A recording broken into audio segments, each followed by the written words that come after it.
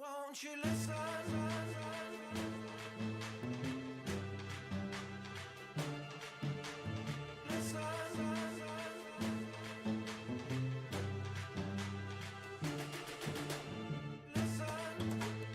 Listen to your heart. Won't you listen to your heart. Yeah. Ooh, let's go. Feel like I'm at the tippy top of my game, looking down at the rafters. I had to sun these boys, can't leave them bastards. A lot of dudes, just some undercover actors. I don't fall for it, I'm privy to all your tactics. Yeah, so try again, this time take a vitamin. Yeah, invite them in, welcome to the Lion's Den. And I'm Mufasa, big boss in charge of coming in like a bull. You see me raising the stock up. I'm sorry if I stutter, yeah. My brain move a little faster than others, yeah. I even keep a close eye on my brothers, cause sometimes it's your blood that turn into blood suckers, yeah. Ooh, and I'm on a big mission. My whole team got a plate up in the kitchen, yeah. I'm talking everything, I make all the fixings, yeah. They come a long way from where they come up missing. I blame it on my confidence, yeah. Promise I'm really this astonishing. And yeah, you're now viewing the greatest of all time. No need for thank yous, the pleasure is all mine. That's my confidence. Yeah, that's right. No downplaying my accomplishments. You call me arrogant, I take it as a compliment. I got that confidence. Come on now. Welcome to the penultimate day of the Rainbow Six Siege Mexico Major. We're still in Mexico City getting grazed by a hurricane. It wasn't the Aztec death whistle's fault, guys. I know you love to blame it. Yeah, okay. Are you sure about that? And there it is, the glorious trophy for the Mexico Major unveiled here for the semifinals. One of our final four teams will be lifting that and taking home $200,000 and 375 SI points. Maybe it doesn't matter so much for Team Liquid, who's playing today, though, because they've already qualified for SI, right? Yeah, I mean, seeding's still important, Of course. but for sure, I mean, this is definitely... That means they have #1 seed right now, right? One of one, yeah, you're right, you're right there.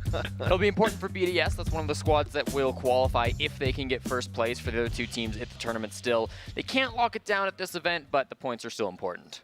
It's really cool that they got the chance to do it, but we kind of expected them to do it anyway, especially after a long history of not being able to make majors. Remember back in 2019 where they didn't even make the Raleigh major? Look at them now. I'm really proud of how far they've come.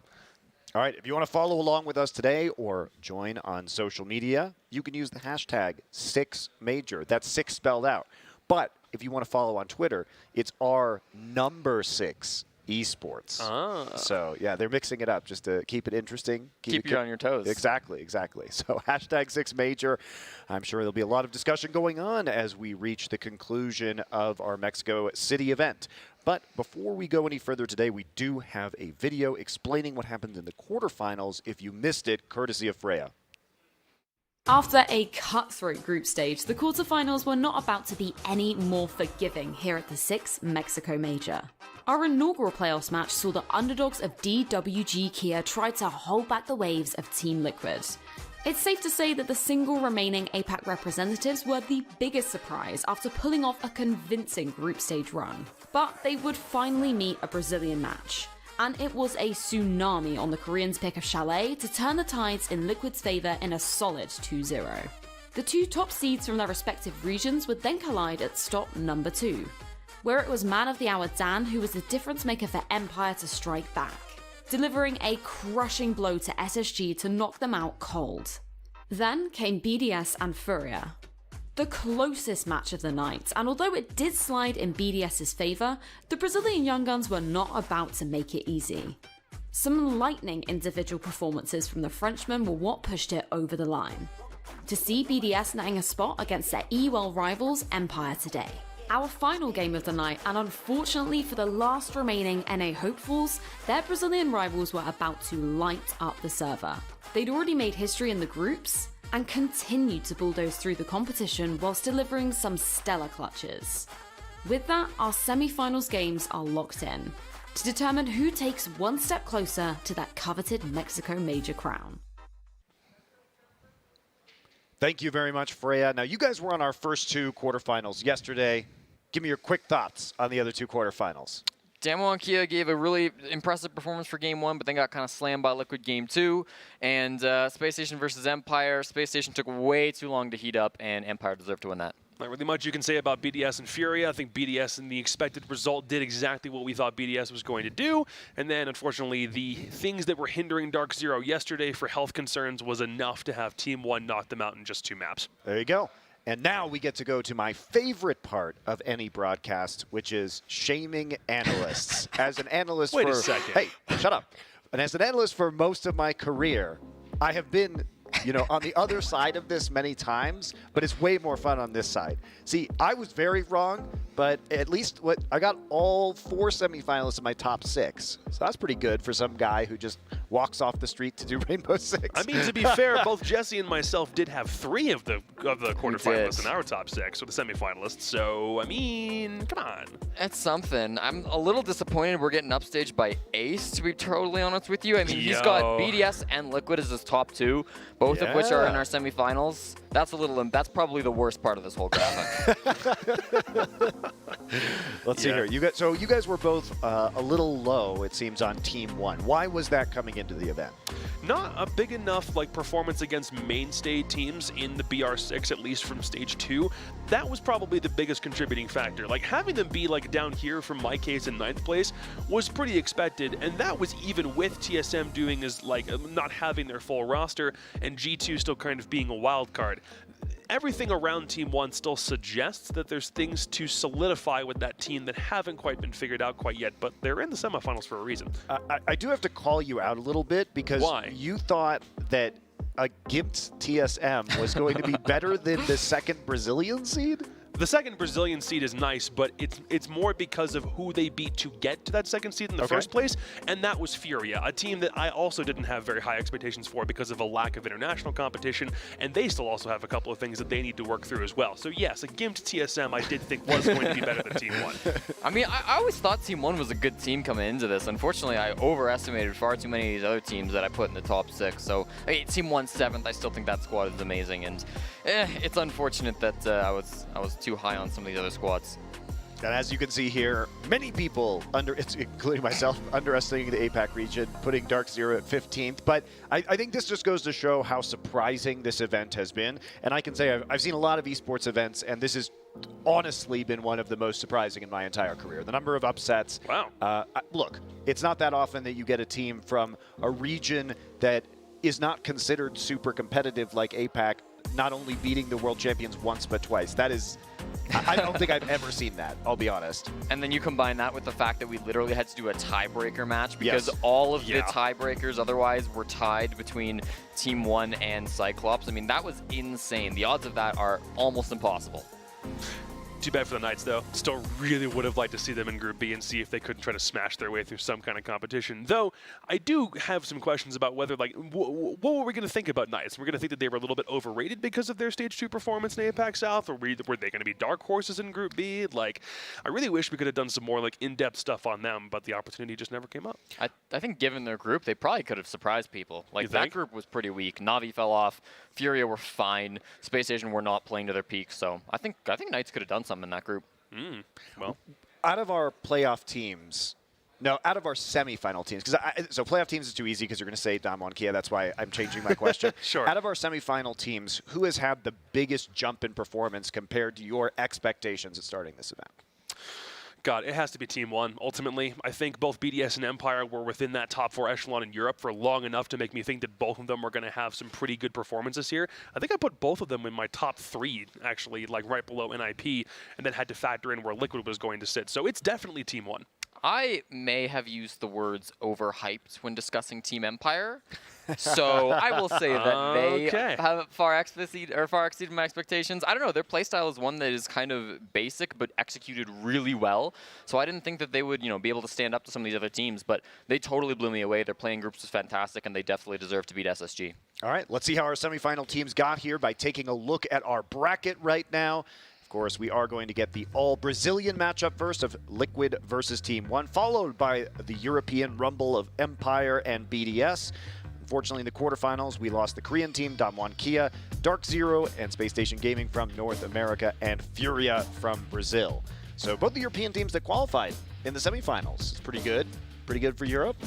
I mean, it's nice that Europe is having a good tournament. At SI, they got kind of rocked, and it was on their home turf too. So I'm glad they've at least got Mexico to look pretty good. It's the top 2 teams from both groups A and D. The group of death and the one that we didn't really know how to predict. And that everyone else from groups B and C is gone. And we have a guarantee of a BR6 versus EU grand final when everything is all locked in for tomorrow. So We could have an all Group D grand final too. So Yeah, if it's that's Empire true. versus Liquids, that would be very interesting and conclusive evidence that that was in fact the group of death. Doesn't get much stronger than that. Yep. All right, let's talk about our MVPs from yesterday because you guys were here for our first 2, and we did end up giving Dan the MVP. Nice. But we had 4 candidates. So I got to check with our other analyst, Justin Skies, yesterday about how they ranked the MVPs from MMVP to LMVP. So we're going to take a look at some clips from these players. And of the games that you guys were not on, how would you rank them after seeing everything? Because I want to know if you guys agree. Yeah, well, I mean, I was in my room. I was watching these games anyways, so I think I've got a good idea of how these other players did. It was Shaiko, and it was... who was it for the other team? I mean, obviously, we've got Palu? Palu up here. Yeah, well, Palu first. We were on this Levy. one. Palu, It was Levy, yeah. That's right. Dude, I thought Levy was going to take first. I thought Levy did a whole lot of work for Team 1, but as far as Palu and Dan are concerned, I mean... Dan had to be the one that was stepping up, right? Dan had so many clutch moments, both at the start of map 1 and at the end of map 2. And he's never really been that one for Team Empire that has been the star of the show. It's always been Joystick, right? But now that Dan is here, I'm happy to see him performing. Shaiko styling on Brazilians is always a nice sight to see. That's kind of an environment where I think he thrives, so I'm very much looking forward to see if BDS is capable of making the grand final and then seeing if he can't have a repeat performance of their game against Furia. But in this case, I do have to agree with Dan being an MVP overall. I'd probably end up putting Levy in that second place position just because I don't want Levy to be the guy who's carrying Team 1 over the finish line, so to speak, like he was in that Dark Zero series. Even if DZ's a little bit weakened because of recent circumstances, I still put Dan over him, and I do think that this is a pretty, like, who else would you add to this team overall? Like, find one support player to add to the mix, and all of a sudden you have a team you can't beat. You put Shepard on that squad. That's what you do. You finish that out, There that's a you go. baller lineup. There you go. Shepard over Bride? And I'd then- say so, yeah. Yep, and then find Okay. a way to get them to all speak the same language, and you're golden. Fair enough, fair enough. So what is your 1 through 4 ranking of our quarterfinal MVPs?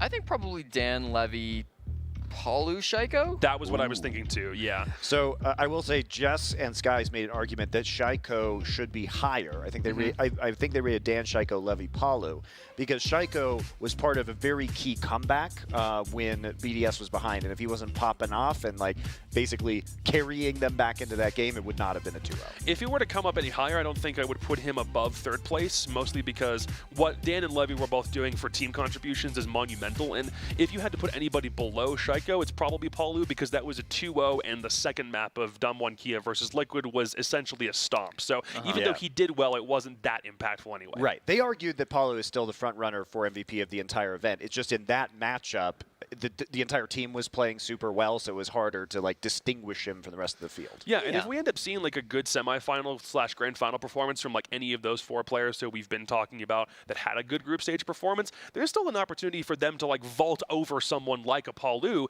if they keep on doing really good and showcase like whether it be tenacity or sticking with it when the team's not doing well. Those other factors can also contribute too. I will say, like, I mean, Palu has been fantastic through the group stage. It's going to be hard for somebody to overcome him in terms of stats. I'm saying the possibility's there, Sure. even if it's not likely. Well, yesterday was Dan, so we do have the Dan stats as well here to take a look at. And what was it about Dan's performance that really got you guys going? Because you said it wasn't Palu had better stats, but Dan was more impactful and clutch and had the advantage of the eye test. I mean, at the very start of that game, Dan was the one that got the momentum rolling. I mean, Team Empire started on attack, and whilst it was other players, usually Shepard going for the plant, Dan was always right behind him, getting that coverage, making sure that plant could go down successfully. Multiple times, the very early rounds of that game, Dan found himself in a 2v2, a 1v2, really clutch moments, and he always came out on top.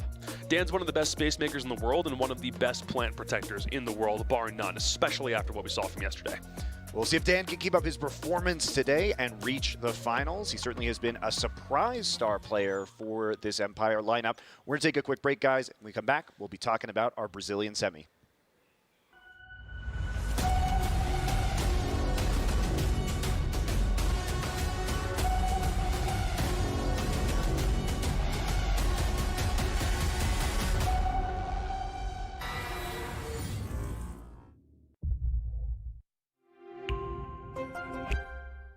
What does it take to create a vibrant, thriving community? Join us on this third episode of I Call Next as we discover how to create inspiring content and hype up an entire gaming scene. PayPal. Press play.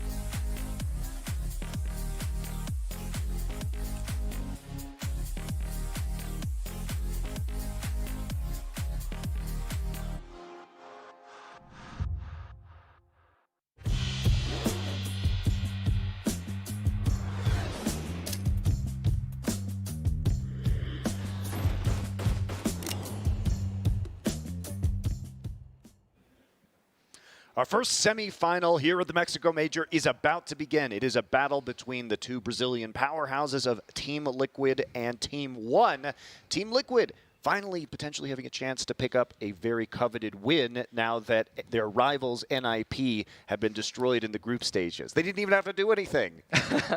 Yeah, I mean, NIP kind of fell flat on their face in the group stage. That's but an understatement. Brazil is still strong. I mean, Brazil is not a one-team region, so they're always going to have a team fighting for those grand finals, and it'll be either Liquid or Team One today. Both semifinals, we have two teams that are very familiar with one another's playstyles overall. So the question becomes, do you do what you did back in BR6 if you're Team Liquid or Team One, or do you find a way to change up your entire game plan for the semifinal? Yeah, and you know, it is always interesting to have these domestic rivalries because they often produce very different games than the rest of the tournament because they know each other so well, and also because while many international events are showing kind of the mix of metas, teams can fall into an old meta. Totally. You know, during these matchups because they're not necessarily applying the same information that they've learned at an international event like this, because they kind of revert to comfort a lot of the time, revert to how the matchup was. Yeah, I also think domestic matchups tend to fall less into upset territory, right? I think when you've got a game like Damwon Kia versus Team Liquid's a great example of the first map, because I definitely felt like Liquid didn't understand Damwon's playstyle at the very beginning of that game, and after map 1 they figured it out, map 2 they came back stronger. I don't see that happening here in number 2. Now here we go, Team Liquid, the parade wave onto the stage. I do love the coordination. I do love the coordination and the personality that we get to see from these teams as they arrive here onto the semifinal stage in Mexico City. Team Liquid, certainly the tournament favorite right now. Jesse, you already called them to be the winner. Jacob would not commit. Not quite yet, no. Not quite yet. And listen, I can change my mind. I want to see that second semi before I call it. Of course. Okay, Yeah, okay. You're allowed to change your mind. I just asked for an early favorite. Sure. And then once you get more information, I want your more nuanced opinion. Well, if we're talking early favorite, then yeah, absolutely. I would put Liquid over. I'm not going to commit to anything prediction-wise at the current minute.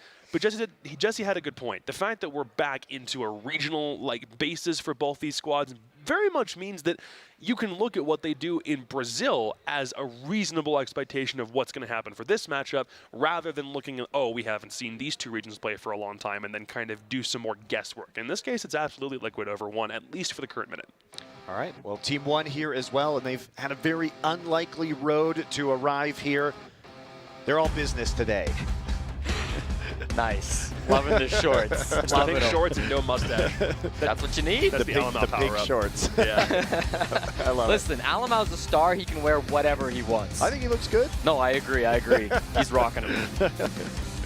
All right, so Team 1, they're on a 6-map win streak right now. So even though they struggled losing their first 3 maps of the tournament, they hit an amazing groove and haven't lost since, just clutching it out at the group stage and then dominating 2-0 in their quarterfinal matchup. I mean, it's been a comeback for sure. Team 1 have had to really battle it back against some of the better teams in this tournament, honestly. Cyclops really did overperform a lot of people's expectations inside the groups. In that quarterfinal matchup as well, they really did put on a good show against Dark Zero. So, I mean, Team 1 have had some tough games, but they've looked so good in every single matchup. The biggest point Team 1 have impressed me on so far is the fact that not only were they able to get the exact score necessary to guarantee themselves the tiebreaker game in groups, but they also won said tiebreaker game by a pretty wide margin. And now they're even all the way here to the semifinals, which is just a testament to how much they understand what pressure is on them, and they're trying to keep on pushing through it. They're not really fazed by anything that might happen in terms of whether it's a quarter or a semifinal or how crazy the pressure is. They will perform every single time they need to perform, and that's been proven, especially because of the tiebreaker scenario. Halfway through day 2, it's like something clicked in the minds of Team 1, and their momentum has never stopped since.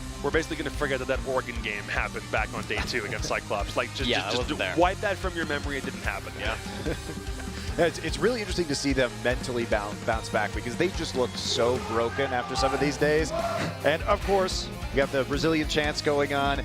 It's going to be a loud semifinal in the studio. I can promise you that. They're going to be screaming at one another, and we won't understand a lick of it, but it's going to be really hype, I think. I will understand some of those words, but I will not be able to repeat them.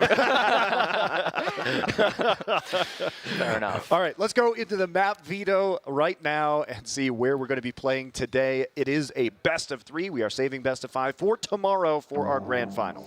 So this is a pretty even map pool. I don't think there's anything that's going to be too crazy. Usually Team 1 will permaban Clubhouse, so I'm interested to see if they try to repeat that against Team Liquid. It hasn't been a permaban for the longest time. They did play it back in Stage 1, but recently they have been banning that a lot. I want to see if they ban Club. They're going to stick to their guns. They're banning out Clubhouse. So other than that, I really didn't think there was anything that either of these teams needed to do. The Villa ban is kind of strange because Team Liquid, that was actually the most dominant result they've ever had against Team 1, was on Villa. Looks like both teams in this case are just trying to play maps they didn't really play a whole bunch of in groups. Villa obviously played one time by Team Liquid, but they're not about to go right back to it. Getting a coastline in there for Team 1 is pretty good, so we start on the Oregon, we go immediately into coast. We haven't seen Liquid play anything on Oregon, at least at the group stage, so that should be pretty darn interesting. Cafe's now gone, so between Chalet and Consulate, I'm kind of expecting a Chalet at this point. I'm hoping. But no, Consulate. Okay, so for Liquid, we saw them play this 3 times in the group stage, and the only time they lost it was that one TSM game that we're not really factoring into this. They beat Team Empire on Consulate twice in groups, so if for some reason we need to go back to it, they already are doing way better than Team 1 are. Copa Elite 6, Stage 1, Consulate, Team 1 win it 8-6. Stage 2, Brazilian BR6, Team Liquid win it 8-6. Okay. Very close map for these two squads. I'm still surprised about the Chalet when Team 1 had control, because that's a map they've been preferring here at the Major, for sure. Wonder how much of that was them looking at how Team Liquid decimated Damwon Kia from yesterday and just figured they counter-stratted perfectly for what Damwon were bringing to the table. So I wonder if that factors in. So when we look at Oregon, too, as Team Liquid's pick, I'm curious what you guys think about this from Team Liquid's own strength versus the fact that this was the map that really was quite embarrassing for Team 1 when Cyclops pulled out the Kavira and basically tilted them into oblivion. So what do you guys think? Is this a strong map for Team Liquid, or is this striking a potential weakness that we've seen from Team 1 earlier in this event? This is Team Liquid's best map. They're on a 7-game win streak on Oregon, including being undefeated in the 4 plays they had in Stage 2. Since the year started, they've beaten TSM, Empire, G2, NIP twice, and that was when NIP was good. So, I mean, this has been a really strong map from Team Liquid. Team 1 loved this map too, though, and that's why I was a little bit surprised that they did pick it for their very first map. Obviously, yeah, they got rolled by CAG 7-2 in the group stage, but since the year started, they played it 19 times. It's their by far most played map. There will be a lot of VODs for Team Liquid to look at, but Team 1 are very comfortable there as well. First map is absolutely going to be a banger, especially given the tendencies for both teams to play this very frequently. I'm looking forward to seeing how Liquid brings this out as the first time they've ever played this. Even in groups, they didn't play it. They haven't touched it in semifinals, so this is the first time we get to see it. And for Liquid's playstyle, where I think it very much leads into swing or be swung, these guys are going to swing and they're going to win most of their gunfights in those close quarters environments. Well, here you go, the Team Liquid roster. You might as well say these guys have arrived at this point in time. Anything less than a tournament win here would be a disappointment for this roster. Yes. Their longtime nemesis NIP, who has constantly defeated them, knocked them out in the finals of the 6 Invitational.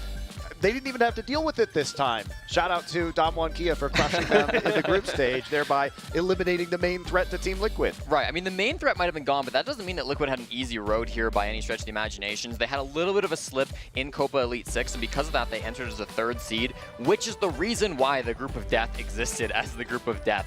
Didn't matter, though. Liquid dominated it regardless. They came into the quarterfinals and had probably a bit of an easier match than against Damwon Kia, but regardless, played fantastically, especially in that second map. And now here against, you know, their Brazilian rivals, Team 1, it should be a good one. Yeah, they've lost 1 map, Yes. and that was not serious gaming against TSM in group stages. Yeah. Against a weakened TSM, also when Team Liquid already won their first 4 games, was effectively qualified out of their group in first place. So there's a lot of caveats. We're not seeing any of the maps played from that previous series in this one at all, so it's kind of a clean slate for Team Liquid. Flex a couple of other skill sets for these 3 maps up against Team 1, so you're not having to do anything that you did from yesterday. The only thing here is I am wondering about their confidence level. Not to say that they aren't confident, but I'm wondering if they might get a little too confident, because they're going up against a rival that they've faced for a long time. They've beaten them most times they've met this exact lineup for Team 1. So the thing that I don't want to see happen is for them to get in their own heads, think, oh, we got this, and then all of a sudden they lose a map off the back of it. And don't forget, Team Liquid might not be known as the best team in Brazil right now, but it wasn't that long ago that Atlantic City happened and Team Liquid were the very first Brazilian champions ever. Oh my gosh, that Atlantic City was so long ago, it's almost not relevant. The meta was so different. Hey, you can't ignore the history. That's true, but that was back when Zig was on this team. And you made me sad just remembering he retired, bro. Come on. All right, but the new star of this team right now has been Palu, obviously. Coming in, he's the reigning MVP of SI. He is the leading candidate, as you say, for MVP here as well in Mexico City. Tell me what makes him so incredible.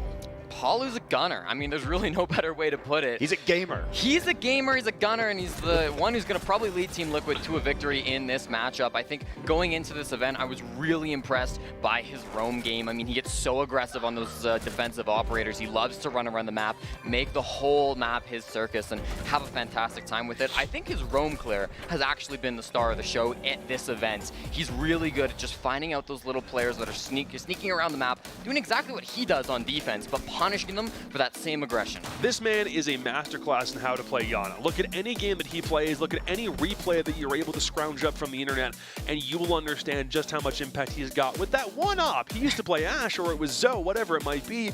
Yana is his baby, and he uses her to full effect every map. I want to like highlight a couple of these kills because it's actually nuts. Look at this KD, 97 Yes. and 45. He's plus 52. That's insane. That's the best in the tournament. I mean, just his last match, which was a playoff match, he was 24-9 in 2 games alone. Yeah, to be like a comparison, the best player on Team 1 in terms of KD is Levy. Levy is plus 28. That's the 3rd best in the tournament, but that's like literally almost half of what Palu has done in terms of his plus minus. It's ridiculous. I love the guy. I really do. And I think everyone kind of became a Palu fan, or like just like a Team Liquid fan, especially when the 6th Invitational came around and he had some familial trauma that he had to get over. But the thing about that is he still went through the 6th Invitational in spite of that very obvious mental handicap and played his brains out. It was nutty, the fact that he was able to stick through probably some of the worst news that he's ever received, still managed to have an MVP performance and make sure that when it came down for Team Liquid, it was the last map where they finally ran out of gas. This team with Palu at the helm is nuts. Yeah, and losing and being the MVP is a very significant feat in and of itself. Let's move our sights over to Team 1 right now.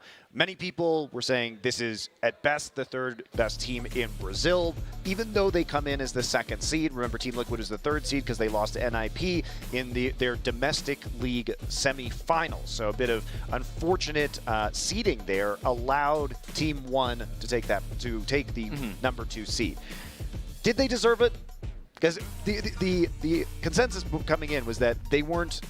They should not have had the number 2 seed. They were not the 2nd best team. I mean, listen, Team Liquid lost to Furia in the group stage fair and square. That's why the seeding was the way it was. Team Liquid have only themselves to blame for getting the seed they got. And Team 1 have proven that they are at the very least deserving of that 2nd seed just as much as Team Liquid. Getting here in the semifinals, being able to face off against them. If they can actually beat Team Liquid today, that'll put all doubts to rest. They deserve that. Now, when this team was formed, this roster of Team 1, you would not have expected them to be here. Why is that? It was really kind of, or it seemed to be, what was thrown together from a couple of other teams in the midst of a big LATAM shuffle. It was ex-FaZe players, INTZ, Team Singularity, which, by the way, is a team that does not exist in a Tier 1 capacity in Brazil. So these guys came together after almost no experience playing together aside from perhaps ranked stacks because MIBR was making changes. Team 1 needed some kind of roster. And they got these guys, and they're way performing outside expectations already. And what they would attribute that to in my conversations is they say they practice harder. They train more than any other team in Brazil. Whether they do or not, I can't confirm, but they are convinced that they do. And they also got lucky in some ways by having such an extraordinary rise of a player like Alamau. I mean, I think that no doubt these guys train super hard. I think that Team Liquid and NIP and other teams in Brazil also train incredibly hard. But like these guys, you get a sense from talking to them by looking at their social media, by the way they play. They want this so bad. Like this is a squad that wants to be the best in the world. They've grown up watching Brazilian stars of the old times just dominate, and they want to be that next generation. It's not to say that their performance in BR6 or in the Copa Elite 6 should be overlooked, so to speak, but I do kind of feel like it's a case where if you have like one Super Bowl champion who kind of comes out of nowhere, wins in the NFL for 1 year, and then doesn't do anything for like a season or a couple afterward, then that's like, you won something, but it's not really the same level of respect that you probably deserve because it's not performance over time. Team 1 is still kind of getting to that point. Can they win the major? 100%. They just have an arguably probably the single toughest road to get there from the semifinals right now. Well, they're still a relatively new roster. Super I mean, new. you compare it to teams like NIP that have been together for years at this point, and they're still getting their cohesion. So their rise is remarkable. And looking at their star players, we talk about Alamau, Rookie of the Year, and Levy, who has grown as his counterpart to be this really like two-pronged threat on the T1 roster. Yeah, I mean, Alamau is one of those players that can really do anything. I love how flexible he is on his operators. I do kind of want to see him stick to smoke a little bit more, not because he's bad at other operators, but because I think the rest of the team, when they do have to flex off of that, have struggled at times with those toxic bait managements. But he is on that every single single time, and I feel like that's where he's had the most impact. Not to say that Lagonas can't play a decent smoke, but when Alamau does it, he is a wizard, and he's probably arguably one of the best smokes in all of Brazil because of the impact he's got, especially late round. He's got the timing down, he's got the angles down. Let him play that up as much as he can. And then Levy, of course, he is probably the best flank watch in Brazil right now. He's an incredibly talented player. He will punish your dumb plays. If you get aggressive, if you get crazy on the roam, he's the one to shut you down. And he's so important because Team 1 haven't been the strongest team in terms of droning. They haven't been the greatest in information collecting, but Levy is always there as a rock for this squad to make sure it doesn't punish them.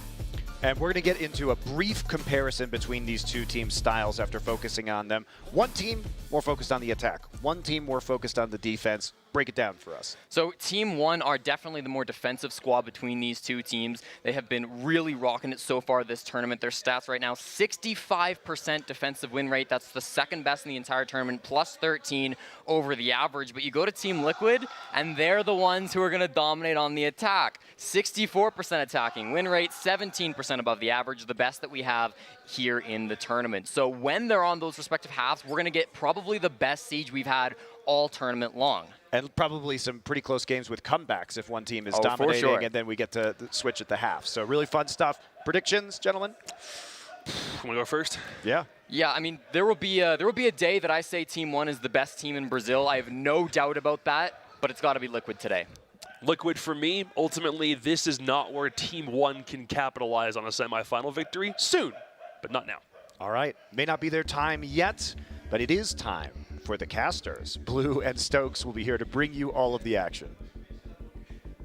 Thank you very much, Monty. It is indeed time, ladies and gentlemen, for the start of the semifinals of the Rainbow Six Major here in Mexico. And we're going to start it out with one of our two regional battles here inside of the semifinals. Let's come down to this now. And the first of these battles will be between our two Latin American titans that have made it all the way this far. Stokes, let's get your opening thoughts on the matchup. Well, I mean, we got Team Liquid up against Team 1. Team 1, a squad that when they initially got here, no one really thought they were going to go too far in the tournament. They lost 4 games in a row, but Tuesday was just Tuesday, John. Wednesday and onward, they haven't dropped a single map at this tournament. Then we flipped over to Team Liquid, and this squad has just seen pure domination throughout this tournament. The only map that they dropped was up against TSM, and I'll be honest with you guys, it was a little bit of a meme. It was a good time. And was that a point where they had already pretty much secured their position in the group? They were just chilling on Consulate. They were chilling on Consulate. It was pretty fun to watch, but in between these two squads right now, John, I'm expecting so much action. We got 2 LATAM teams, and I'm ready for it. Let's get into it, ladies and gentlemen. Our first of our 3 maps is going to be Oregon. We're diving deep into it right now as we get started with the first semifinal. Our first finalist to be declared now, and later we'll have a victor between our European matchup as well to set up the grand finals for tomorrow. Let's get into it, though, between Liquid and Team 1. One of my favorite regions of all time to commentate, especially when we get to be in the same room because the energy is just infectious. We haven't even gotten through the band phase yet, and everyone is already being loud and proud about what is possible here. So Habana going to be removed off rip here for Oregon, just simply for the hatch work as well as that ranged. Hard bridge. But either way, Ying also going to be coming in here for Liquid. Want to make sure they don't have access to that harsh utility on offense. Yep, Ying getting knocked out there. Ying's become more and more of a common pick, especially on maps like this, specifically for the basement attack. We've seen it used in other places too. Kaid going to come out as well. He's been very useful for trying to mitigate hatch access as well as a couple other key pieces of the attack here. So that'll be the second operator removed by Team Liquid, and finally Team 1 get the last ban. And no surprises there, Valkyrie going to get knocked out. Yeah, a lot of very straightforward bans, especially for Oregon. I really like the Habana Ying ban here, so it's going to make the hatch play a little bit more complex. Obviously, with Kaid out here, they'll be able to use other things if they want to try and get rid of those hatches quickly with, Selma charges or exothermics, but they're more than likely just going to try and torch them open with Maverick, but we'll have to see. We're going to jump into it now, folks. Liquid, obviously, on offense. Team 1 will start us off on defense, and we're headed to the basement to start us off here. A couple things getting left into the pool, most notably, you'll see it right in the top middle of your screen there. Flores is going to be available. He's been banned out quite often at this tournament, despite being, I believe, still the newest operator in the competitive pool that's been allowed, obviously, into play, not counting the newest operator in the game itself. However, we're not going to see it this round, so we'll talk more about that later as it gets 6 picked away to a Monty instead here for Sexy Cake. And meanwhile, we're going to bring a Mira in for the defense. This is something that you are going to be seeing pretty often here from Liquid for Sexy Cake. As well, we do have our community poll, ladies and gentlemen. We want to go ahead and encourage you to submit your vote. Which Brazilian team will secure a spot in the grand finals between Team Liquid and Team One Esports? Go ahead and submit your vote, whether it's here in the Twitch chat, over on any of our social platforms. Well, the results a little bit later on, and more importantly, we'll see if you guys were right. Results may vary. We can't guarantee anything. There is no guarantees inside of a game like this. This is a tough one, right? It's a Inter-regional toughie. matchups all day today. Like the Des was saying, I think that these generally tend to drift a little bit further away from upsets because these teams know each other so well, but Team One, man, has been given us such a solid performance outside of the groups. It's hard to argue against their potential to maybe cause at least a little bit of an upset against Team Liquid. Yeah, and that's where the fun's going to come in for watching this game from home, is the fact that we get to see Liquid try to dissect Team One, where a lot of squads have not been able to do so over the last 5 days. This is going to be a big change up inside of pacing for them as well, going up against the powerhouse of Team Liquid. And back to the point I was making before with Sexy Cake and that 6-pick over to the Monty, this is something that we see very often for him, not just the Monty, but just you know, outlandish operators in general. He usually has a carousel of operators. He just constantly rotates through all of the time. He's usually the one adjusting for Liquid to bring something new that could possibly have a higher effect inside of a round. We're about 45 seconds in now, folks, as we see the initial clear of the building here. Team Liquid trying to clear from small tower side across, and actually 2 Team One members trying to play very close inside of Freezer Stairs, but they're going to have to back off here as Sexy Cake, just too much pressure with this Monty. Sexy Cake going to continue to push down. Levy will have no choice but to fall back as a result of that, going all the way outside of Freezer instead. And you'll note this is very early in the round, so it's not going to be too surprising to see Sexy Cake giving up that position relatively quickly and falling back. He will need teammates to make sure that this is going to be supported well. Optimally, opening of the hatch that goes down to Freezer as well, but that'll be more of a secondary objective here for the team. And we can see that actually getting taken care of now here by PSK. Now they've cleared out most of the first floor. Fairly straightforward here. Let's go for this Freezer hatch, and then more than likely go for Laundry or something along those lines. But we'll have to see exactly what they want to get done. Can always go for E-Box as well. This is a great hatch, and one that you should more likely always be getting. It just gives you immediate access and always have an option to drop in back end here, just in case as well. So we'll see if Liquid want to keep working things. Obviously, they've opened up a multitude of options for themselves and are kind of leaving this up to the wind, really, at the moment to see what Team One are going to act like. You can see Team One right now kind of rotating around the bomb site, trying to figure out where Liquid actually want to push from, because both of these hatches have now been opened, and they can apply pressure on both ends.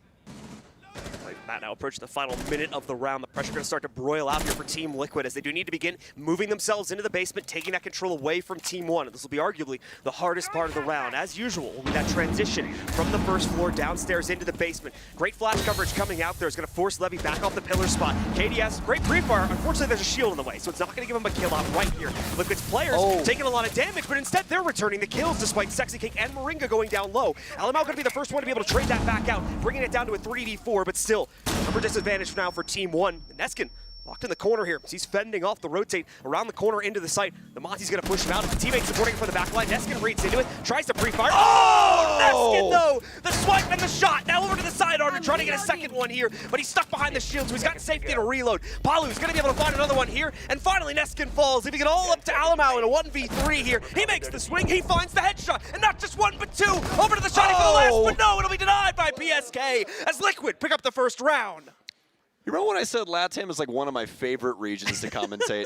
Well, this is why, folks. You get energy out of these games.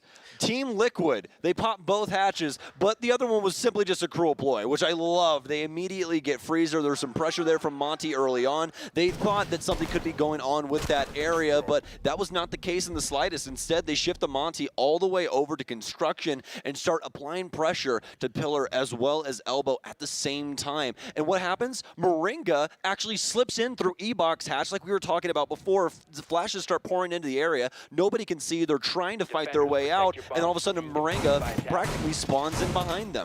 Very, very terrible situation for Team One to try and work out of, but Neskin made a hell of a stand behind that shield. It's a great situation for Team One, though, and if you guys at home want to give Team Liquid your support, you can go ahead in-game now. Check out their new Ace set coming to you from the Rainbow Six Share program. All that and all of the Rainbow Six Share skins that were just released, I believe now available in the Rainbow Six store. Remember, every purchase supports your favorite team, so if you're looking to deck out some of your favorite operators, go ahead and check that out.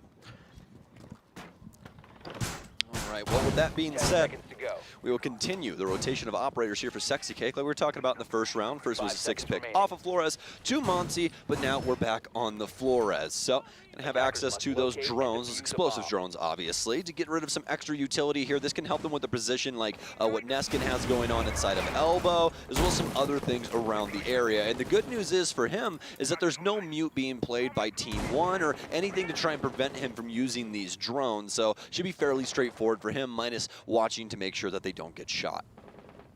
Could be a slow rolling process here right now for Team 1. It's obviously restricted quite heavily on the inside of that last round. Not a whole lot of aggression coming out from them either. Not that it's necessarily expected on a basement hold, but they're going to change that story very quickly moving into the second attempt. Liquid, yes, moving in through the small tower and getting access very quickly, but as they approach the freezer stairs, you can see those orange silhouettes. Plenty of trouble lurking around the corner. Thankfully for Liquid, a drone's going to spot it out so they won't fall victim to that aggressive setup. Interesting. End up stacking here again, but obviously really no option for them in this regard. The drone here, more than likely the drone going to push forward as well. Could have a swing here off the M590. Oh no, Nesk gonna have to be careful, but he's not. Alamau plays it out perfectly. It's the prone angle with the shotgun that'll end up catching Nesk off guard, but will also be freezer control going to Liquid as well, at least partially. So they'll get rid of the hatch here, or at least making these Team 1 members back off of this area, but they've really already gotten their job done. They wanted to kill here. They've been able to secure that. As we continue to round down that clock once again, Liquid approach that same threshold as they were in the previous round. This time, though, with a disadvantage to play off of here, Team 1 will feel much more secure at their positions, and for the most part, Liquid is going to be approaching this in the same exact way they did the previous round, but with another player down, the chances of Team 1 leveraging this one and taking it for themselves are going to increase by a pretty massive margin. However, that Flores now coming into play here, we can see that explosive drone going to move in. Falls a little bit short. I think he was worried about it getting taken out, so it's only going to knock out what was on the floor right there, not the reinforced shield that Neskin is currently playing behind, and the ADS supporting him as well. We'll need to send in another one to take care of that, but thankfully Sexy Cake has 3 more. Yeah, exactly. 4 of those drones on Flores, so plenty of utility still to go through for that, as well as stuns and everything else in the back pockets of these Liquid members to deal with this elbow position, but you're going to have to worry about a couple of different things here, including KDS. He's playing around Boiler. He's going to be managing the big tower stairs here with Levy in tow around Pillar.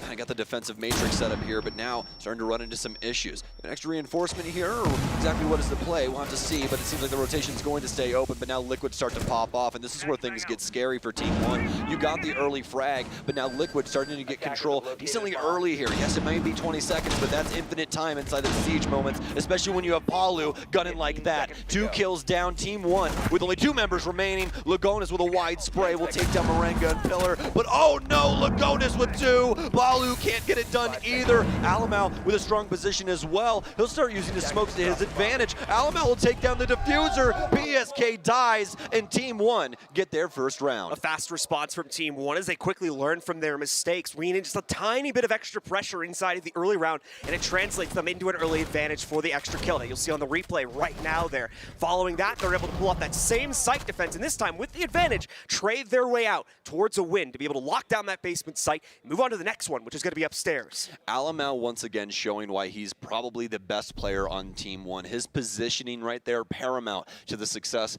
of Team 1. They had to try and prevent that plant, and he was the only one that was going to be able to do it in the moment. Fantastic from him, especially for the adjustment into elbow to play his life more safe, able to rotate out and find that frag onto PSK as well, just to guarantee things. So moving forward, we're going to be headed away from the basement as Team 1 have finally gotten around on the map. We're going upstairs to dorms. We'll see how the Dorms defense favors Team 1. This will hopefully enable, once again, that greater capability to play into things more aggressively, more freedom to roam around the map without having to worry about being able to rotate back in an appropriate amount of time here.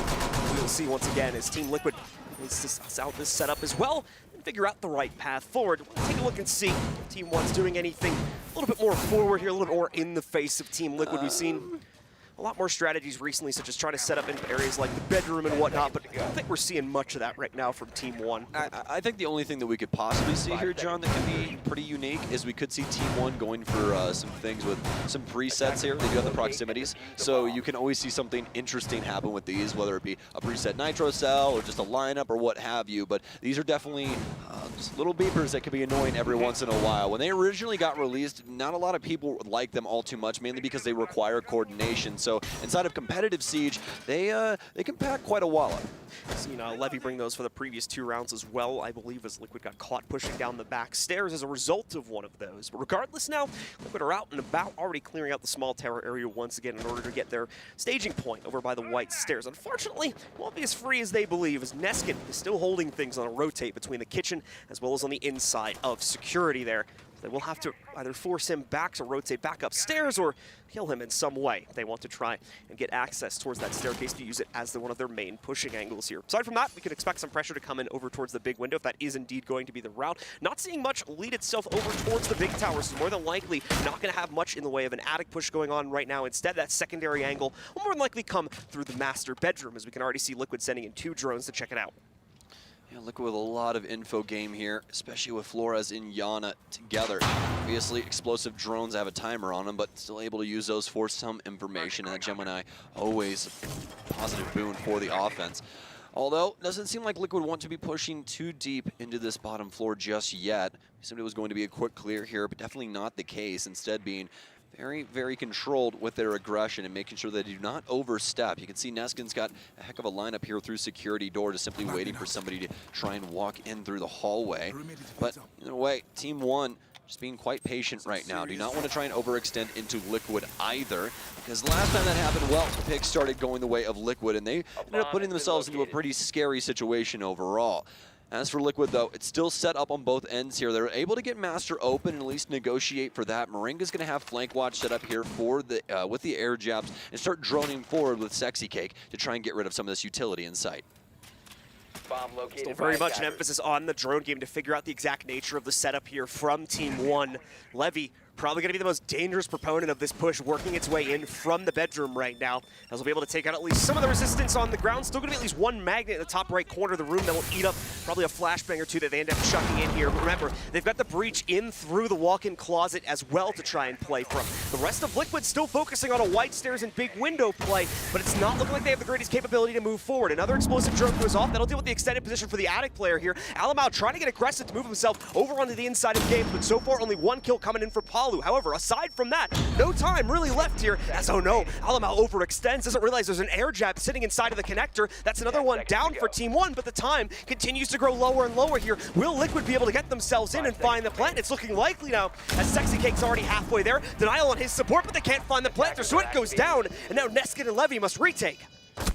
Oh no, well, a quick kill here from Palu. Quick answers from Liquid overall, and now down to Levy inside of a 1 versus 4. Attic position currently, but not much room to breathe, and Nesk will snuff out the flame. Team 1 not able to get it done, and Team Liquid jump ahead here once again.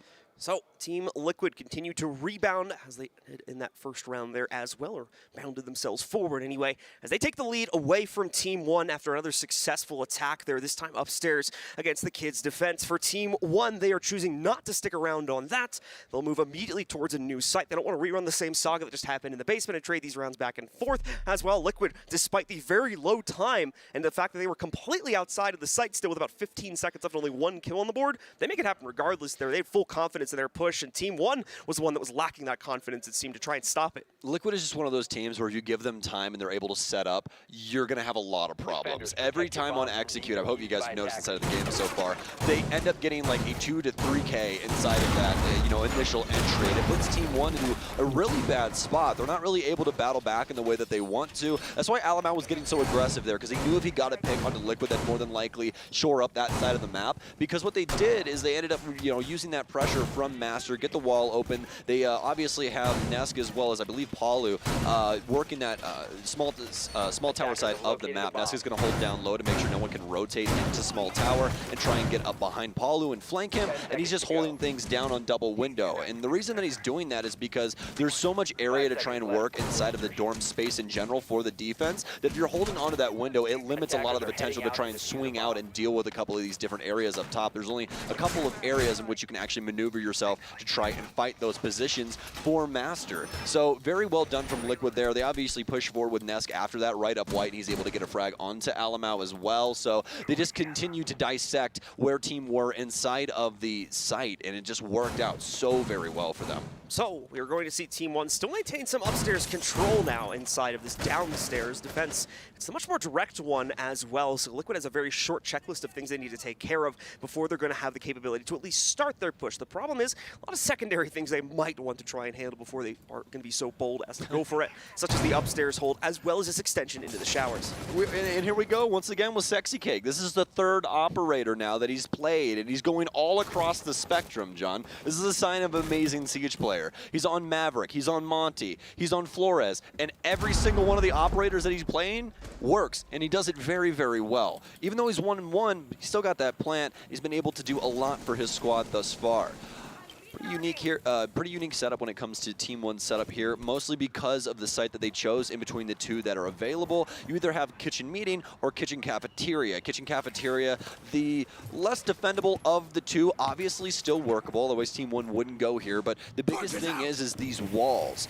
These walls are easily accessible from the offense, and they're not easily defendable by the defense. KDS might run into a couple of issues here inside of Shower, but this is a very pivotal area to be playing in general. He really needs to make a stand here, and if this goes by the wayside, this is more than likely going to be problematic for Team 1. Really like the setup that they have going for Shower Hallway as well, just to limit Liquid from actually flushing out and getting another angle on the Team 1 Shower player. Yeah, the shower wall getting torn apart a little bit too quickly here, so Sexy Cake gonna have free reign to move himself forward into that now. Flash is supporting him almost a little bit too much there as well, as quickly cracks out the glass on the bulletproof camera there. Make sure they can't get any useful info from it. Oh, and a nice catch as well from Sexy Cake right there, as the Yokai rolls right past him. It was trying to be set up in the site to deny the first plant attempt. Not gonna work out. Second Yokai moving in now. Sexy Cake still watching. He's gonna catch that one too as it gets destroyed there. Alamau wants to make an aggressive swing and try to at least put some posturing forward as they're trying to stem the tide as Liquid gains so much control, and now we're pretty much ready to go for the assault on the site here.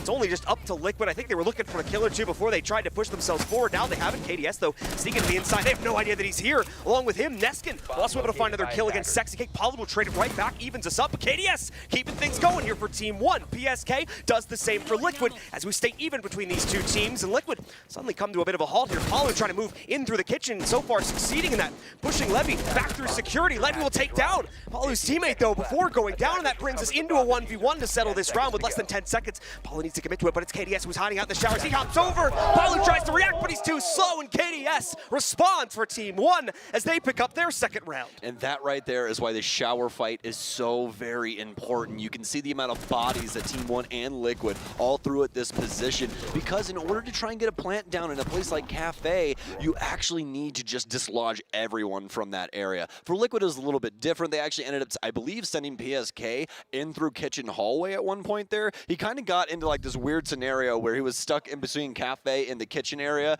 and he ended up getting taken down, obviously, by KDS. But, I mean, again, some fantastic stuff here from Team 1 and a great defense of this site.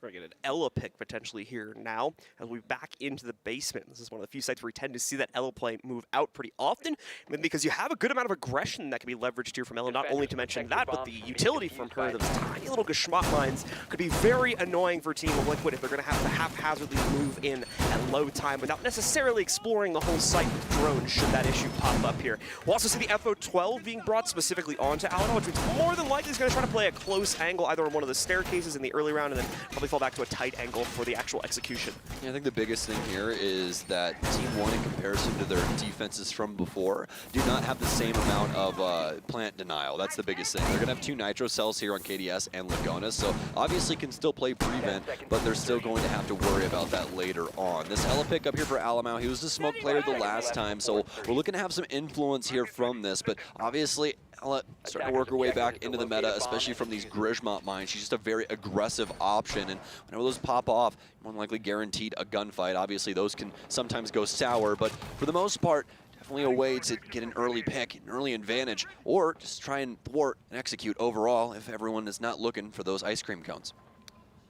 Going to see Team Liquid once again prioritizing the early push. Same clear every time as Yep, well. pretty Always much. small tower and a cross, and there's And always it's this like double same. stack sitting right here. Hello, Levy and Neskin.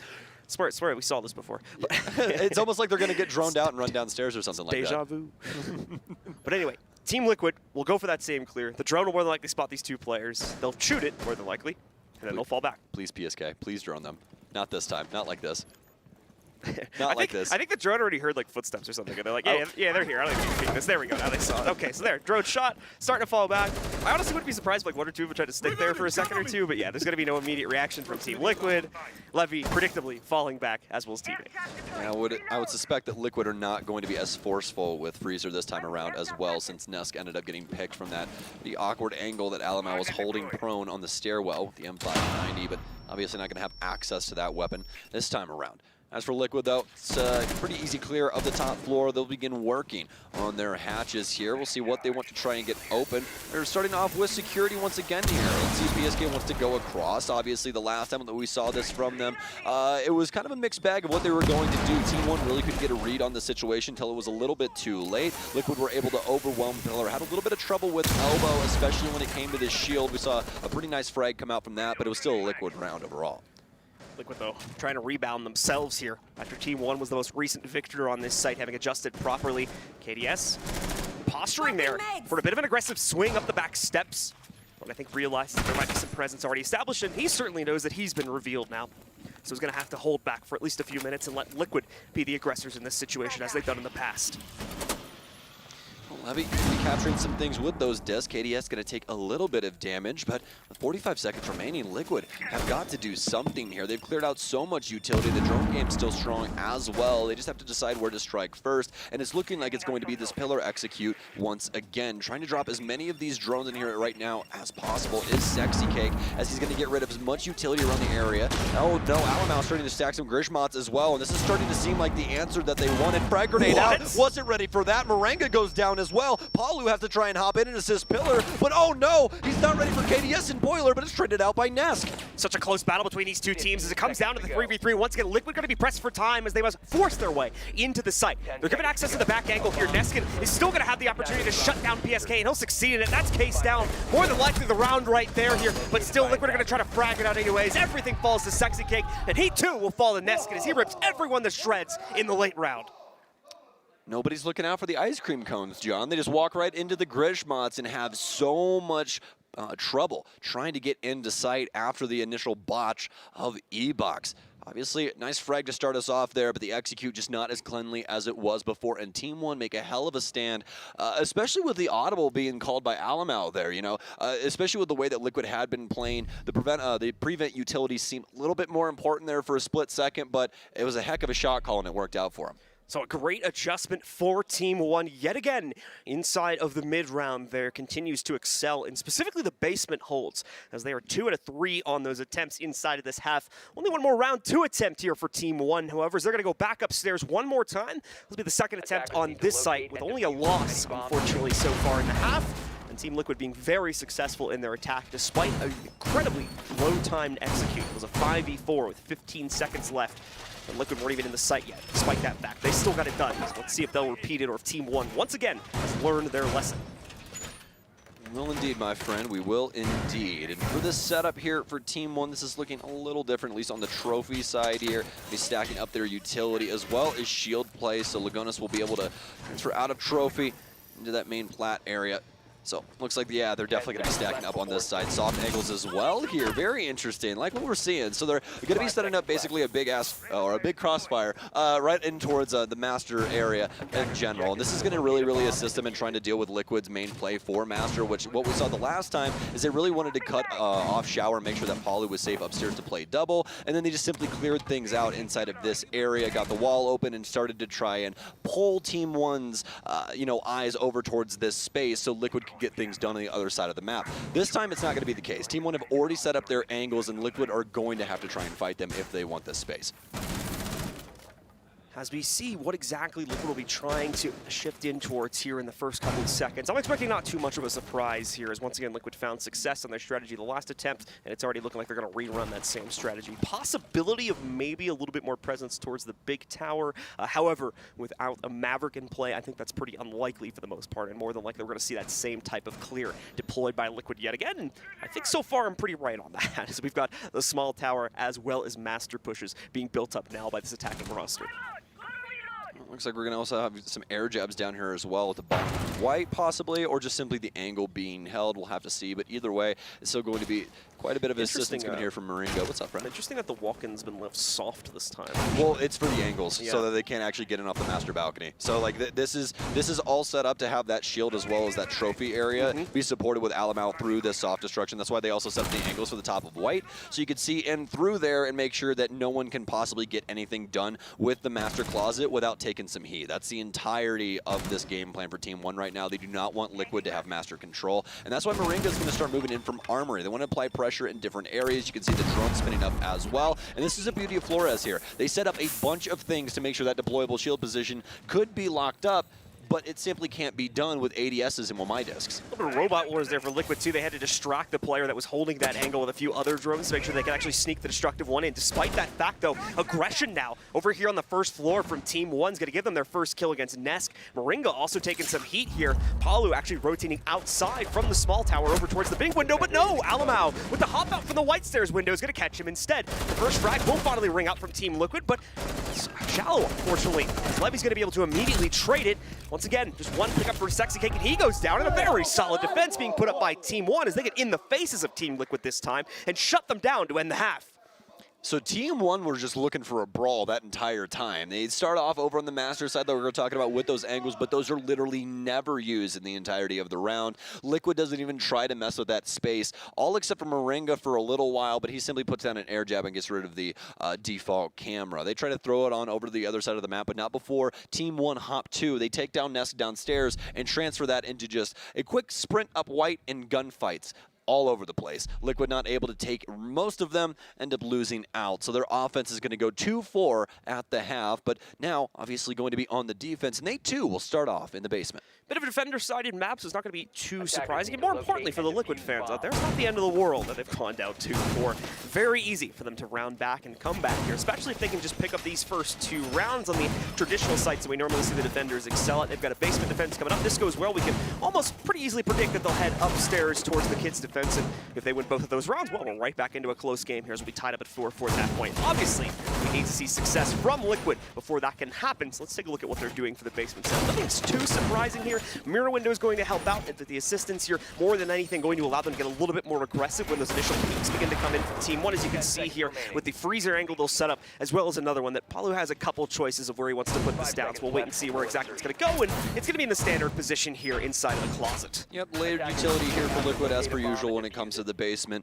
We're going to be using the Banshees to slow everyone down on the entry, Smokes to deny space and or plant. Ness going to be making sure to put those mute jammers down to more than likely place spoils for the Flores drones, just make sure a couple of these positions a little bit more difficult for Team 1 to try and dispatch, and obviously Jaeger to protect those positions overall. So really solid setup here for Liquid, very straightforward, and probably a lot of things that most people have drawn up at home as well, but that doesn't mean that it doesn't work. That's the biggest thing. Liquid make these setups work all of the time, and this utility, and especially the way that they're using it, is very, very impactful. As for Team 1 side of the camp, though, they're going to be going with 2 hard breachers. This is something that we didn't see Liquid using for their basement offenses very often. Instead, they usually had Sexy Cake on Flores, as well as a round on Monty. So Team 1 going to have access to a heck of a lot more hatches than Liquid did when they were attacking the basement. They're still going to have the Flores in play as well, though, on Alamau, so that same capability to quickly deal with the utility setups that Liquid will certainly have deployed down here in the basement. Patchwork being done now by Team 1, as unfortunately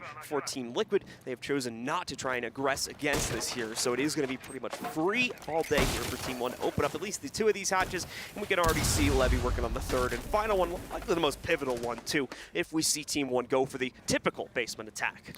Yes, indeed, my friend. That would be the most typical way to handle this. Construction, big tower, and E-box hatch all being a big part of this plan. With a minute 30 left, Team 1 do not exactly have to jump immediately head first into the deep end of the pool, but doesn't mean that they don't have to or that they can't. But looks like I'm just going to start things off here with the drone game on the bottom floor. Just want to make sure that Liquid are in the positions that they are assuming that they are, and obviously this is going to be looking quite similar positioning-wise. PSK going to be playing right inside of the construction door here. Sexy Cake in elbow. He'll be holding the cross for now as stuns go out, more than likely backed up by a frag grenade soon enough, and yes it is. Neskin lining that up right now. Sexy Cake is going to get caught off guard. He won't. The mute jammer is going to get taken out as well, though, so it's going to give Alamau some space to work with his drones. Nothing new, Sexy Cake fending things off with those Toxic Babes, the first of which going down a few seconds ago. Won't be able to completely delay out all of the time here, but he can certainly get in the way of this push. However, Alamau and the rest of Team 1 want to move forward regardless, but they have to challenge the M590 for that, and that's a dangerous weapon to challenge in a closed-off corridor. On top of his double kill, Neskin Palu also picking up 2, so it's all down to Lagonis now in the 1v4 as he trades one out, but that's it. Nesk immediately shuts it down, and Liquid give us a dominating stance on their first defensive round. And this is where things get scary,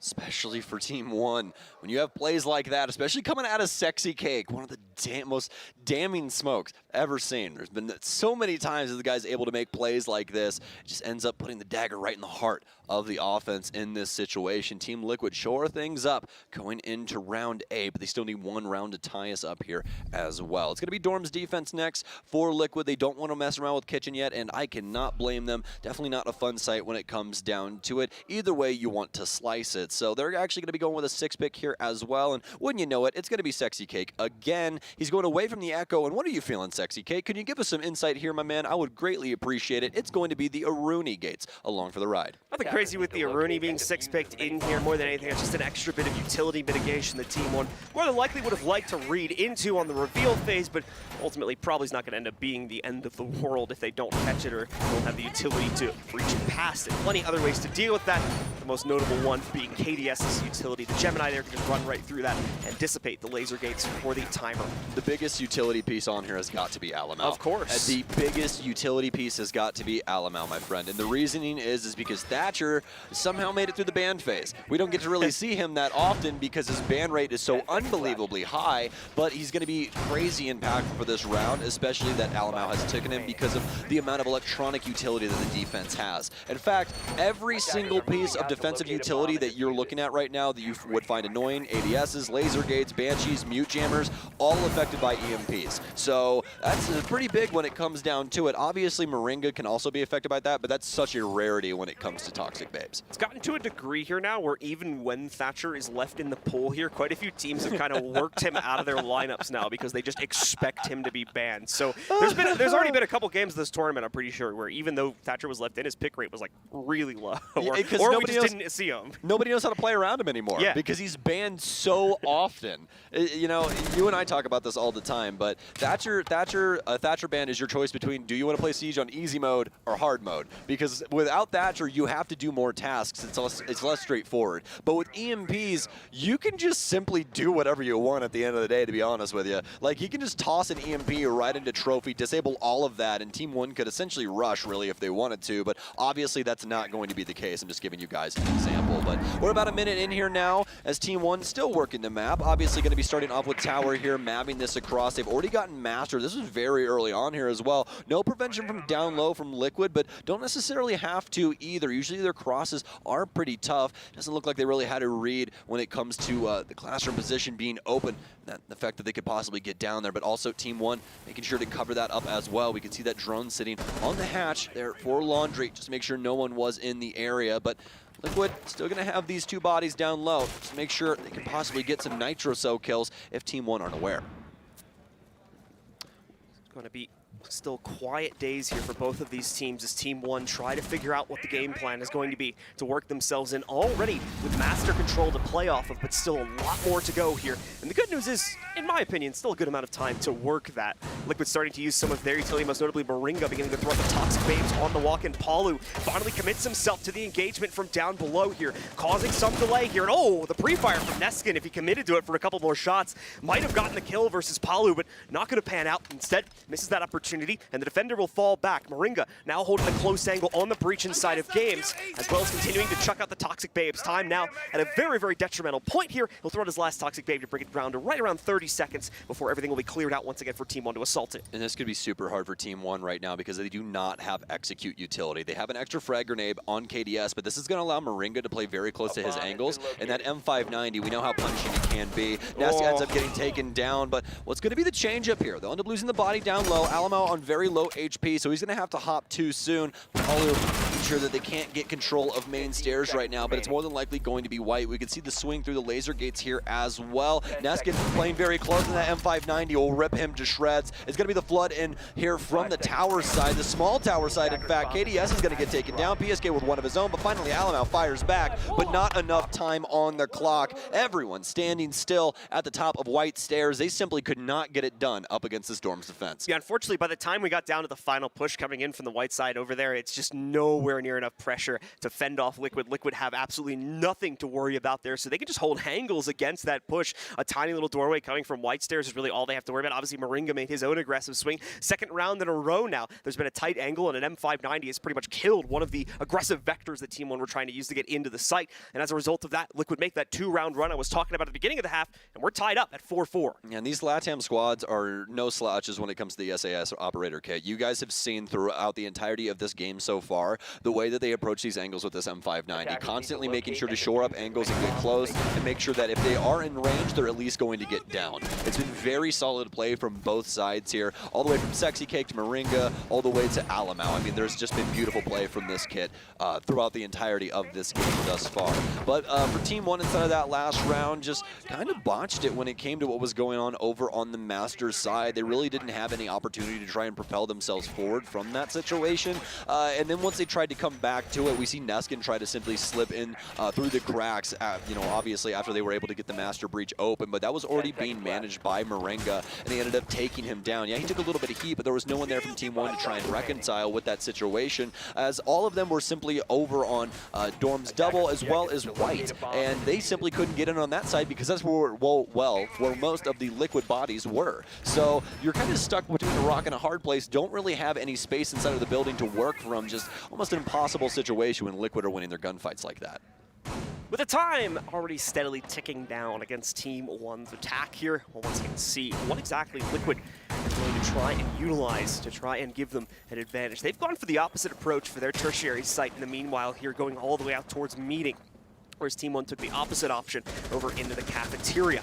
Successfully, however, and we'll see if that will be the same fate for Team Liquid as they look to try and take the lead away from Team 1 here and push themselves up to 5-4. Slow rolling going in here for Team 1. There's a lot of spread among Team Liquid's setup all the way across this map right now, so they will have to try and tear that apart, push them into a corner here before they're going to feel confident to begin moving in. Big emphasis on not only the basement clear from Team 1 here, as well as the tower focus, as we generally will tend to see from time to time, though, by the attackers. Very interesting. Okay, so the top hold obviously going to be a thing here, as it will be playing kitchen in Meeting, but the thing that I'm kind of about right now would be the fact that there's really nothing going on down low for Liquid here. It's usually what we see is that hatch being popped and then being played down low, but the big thing here is that the offense is obviously aware of these situations. So usually the initial step, like John was talking about, is clear out the basement and make sure that there's no one playing around that area because of what can be done with these nitro cells to prevent the stage plant here. And yes, it is indeed an issue. We're about 1:30 in here. The only good news about this, though, my friend, is that the angles are quite tight right here through stage. So the only area that he's really going to have to worry about is if he steps out past the bomb chassis or if Addict starts to become a problem. Otherwise, PSK should be safe in this position, but Team 1 can always surge forward with some extra information and take him out as well. PSK trying to impact check that as well. A little bit off the mark to be able to pull that off. So once again, the breach is open. Nade gonna roll in. Pretty sure it's gonna get eaten up by this little barricade right here, but no, that's just what you were talking about. The swing goes a little bit past the bomb chassis, and we say bye-bye to PSK. Know your angles, folks. Nesk is now the only one in the site itself, but it's important to note there is a huge force still upstairs and just off the site that could potentially try and retake the site if the need should arise. However, the direct confrontation is looking very clean right now for Team 1, so you should expect the execute to come out in the next couple of seconds here. Nesk even going to get forced into a different position. Unfortunately, that explosive drone pushing him out of his usual angle there and opening up the path of attack for Team 1 as soon as this Toxic Babe fades away. Oh, well, things quickly becoming problematic for Liquid. The plant's starting to go down on stage. It doesn't seem like anyone's aware. Nesk with 2! Neskin not able to land the shots, and now Liquid have a chance, and who better to do it than Nesk? KDS has to step forward now As with the rest of Team 1, obviously know the position that they were swung from the last time. They'll change the plant position to the middle area. They'll end up shooting straight through. Can they down him? Alamo down dead and gone. Team 1, the opportunity's dwindling. They can't get the shots to land, and that's going to be the round. No plan attempt, and Liquid get it done inside a meeting. It's that one singular play which absolutely trips everything up for Team 1. They're Liquid, beautifully done, and not showing their cards until the very end, not giving any aggressive swings out until they knew the plant was being committed, and then you see that great double pickup from Ness, which we're going to see once again here on the replay. Drops the planter, a nice shift on the spray control, over to the head of Neskin as well. Tries to even go for a third, but realizes his HP is just a tad too low to re-attempt that. Palu reconfirms it for a moment later on the secondary back angle there and shuts it down once again on the timer. Beautiful stuff from Team Liquid. I do believe we're going to get a tactical pause coming in now from Team 1 as they have some discussion to do here. Liquid are running away with it, going 3 rounds straight all the way around their site rotation, and now returning to where they've already found success on the basement for the upcoming round. Yeah, this is where Liquid is very, very scary, and this is the exact reason why when they were talking on the desk that they said that this is Liquid's best map. They're absolutely terrifying. They know every situation that they're being presented, and they know how to play it out extremely well. Obviously, the big thing inside of that round would be Nesk and his ability to just find the frags. It really was the game changer there for them, and it was a necessity in that moment because that was going to be a Team 1 round. If that plant ended up going down, it was just going to be too difficult to try and clear out Big Tower. You know, you only have 2 channels to really try and get across there. You have attic, meeting, and then you can obviously, if you want to throw in the third one there, the kitchen hallway working its way up. But like those are basically like one conjoined lane down there at the bottom because they're literally sitting right next to each other. So you can kind of work those in between. But either way, it's difficult for Liquid to try and push themselves up those 3 lanes simply because Team 1 not only have rifles, but the angles are already set up. You're simply walking into the lion's den at that point. So they had to strike when the iron was hot, and that's exactly what they did. Obviously, Team 1 not okay with that. Perfect time to take this tactical timeout as we jump back into the game. As we move back into that game now, Liquid once again, as I said before, back into the basement setup. Not going to be anything really changing up here as far as that setup is concerned. Still bringing a lot of the same notes to the table, most notably the mirror for the support and the smoke for the delay, and obviously a various amount of traps and drone mitigation away from that. Team 1 at the same time also bringing that very similar look. I think, in fact, the same exact lineup from the last attack here. Still emphasizing on the Flores to deal with the on-site utility and the double hard breach to quickly take care of the hatches and maybe open up a possibility for opening one of the insight walls if they really need to do that. Yeah, so quick math will tell you that they have 10 pieces of utility right now to get rid of things. They have 6 frag grenades and 4 of those explosive drones out of Alamo. Lagodas also might have some burn on him as well if he has some stuns, but he could obviously have the smokes here, and that's more than likely the case. So for Team 1, plenty of utility to break down this Liquid setup. Hopefully they don't walk into an M590 again, though. That's been a problem on at least 2 of our rounds here, unfortunately, so Team 1 do need to be cognizant of that. But once again, the time has forced that out of them on the 2 times that we have seen it here on the broadcast. So hopefully going to be able to avoid that fate once again.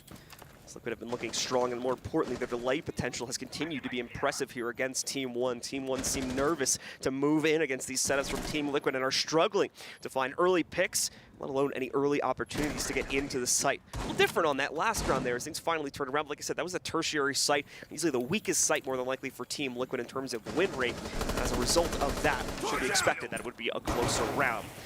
Not going to be much action, though, like I was talking about before, inside of this first minute or 2. Liquid does not feel the need to play into any sort of aggressive swings from the staircases, so they will be held back, and that means Team 1 have a very easy job in front of them of just opening up the 3 hatches. Yeah, you can see they're basically just trying to set the land speed record when it comes to getting these hatches open because they know Liquid is all downstairs, and that's where the problems start to present themselves. It's not getting the hatches because the hatches are extremely straightforward, and Liquid are not going to be playing around them either. They'll be playing for the drops instead, especially when it comes to E-Box. So, but as for the rest of this, though, you can see Liquid setup overall is meant to get information early here, all except for obviously the elbow area. This is simply just that usual cutoff that we see from Sexy Cake with the PSK in tow, just to make sure that they can't simply just pressure into one side here. The other one can help the other one. And then the mirror window setup that they have over towards Freezer to make sure that no one can get in there unbeknownst to them. So it's a really solid setup from Liquid once again, like we were talking about in their previous round. Team 1, though, Last time, able to prioritize the position inside of elbow, but that's also where the biggest issue was because they walked into that shotgun like we were talking about before, and SexyCake was able to make a stand that lost Team 1 the round. Quicker pace coming out here now from Team 1, executing in a minute, but no clearance coming in here. They're going to trade their way, or at least attempt to trade their way towards a win. Going okay so far as KDS equalizes things once again with the most recent pickup versus Nesk. Lagonis, however, stuck at the moment on the inside of Freezer, and he might not realize Moringa trying to go for an aggressive swing right now. The mirror window does get dropped. That gives additional pressure for Lagonis. The mirror going to move forward, though, capitalizing on the uncertainty there for Lagonis, and Liquid take the player advantage yet again. Nade's going deep into the site, hopefully capitalizing upon someone that's going to be in a position by the closet. That would have been the mirror, but she's since rotated out. Now SexyCake. Oh no, not again. You see them rotating in. This could just be another M590 play in the making, and here we go, 1 and 2! He does it for a second time as that Shoddy shuts it all down yet again. Shoddy Bugatti, my friend. The M590 gets it done again, and that's why this character is so very important. You have to have a good SAS operator player on your team, and SexyCake, one of the best in the biz. Look at that beautiful angle play, folks. He just stays to the inside and waits to hear their audible footsteps up close and personal. He's like, well, that's convenient, because you're dead. And unfortunately for Team 1, they don't really have any other option at that point other than attempting to try and stack close enough together that they can get the quick trade-off after one of them goes down. But still, not enough time. Like you said, SexyCake plays the angle perfectly, avoids the second player after he gets that first pump off, and then is able to re-peek and shut things down. It's all about making sure that you have the time to get back into cover for that split second to and get that next shotgun shell in there. It's just the quick pump. That's all you need. As long as you're able to create that disconnect from your opponent, you're more than likely going to win yet another gunfight. And that's why that gun is so very influential over rounds. But you guys more than likely know that because this entire game has basically been M590s just popping off and killing people. As for Team 1, though, I'll be honest, I really didn't like the rush strat, mostly because Liquid knew that it was going to happen. That was the biggest And again, thing. as far as nothing was really taken care of. They didn't really deal with much of the utility. They just chucked stuns in and were like, hey, let's go kill people. All right, let's just try to get a staging ground here. Hopefully we have more time to get on the site this time. And didn't really work out. So once again, they walk into that M590. It's like that scene out of Hot Fuzz, you know? It's just every time they walk up to Nesk, Nesk is just, shame. Shame. Oh, man, what a great movie. Either way, though, Liquid, most importantly, Team 1, now out the gates here for possibly the last round we have here on Oregon. If that doesn't end up being this, it'll be a 7-4 here. Obviously, Team 1 can possibly force overtime, but they're going to need 2 rounds in a row in order to do so. And this Liquid defense does not seem to be slouching in the slightest, especially when it comes to Nesk inside of this game especially. He's been such a powerhouse of a player alongside Palu to get a lot of these big frags early. Let's see here now if Palu can get it done along with the rest of Liquid. They've got 2 opportunities to shut this down. And like I said, so far they've been absolutely flawless on their defensive half. Not a single round dropped here. 4 in a row for them. Starting this half off 2-4, now bringing it all the way up to 6-4. A quick attempt there to try and open things up on the walk-in closet, and it will work out for Team 1. Although it is not going to deal with the soft wall from the looks of things, so I'll have to deal with that. Thankfully, they've got a sledge, so that shouldn't be too much of an issue. It also, just to put it out there, it also could just be RPOV. Sometimes that does happen every once in a while. So if you see somebody walk through the soft wall that's still there on our screen, please do not freak out. There's no poltergeist in your house. It's okay. Everything's going to be fine. It's a new operator. He's a ghost. Yeah, his sledge now has Nook's ability and is able to walk through walls, basically. That's it. So, but either way, though, we're about halfway through the round now. Here's Team 1 have gotten themselves a little bit of a staging ground here on the Masters side, but we saw this the last time as well, and they still couldn't get too much done. Liquid just making a hard stance across the entirety of the site and finding some big frags early to prevent Team 1 from trying to flood in. And that obviously forced them into kind of a different execute. So they had to push over towards the actual dorm side, come up white, and they ran into a lot of problems there. But they're actually going to start off strong this time around. Alamau with the big frag onto Moringa will actually start to give up Attic. But you can see SexyCake in the wings here, simply waiting. Still plenty of utility in his pocket to deal with this. Significant first kill, too, as it clears out the Attic position. Palu is not ready for another swing to come out from Levy there. So Team 1 get themselves a big advantage to build off of a 3v5, in fact, here. SexyCake trying to hold an aggressive angle against the swing from KDS and nearly gets him, too. But SexyCake also now going to be found out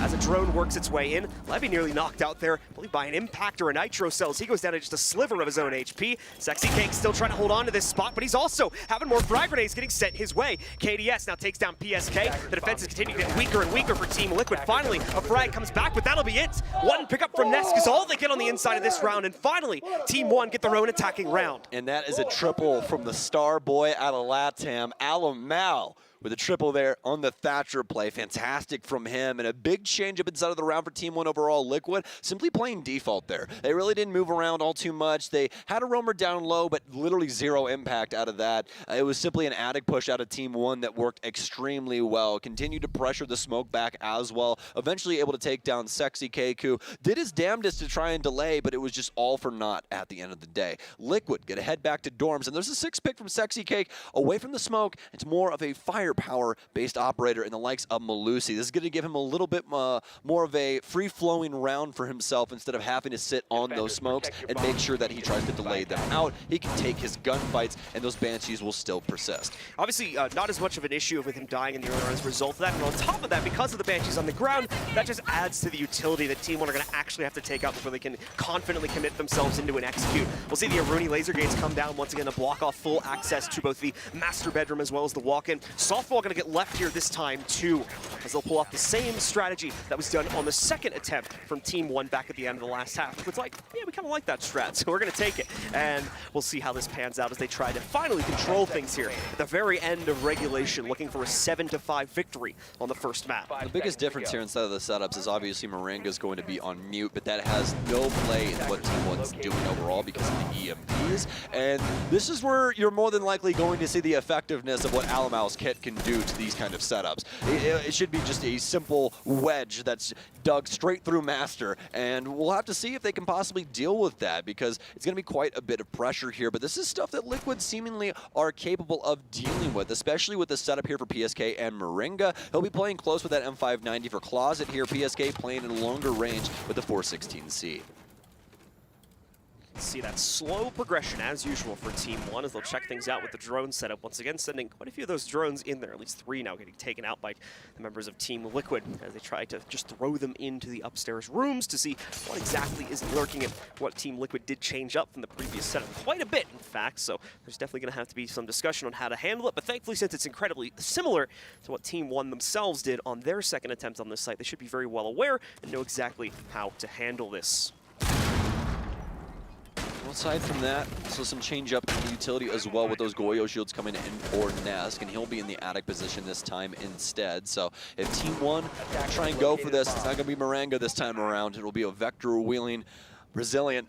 Has a heck of an aim as well, so we'll see how they fare with that. But Alamau has been firing on all cylinders throughout the entirety of this game thus far. And I'm assuming we're going to see more of that on the second map, but obviously they don't want that to happen just yet. They're 1 round away from overtime. They're going to be able to cut things off here for Shower, making sure that none of these Liquid members can try and get pressure over towards this side of the map. And more we're getting vision of this. More and more this is looking like a Dorms offense here for Team 1. They do not want to deal with Liquid setup for Master. Sexy Cake and Moringa trying to dodge around the drones here, trying to reveal as little as possible. Frag grenades also rolling in here, starting to put some additional pressure onto these players as well. Sexy Cake, like we said, a little bit more mobile on the inside of this round, not just hard locked to the inside of big dorms where he has to try and deploy out those toxic babes from.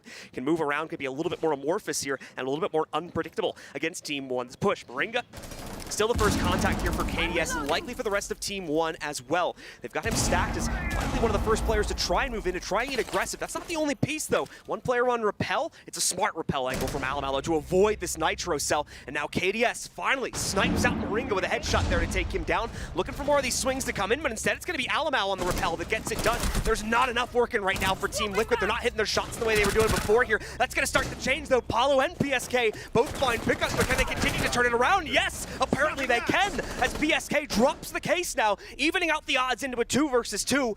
Alamau and Neskin looking to make up the difference, as at least one of them has been forced out of the site with the case still down on the ground. And there you go, ladies and gentlemen. Liquid rebound from a deficit and take control 7-5 at the end of map number 1. Incredible play from Liquid. They're able to bounce back on Dorms and take it inside of regulation. It was the last round inside of regulation, but it was still inside of regulation. And you kind of got to feel bad for Team 1 there. there. I think the last person you would want to be live inside of a 2vx situation would be Palu.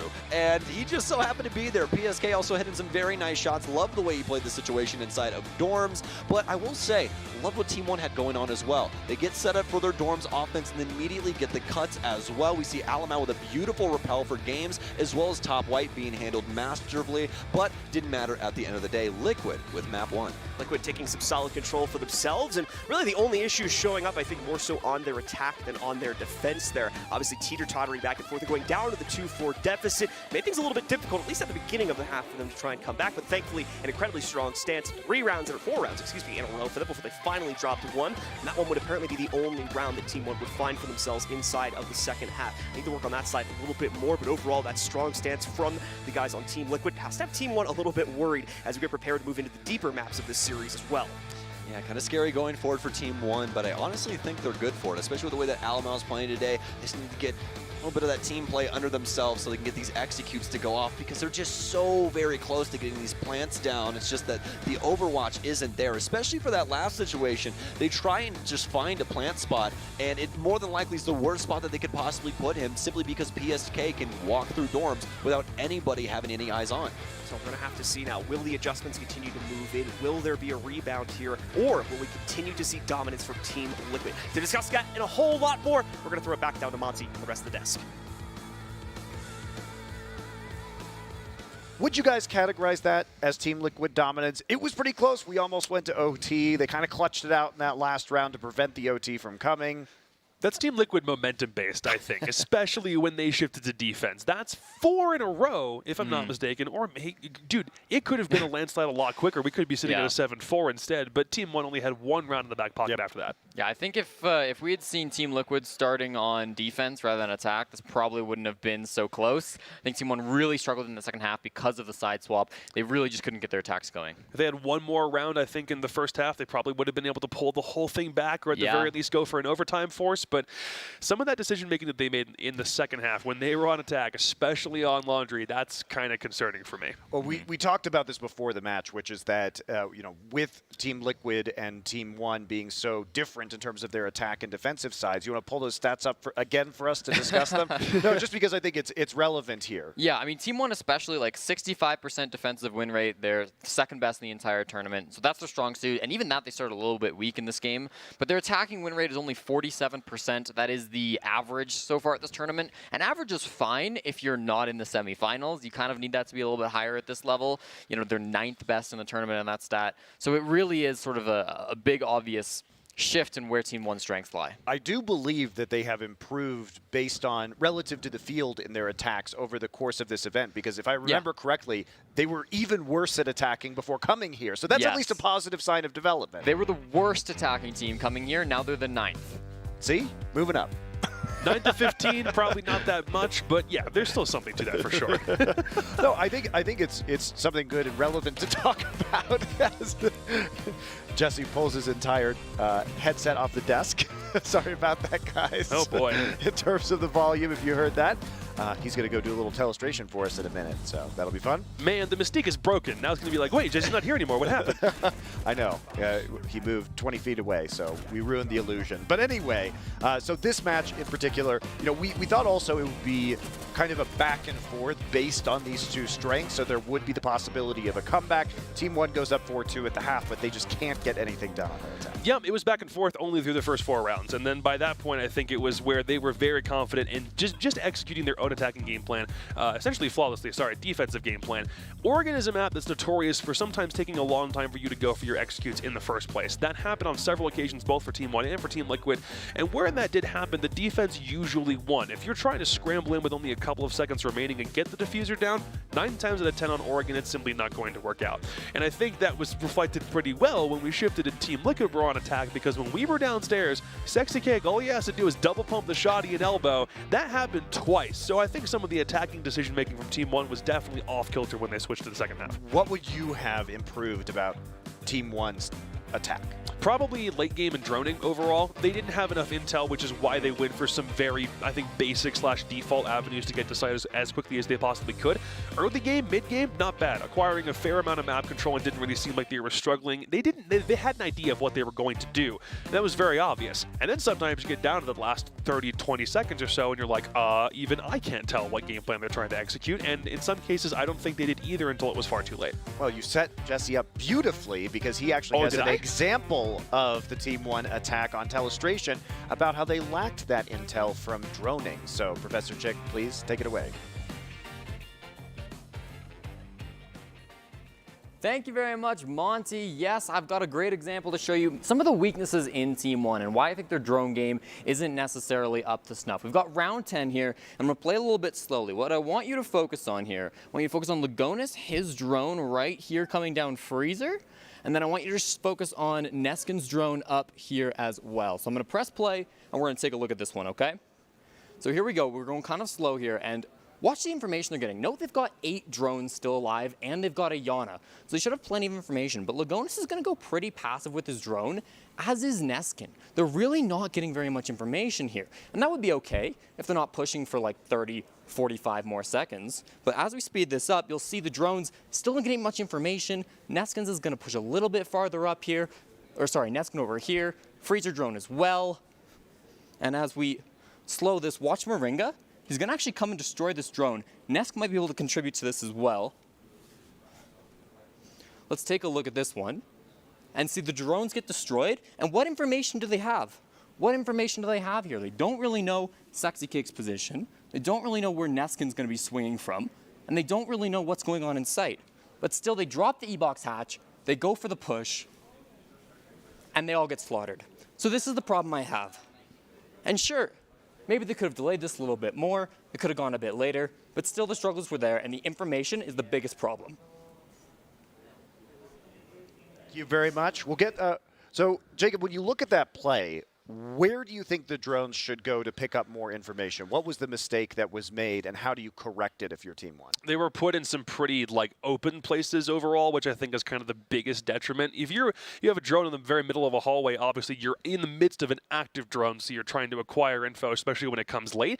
If you're capable of putting it in a spot that's pretty easy to hide, it's a matter of where you put your drones pre-set up. If you can do it before the round even begins, that's obviously a massive plus. But I do think that a lot of the drones in the locations for Team 1 were in some pretty obvious spots in that round. So, Jacob, as a team, how do you practice this positioning, and how do you improve upon it? What are the ways the team normally do this? 90% of the time, you want your drones to stay alive, so it comes down to scrims and understanding where, some very default drone spots are, and then not going to those default drone spots as quickly as you possibly can. And most of the time, I do think Team Liquid had that very much down pat, but they also had a big repository of drones that they were saving for some later round executes, and they weren't putting them in those power positions to start the round off. It's a matter of making sure that you distract your opponent on defense enough to get a drone in so they don't have any idea that it's there. And I almost got the vibe that they didn't even think they could get drones in, so they just decided, screw it, let's go. Yeah. Right? It felt like they kind of got their drones in a little bit. The drones got shot. They're like, well, this isn't going to work, so I guess let's just run in and try to make it exciting and make it surprising. But that's just not the play that you got to go, especially in Oregon. Yeah, and finally,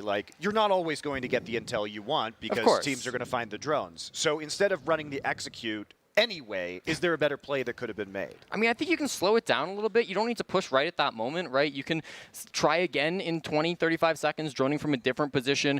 They still had those Geminis as well, so they could have utilized Yana in a really creative way to have Yana pushing and then somebody right behind the Yana for the refrag. And we just didn't see any of that happening. There was no attempt. Sometimes I feel like when we see Yana played more often than not, it's more because she's got good guns and frag nades. It's sometimes less because the Gemini is there, but that is free drones and free intel, so use it if you've got it. It is. So you wanted to highlight another Team 1 play, which is some positioning by KDS in round 4 and 5. This is more positive towards Team 1, right? The way they're reacting to a push by Team Liquid? Yeah, we've talked about the struggles on attack, but we also need to hype up their defenses because they are really strong. And this is something that they weren't doing for the first couple of rounds. But look at KDS. Focus on how he retakes position. He was in Showers at the start of this round, left Showers, then re-pushes to get the kill onto Moringa, another kill onto Nesk in a moment here. and then he's going to be able to win the round from this entire position. And for the first 3 rounds, Team 1 weren't doing this. They were staying in their aggressive spots, like aggressive in pillars on a laundry defense, and they were just fighting there, but they were always dying. When you retake, like KDS is doing, you put yourself in a great position to surprise your opponents, to be able to make those plays, and KDS was doing this time and time again. We see it in round 4 to be able to clutch it against Team Liquid. Round 5 as well. Look at him. He's in Harry Potter. He's going to back off to come back to blue. You can see his outlines, right? He's in blue right now. He's around the tarps. And then after he gets seen here, after Liquid realize where he is, he's going to push back into Harry Potter for the frag.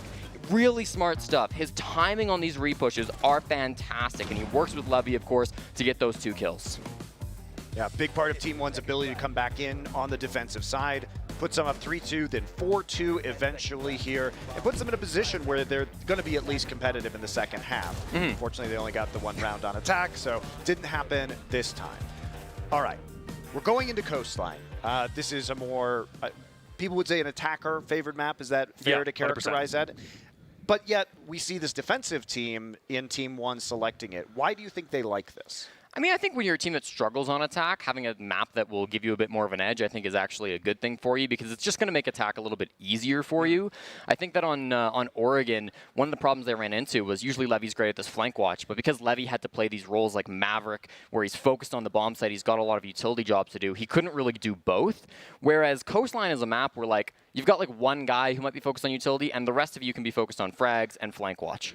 I do agree, because this is just kind of gives you an overall attacking buff, especially if you're a team that struggles with it, but that's kind of the issue that I've got. It's a risky play against a team like Liquid, who not only won it yesterday, are just a really good team in that regard anyway. So why would you go to it for Team 1 is more of a question mark in my head right now.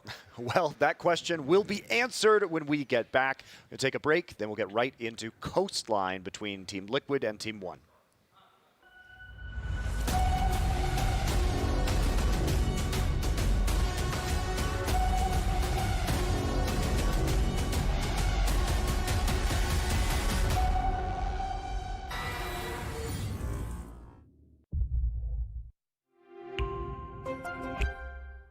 What does it take to create a vibrant, thriving community? Join us on this 3rd episode of I Call Next as we discover how to create inspiring content and hype up an entire gaming scene. PayPal. Press play.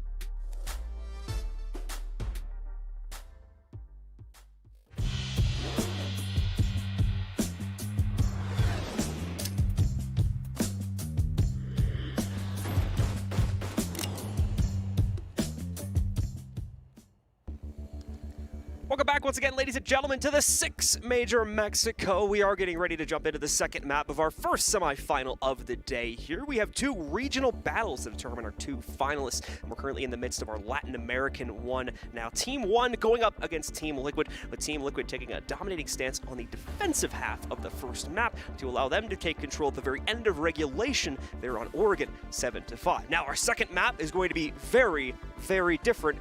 And in my opinion, probably not necessarily in a good way for Team Liquid. Yeah, this is going to be a little bit more TDM. We're going to Coastline. This is a map that you don't necessarily have to play, regular Siege. I feel like that's the best way to put it. You don't need a Heartbreaker. You don't need certain tools like you do on other maps like we just had on Oregon, but obviously those still have influence over this. So it's going to make for some interesting strategy in between the two. I really want to see how these 2 squads are going to work their offensive side, and it's going to be Liquid to start us off here. As that offensive side will more than likely determine how well these teams are able to do. Did see advantages coming out from both teams on the defensive side. This is one of the most even maps in the pool right now in terms of the statistics from the last major LAN anyway. Don't have the update on what's been like in this LAN, but either way, should favor our attackers a little bit more as compared to the previous map. We're getting into the bans now, and unlike the last map, this one is going to send us right down the meta line from the very beginning, as Thatcher allowed in on the previous map. This time, no siree. He'll get banned out first thing. Okay, so does Liquid want to throw a wrench into things? Not really. It's tiny bit. I mean, not really at the end of the day. It's more of like it's more like a bolt than a wrench. Yeah, and looking back through Team 1's games as well, when they did play this, they used Lion. Yep. So, I mean, this is just a solid ban. This is one of those ones that... I mean, like, they're probably just going to run Nomad. Yeah, well, you're right. You're right. But the thing is that for Team 1 and for their aggressive playstyle, the EE1D is just meant to lock you in place while they execute. Correct. So they can shoot you in the face. So I really like the fact that they got rid of that utility. I think Lion's a crazy influential operator on Coastline. Valkyrie, obviously more of the same. Good information game for the defense, and the Vigil also going to be removed here from Team 1. They don't want Nest to have a chance at doing some crazy things on rotation. Well, let's see here how these bans will create an interesting gameplay. Vigil obviously being that more aggressive ban to try and knock out the aggressive tendencies the defenders would normally bring to the table. We'll see what Team 1 will try to work around that. As we get into the first round here, we go into a second floor defense for Team 1. So they're going to be bringing, so far, a pretty standard composition. You could already call the Nomad pick there from Liquid. We talked about that. Lions out, so that's the kind of best second choice the team will have available to them, mainly for the methods of countering out the roam game, as this map is pretty much just a big donut. And if you can block one of the access points around that donut, well, you've created a very, very long rotate for that player suddenly. Exactly, and that's why we see operators like Oryx get played here very, very often. This is the map that we actually see Oryx the most on because of the design of the map overall and the fact that you really can't rotate through the top floor. We do have our community poll, though. Which team will secure a spot in the grand finals, Liquid or Team 1? You guys submitted your votes earlier, and we have the results now. Pretty dominantly in the favor of Team Liquid. I'm not too surprised. This is a favorite of the LATAM region, so I'm sure that they voted them the heck here. But try and beat Liquid in anything on social media. I'll just put it that way. That too. Yeah, like you know, bit of a Titan versus or Goliath, whatever that thing is. Yeah, I'm bad at metaphors right now. Happens the best of us, my friend. But yes, indeed. David versus Goliath. David, that's what it was. David versus Goliath. I just said 2 big things versus each other, I'm pretty sure. Titan versus Goliath. Yeah. I was like, oh, that's wrong. Dude, that'd be a heck of a fight there. But looks like we're actually going to have a rehost really quickly, guys. Looks like we had something wrong inside of the settings or something like that. But we'll get it hashed out, and then we'll jump back in. But some interesting stuff to at least talk about here for Coastline in between these two, particularly inside of the bans. This is going to leave a lot of options open to the defense. Yeah, certainly the case there with the bans going down there. Certainly nothing detrimental getting knocked out, just the usual picks, and those can easily be swapped out for something else. The Vigil obviously can really be replaced by any roamer. Yes, you're not going to be able to avoid droning just as much, and you'll be a little bit easier to figure out your position, but ultimately you could still fulfill the same role with no issues whatsoever. Same exact thing for Valkyrie, as she's once again one of those pretty much interchangeable roamers. In fact, they'll probably force the team into more useful late round utility more than anything. We'll probably get an Aruni or something similar to We'll probably be seeing Aruni, Mozzie, Mute's probably going to get played pretty heavily here. You could see Kaid coming in pretty often here as well if they want to try and mess around with those Electro Claws.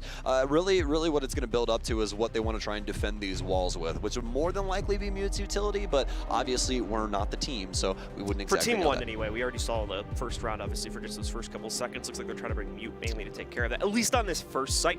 where you probably have those pretty important walls you want to deny, mainly the 3 ones leading over towards, or I think it's 4 actually, leading over towards the inside of Billiards there from the center hallway. Obviously, if you bring Hibana to the table, which Hibana was not banned out, you can very easily just open those up from the roof, and all of a sudden you've got a massive angle, a long range one too, into the site. And keep in mind, attackers generally speaking have access to those longer range scopes, so in a 1v1 fight at that range, generally it's going to be a little bit easier for the attackers to find their targets with those types of scopes.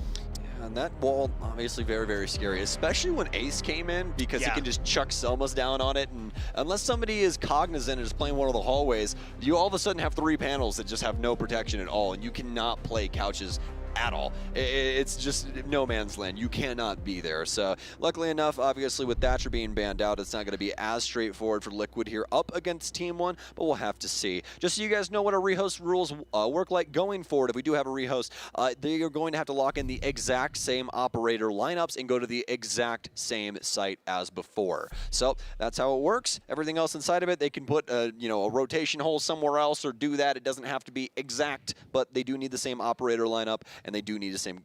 They do need to go to the same site. So for Alamau, he's going to 6-pick over to this Oryx once again. Like we said, the same exact thing that we saw before. Oryx going to be probably the most proficient roamer here for the Team 1 roster, just because of his capability to traverse up and down, away from the staircases, and using the hatches. Only a couple operators in the pool right now that can do that, one from each side here. So yes, actually, yeah. I completely forgot about the Gara hook for a second. Yeah, the Gara hook could technically do that too. Obviously, it's a bit louder when you do it with the Gara hook. Yeah, well, Amaru just needs to stop being so useless sometimes. I mean, come on, man. I mean, we've seen her picked a couple games inside of this one. But she's still a meme. She really is a meme at the end of the day. There's some really cool strategies that we've seen. Actually, I think the coolest one I've ever seen was BDS on Consulate, and they went up through Cubby inside a CEO after they smoked off of the angles, and they planted right next to the hatch and then dropped back down. Coolest thing I've ever seen, but Amaru's still somewhat useless, let's be honest. Just play her for the G8, to be honest, because G8's a great gun. We're going to have some tweets coming in soon, maybe. They'll be okay. But let's see what Team Liquid are going to send us here now as they finally spawned out. We're ready to begin the game. Keep in mind, if you are just joining us, folks, Liquid, as you can see from those 2 little check marks on either side of the 6 logo here, currently have the 1-0 map advantage inside of this series. The other scoreline you're seeing next to those is the group stage results, if I'm remembering correctly, so you can really see the dominance that came from Team Liquid in their group and the okayness I guess Team 1 had inside of theirs, but improving it massively in the second half of that. Like I said, a 3-map run, and I don't believe have dropped the map here in the playoffs yet either. So they dropped all of their maps from Monday and Tuesday of the tournament, and then since then, they have not dropped a single map until they lost that map up against the Liquid. That's right, yeah. So a very interesting story for them, but it might be bittersweet. Team 1 was indeed the team to have the first tiebreaker ever inside of a major event for Rainbow Six Siege, and they might be going home pretty soon here inside of the semis, but obviously still have an opportunity. We're about a minute in now here as Liquid are starting to get things set up on the VIP side of the map. Team 1 holding a lot of spatial control around the area, but obviously a lot of people down low right now, especially for Alamau. He's got 2 people centralized around him, and you can see PSK is like, okay, yeah, you guys are definitely playing Oryx. I'm going to put an air jab here and make sure that you can't do what you want to do here, Alamau. Alamau going to be patiently waiting for the time being for a chance KDS to has strike. impacts as well. Yeah, KDS possibility to open up that angle of attack for Alamau. Oh, Nesk, that's just not even nice. That's not fair. That is so unbelievably rude. He's thinking so far ahead here. It's the right read, though, if Indeed. Team 1 bite on it, but that's going to be the big question. Does Team 1 try to go for the aggressive play, this flank from Alamau up the hatch? And Look at him. Do we see that impact countering it out? Liquid, the rest of Liquid in the meanwhile, is working on pushing themselves forward. We've even seen Paul Luke the safe call to move in through the upstairs hatch, the roof hatch that is, to begin clearing things out over from VIP side to push towards the site as well. KDS committing to his lurk. It's going to be a little bit different than it was expected to be here. Nesk and Merkin up the staircase. Thankfully that impact giving them a massive notice, and as well the air jab hitting both of them. Nesk, KDS at a clean angle onto him, but clearly the kill does not come out in the way that they wished it had. Levy does go down as well, but at the same time a player from Team Liquid is lost as PSK goes down, so we're in a 4v4, likely to be a 4v3 in Team Liquid's favor though, if Levy is going to be able to be confirmed. Unsure of where he's down at. Connect over towards Cool Vibes. That's a big pickup from Alamau, though. The aggressive swing from the inside of Aqua, taking down Sexy Cake and killing one of the major angles of Team Liquid's push. Even more importantly now, Levy, coming towards the end of his death timer, going to be able to be brought back up. So extra strength for Team 1 here, as Liquid are going to try to swing their way into the site. This is looking impossible for Liquid right now. Really no entry unless Nesk has something to say about it, but it's a swing from Levy from base. Palu with 2 big frags though, and he's gonna have to try and stick this, but Moranga's down and dusted. They know exactly where he is. It's the hot marks, and Levy will be able to clean it up. Team 1 with the first round here. Once again, that defense being put up. Liquid almost too prepared seemingly for the Oryx play over the hatch, spending so much time hyper-focusing on that with one of their players. Unfortunately, not enough building up the execute itself, so when they finally try to push towards it, Team 1 realize it's coming. We start to see those aggressive swings, most notably over towards Aqua. Makes it a very one-dimensional push after Sexy Cake is taken down on that angle over towards Luggage, and Liquid do not have the map control they need to get onto the site there. Team 1 fend it off and take the first round. Really like the adjustment there, especially from Alamau. Instead of jumping up that hatch, he goes all the way over to Office, hops up into Fish, and is able to play Aqua out because of that. Gets that beautiful frag onto Sexy Cake and just gets himself back into sight to play out with the rest of his team. Great stuff from him for shutting down that avenue, because it was going to be the one path to victory for Liquid there, especially if Sexy Cake ends up winning that gunfight when likely plant down and around in Liquid's favor. So fantastic to him on that impactful frag. But now for Team 1, it's continual on this defense. They're heading downstairs towards Kitchen, but you guys probably already knew that and thought ahead on that one as well. So, no surprises on the site choice for Team 1.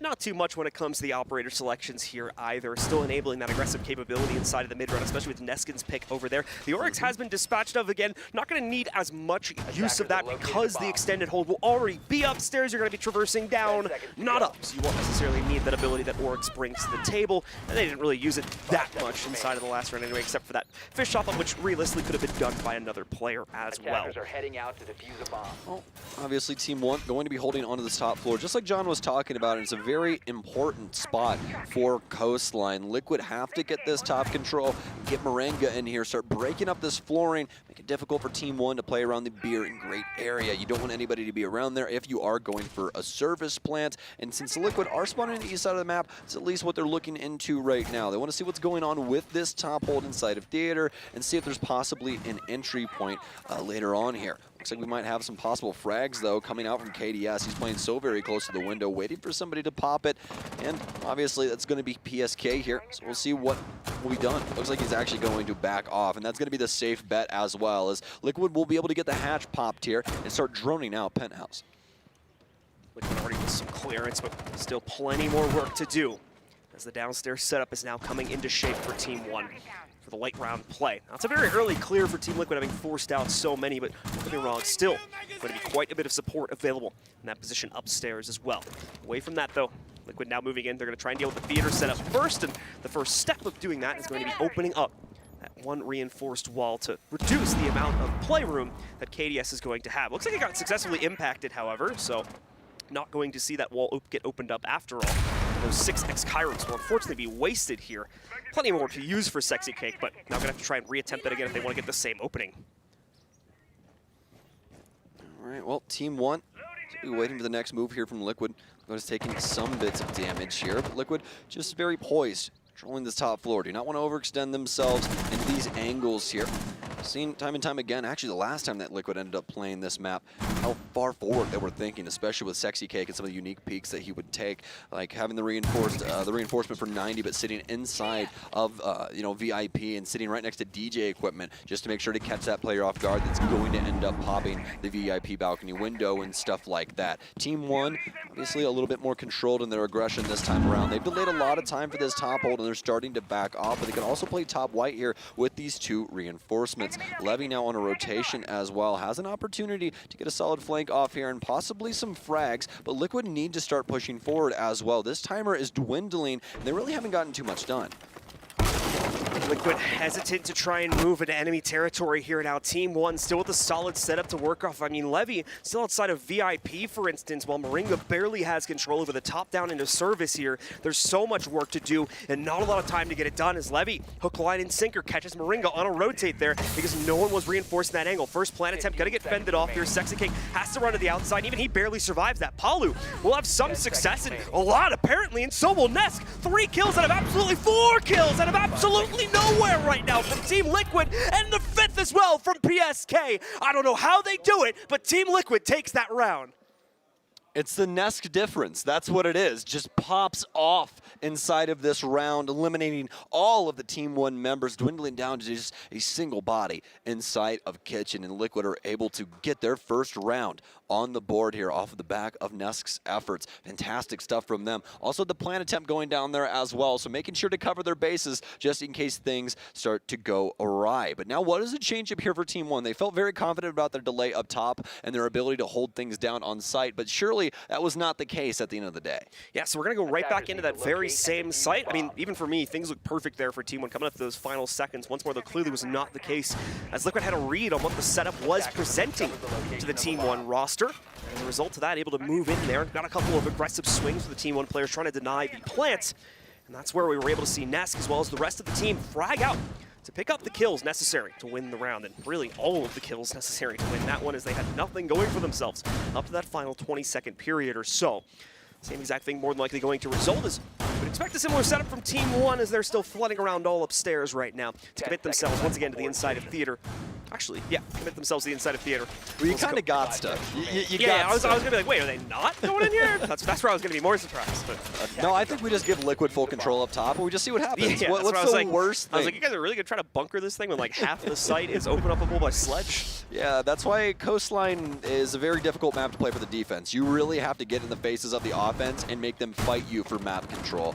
And without that, you're more than likely going to lose just simply because of how the angles work in this map. There's so much destruction above this site in general, and if you get Sledge up there, he has 25 charges on that hammer. That's 25 holes in the ground if you wanted to do that. It's so much area to work with for Liquid, and it makes it to where playing inside of Kitchen as well as the service area in general is just way too difficult. So they're going to try and avoid that at all costs, which means they have to hold this down up here inside of theater. A little bit of an issue from Liquid on the last round, having the appropriate amount of utility to mitigate the defender's utility and knock a lot of that out, especially as they were very limited on their positioning to try and move into the site. So as a result of that, Liquid has changed something up slightly, but they're bringing the Twitch into the fold here now, not only obviously with the drone capability behind that, also this capability to possibly snipe out some of the utility. Right now, Nesk is sniping out heads, though, as he's going to be able to find KDS, who gets a tad more aggressive this round, moves out from the theater position, and pays the price for it, as it's caught by Liquid. This is Nesk Ash gameplay, but on Twitch. That's what this is right now. He is just sending it into Team 1, and they have no idea what to do currently. And this is for a young gunner squad as well. This team is no slouch inside of gunfights, but Daddy Nesk still able to get it done. He's up against KDS. They'll still be able to hold on to the area for the time being, though. Levy with a solid read. He'll be able to get Palu because of it as well. Such tight angles being played right now here. One step in the wrong direction, and you are a dead player very quickly at the outset of the round. For Team Liquid, things have started out well. They're starting to get a bit drastic here. Levy with a beautiful second find against Nesk. Even tries to go for a third on the pre-fire through the wall there, but because of the low HP, is not going to be sticking around. He's done his job. They have the advantage, to be fair, only by one player. Now he can start to fall back and play into the site once again as we're approaching that final minute of the round. Not to mention that Neskin is still positioned on the outside of theater as well and will continue to cause problems for Liquid so long as he can maintain that spot. All right, well, Liquid executing in very low time the last time around as well, but it was off the back of Nesk in order to get it done. Obviously, this time not an option as he has been taken out. Levy, though, going to be on very low HP, so Equalizer could possibly come in very, very quickly here. They're going to need to start applying pressure to these positions inside of sight. You can see Team 1, so making sure to hold onto Lobby as well, just really restricting Liquid's movement around this area. Sexy Cake, he's going to go fishing. He'll find one, and he'll get it done as well up against Neskin. That's an easy find for him. And just remember, Levy's still alive. He's literally one bullet away from death as well. They know where Alamau is now as well. 15 seconds remaining. He's going to lock himself inside of security and try and pull Sexy Cake in for the frag. Oh, what a shot from Alamau. The mechanics working into his favor. Levy will get the triple as well on low HP. PSK simply going to go down to the smoke, but no, it'll actually be Levy as well. He'll make it through the Toxic Babe and right into the bullet of the AUG. And this time, the in-your-face playstyle as well as the constant aggression, especially from Levy as well. So much success coming out from him individually on his conquest with upstairs and what he played out inside of the late round there. A much better run inside of that kitchen defense, which we barely even played anything in the kitchen to be fair, but a much better success on that kitchen hold for Team 1. They lock that one away and can go right back to where they already started things out well at a Hookah Billiards defense. very strong start here for Team One so far. These defenses starting to come together. And as you said, it's this aggressive play style, but being used in a different way. They're really catching Liquid off guard in the way that they're moving through the map. And honestly, that's great recognition here from Team One. They're thinking about the way that Liquid are working the map, and they're directly countering it out. We've seen Levy try to work VIP twice here. The last time it simply didn't do anything. This time around, he ends up with a triple kill. So, you know, it really just is kind of the differences between these rounds and the way that they can possibly have an effectiveness over that. We saw Team One change up some of the reinforcements inside of that well to give themselves some better angles inside of Theater, although they really weren't used all that much. It was just kind of some fights going around that top floor that quickly transitioned into a lot of fights from Alamau and the rest of the squads down low. So he's going to go back into a fairly typical hookah and billiards play here on our 4th round of the half. Goyo being brought in for KDS, and that's mainly to support this extended position over on the east side of the map. Once again, inside of Theater is the main play point that Team One are going to use here to try and waste Liquid's time. Not only, of course, can they fend off those usual hatch drops and whatnot, but should Liquid try to ignore that setup on the inside of Theater, go directly for VIP or Aqua control, that presents a flank really against either of those pushes for the player that is able to survive and maintain the position on the inside of Theater.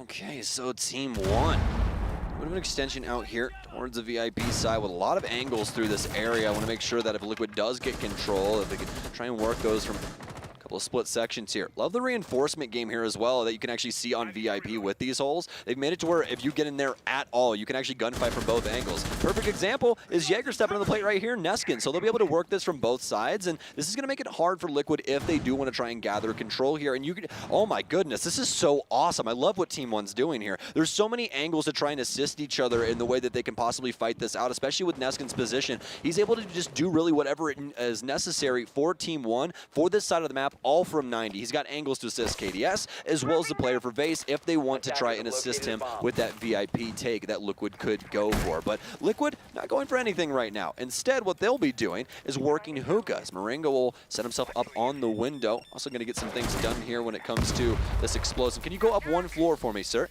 Looks like he wanted to get rid of something there. Don't know exactly what it was, but I don't know if it hit its mark either. Either way, though, I'm assuming trying to get rid of some Banshees here, but not able to really get that done how he wanted to previously. But obviously this angle can also work out into their favor if that's also what they were going for. And it looks to be actually the case. They wanted to make sure that Alamau could not actually get into towels and have any effectiveness on that. And these Flores drones working out beautifully currently. Absolutely tearing apart the utility setups right now that Team One have tried to use, specifically over in Look Hookah. at it. It seems that the members of Team Liquid are actually going for an interesting play here. They've seen the setup over in Theater, but realized how difficult it might be to try to control this. So possible attempt to go directly into the site through Hookah and maybe an Aqua push as well to circumvent that. But remember, like I said, that is going to allow for free flank, specifically against the Aqua push if it's not properly dealt with. However, you can see here, Team One has already realized that that setup needs to be brought back under their control. They need to absolutely wrap their players over here closer to the site. So they've given that up and are now putting that pressure much more directly against Team Liquid from areas like Sunrise, with support coming in, as you can see, across the hall on the inside of Kitchen. I'm not even going to go over towards Blue here for a moment as well. I think they see some repel action going on, and I'm going to try to hop out against that and get aggressive here. The biggest issue for Liquid right now is that they have no control There you down go. low, and Alamau's allowed to do whatever he wants to. Nesk will be able to at least get the refrag, but not before Sexy Cake falters as well. KDS with a possible frag, but he knows that now Nesk is inside of Blue, but he actually hops back outside. KDS will take down him. PSK with one of his own, but they need to be able to get a plant down here in the dying moments of this round. There's only 20 seconds that remain, but infinite time when it comes down to Siege. Lagonis will be able to take out PSK. Now Marenga, the sole member of Liquid here, to attempt to get this done. SMG-11 out, but unlikely not a lot left in the tank as Lagonos will take him down as well. That'll be a double, and Liquid simply sitting on their hands for that round. I mean, they just didn't do anything. far too many things, I think, for them to try and worry about when they were trying to Well, push the in. problem is, But is that they, okay, so Team One set up an entire horizontal hold across the entirety of the top floor. The issue is that Liquid doesn't want to deal with that, and they didn't do anything with the bottom floor to make sure that Team One couldn't rotate their players over there and hold space. And now they're able to just punish them constantly because of that. They can't do anything on the bottom floor. They can't go in and plant because there's just prevent everywhere, and the angles are too harsh. It was just not a good play overall from Liquid. They were trying to just do too much right there with just Flores and trying to hold angles down low through those means. It just did not work. yeah, a lot of attempts from Team Liquid to simply, as you were saying, just hold angles there, hopefully capitalizing upon what would have been some aggression from Team One. And to be fair to Liquid, we did eventually get that. So they had the right read on the situation to some extent, but the problem being Team One still hit their shots far more proficiently than Team Liquid because there was far too many things for Team Liquid to overwatch. So often Team One able to either trade or swing out for free against some of these Liquid players, netting them a very early advantage. With Team Liquid having zero map control throughout the entirety of that round, they had nothing really to fight for in those final few seconds. Try to push their way in, and it's unsurprisingly shut down by Team One as they now take a 3-1 lead on the inside of Coastline here. This is what we expect from Team One, though, as we've talked about with this team prior. Their defenses are nasty. You know, when you're able to set pace like that and control what the offense is potentially able to do, then that obviously could be a big thing for you. It's definitely one for Team One. This is exactly how Oregon played out for us the last time. So we could see Liquid try and run things up on defense as well, but we'll have to reach the halfway mark. We're 2 rounds away from that right now as we've just entered round 5, and a pretty cool setup going down inside of Sunrise to try and defend the regular plant spot. You can see Mute Jammers here as well as a deployable shield being protected by 2 ADSs. This is going to be a pretty difficult spot for Liquid to try and burn out.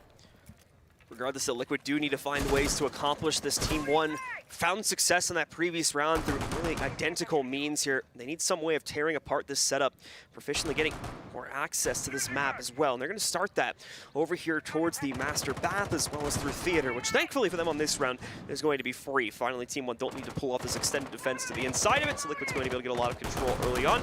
Note, of course, that is the Gemini working its way through just to check that, as it essentially serves the purpose of a drone. And now there's the actual Yana dropping down the hatch with the rest of the team moving in through VIP. Neskin ahead of this as well. He'll be using the cool Vibes angle here through the drone hole. Try and tag up the feet of some of these Liquid members. Also could possibly get a frag. That 416C does some significant limb damage as well, so could possibly get a down here. But speaking of that, moving on, Liquid obviously still working this VIP side of the building. They're going to start to try and take some extra control here. Habana Pellets now going down as well soon. Proximity out, so obviously Team One likely aware of what's going on inside of the VIP hallway right now. And Neskin, yes, indeed, Nesk will actually go down. It's going to be the dual names taking each other out, but PSK actually gets one of his own. But now before KDS, the beautiful Nitro Cell will take down yet another. These kills are coming in hot and heavy in the last 15 seconds. Liquid, a shell of their former assault here. PSK, oh, what was that from KDS? Absolutely rips himself out to the outside of office to take down and finish off PSK. And for the 2 players left on Liquid, yeah, they've got 1 minute and 5 seconds left to play this out, but what do you do here? Every single member of Team One just shutting you down every time you try to swing them here. And unfortunately, nowhere near enough utility to properly attack this site anymore. They're both just sitting here. Yes, they have top-down control, but Team One has no reason to get aggressive against them in this situation. No reason to reveal themselves to those angles, so Liquid will have to try and commit themselves downstairs to the inside of the site and hope for the best. That's really all you can do in a situation like this. Last thing you want to do is be a stat patter. At least go die for the cause here. Try and figure something out. That's exactly what Palu is going to do. He starts getting set up on Vibes. He'll get tapped up as well as a Yokai drone will send a sonar blast at him. So dealing with that for the time being as Team One simply wrap around this location and make it almost impossible for Palu to try and push himself forward. Sexy Cake also being choked out by this smoke. ADS is eating up his stun grenades. As, well, somebody laying quite close to him. He will all of a sudden be the last man alive as well. Alamal will take out Palu. Lagonis pushing forward. Neskin's been down, but now it's a team kill here from KDS before he kills Sexy Cake. Just needed the 2K there for some odd reason. Like we said, not much of an issue ultimately for the members of Team One to try and hold that off in the late rounds of the team kill. Not really going to change much up as Liquid again failing to account for these aggressive players on Team One. The timing is always awkward for Team Liquid. It's just when they're moving in, just when they're starting to establish control, that suddenly a member of Team One shows up in an unfamiliar position on the map, shuts down a couple of players, and then disappears without a trace. Liquid needs some way to get a grasp on this situation inside of the mid-round, inside of that 1 to 2 minute marker. Or unfortunately, they're going to continue to drop these rounds on the defense, and there's only 1 left, so we could very quickly be staring down an absolutely brutal scoreline for Team Liquid if this goes the full distance and we end up with a 1-5. You can see all the cogs turning right now across the entirety of the Liquid bench. We're getting words out of everyone trying to figure out exactly what is going wrong. And really what it is that Team One have been able to find their mark inside of their play style on this defense. And it's these early picks that are really starting to hinder Liquid. We saw them have a very, very solid execute of Kitchen, but you got to remember that was powered by Nesk and his ability to get that triple kill inside of that round. And not only a triple kill, but it was almost instantaneous in the way that he was able to procure it. it. So it was really difficult for Team 1 to try and reconcile with that and figure out exactly what they needed to do for the rest of the round. That's when Liquid strikes and they're able to take it. But past that, Team 1 have been so very dominant inside of every facet of these rounds. Liquid have really never been able to put them on their hind leg. So let's see now. Will Liquid come in with a winning strategy off of this pause very quickly, or will Team 1 continue to excel? Mirror is going to come into the fold here for the final round as well on Team 1's side of things, and they've got another kitchen and service defense. So once again, we're going to go right back to that extended upstairs play. Liquid have also had problems trying to tear apart here because of the nature with which you have to approach it. Those mirror windows also going to be incredibly useful potentially for the on-site defense, where despite no time being left on the clock and barely no info, it seemed, for Team Liquid, they're able to tear their way through the entire Team 1 roster. So let's see what exactly that type of setup will give us. A bit of a rotate play here for the members of Team 1 as well to quickly allow them to move all around through Office, the Blue Bar, and Sunrise, with Lasergate supporting the defense inside of Sunrise specifically. As we'd expect out of Team 1, lots of utility around the entirety of this map. We also caught some proximity sensors here inside of security. So you can see AES, of all people, the Mira does not have a nitro cell, instead getting the proximity sensor. There is 4 proximities on this defense right now. So there's going to be a lot of info coming their way off of these sound cues. You're going to have to be very aware of what's going on with this setup. So here for Liquid, back to the drawing board. They just get off of this tactical timeout as they're going to try and split this 2-4 to get a more favorable defensive half, hopefully.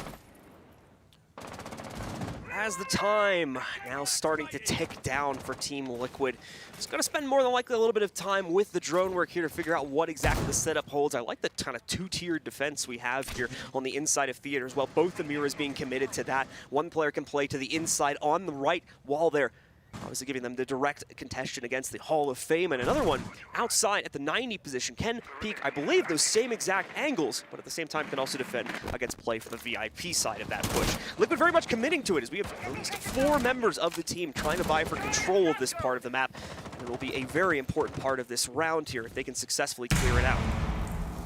You can see the angles that Team 1 have set up inside of Theater. This is very similar to what they were doing with their Hookah defense before, with the Jaeger playing inside of 90, but this time it's going to be supported with some better vision from these black mirrors. Team 1 also very, very aware. Oh, Moringa! Oh, he's able to get the frag out of Lagonis. That was so very smart to try and stack like that. You guys have got to remember Aruni's metal arm. She's actually able to one-shot doors as well as put holes through walls with that thing. So always an option there to try and get a leg up on your opponent. But this time does not work out. Liquid with a nice run, but KDS finds one of his own. Sexy Cake not prepared for the aggressive push. And that's been the core issue for Team Liquid on the inside of this half here. Those unprepared swings that Liquid keep ending up dying to. These are players that are seemingly holding angles for the most part too, so Liquid just not expecting any reaction during that time of the round, and Team 1 continues to excel, or at least in this case trade out as a result of that unweighted aggression here. Nesk now moving himself forward through VIP. He's going to try to go for a pinch, but he's worried about potential positioning further down the hallway over towards Cool Vibes or on the inside of Hookah. Alamal has been dropped. Nesk still holds the inside position. The default will spot out the push from Nesk, so it's not going to be so easy to find Alamal. But what's this? Palu finding 2 players on the staircases. He pushes through luggage, knocks them all out, and now Nesk has only one left alive. Levy! Such a smooth shot against Nesk, though, brings him down, but it is still a 3v1. The plant already going down on the inside of the site. Levy, another beautiful headshot. 25 seconds left here for Team Liquid to make up the difference, but they've also got to make up for Levy and take him out of this fight in some way, shape, or form. It's looking like a pinch coming in from Team Liquid as they'll try to swing in from both the bathroom as well as the service door. Shots in service to try and distract from the bathroom push, but never mind. It's the rotate instead. Thankfully, Palu finds the angle to win it, though, and Team Liquid take control. Oh, that round had me sweating bullets there for just a split second, especially the cancel of the plant as well. Pretty safe there in what they were doing, but ended up figuring out that Levy was moving in through kitchen and tried to go for the aggressive play instead. Levy on the doorstep of a clutch there off the back of Liquid, starting off so very strong inside of that round. Obviously able to get Sexy Cake inside of Guitar, but past that, that top hold just not working out for Team 1. Could not muster enough of a defensive standpoint there, although they did try extremely hard inside of Theater. Really committing themselves to it, and that is the double-edged sword of that type of a setup for Team 1. Yes, if it works, you can have pretty much infinite delay potential, if not outright killing your opponent's possibility to get onto the site. But if it's wrong and you overcommit to it, it could be the very end of your site setup, as we saw right there in the end of that round. Levy again bringing us a very incredible performance to try and bring it back, but ultimately not going to be enough to shut down the round. Levy, though, absolutely excelling right now. You can see his score at the bottom right of your screen. 10-4-1 compared to the next highest teammate being KDS and Alamau at 5-4 and 4-4 each. Meanwhile, it's a little bit more of an even affair on Team Liquid as Palu leads the way, as he has been throughout most of this tournament, to be fair, at 7-4. Sexy Cake, though, currently struggling at 1-5. Well, I said we might get the Mute. I said we might get the Kaid. But why not both? I mean, that works as well. I'm cool with that as well. You know, I think it could definitely work out here. So we'll see what they want to do with this, and what Ness can possibly get done with these Electro Claws. So possibly he's set up for the walls back here. I just want to see what they exactly have for the quad wall. Is it Mute Jammers down on the quad wall here? Yeah, it is. I believe it's I think Nesk is the backup plan for the quad wall. Yeah, I think what Nesk is going to do is he's more than likely just going to play down low and probably, try and electrify these panels, and he's going to hold Sunrise. So Kaid's Electro Claws is like the only piece of deniable utility in this game where you can actually put it through surfaces. We see this really often. On Villa, with especially like the single panel for pantry inside a kitchen. We see this set up pretty often where you'll toss it on the other side of the wall because it's super difficult to get out. Now imagine it in this sense, right? Hey, we got 2 Electro Claws downstairs. Let's just go get these, but also you have to gunfight Nesk. So that's a thing in and of itself. You just have fun with that. So let's see here now if the defense from Team Liquid will prove itself to be any better and any more aggressive maybe than we saw from Team 1. And I will say this, though. Team 1 probably have a pretty good opportunity at winning this engagement, especially with how Levy is shooting right now. This guy is on right now. 10-4-1 and also on Zofia. Also another interesting thing in the fold that we didn't notate yet, John, the Ying coming in for Alamau. Yeah, this should be very interesting to see specifically how this pans out, because there's so much mitigation on the site there between like ADS and whatnot, but as we're going to see here in just a moment, they can deal with that relatively quickly and then open up a pathway to try and throw those in. Not only that too, but potentially overwhelm the Liquid setup, as it is very site-centric right now, looking at where their players have deployed towards. Yes, we have those couple of off-site players, but don't get me wrong, Liquid very much playing to their hookah as well as in-site defenses here, really leaving only Sexy Cake and possibly Nesk downstairs to try and play things out on the extended game. We're going to see an attempt to open things up on the quad wall, but obviously the Mute Jammers will pretty quickly deny that. Team 1 will need to try and get a frag grenade, still 3 of those left, into that position if they want to knock those out, or of course, some other form of utility to mitigate that if they can get below it. Here comes the frag grenade now, I think, trying to knock it out from the window and chucking it from below instead. It's going to deal with a deployable shield. The Mute Jammers already dealt with, in fact, as they're going to be able to open that up immediately after they are taken away. PSK is put into a tough corner as a result of that. He has no room to rotate here. Sexy Cake, though, moving around, looking to try and punish the players the inside of Luggage. Unfortunately, this cell will be far too late to have any impact. Team 1 has already moved into the inside of Aqua and is getting ready to execute. Just as a reminder, guys, those smokes do not go through walls anymore, so PSK is not safe in his position at all. He's going to have to step forward and try and get this utility down here. With 30 seconds remaining, this round is definitely going to be a hell in a cell. This thing is about to bust open at any moment in time. It just all depends on when this first frag comes down, and it's Sexy Cake who made the move to 90. He'll take down Levy. The rest of Team 1 now have to respond. It was mostly over near Aqua as they start to surge forward. The kills start coming through. PSK making a stance with the shotty once again, but Alamau with a triple now with the T95, making a quad. Can he get it all in one magazine? He can't. He has to get through the rotation hole. Very minimal time left for the Sludge to get something done up against Sexy Cake. Oh, he gets the kill! Gets it as well. Team Liquid, but most importantly, Sexy Cake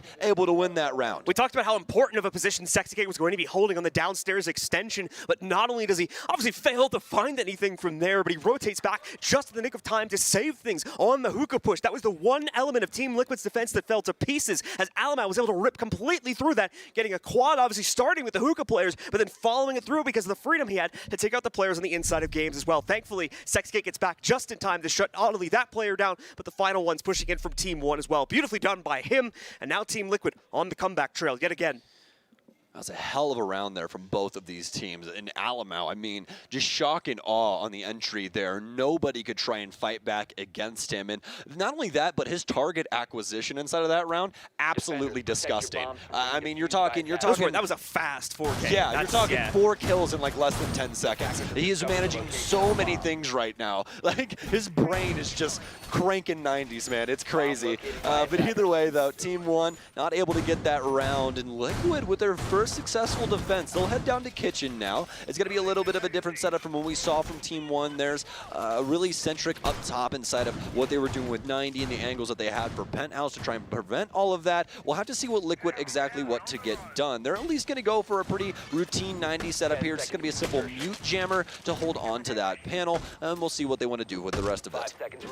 Obviously, the Rooney are making these setups here for the angles on the inside of Theater. A little bit of an easier job, just punching out those holes very quickly, and then it's pretty much a done deal. Setup will not be for the Aruni necessarily, though it is going to be a different player inside of this position. I believe Nesk taking it up right now, be able to maintain this spot on the inside of Theater and prevent that extended access to the top-down clear that Neskin is specifically going to want to use against this attack. You can still see, though, Sexy Cake taking up these aggressive angles, but oh no, you could see that red silhouette right behind it. Thankfully, Sexy Cake realizes it for his own sake, though, and is able to fall back out of there, now knowing that his position has completely been given away, and there's no point to playing on the inside of security. Compromised position means you got to escape. Otherwise, you're more than likely going to run into some problems, especially on a map like this, where a lot of instant access around the area. So, either way, Team 1 simply waiting to see what is their next move. They need to get some information inside of Sunrise, and they damn well should be. Moringa actually playing inside of this area. Sexy Cake getting lit up on the other side of the map, but obviously trying to deal with these little engagements here. Don't know exactly where that damage came in from, but now that we're getting a better picture, Team 1 already have access to this top floor, and ill-advised there from Nesk, and he has no one around him. Simply tries to get inside of Hookah, and Palu is simply waiting. Looks like they're aware of the blue push here as well, as he might be able to slip in here, but oh no, KDS now holding the angle. Frag grenade out. Is this going to end up catching Palu? It will. What a read from KDS. More than likely a drone in the area, or just really good audio cues. Either way, that's a huge piece of Liquid going by the wayside. I think he caught the sprint attempt there from Palu to try to work his way into blue, and that's where he catches the push itself off the audio cues. Moringa, in the meanwhile, constantly being fed info by playing around his alibi clone here. KDS, though, still finding another pickup for Team 1, and Alamau looking for the finalizing one against Sunrise here. However, Moringa realizing that there's too much pressure on him, but despite that, still tries to take the fight. That will probably be the siren call for the end here for Team Liquid, as they get far too aggressive inside of this late round with Team 1 pushing in, losing nearly all of their player count, and bringing it down to just PSK and Nesk. Very unfortunate for Liquid as they try to make a stance for Sunrise, but Team 1 just have too many bodies, as well as a solid read on the situation that ends up begging them quite a few kills. Now presented with a 2 versus 4 as PSK and Nesk, but beauty of this, they have plenty of utility to try and get some frags here. Nesk is actually rotated up white stairs. He's currently up top right now inside of luggage. Has to make sure that he does not get droned out here. Has to be very aware of the situation, but unluckily enough, PSK not playing safe enough inside of sight. He'll get taken down from Alamau, and now it's up to Nesk, who's already given up his position by spraying, and now Alamau holding his rotation to exactly where he was coming from, and Team 1 get their very first round on offense. A dangerous amount of aggression coming out there in the early round from Team Liquid, and you could see Team 1 were hesitant to move in and take any control for themselves as a result of that, but after taking some time and after some great usage of the utility, they slowly whittle it down player by player, as you're seeing now on the replay there, opening up a 5v2, or I believe a 4v2, excuse me, site opportunity to move in there and take control for themselves to set up a 5th round, their first attacking round after dropping the first one there. 1 round back to Team Liquid, but now Liquid must respond. 2-round advantage set up once again for Team 1, and Team 1 only a couple more rounds away from triggering the 3rd map if they're not dealt with. This is looking more and more like a map 3 in between these two by the second, but that doesn't mean that Liquid can't do something about it.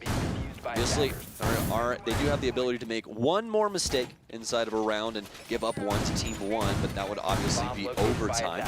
Liquid could get 3 in a row, make it 4 if they want to try and win in regulation. Otherwise, we more than likely will be going to OT. They're going to choose double bar this time around, and they're going to be sticking with very similar suspects to a couple of the different lineups that they've already been running, especially Palu here on the alibi.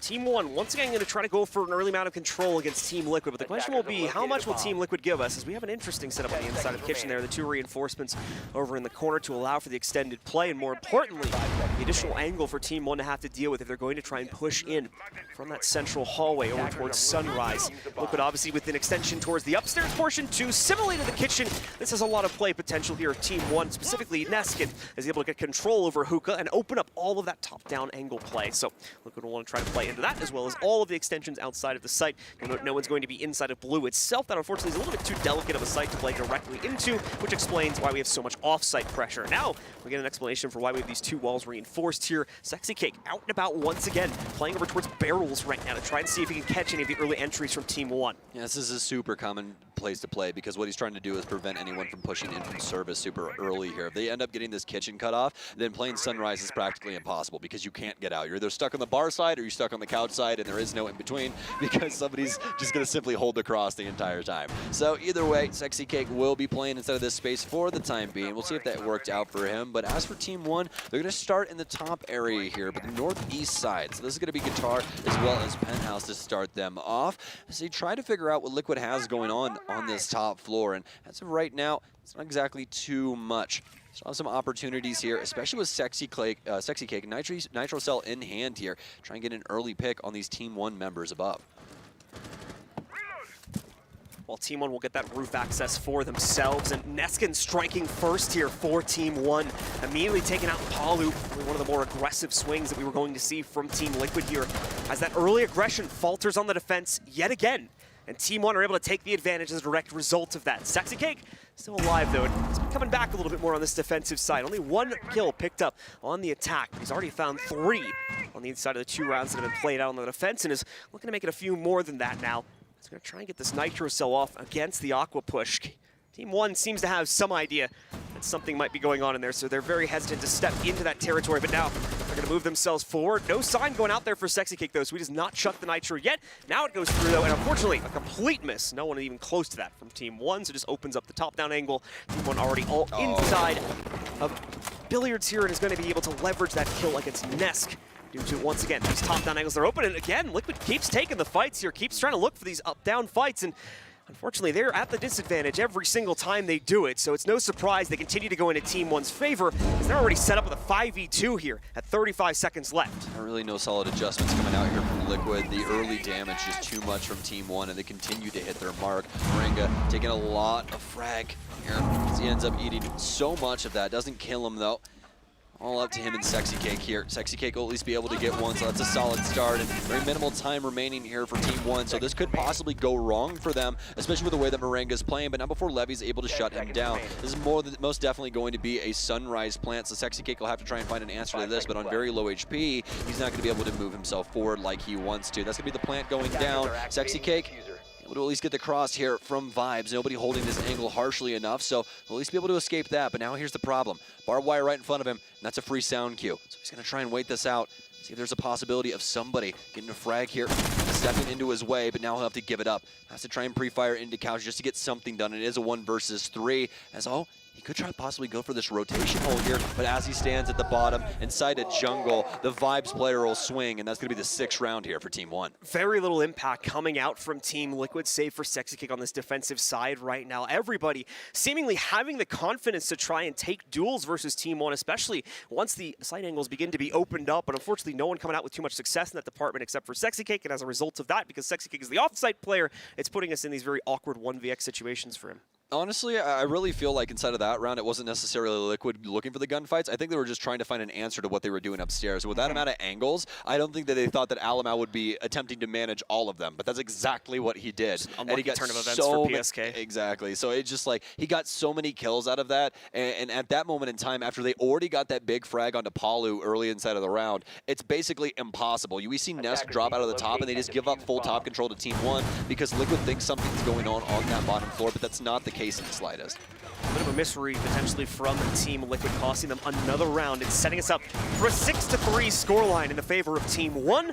Liquid now needs to run 3 rounds consecutively. That will guarantee overtime. Still need 2 past that to be able to find themselves a victory here, as well as the 2-0 victory in the overall series. If not, we will go to a map 3 to settle the difference between these 2 teams and find our first finalist of the day here at the 6th Major Mexico. Back over towards our upstairs sites, though, from Team Liquid, as they're going to work their way into Hookah Billiards once again. We're able to negotiate a win for themselves at the beginning of this half, but have not found anything since then.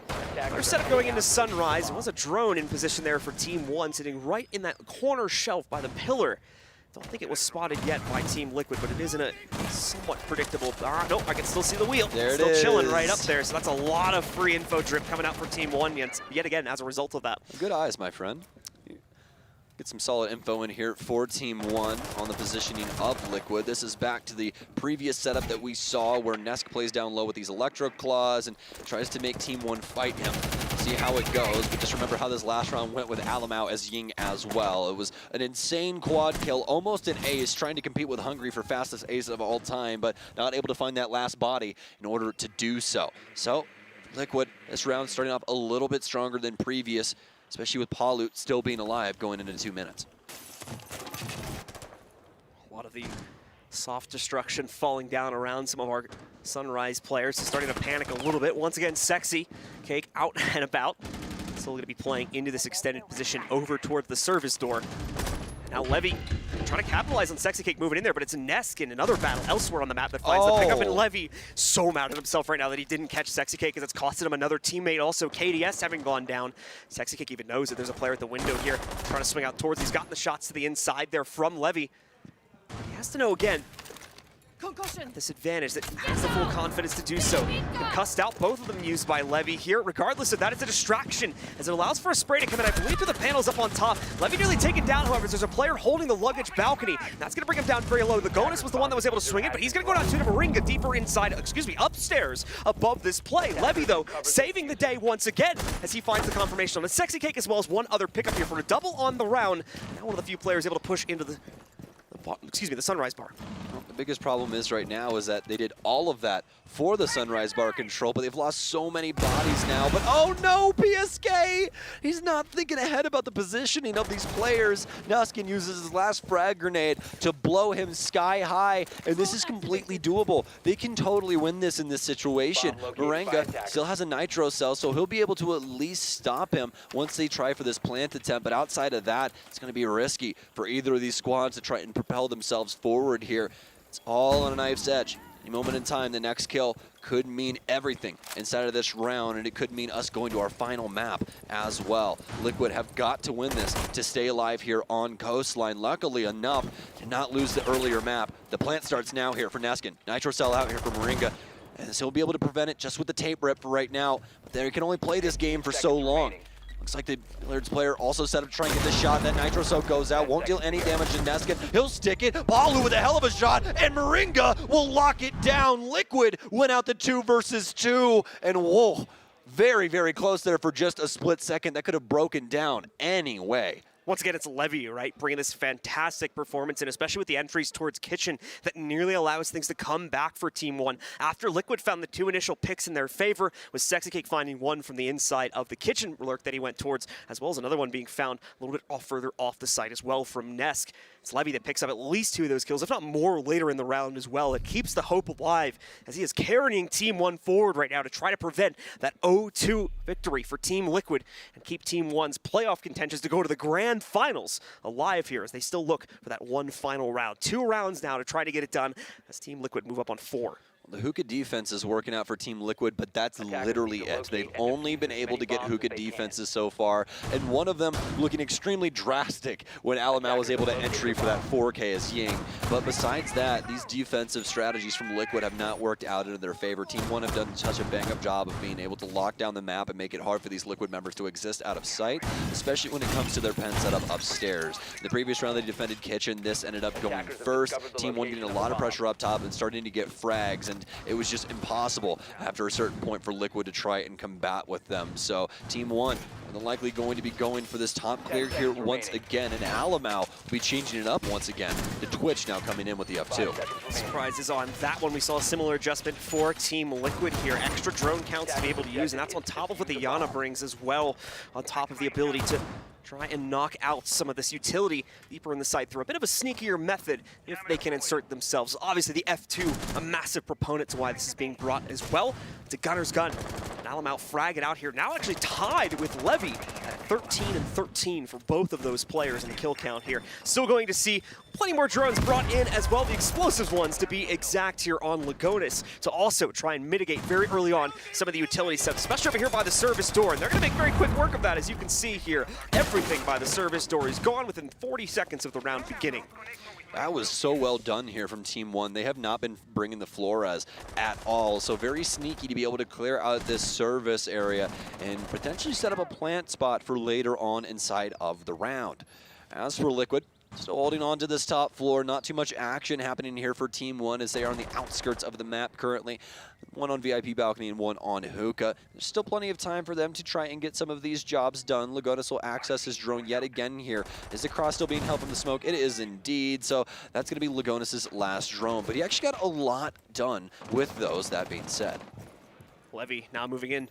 Arguably one of the most dangerous proponents of Team 1 here right now. Nitro goes out, but it's going to be a little off the mark here. However, player running by. Paulo able to catch it. And Paulo as well with perfect timing on the Nitro. Never mind, it's Nesk tearing people up, apparently. As he gets the double from the upstairs position, suddenly the execute from Team 1 looking a lot weaker. But Lagonis, a good insertion, counts on the rotate. The softball is what's killing him right now, though, as he can't fend himself off. And man, that weapon just got to be haunting Team 1 at this point. Levy, the only hope left, and it's not going to be for very long, as Sexy Cake shuts it out. And we go within one round's reach of overtime here for Team Liquid.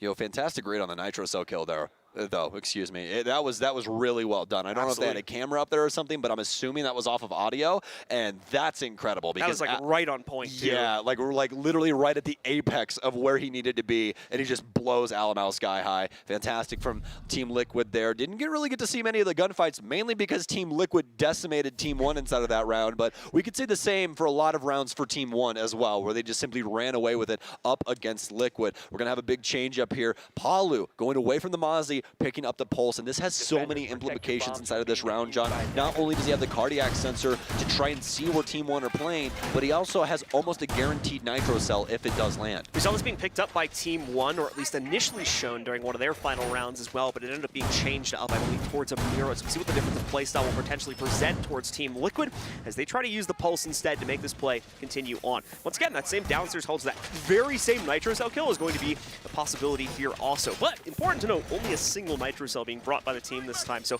very liquid. Yeah, because Paulo got barbed wire. I don't think he was supposed to do that. That's very unfortunate. It's a slight mistake there. Yeah, so hopefully Sexy Cake can assist him in that regard, but the good news is that the cardiac sensor is insanely potent in and of itself. So generally, it's obviously a lot easier when it's not just you throwing the Nitro Cell, because you've got that like 3 to 4 second delay, and normally that means it's gonna miss. However, with a teammate standing right next to you and throwing it, as long as you're not immediately being pressured from that angle, that one is the one that usually goes off swimmingly. So let's see if they can leverage that between Paula and Sexy Cake. Palu. So sometimes I wish I could just pull you back in time inside of Siege and like have you experience certain things like Pulse Fast Swap, for instance, which was the most absurd thing ever when the game got released, because you could almost instantaneously switch from your cardiac sensor to a broken M1014 or your Nitro Cell. So, and the M1014 at the time was almost as good as the Super 90 when it got released, so you could just cross-map people with the Shoddy, and it was semi-auto, so that's why all of the semi-autos got nerfed and you barely see them anymore, because the M590 exists. So why would you want to use any of those anyways? So either way, though, we are getting into this. Sexy Cake is going to be back in the position that we saw him in previously. That is going to be a hologram coming in here, so he's not too worried about it. But Neskin, what a play from them. So many members around this space here for Team 1. They get Neskin in instantaneously up top, and while Sexy Cake is simply trying to deal with the Gemini, Sledge ends up getting the frag through a hole that he just created. Very well done. Great signs for Team 1. Now what's the important point here is we need to see how Team Liquid tries to react to this. Do they curl back? Do they play only into the site and try to rely on their capability to trade and their advantage in the site in order to leverage a win and take this to OT? Or do they try to get a little bit more aggressive here? Do they look for possibilities to trade out this lost player? It's Sexy Cake going down too. I talked about how he truly came alive on the inside of this half here. About 1.2 kills per round, if my math is done correctly, as he found 6 in the 5 runs that are played out. Obviously 0 in this one. Away from that, Nesk and the rest of Team Liquid patiently seem to be awaiting for the next move from Team 1. Yet to be given anything. PSK probably going to get first contact here, but as well a matrix beginning to be set up specifically around Sunrise as Levy takes the front lobby control. Moringa will need to be very cautious about any potential swings he tries to go for. This nade going in, going to fall a little bit short. Probably could have left another tick or two on the timer if he wanted it to go the distance he was looking for. However, there should still be one more in the arsenal. Palu now aware, however, of this potential push and the potential utility being thrown in. So you can expect a much more immediate reaction if the follow-up nade ends up going through. Well, we know how harsh Team 1's executes are, so any moment in time, Liquid could have a lot of trouble on their hands. Moringa, the forward man here for Towels.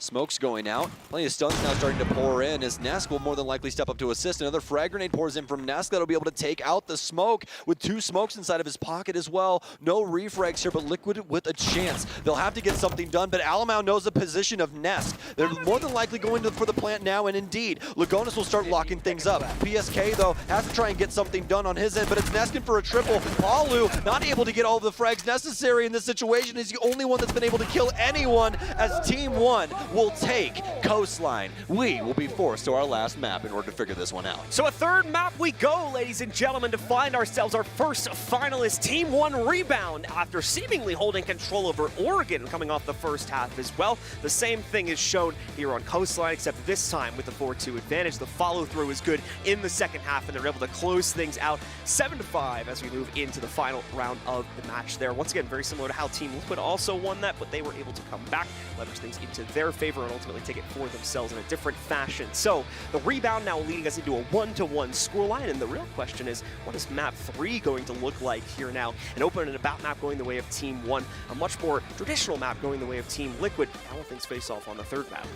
It's hard to say, especially with Alamau and Levy playing so unbelievably well inside of that map, both having 14 kills. So pretty impressive stuff at the end of the day, especially up against Team Liquid. But honestly, I personally favored Team 1 on this map. I thought we were going to 3 maps. You, not so much. You thought it was going to get close down to 2. Unfortunately, it was close. It was very, very close. Really fell off on their attack, in my opinion. It was a big thing, did. especially for Sexy Cake. Like I said, only 1 kill inside of that first half there. He's been a big proponent of what's been allowing the team to move through, so hopefully that is not going to be an issue on the third map. We'll be getting to that in a little bit. For the time being, we're going to go back over to Monty with the rest of the desk to discuss that second map.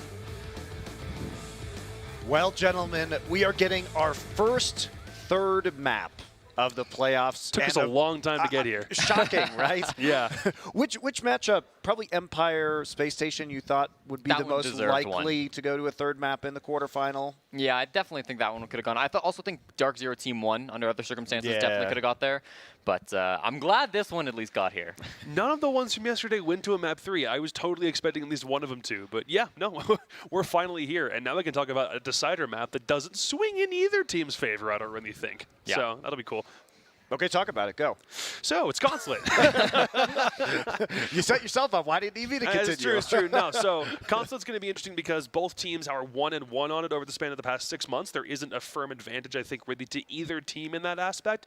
The only thing you can really look at from a map point of view at this point is really just the fact that Liquid have more wins over Team 1 over that exact same 6-month stretch from a map point of view. So that's like the only legitimate stat that you can look at. And sometimes Consulate, what would you say, Jesse, these days a little 50-50 in terms of its attack or defender biased, or? I believe so. Consulate does lean a little more towards the attack than most, but it is still slightly above 50-50 for defenders. For Liquid, I think the important thing is they did play a ton of group games on Consulate. I believe half of their group stage games were played on Consulate. Beat Empire twice on Consulate. Exactly. Yes. Yeah. And then, so they played a lot of games there for Team 1. You know, they struggled a bit throughout Stage 2. They played it 3 times in the groups as well. So a lot of play from both these teams. VODs will be readily available.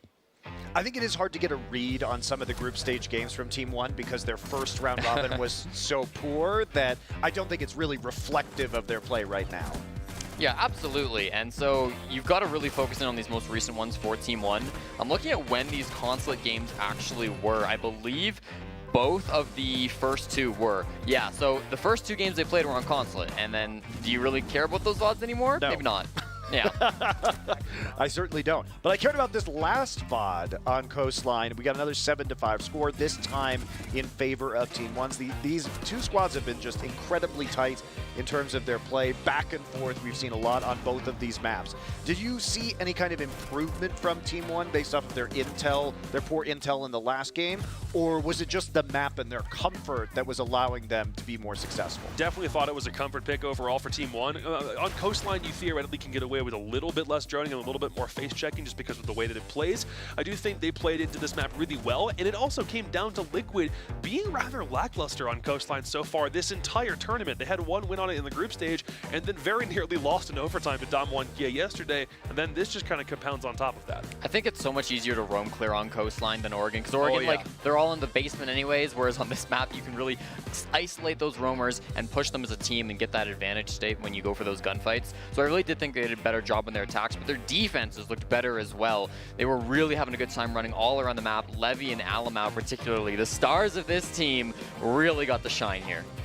Yeah, and when we were coming into this event, a lot of the narrative that was pushed to me, including by you guys, you too, was that Liquid has this devastating 1-2 punch of Palu and Nesk. I haven't heard much about Nesk. No, Nesk has really fallen off, and I honestly think the Zofia nerf has hurt Nesk considerably. He picked Zofia somewhere in the 60 to 70% range throughout stage 2. He has not touched the operator this entire event. They haven't been playing Zofia, and so, you know, I think he's struggling certainly on that entry role, which used to be his forte. He used to be really good at hunting down those roamers. Now with him having to flex over to operators like, you know, Yana, Ashe, even some Twitch recently, he's just not finding the same success. He's not really that bad on defense still, I'd say. I agree. But most of where you're looking for that exact thing we talked about, the 1-2 Nesk-Palu combo on attack, is very non-existent at this point, especially considering a lot of players who have moved away from the Zofia as of late. Yana's kind of right there as like the next best option for them, and that's something that Palu's been running. So what's next? What is Nesk supposed to do?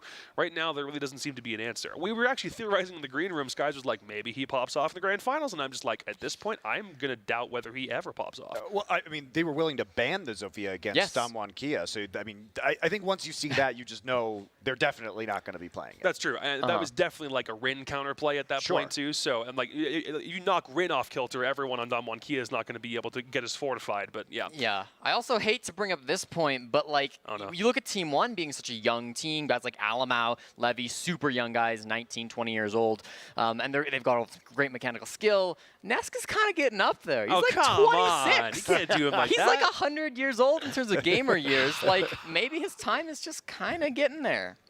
He's going to move to a support role. Maybe. They got to put him on Thermite. The fact that he's not already on Thermite. Put him on Thermite. True, yeah.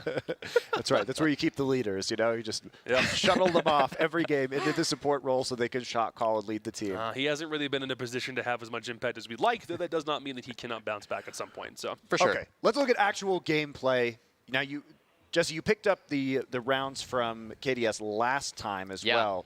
And now you picked another couple of rounds from KDS. What is the difference between the play we saw last time from him and what we're going to see right now? So this is just really great examples of vertical roaming. You know, he's not on the same floor as the bomb site, neither of these two clips, but he's able to jump in and get a whole lot of impact anyways. So it's hookah bomb, it's hookah billiards. This is Alamau on your screen going for the run out. He gets one, dies, but look for the trade. KDS is still there to work with his teammates and get these kills. This is so important because without this bottom floor control, Liquid can't take the site up above. And then you see the C4 right in front of PSK. He almost walks into that. So KDS very nearly gets some frags. In this round, he's already gotten a kill with his C4 up in Aqua. And then he does this. Like, what? Pushes the doorway, is able to get the frag anyways, and he actually cleans up this entire round at the end here of round 5 with a team kill, but finishes it off anyways. I think KDS's roams this best of 3 have been extraordinary. And a lot of it's the outside play. And then, like a lot of those rounds and some of the stuff he was trying to do on map number 1 did focus a lot on catching Team Liquid when they were napping, whether it's on a rappel or before they get into a building. Liquid is going to swing you when they're in the building, but Team 1 is taking a couple of these liberties and making sure that you get a couple of impact frags before Team Liquid has even gotten inside the structure. All right. Does any of this change your mind? Because it seems like we've had kind of the expected result here. I think most people would have said this goes to 3 maps. It's been incredibly close, but Team Liquid still impressive enough to win on Consulate? I think so. I think, like, again, there is going to be a day where Team 1 are the best in Brazil. That is, like, guaranteed in my mind, but I just don't know if that's today. It still feels like Game 3 is going to lean towards Liquid. The wise words of Lycan, where he once said, win your own map and then win the decider. I don't think either one of these teams have that much to worry about if for some reason they lose on their opponent's map pick, and I still do believe Team Liquid is overall the better squad here today. Okay, we're going to wrap up this semifinal. Winner will go into our grand final. Loser goes home, guys. Team Liquid sounds like the favorite here on Consulate. Quick break. When we come back, right back into map 3.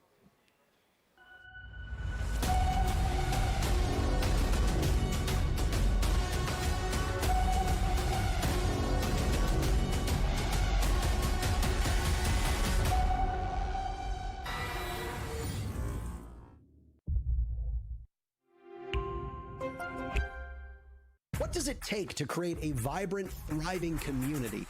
Join us on this third episode of I Call Next as we discover how to create inspiring content and hype up an entire gaming scene. PayPal. Press play.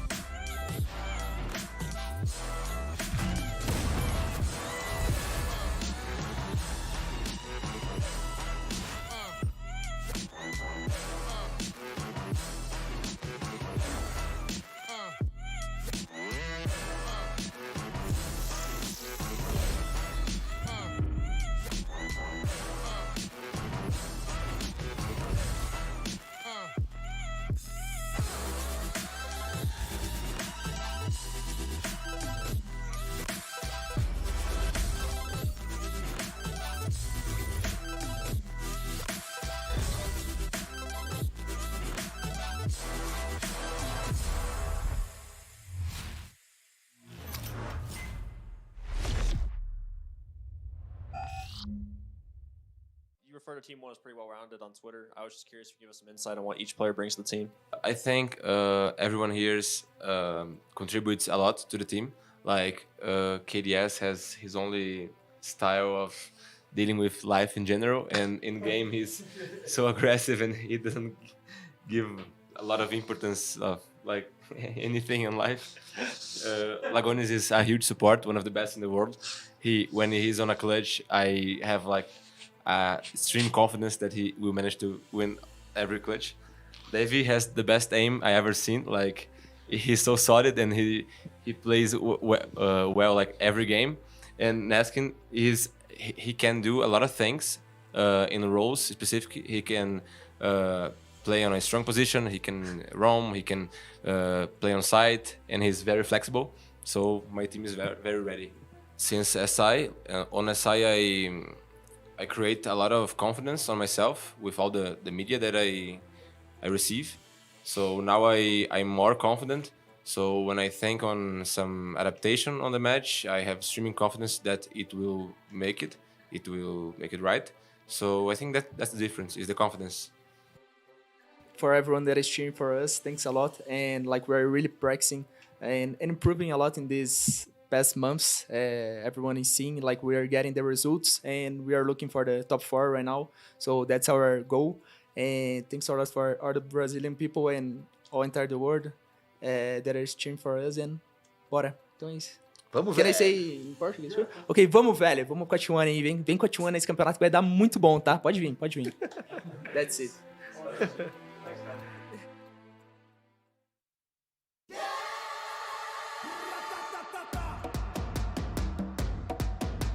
We need to do some counter strats, of course, to play against some specific teams.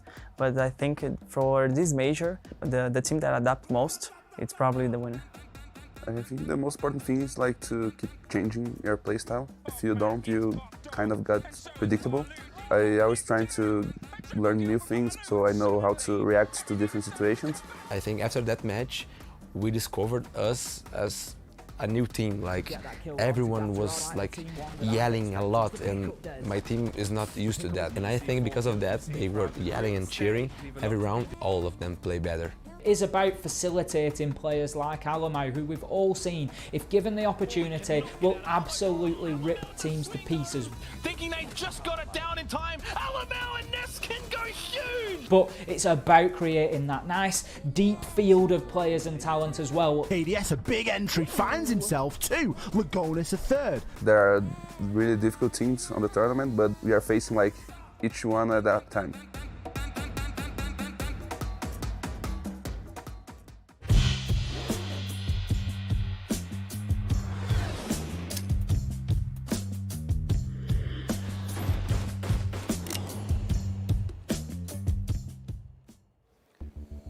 And we're back once again, ladies and gentlemen, here at the semifinals. You can hear him getting hyped behind me already there. Team Liquid just did their cheer. I believe we're about to have the one from Team 1 in just a second. As we're getting prepared, there it is, as we're getting prepared to jump into our third and final map of the series here. Two Latin American teams going at each other. Only one spot in the final to be claimed by the two of them, though. So let's find out who is going to get it as we get prepared to jump on a Consulate for our final map.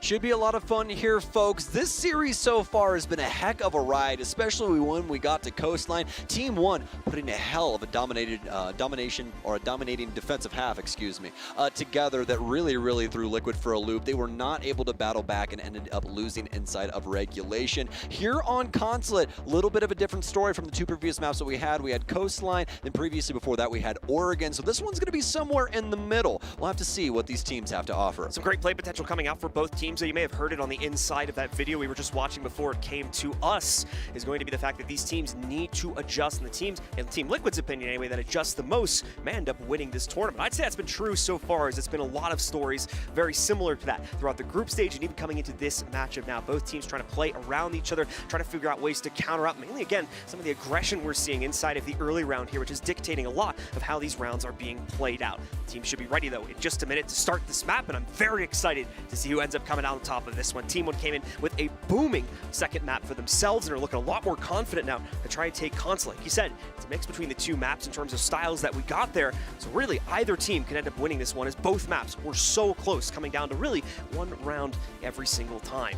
It's going to be all about the audibles in between these two, and obviously the ban phase is going to be playing a big part as to what tools both of these teams are going to have some effectiveness inside of these rounds. We'll be seeing the very aggressive LATAM Consulate. Is there going to be a lot of spawn peaks? Are they going to be playing to the outside of the building? Is it going to be more turtle? There's so many different options that they can possibly have here for both of these squads. And as I say that, folks, we get into it now. It's Team Liquid, the #1 front runner here at the Mexico Major, up against the LATAM powerhouse and the young gunners of Team 1. It's Consulate, and it starts now. Let's get into it, folks. The band's going to get started in just a second here, and we will see who's going to get knocked out. We've had, obviously, fairly straightforward bands so far, with a couple more creative picks to counter out the other team specifically, such as on Coastline, they have a Lion ban. But we'll see. Probably going to end up more generally banning things out in the meta trends for this one would be my guess, and okay, kind of right. As we're going to end up with a Nomad ban there. No, you're so right. That's such a meta pick for Consulate. It really is. I mean, we've even seen some pretty interesting things on countering out Nomad here, like throwing down magnets out onto Suicide Balcony and stuff like that to capture air jabs and everything along those lines. Either way, though, Thatcher also going to be banned out here, folks. We're going to get into the defensive bans now. You guys already know why Thatcher's being removed. Those EMPs very pesky, and Liquid actually going to ban out Echo here. Echo, an interesting one, but we've started to see way more play from that operator on this map. I think more than anything on the inside of the basement site, because of how you can sneak those yokais all around the garage. And another one as well that plays very heavily into garage more than anything there. Both of those ability to deny operators on the defense going to be getting knocked out, as well as the Alda for the defense going away too. I didn't realize that we were still in 2019. That's the craziest thing here for me. We've had like one other Maestro ban this tournament, but not an Echo Maestro ban. Yeah, When's the last time we had an Echo Maestro? Thank you. Okay, it has been a while, my friend. It's been a while. So that should be pretty interesting though, because this is going to be a lot of that utility on defense that they utilize to hold down Garage gone. And I find it so very interesting that Liquid doubled down on this, because they saw the Echo ban.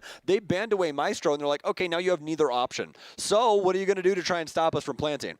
Well, for Team One, it's looking like they might have to adjust some things inside of their lineup overall. They're not going to have to deal with it truthfully just yet, at least for their basement setup. I don't really know if Maestro was working his way into their lobby setup, but either way, we are going to have a 6 pick here for KDS as he will pick up... oh my goodness gracious, I wanted to call him a Nomad there for a second. Warden. My brain is on the fritz for a split second. I need some water.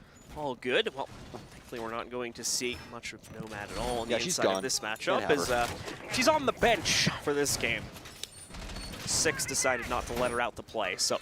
Yeah, imagine like with like the actual lore of the game, right? Because this is all a training simulation. That everyone shows up to play and they're like, "Oh man, we're so excited to be here." And they're like, "Yeah, but you guys can't be here, so you guys have your sabbatical today. Go get out. Go to the restaurant. You're not allowed to be here. Can't sit with the cool kids." They still get their stipend though, I think, so that's the good news. Yeah, you know, honestly, it's probably more fun to get banned out because you just get to watch everybody else have like a terrible time if one team's getting slammed. They're just happy to be here. Exactly. But into round one now, folks. It's going to be a lobby defense like we were talking about before for Team One. Another thing to point out on this map because of the defensive bans is that Valkyrie is out to play, and this is arguably Valkyrie's best map in the entirety of the game. She honestly has a strong map no matter what, simply because of how Black Eye cams work, but Consulate has so many trees and all of these other things you can stick these cameras on outside, and you can get so much information off of these. Alamo, of course, with plenty of peak opportunities from these front suicide windows here, as well as the other ones over towards Connector.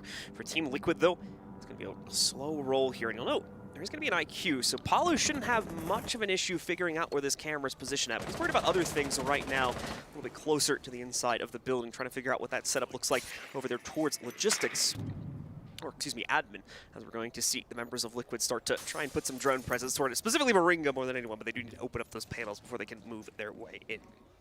You can see Team One trying to play forward towards the east side of the map right now, at least with one body on the admin stairs. They're going to be holding things down up top as we would suspect, just like previously. But obviously some other things that could possibly spoil this as well. So we're going to have one of the Argus cams going down here from PSK as he's trying to get some extra information, but Liquid have not done really anything at all with their first minute and a half. They've simply set up this side of the building to make sure that no one can enter inside of the main office down low here next to Tellers. Still very much a heavy emphasis on the drone clear right now for Team Liquid. And we're over halfway through the round here. It's very slow rolling for this team right now. But thankfully, already inching a little bit closer towards the site as Sexy moves in on the top level here. He begins just raining in. No specific target to try and knock out just yet, but more than anything committing to pre-fire. Like I said again, not a whole lot of progress made by Team Liquid, despite the fact that 2 minutes have already been gone and taken away from the round. Liquid trying to assault this site from the complete other end, but they only really have second floor control to vie for at this point. PSK is going to get some good intel onto a lurking player on the other side of Spiral, mainly Levy right here. Not actionable just as of yet. The team is not ready to execute. They're still spending all this time to figure out exactly what the Team 1 roster has deployed up on the second floors. That still needs to be dealt with as well. KDS on the inside of the connector, as well as one additional one on the inside of the upstairs bathroom is going to try to delay and shut down this attack before it can even begin.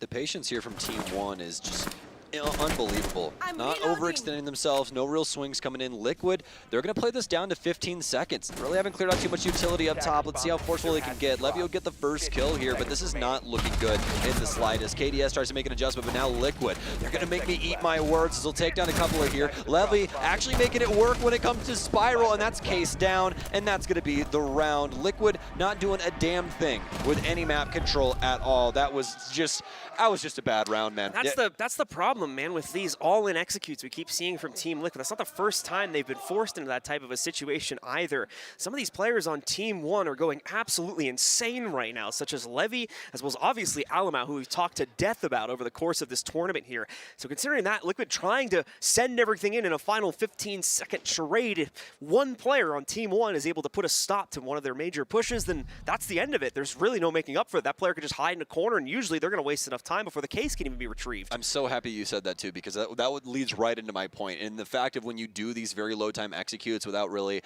going for pick or anything early on and stuff like that, it takes one person being in a place that you miscalculated and the round is over. That person was Levy, and he was in a spot that no one checked, which was Spiral, and he was able to get so many kills because of that situation and thwarted Liquid's plans. I mean, honestly, this is scary to me, this map for Liquid, because I believe that Team 1 can indeed take this away from them, especially if they start to run things up here on the defensive side. Lobby's going to go the way of them after Liquid just have a very slow burn of an offense. They're only able to really translate into 2 kills. The case goes down inside of the Teller's hallway, and that's all she wrote for that one. Team 1, though, are going to continue to obviously push on from that side after they won it, and they're going to head to Split. Not to Garage, not to CEO. They're going to Split for their second site. Certainly not the greatest foot being put forward here by Liquid on the first round, but it is indeed only that first round. So we're going to see how exactly Team 1 will continue to try and leverage control over the Team Liquid roster. There is a drone set up against Alamao's position right now, but I don't think he stepped far enough forward to be spotted by it here.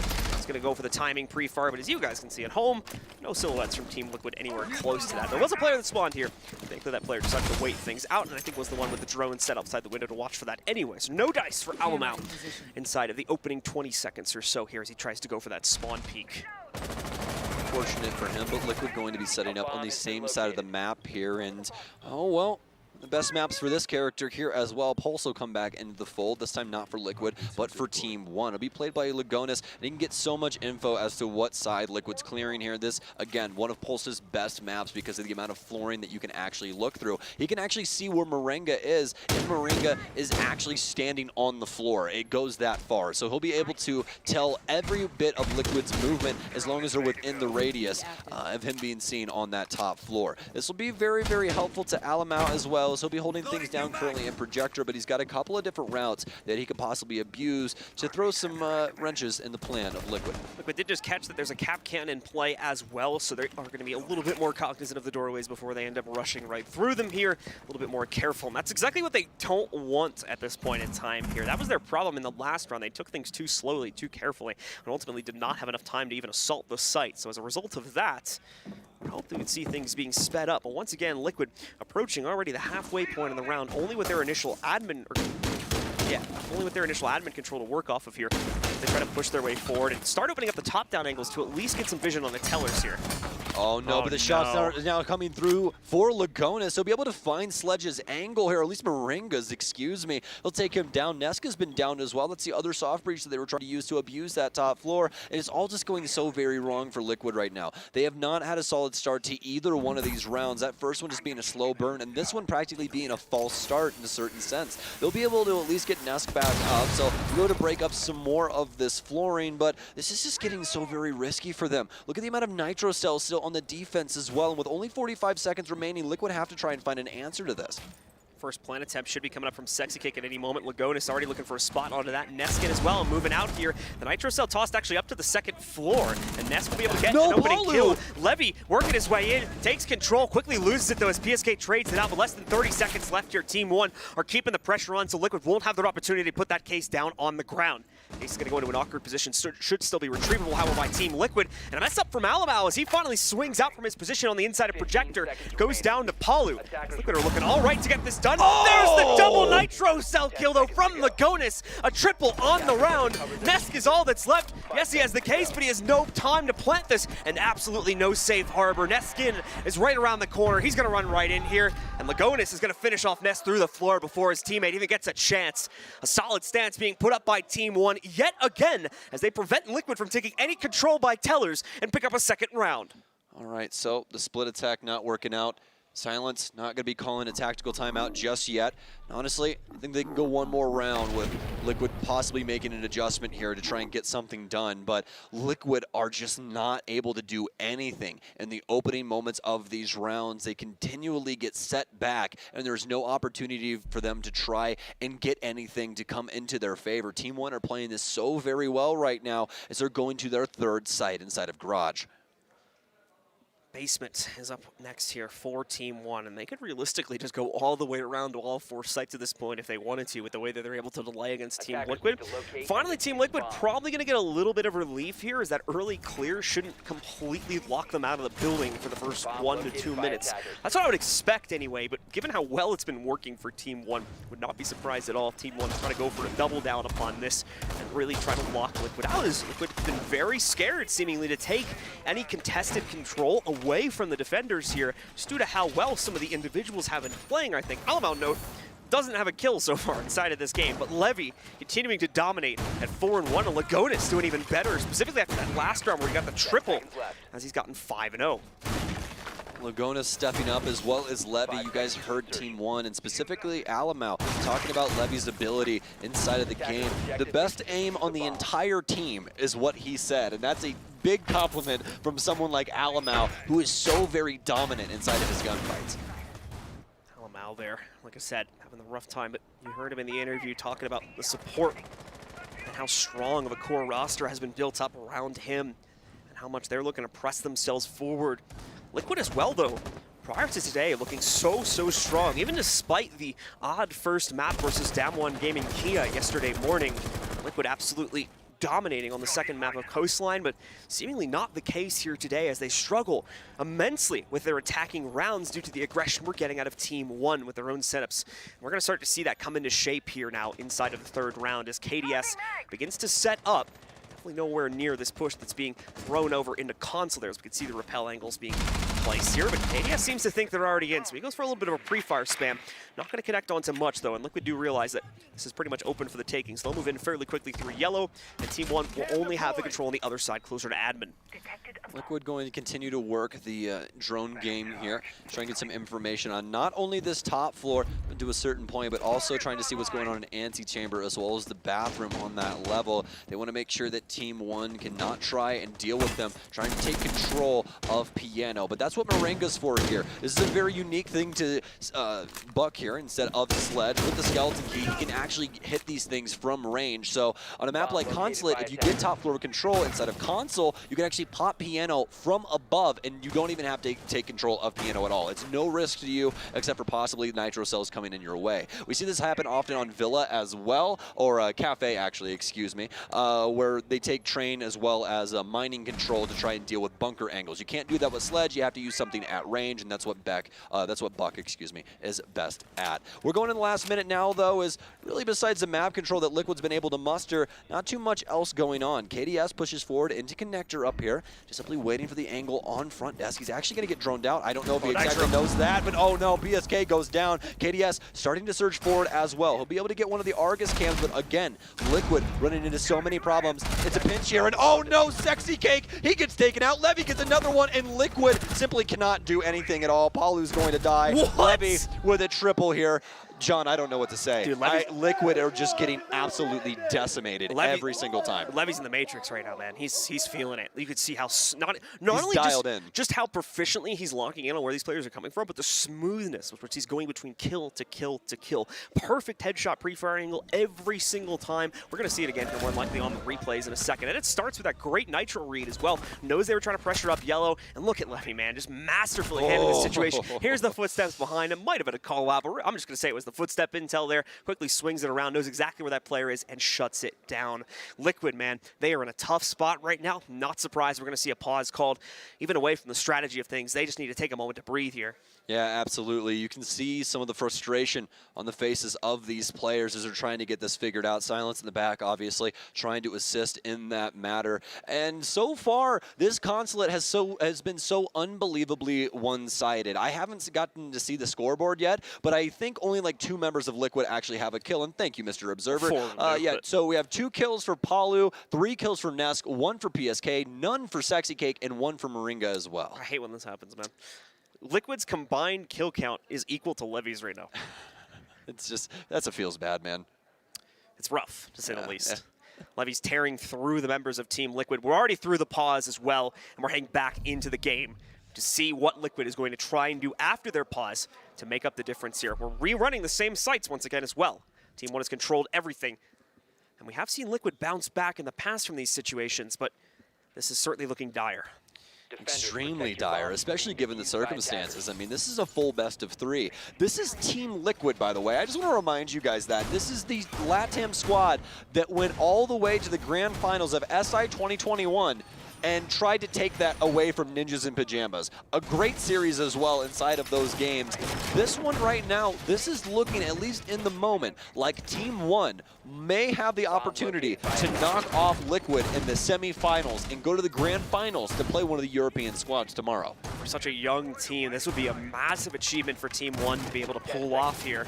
If they can Not only that, but they came away from a tiebreaker with Cyclops. Yeah, the first tiebreaker in They had to win Siege history. 7-2. They had to win this match 7-2. Yeah. Look at their group record, 3-3, split it right down the middle, barely squeaked through. Like we said, had to go to the first tiebreaker match we've ever had in Siege history in order to determine that against CHE.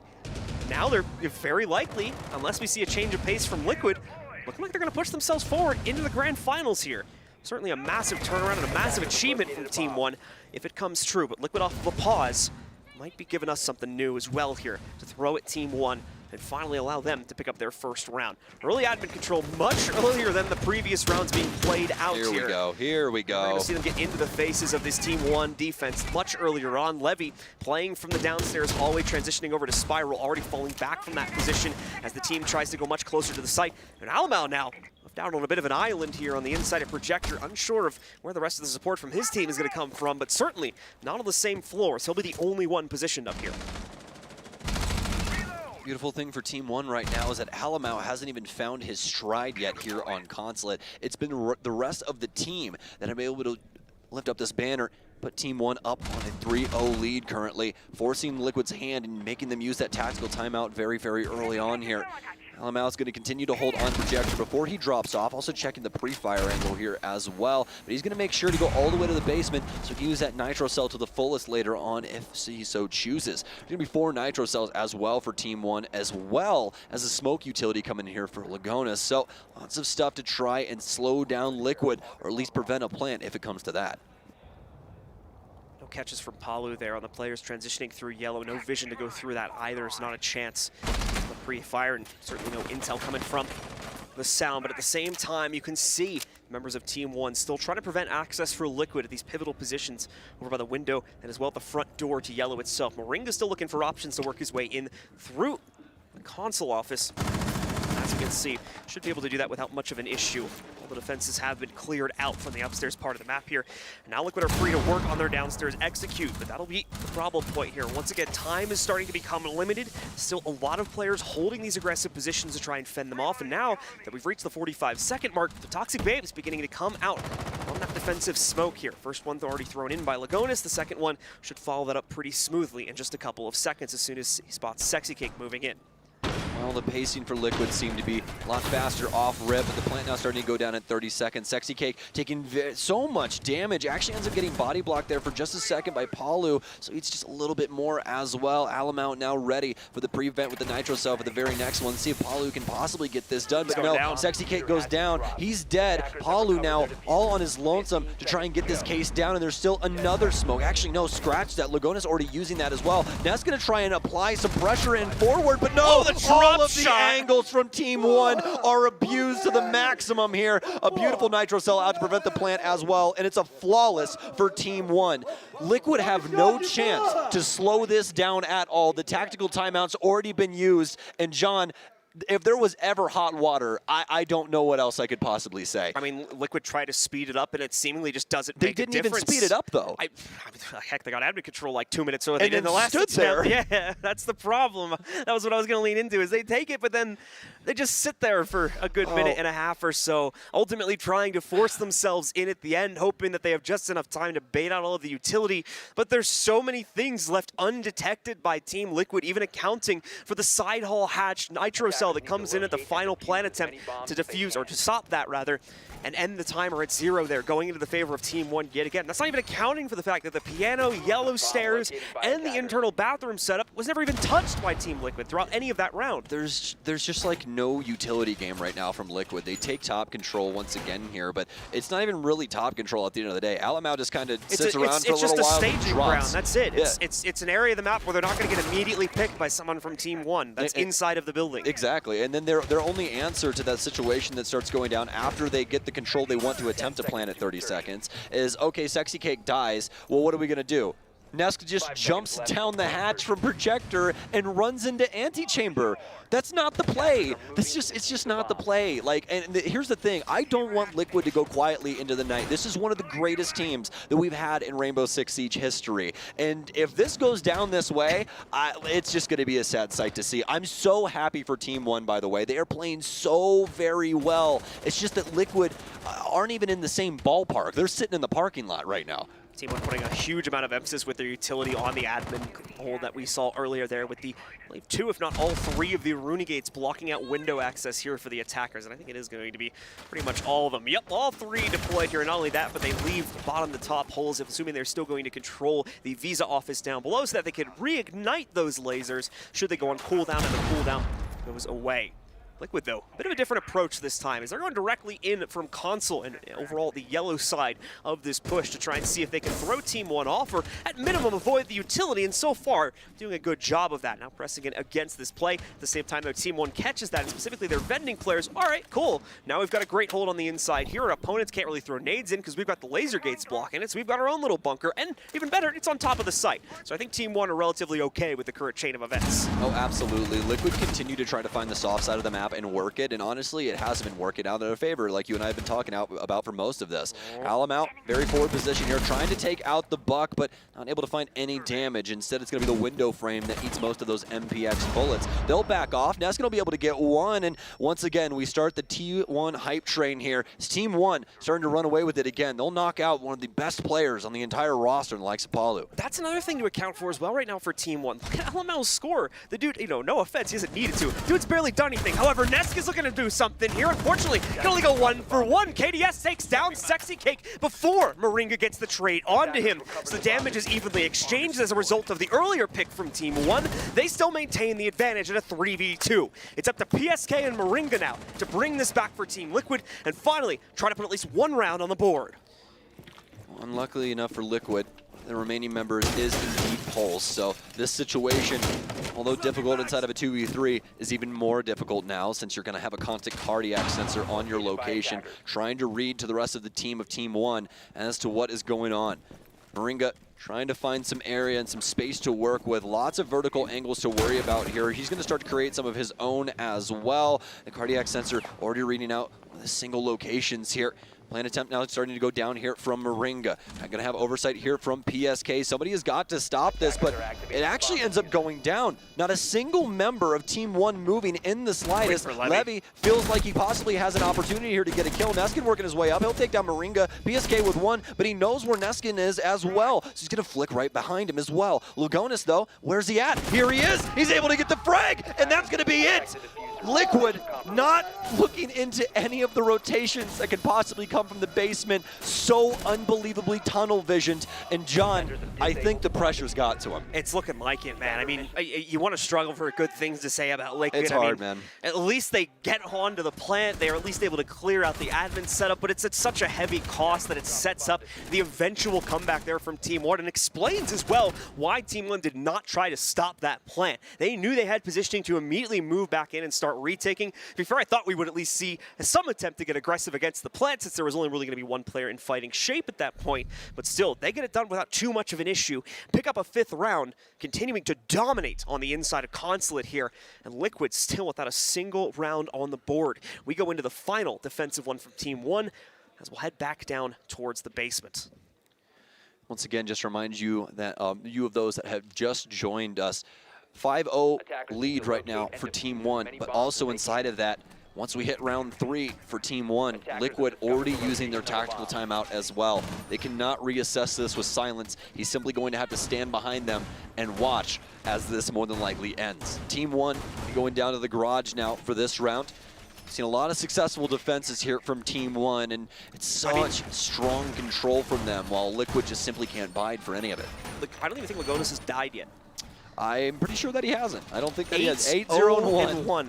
The dude has gotten 8 kills. And I mean, even aside from him, Neskin's only died 1 time. Levy's at 7-2.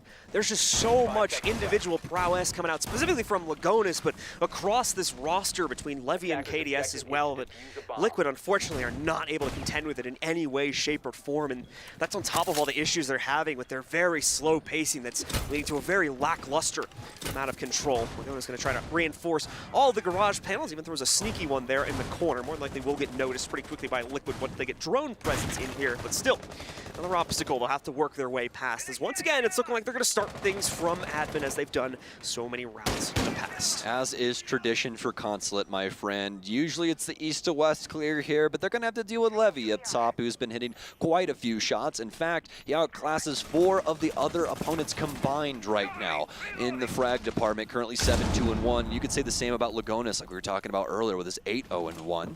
Either way, though, they're doing such a fantastic job thus far of being able to shut down Liquid, especially inside of these mid rounds. Either that or the pacing control as well. When Liquid tries to be very patient and wait for these Team 1 members to push forward, they simply wait to see what Liquid's next move is, allow them to waste all that time, and then once that low time execute comes in, punish them for their mistakes. Once again, this is looking like one of those rounds. KDS playing patiently on yellow. A couple of people in so here with him on this mid floor as he'll start to assist his bathroom player here for just a split second, but instead he's just rotating back downstairs, and there's already been plenty of time here that has been sucked up from the defense as Liquid reaches the halfway mark here in round 6. Yeah, fairly straightforward clear from Liquid, but that's mainly because Team 1 has not been too keen on taking any fights on the inside of here. Neskin might be the first point of contact as he's locked himself into this bathroom. Keep in mind, obviously with a rotation position to fall back upon. Moringa also opening up a lot of angles here too. And oh no, Neskin baited into the fight. As a result of that drone going into the corner, Palu finally going to be able to get a first kill on the board here for Liquid. I think that's the first time Liquid have ever gone ahead with the first kill so far in this match, but at the very minimum, a very long time since we have seen that. Dealing with the Electric Claw, though, both of them from the fact it looks like they're going to be able to open up the central panel inside of the garage here. Things are looking a little better for Liquid on the inside of this round, but a lot more work to be done. And again, we're approaching a dangerous time point at less than 50 seconds left. Yes, indeed. Levy going to end up losing his Nitro cell. PSK also getting another frag here, so finally Liquid's play starting to work out. Can they muster any more? Oh no, Lagonis and Levy starting to pop off. Alamau with a kill as well. And how does it go wrong when Liquid have so much control? They're simply trying to fight the site players, and they're losing time and time again. Moringa trying to make the play. He tries to approach white. He's taking so many shots. PSK will take down Alamau, but where's this white player? Oh no! Moringa gets caught off guard by Lagonis, and the shot's coming in from PSK. It's a beautiful triple from him, but Levy, very low HP. The case has to be adopted. Can he get his teammate up? No, he chooses to rush forward first. They have a camera that sees this. They have a camera. And oh no, the camera as well. They know. So little time. He knows where this plant's going down. PSK, Liquid, they're down 6-0. A perfect defensive half for Team 1. Lagonis the Eternal, it seems, as well. Never going down the entire half except for the very bitter end of it right there. It even takes another player with them at the end of the round. It's a flawless half for Team 1, and we're already on match point. If you guys could see the faces of the Liquid players right now, it's basically just shock. It is, everyone just kind of stone-faced, don't really know what else to do. That was more than likely Liquid's best attempt to get in an offensive round, and still, Team 1, inside of their team play and fighting ability, are able to win it out. That was an incredible round there from Team 1 to stunt Liquid's attempt to get a plant down there. Masterfully done, and honestly, they are deserving of what is going on right now. So, this is it, ladies and gentlemen. Team Liquid now need to run 6 consecutive rounds in order just to trigger overtime. If Team 1 wins any of these attacker-sided rounds, that's it. The series is over, and we have our first finalist declared. It'll be Team 1 moving on into the grand final to face off against the winner of BDS and Empire later on today. Yo, I gotta know the one person that did this for Pick'ems. I have to know. There's somebody out there that did this. It was like, yeah, Team 1 are gonna take it 2-1. They're gonna knock out Liquid. They're gonna go to the grand finals. This is just so absurd. Incredible stuff here from Team 1 today, especially the run back from down a map. Oregon decently close, ends in regulation in favor of Liquid. We go to Coastline, where Team 1 are just so dominant on their defensive side. Team 1 really, or Liquid really can't get anything done on the offense, and they switch gears. Liquid start to run it back up, but Team 1 close it out too quick, and they cannot get it to overtime, and now Team 1 have simply got Liquid's number. They have no opportunity inside of these rounds except for the last one to try and get around on the board, and now we sit at 6-0 as Team 1 are one singular round away from a major grand final.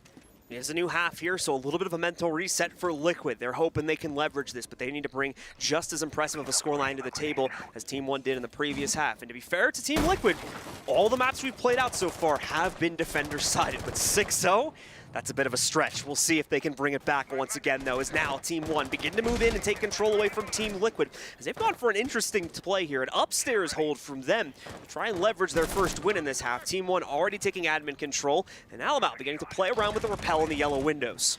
I'll be really honest with you, John. This is absolutely terrifying for Liquid right now. And the reasoning why is because of the utility that Team 1 have brought. It's just so very solid for this site, especially with the Ace and Habana coming in here. They'll be able to abuse Projector pretty easily here. This is going to be difficult for them to try and play out this space. So we'll see what Team 1 want to try and break this up like. But you can see Liquid do not want to try and give Team 1 too much room to work with early on here. And that's probably the proper move to make. But although Team 1 able to win out so many of these engagements, so always a scary thing when it comes down to it.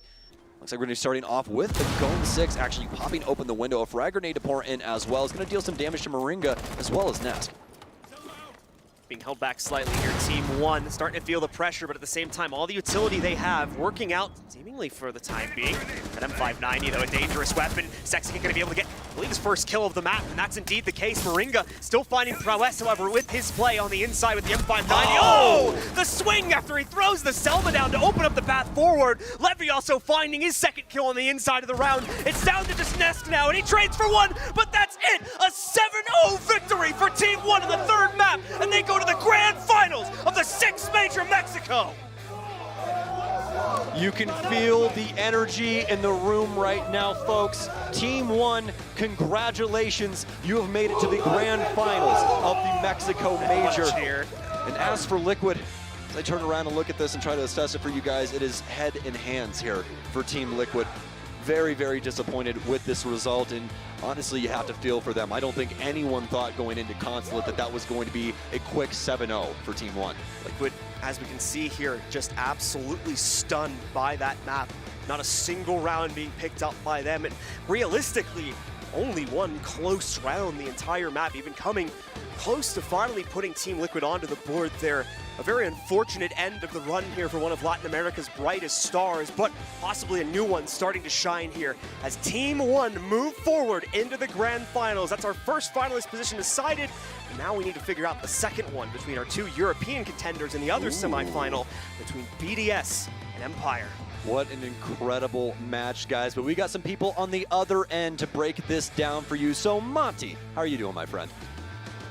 I mean, I'm doing amazing. This Team 1 story is truly extraordinary as we move towards the finals here at the Mexico Major.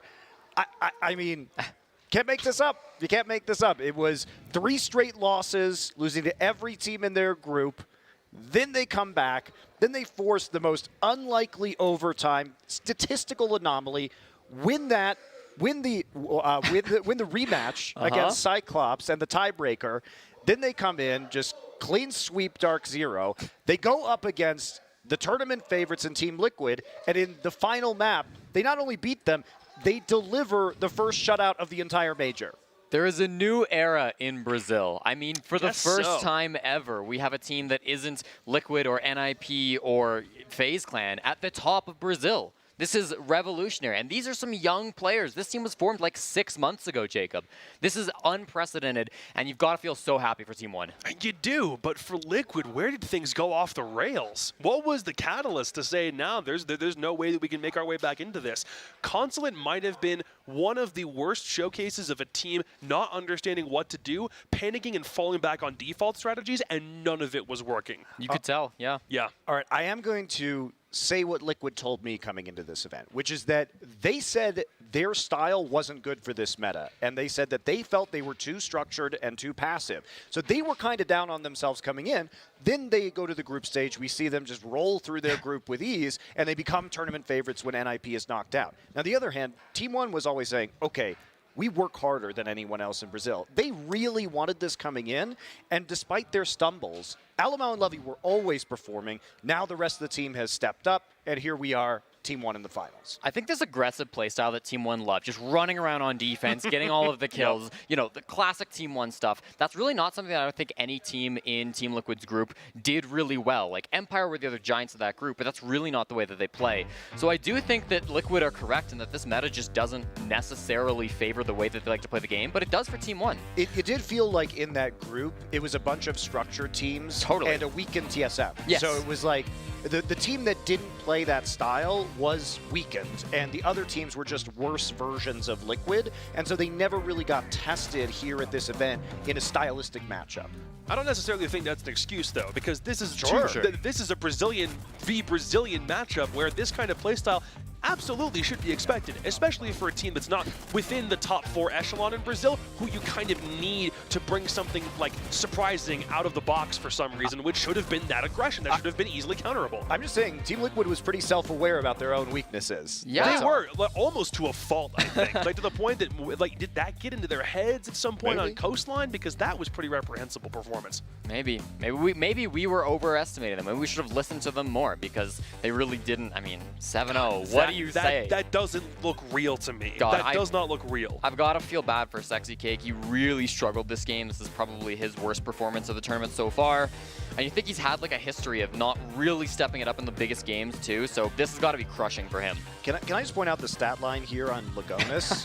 Because this was a guy who struggled mightily in the first day of competition. Team One's first 2 games, he had four kills across 2 maps. Now he just comes here and he's top fragging. Seems like Team One is really just on a complete roll right now, because they're not only getting the performances out of their star players, they're getting it out of players that have just massively improved over the course of this event. And Alamau's 2-5. I mean, this guy's garbage. He's getting carried by the rest of the team. Well, don't say that, he's right over there. Speaking of garbage, wait, what? Let's talk to Alamau. Hi. Sorry, Alamau. It's okay. It's okay. Jesse was being very rude. You can call him garbage I if you want.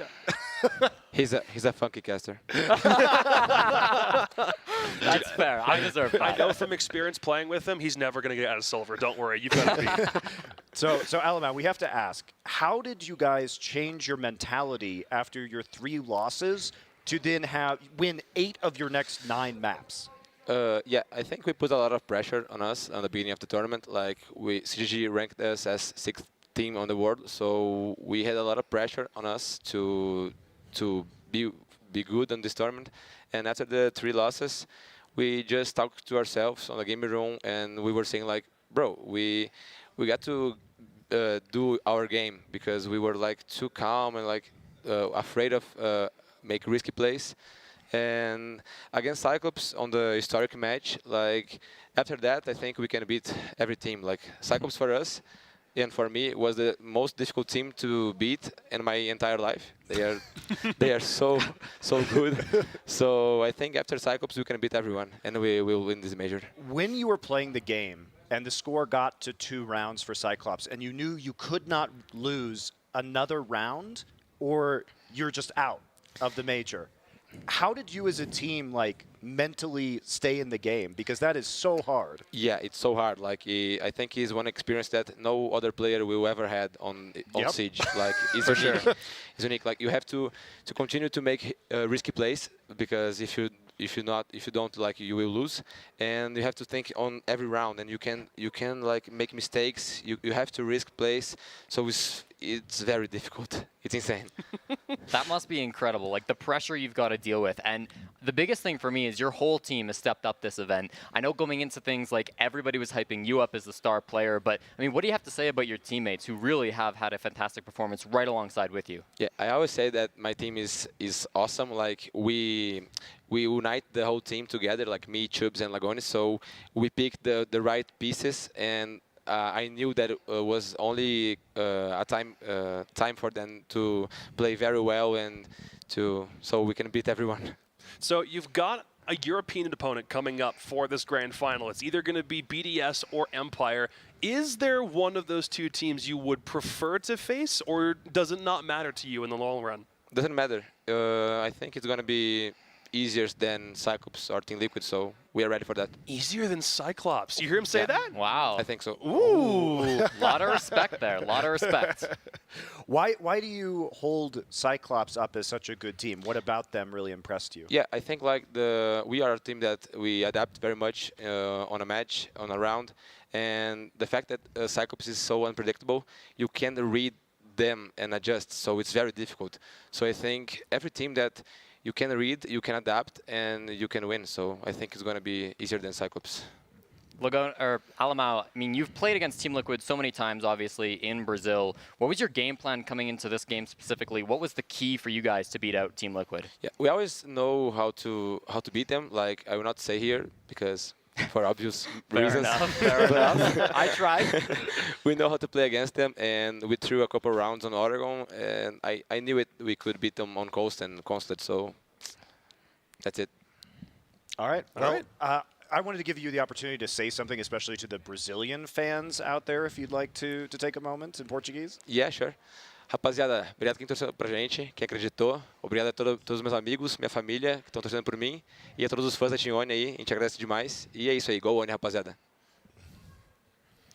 All right. Well, thank you very much for joining us, Alemão. Lovely to have you. We'll let you get back to practicing for your grand final tomorrow. Yeah. Good luck in the best of five, man. Thank you. Good grief. Coralho, Team One.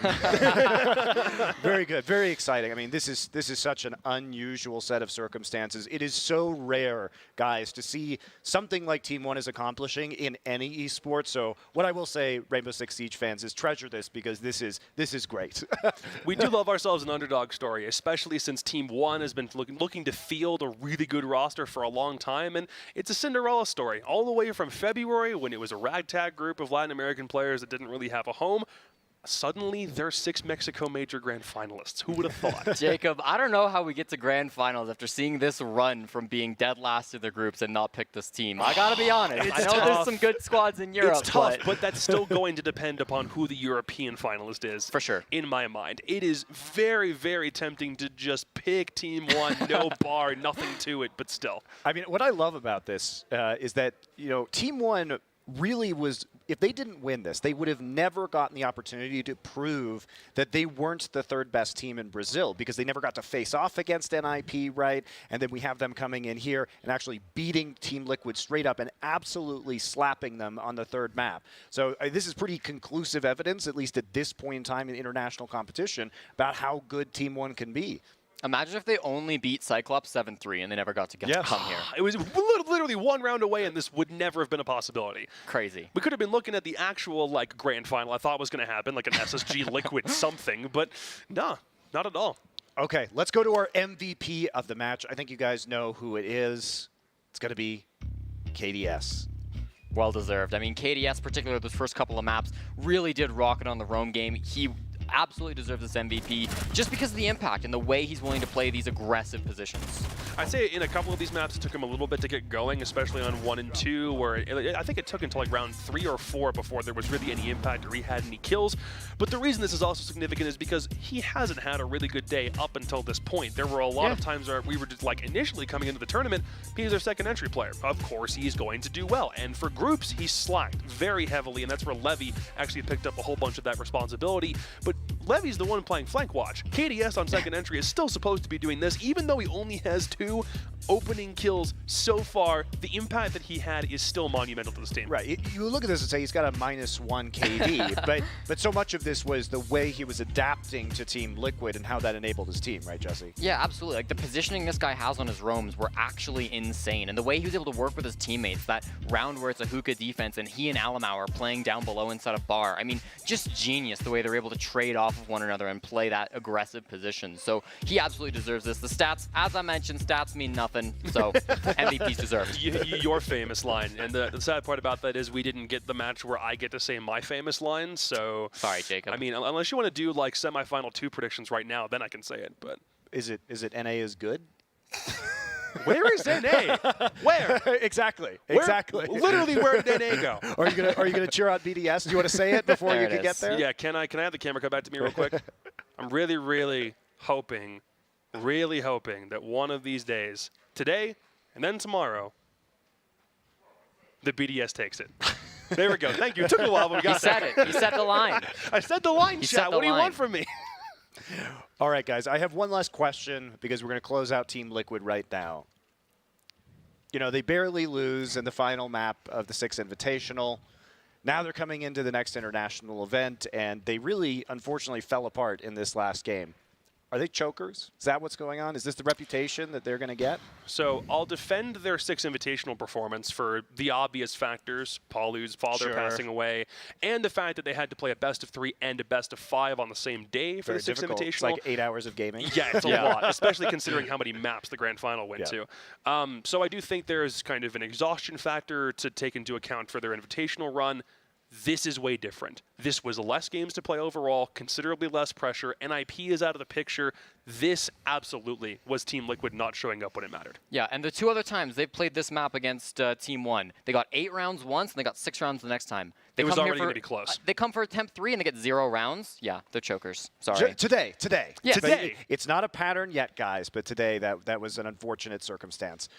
All right. We're going to take a look at our bracket now as Team 1 is going to advance. You're forgetting something, by the way. Oh? What's that thing I see over there? Oh, right. Goodbye, Team Liquid. Thank you very much. Yes, we should give the old death whistle. You know, I hear it hasn't caused enough problems yet among the superstitious. Of course. Only 2 more opportunities to use it. And it will be heard 2 more times. Exactly. Thank you for reminding me. Let's take a look at the bracket right now. Of course, Team Liquid will be the team eliminated 2-1 to Team 1, and that will put them right in the grand finals. Coming up next, Empire versus BDS. So before you guys go, and I'm joined by Justin Skies, BDS going to take this or Empire? As much as I hate agreeing with Jacob, I think I do lean just slightly towards BDS. It'll be in a super close match, but I think BDS are the favorite team. Isn't agreeing with Jacob the thing to do to get a higher prediction percentage correct? I think that's true. I think I'm beating him at the moment because I think we've only. I haven't even seen what the percentage is for this major, so I honestly have no idea. I don't know what it is either. I'm just acting confident. No, we'll get that for tomorrow. Acting confident, but you're not actually confident. No, if I had to set the meme aside in my case, yeah, I do think this is BDS. If you look at Empire's performance from yesterday, might have convinced me, but BDS is still going to reign supreme, and France will be in the grand final next to Brazil. Well, it's been a surprising major here in Mexico City so far. We're going to take a break and get into semi-final number 2, the all-European affair between BDS and Empire.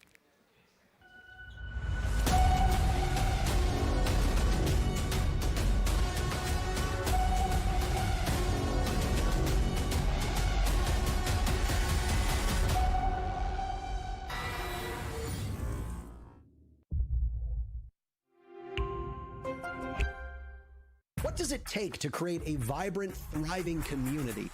Join us on this 3rd episode of I Call Next as we discover how to create inspiring content and hype up an entire gaming scene. PayPal. Press play.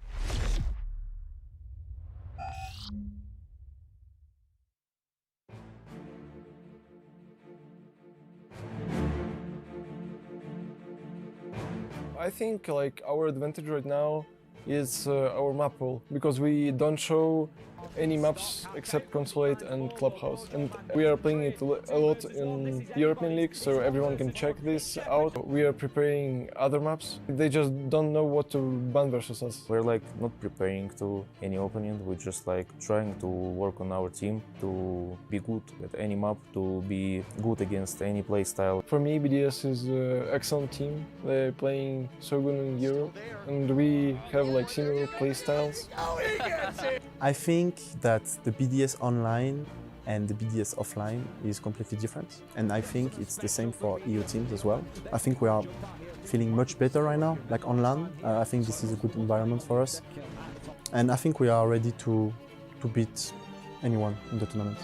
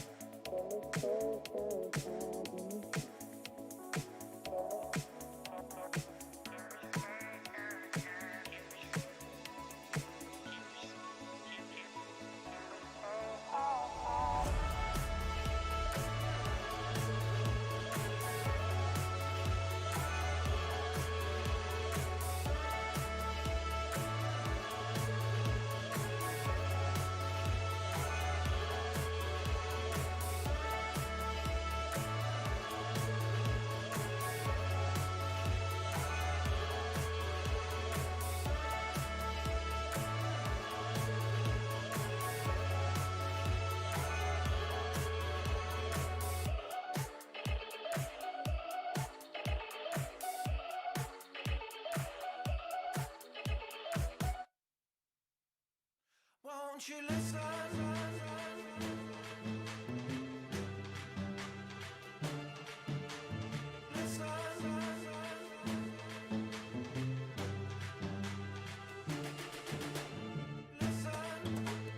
Listen to your heart. Won't you listen? Listen to your heart.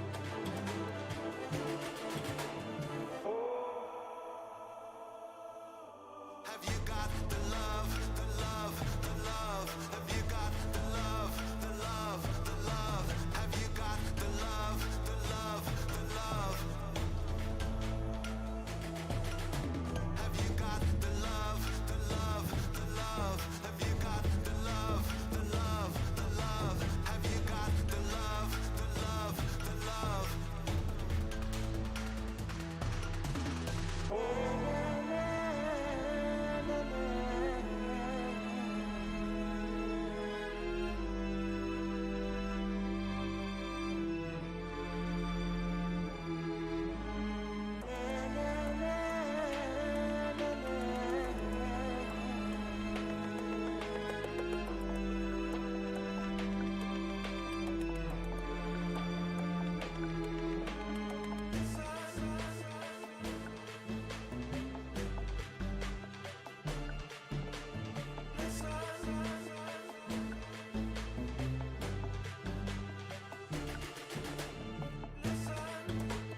Listen to your heart. Won't you listen? Listen to your heart.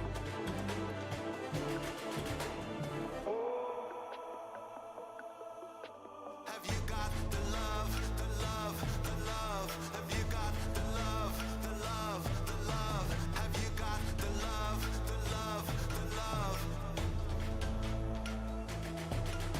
Have you got the love, the love, the love? Have you got the love, the love, the love? Have you got the love, the love, the love?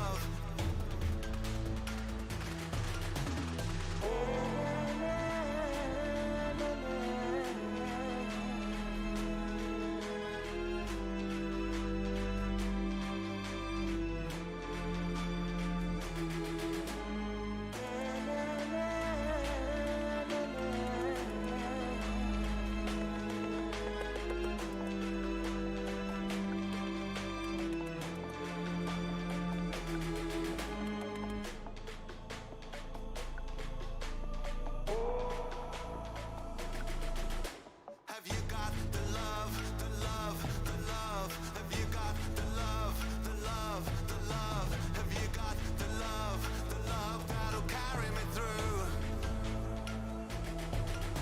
Have you got the love, the love, the love? Have you got the love, the love, the love? Have you got the love that'll carry me through?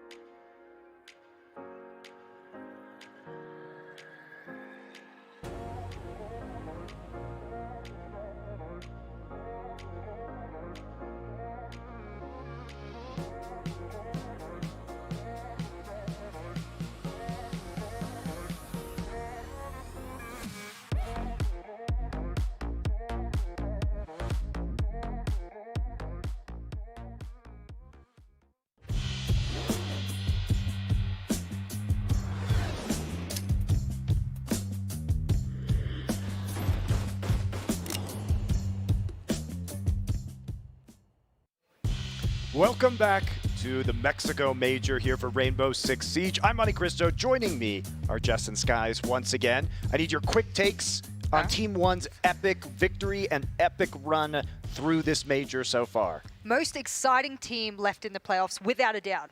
The momentum's driving their push. Hot take, are they winning? Ooh. The whole thing? The whole wow thing. People have been doubting since day one. They have. Well, I didn't. I put them pretty high on my power rankings. We I both thought they did, would yeah. do really well. I didn't think they'd be grand finalists well, Look, though. we all thought they were doomed. Statistically, they were doomed. If you didn't think they were doomed, you're an idiot. So they, that's what makes it so extraordinary, right? Yeah, absolutely. I didn't cap them to be grand finalists. So if they're going to get that far, you might as well go all the way. I'm going to say they're not going to win it all. Oh. Europe victory. Europe victory. Which is a smile for me, not a tear. So. All right. Let's take a look at our bracket. That is Team 1, as we just discussed. 2-1 over Team Liquid. It sounds close until you realize it was a 7-0 in Map 3. Yeah. Sounds a lot wow. less close in that case. That was the only 7-0 of this entire tournament, I yes? know. Yep, the only one. Damn, Liquid. It's the only one coming down in the third map of a semi. You hate to see it. You hate to see it. The flop by Liquid was just so unexpected on that map 3. Yeah, it was, absolutely. And they were my favorites going into this. And if they weren't going to be one of the favorites in the playoffs, NIP, who got knocked out in the groups, was one of the favorites. So I don't know. I don't know what my rankings have done, but either I've cursed them or I've misinterpreted what was going to be happening. I think we just need to pick the favorites to get them out because that's just what's happening. That's fair. All right. So now we're moving into our next semifinal. And we're going to have BDS versus Team Empire. So an all-French roster up against an all-Russian roster. The Russian roster, Team Empire, is in first place from the EUL, so they're the #1 seed. And BDS, on the other hand, is in the 4th seed coming out of the European region. Now, this is slightly, you might think that there's a large gap, but basically in the last play day, all of those teams could have shuffled up the rankings. It was extremely close in the top 4. What were the differences on that last day of play? Like, how far could BDS have jumped up? How far could have Empire have fallen? Like, it was really a race towards the end. Yeah, it absolutely was. And I mean, I was looking between the points, and I know you're getting a nice little close-up of my face as I do this. I believe the point difference, and I have it here with Na'Vi. Na'Vi and BDS were tied on 18 points apiece between 3rd and 4th. Well, Na'Vi had the head-to-head, so that was easy for them to stay in the top 3. Vitality was on about 14, but it came down to head-to-heads a lot. Yep. And then, of course, Team Empire had 21 points. G2 had 20. It was in mere a win, which a win is 3 points. So for a lot of these teams, like Vitality, they got knocked out by just not even their own fate. Just like Lem said, coming from a player perspective, is the top 4 teams from EU were so close that he thinks that any of them could have been first place. Yes. Wow. Yeah, it certainly seemed that way. And to go back to the head-to-head, I think we do have to discuss the many times these teams have played. But first, actually, we're going to do our maps, and then we'll get into the history, because there's obviously a lot to unpack there, especially when it comes to predictions later on. So, Vito, coming up. Oh my goodness. The one thing that I'm hoping gets rid of really early is just Oregon, and I know that's something that is probably not going to happen because guess what? You're going to get rid of Clubhouse against Team Empire. That's probably a pretty safe bet considering what we've seen from them in EUL as well, and there goes the Oregon I expected. So Team Empire will get rid of that one and Clubhouse goes out, which is probably pretty good considering I rated that as Team Empire's #1 map at the moment. Ooh, Empire's allowing BDS to pick their best map here. BDS has about 8 plays on that, an 88% win rate, but BDS also takes out Empire's most played map and highest win percentage map as well. Oh, damn. They're going to go to Coastline against I mean, look, I don't mind them going to Coastline, but you and I spoke about this, guys, about how BDS had played pretty well on Coastline, but guess what? That was just smoke and mirrors because they had played really well only in French League against Tier 2, Tier 3 teams. So does that really count? In my books, no. So they're going to get absolutely run along by Team Empire on that map. And back when I used to coach, that was the map that was the scariest to take Empire to. And Consulate will be the decider. So interestingly, from Empire, we've only seen 3 maps. Consulate, Clubhouse, and then that was in groups. Only 2 maps in groups, and then once versus Cafe, where they defeated Space Station Gaming in the quarterfinals. These 3 maps are honestly pretty, I would say, expected. I think letting Cafe go through is a bit of a surprise on the side of Team Empire, but the Coastline choice is pretty interesting to me because Empire has only played it twice, although they have won it both times, whereas BDS has played it 8 times and won 88% of the time. So in a match setting, BDS has more experience, but Empire's also won it both times that they have played. And it's also not against the strongest of opponents either. I mean, look, we did rate Furia quite highly. We said they were underdogs coming in, and they proved us to be quite wrong about rating them so lowly. There's so much depth in Latin America, as you can see with Team 1. So that was a 7-4 against them at SI. And then Cloud9, I mean, when you beat Cloud9 and in that iteration, that's probably nothing to celebrate over. So they actually don't have a wealth of experience on Coastline. So the last time these two teams played was on Cafe, and it was a 7-0 shutout. Yeah. For Empire, or for BDS. BDS over Empire. Yeah. So now people might say that was a long time ago. It was the first play day of EUL. Is that representative of what's going to happen on Cafe this time? Why or why not? When we spoke to Joystick, and I'm going to jump in really quickly on you there, just to say that when we spoke to Joystick on his eventual win in the coming weeks, we said, what happened? How do you get 7-0'd in the first week after the SI performance that you guys had, especially him individually? And he said, actually, the change from having like 1 ping to like 70 to 80 ping made him feel he could not hit any of his shots. And I hate to bring it down to such simplistic areas, but they said they had to change the way they played online. And if that's what it came down to, well, then that's probably explains a little bit. And they told me, Empire, coming into this event, that they had to become a much more structured team because of their ping, and now they're back at LAN with more structure, but also still the same LAN chops that they had before. So it's made them very dangerous. It's gotten them this far in the semifinals. And, you know, it's also worth noting that that was Team Empire's single regulation loss for the entire Stage 2. So I think it's fair to treat it as an anomaly, but you can also understand why BDS would be confident picking Cafe first. Yeah. Yeah, I mean, that being their best map, and they've been performing on it since SI, they've been performing it in EUL. I mean, it just makes perfect sense. I think Empire allowing it to go through means that they have a plan for it. The Oregon ban isn't that big of a surprise either, but again, allowing Empire to have that map, I think is a little, or I'm sorry, BDS to have that map is a little interesting.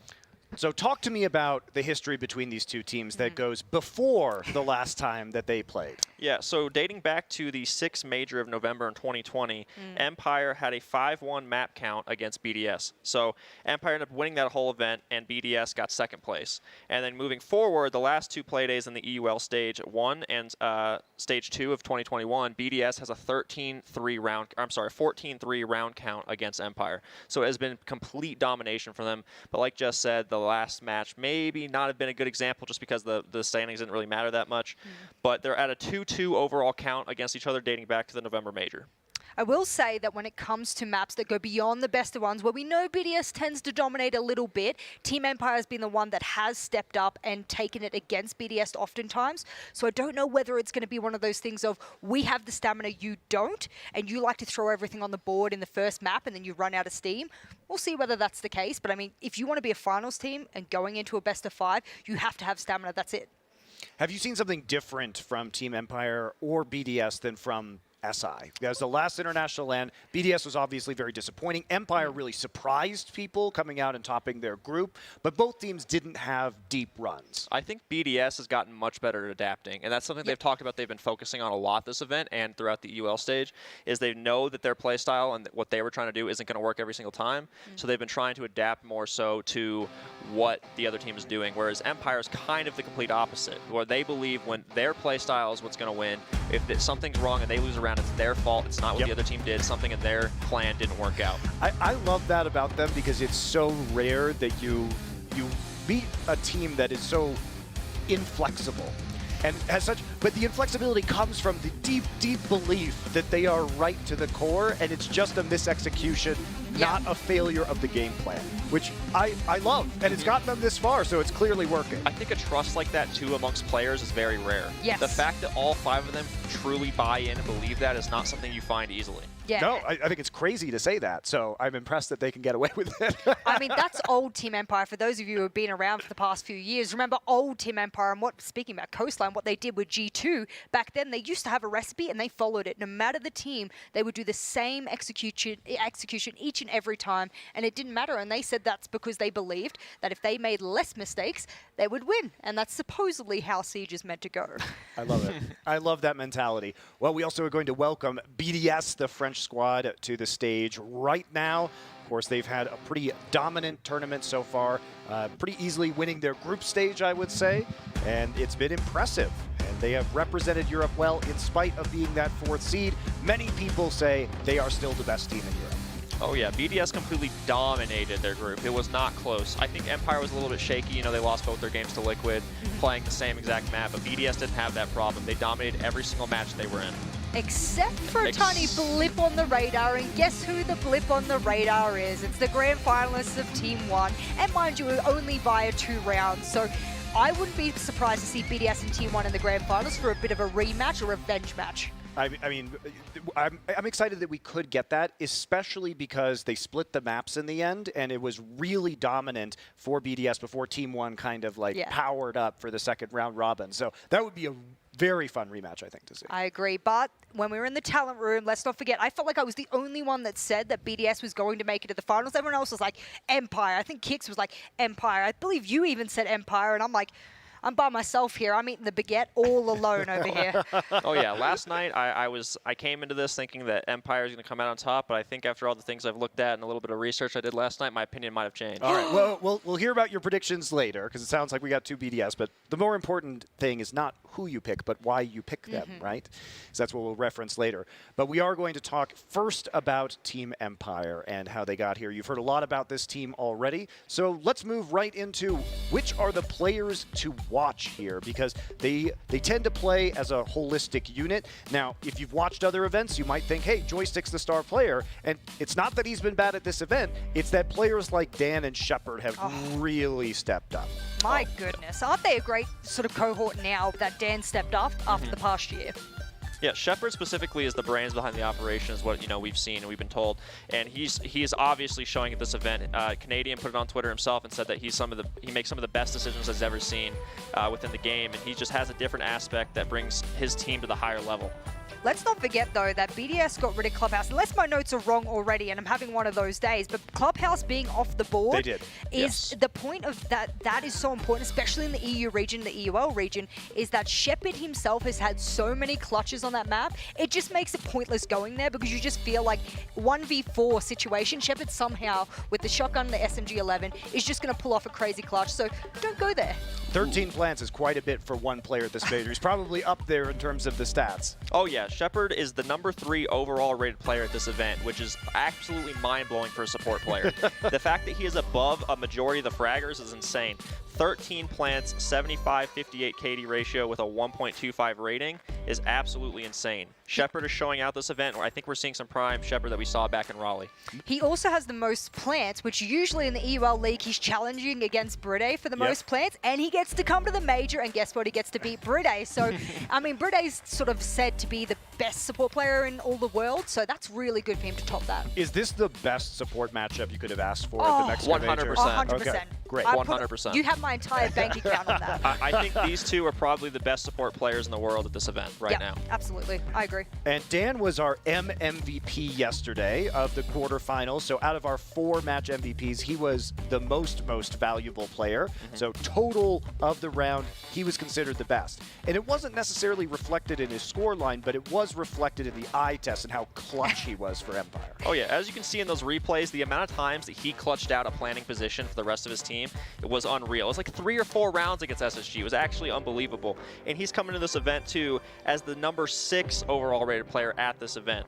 A positive 25 KD ratio, 19 and 12 on the entry with a 69 cost and a 1.2 rating. Dan is filling out every single statistic you can think of. Let's not forget, though, that in Stage 2, he wasn't the most flashy of players out there. He was slowly getting better after probably a pretty abysmal 2020, considering they wanted him after the Milan finals to be their star player. They didn't want Joystick to be their star player anymore. They wanted Dan. And guess what? He had a really quiet year, but they stuck by him, and I'm glad they did, because 2021 has been his year. Second highest rated in EUL, right behind Always, who was the dark horse of EUL, so look out for him as well. So for the Mexico Major, would you say for Team Empire that this has been a Dan revolution? I can't believe you looked at me with a serious face when you said that. Hey, I gotta throw it in there. All right, we're done with Team Empire. Let's discuss BDS next. It sounds like our analysts are tipping in their favor right now. BDS, a disappointing performance in Paris. Now, they said we couldn't get hyped because we were in France with no crowd to support us, and we were just riding the train in, just like another day at the office, and we're based off of energy. We're based off of momentum. And they said, we've got the momentum here in Mexico. We're coming in hyped. We're going to do great work here. And they have. the best kind of reference to say that BDS is doing better now is Team 1 and the energy they bring every round. BDS wasn't doing that at SI. We had player cams, we have access to knowing the kind of solemn faces that happen after a few rounds. It has changed considerably, and I've had the pleasure of standing there listening to the leadership of Alems for multiple games now. There is a direct shift in the way that they talk to each other, the way that they hype rounds, and I'm glad for them coming in because this is the last time they'll get my faith in them for an international event. I think that's one last perfectly ride. acceptable. Unless they win, then many more rides. Yes. Then many more, yes. I see you didn't show up in your Shaiko jersey today. Is that under? It is under my shirt, Okay. but we'll see what happens with this match first. Can't be the Shaiko shill unless Shaiko's winning, right? Correct, yeah, that's how it works. I mean, I'm one of those flip-flopping, supporters that likes to go to every team that's winning. I mean, that's fine as an analyst. Your job as an analyst is to be unbiased and just love the best team. So Oh, I that's support my job, that. yeah. Yeah, I totally wow. support that. Wow. You have a deep love of the game, not of a team or a player. Great. Excellent. How it should be. So let's talk about some of the stars here. Shaiko, obviously, was singled out at SI for having an underwhelming performance by his typical standards, despite the fact that many players would consider, many teams and players did, in my conversations, consider him a top 3 player at this whole event. So he has delivered once again. Yep. He was the MVP of his game yesterday. Incredibly clutch, getting BDS back into the lead from playing behind, and also Renshiro. So why Renshiro? Because he's less of a flashy player. So Renshiro's kind of that player that he'll play the roles that it just needed. He doesn't have a specific operator that he's always going to be on. He's just kind of the guy there that's to fill. He'll do whatever the team needs. And he's shown up. He's got a 73% cost, a positive 23 KD ratio, and a 1410 on the entry, and he is a 1.118 rating. He is also the 9th overall rated player at this event right now. Well, if I get to shill Shaiko just for a singular moment Please here, do. absolutely, because I know we'll probably bring his stats up in a minute, but before we get to that screen, I want every single person listening to know he is the first player here at the Mexico Major to hit the 100 kill mark. Claps away for my man Shaiko, because guess what? He happened to do it during EUL as well. This man's on fire, and all he wants is kills, and the moment he knows your location, it's almost like echolocation. He's coming after you. He wants to hit that 3 digits, and he's done it. He's the Batman. He's coming for you. All right, and Renshiro, you checked some of those stats before, Skies. So when we look at Renshiro, what is the most important stat that really represents his style of play? I would say his cost, because he's, like I said, he's not the player that you're looking for to get the frags. He's not the player you're looking for to get the bomb down. He's kind of just the filler and the support around everybody else, and I think his performance allows other people to flourish on the roster. It is a little bit interesting, and we don't have it necessarily in totality. You can see he has 14 opening kills, but he takes a lot of opening engagements, and I wonder where that comes from in their plan, whether or not that's not something that they're planning for on the sledge, for example, he's been playing a lot of. So I'm wondering whether or not that's going to be calmed down a little bit into this best of 3. All right, and finally, the player that we hyped up earlier in comparison to Shepard is going to be Bride, because that is perhaps the most exciting 1v1 matchup here. And both he and Shepard must love gardening because they got a whole lot of plants here. As they should. I mean, I was looking overall, he's the 2nd highest cost rated player. And if you don't understand what costs mean, that's fine. It's just the percentage of rounds in a match or overall on average that a player has impact on kills, objectives, survival, or trades. So he has always topped that almost exactly in every event he's gone to. And then if you're looking at the plants, he's #1 rated at the moment. So, you know, Shepard's trying to catch up, and this is the thing that they're trading back and forth about Shepard taking over one match, then the next match that Empire plays, rather BDS plays, Bride will take over. So we're gonna have to keep comparing the plants as this goes on. Is this like the ultimate post-plant matchup? Is that what we should be expecting? Is like, you know, one team with a really solid execute, the other team like falling back and coming into a post-plant attack? Like, is this are we gonna have these really flashy moments in the bomb sites? These two teams, I think, are some of the few that have not fallen the exact meta. They're still teams that rely on getting the bomb down rather than just fragging, and I think it's shown. Like I said, both teams are leading with plants. Yeah. So again, I don't think they're following the meta to a degree, and they're still trying to stick to what they know. Yeah, and as they should. I mean, I don't think that BDS... I mean, Team Empire, they did try and adapt. They did try and change their playstyle after the whole debacle of bringing Always in, etc., etc. They tried to be more adaptable. It didn't necessarily work out for them. And for BDS, they've always had this one style and the nuance of we want to be an objective-based team, because if you've got Bride, what's the point of having the best support in the world if you don't play off of him? So that's fair. Fair enough. I'm really looking forward to this. I was looking forward to the last match, too. We got 2 good maps. I'm hoping for 3 here, obviously. We do need to go to predictions right now. Like I said, it does sound like you're leading BDS, but you said yesterday when we chatted, at the end of the day, that you said Empire, but then you went back, did some review, and have now, you think you're leading the BDS way. What changed your mind when you reviewed these matches? I would say one of the biggest things that's already makes this match interesting is they have 4 players that are top 10 rated here. And I think after doing some research on the maps, their results throughout the group stage, their operator bans, that BDS honestly just looks like the better team here right now.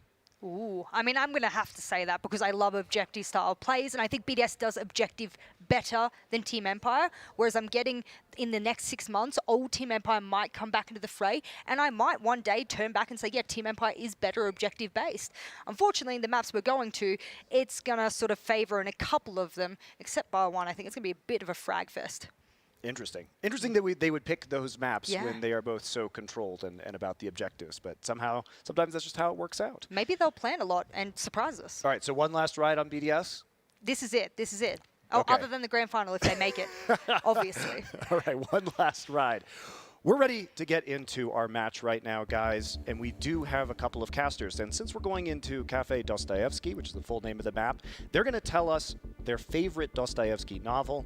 Over to you, Poofy Hair and Silky Hair.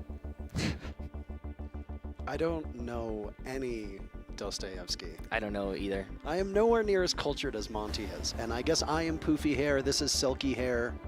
You got a nice Are you sure bun. it's not the other way around? It's still Poofy. They did my hair today, actually. It looks very silky as well as poofy. Yeah. Yeah. War and Peace. There you go. Thank you, production, for bailing me out. I appreciate that. We have a matchup for you, though. We've the Battle of Empire versus BDS. The 2 European teams will collide. Michael, it feels like we're back in Poland casting European teams. It's nice to be reacquainted with both of these squads, but this is going to be a bloodbath. Hopefully not.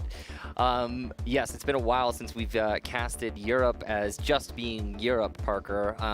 But I'm glad that we get to see a match like this, and I'm really excited to see which of these teams will be the better squad, because honestly, it's really hard to say going into this. We've seen BDS and Empire both have amazing results at this tournament leading up to this match, so yeah, this is going to be a hard one to predict. The game of expectations are BDS have been so dominant. The desk talked about how they powered their way through the groups. They're one of the first teams to qualify, not the first, but one of the first teams to qualify. And they have just made mincemeat of every single team that has dared to go up against them. But when they've gotten to the top, BDS historically have had some struggles. Empire's the opposite. They didn't pounce on all their opponents through the group stages. They struggled in that group of death, but since then, Empire have looked so formidable. So the question is going to be, the team that has had more international success in Empire, who has taken longer to get here, or the team that's been so dominant but has had some struggles. And we have a community poll, Michael. Yeah, the question is Baguette or Blinn, France or Russia, Team BDS or Team Empire? You can go ahead and vote on our social medias. Various options out there. R6 Esports on Twitter is a good one. Once again, production. You can answer 3 separate ways. Yeah, they always... I can like Baguette more, Then while Blintz. also like Russia more, but then Right. also support Team BDS. Yeah, it is Right? a bit confusing. They layer the questions in a way that is definitely confusing, but we're going to go into Cafe, Parker. It's We are, of course, kidding, by the way. Yes. We don't It's actually... very We're not actually shaming it's, production. It's legitimately just a question of who do you think will win. No, I'm just kidding. I'm furious. And Parker, of course, is so angry. I could see it on his red face. Well, let's get underway. Our very final semi-final of this Mexico Major. One team has already secured their spot in tomorrow's grand finals. Today, a European squad will match up against them. Who will it be? Starting out on Cafe Dostoevsky, this is BDS's map, and they'll be starting on defense as well. Thatcher band out here to start things off from BDS. Empire will follow that up with their attacker band. Let's see what they get rid of. I don't think I need to explain the Thatcher band to most people, but in case you're wondering, he is a very potent operator. And as gadgets go, his magic eraser of an EMP is very powerful and just disabling pretty much everything. Nomad is a similarly potent operator and often used on Cafe, so a much more targeted band there from Empire on the attack, as you can deny the flank watch. This is something also we've seen from Empire before in this tournament. They've played Cafe already, and they've looked really good here, so Not surprised to see them get rid of the Nomad, because considering how well I've seen them watch their flanks on this map already. Just to break down the statistics on this map for the Mexico Major, Empire has played Cafe twice, Michael. They have a 1-1 record on it. As for BDS, they've only played it once. They are 1-0, but it was still BDS's choice. And that partially goes back to their record in the European League, where they have victories over both Rogue and Empire with a loss to Na'Vi. So if you're Empire, you're hoping to channel Na'Vi in the EU League and not yourself with the performance that came in just a couple months ago. Yeah, and this is also a map that Empire and BDS actually played against each other on in the EUL. So... No, I just said that. No, I thought you said a different team. No, Empire versus BDS. Oh, I thought you said Empire versus Na'Vi. No, I said they want to be more like Na'Vi than they were themselves. Oh, that's very confusing. Because Na'Vi... Okay, you know Yeah, what? That's a terrible way of saying it. I don't think it's that confusing. It's certainly confusing. You So, want to fight after this? absolutely. I'm down. Now, BDS are going to be starting on the top floor, and they will be bringing the Clash. Aruni Gate's going down. Pretty standard setups, it looks like, so far. It's a good way to open up the floor like that. So that hole actually being made there by the Aruni, that's going to be for C4s into Cigar from below. So you can expect a roam from BDS at some point, probably downstairs. I don't think it was that confusing. Ow, that's loud. Ow. I have to turn you down. I turned What? you down. How come? Who stands here? Is this Stokes Blue. or is this Blue? That's Blue. This is Blue? Yeah. Blue, are you deaf? Yeah, Stokes is already a very loud person. I was thinking the same thing. Yeah, I got. When I get sat down here, I was like, man, he is so loud in my ears. He needs to be a little bit quieter. And then I realized that maybe Blue is quiet and Stokes is deaf. Yeah, because the thing is, like, I'm genuinely like half deaf, and my ears hurt. I can adjust the volume. All right, we're good. I can hear you now. Sorry, what were you saying? Nothing. Okay. Nothing at all. Anyway. So as per usual. Let's get underway with the very first round. A cocktail defense upstairs for BDS. No room for error when the attackers push down upon you. Shooting away, potentially see if there's a C4 there. Some teams will play very aggressively, waiting for that hatch to open up and toss a nitro cell on out. Yep. Debris will fly upwards. Scattered across the roof of Cafe Dostoevsky as they now drone in from red. And very quickly, the Selmas tossed out by Dan will open up the wall leading into Ticket, or if you want to call it Cocktail Bar. Theana goes through to break the laser gate, and now drone work will go in as well. Rafal will be the only player from BDS inside of Cocktail. His position is over by Pixel on that Clash. Cocktail. Relatively impervious, or sorry, on Pixel inside of Piano. Okay, I was really confused there. I was confused. I was like, that's the other site. Does the little cocktail bar? Has anyone ever called the little cocktail bar a cocktail bar though? Because Cocktail is one of the bomb sites. Because I'm aware. Okay. Because I don't know. I'm confused now. Oh, Shepard using the stuns to clear out whatchamacallit. Basically anything. Could be ADSs, could be running games. Oh, Lems is playing with fire, but he won't fully commit. I'm not sure why he's going to poke his head out there. Maybe just as a distraction to allow a rotation. I'm surprised he didn't fully commit to that fight. He could have gotten the first pick of the round. Sequential breach activated.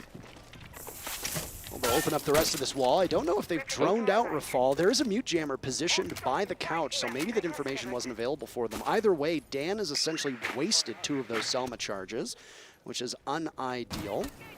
Out goes that Rotero drone, and it'll go off, but it gets stopped by that mute jammer. That single mute jammer is causing so many issues for Empire right now.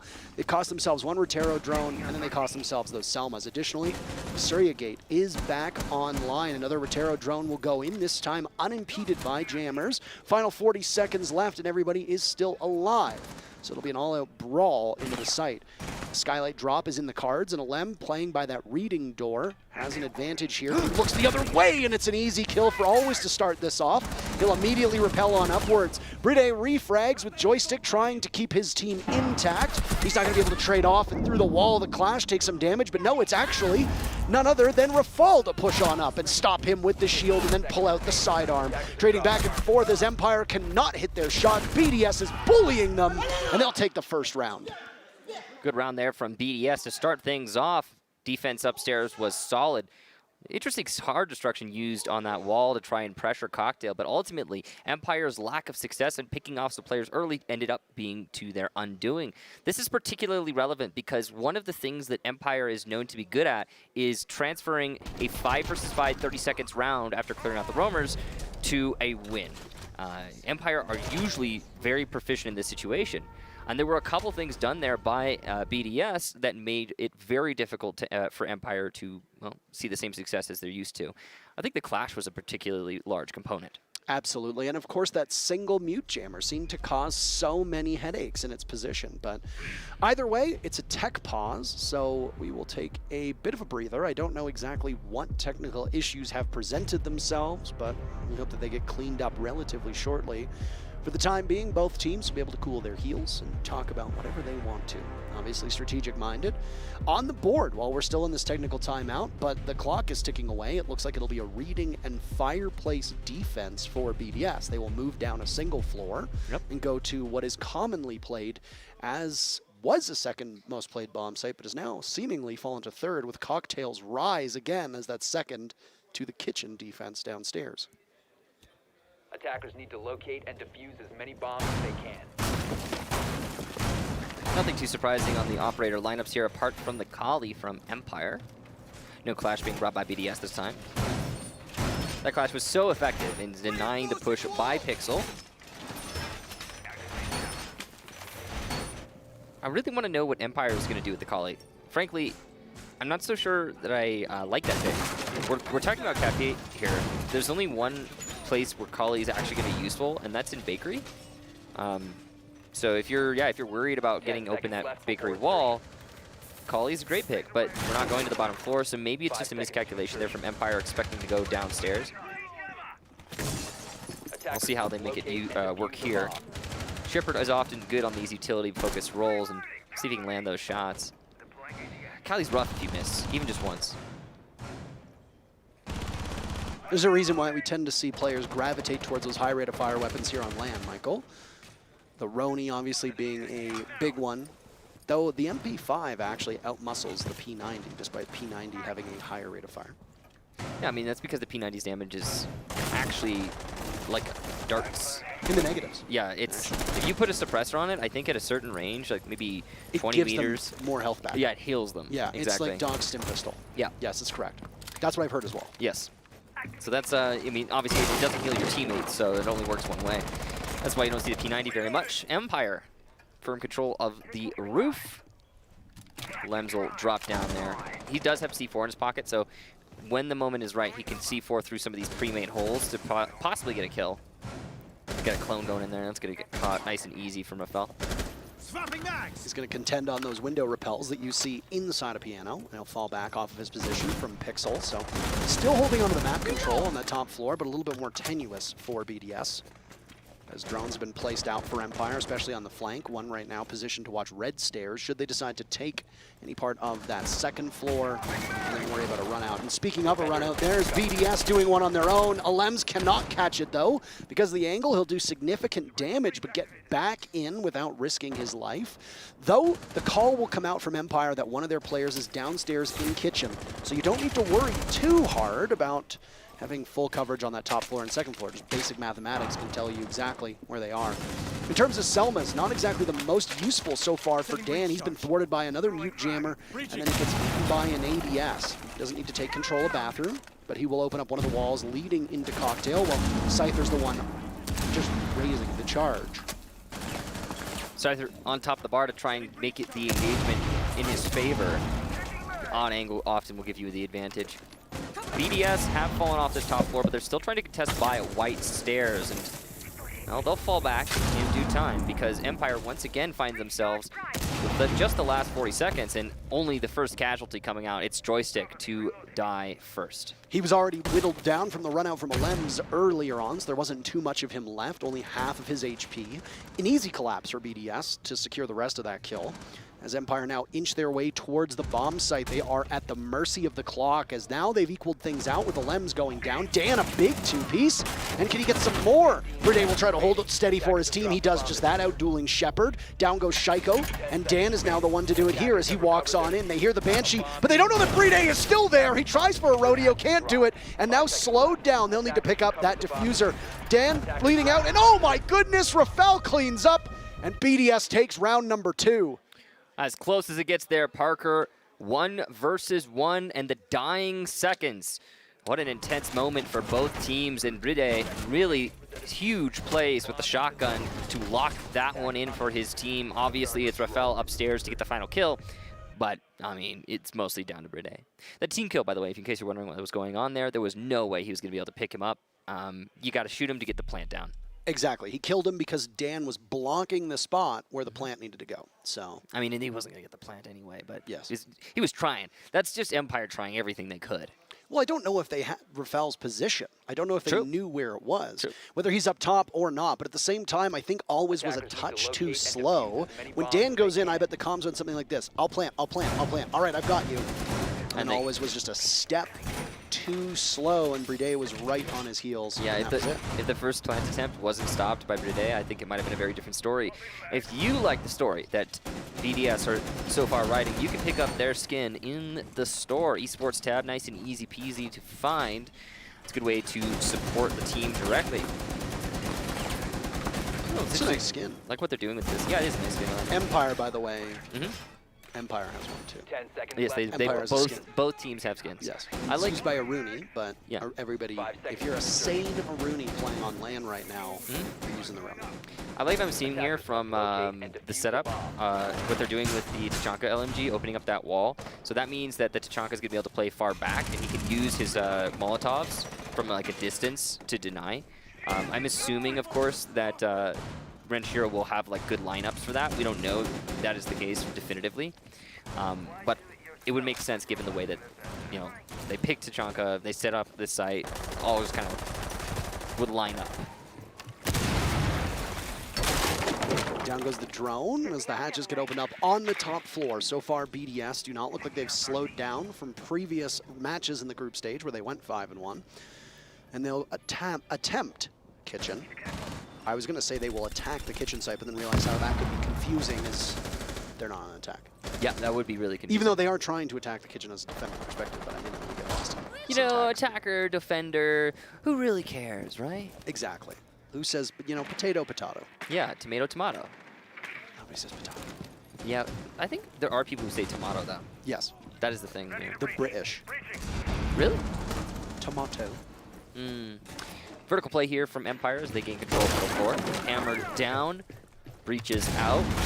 Let's see if they can fish for a pick, but BDS has set up this site in a way that is not particularly exposed to the vertical, so I wouldn't be surprised if no pick happens. Yeah.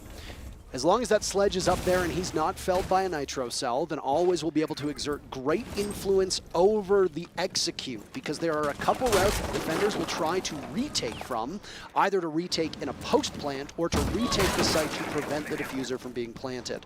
If Always persists in his particular location, he can cut off almost every single one of those rotates. And it's very easy with a low recoil gun like the L85 to be able to pick them off between those metal bars. We've seen some players have trouble dueling the defenders down below, but it's not much of an issue for Always. So nothing too exciting so far. Shiro playing by Bakery with the limbs. Nate's going out to try and get one of those players in Bakery. It's going to net nothing. Empire once again, little time, no picks. This seems a lot like the first 2 rounds already. Absolutely. A sluggish start for Empire, where BDS is the team that has, so far through this tournament, had some issues finding their footing, but Shepard is in.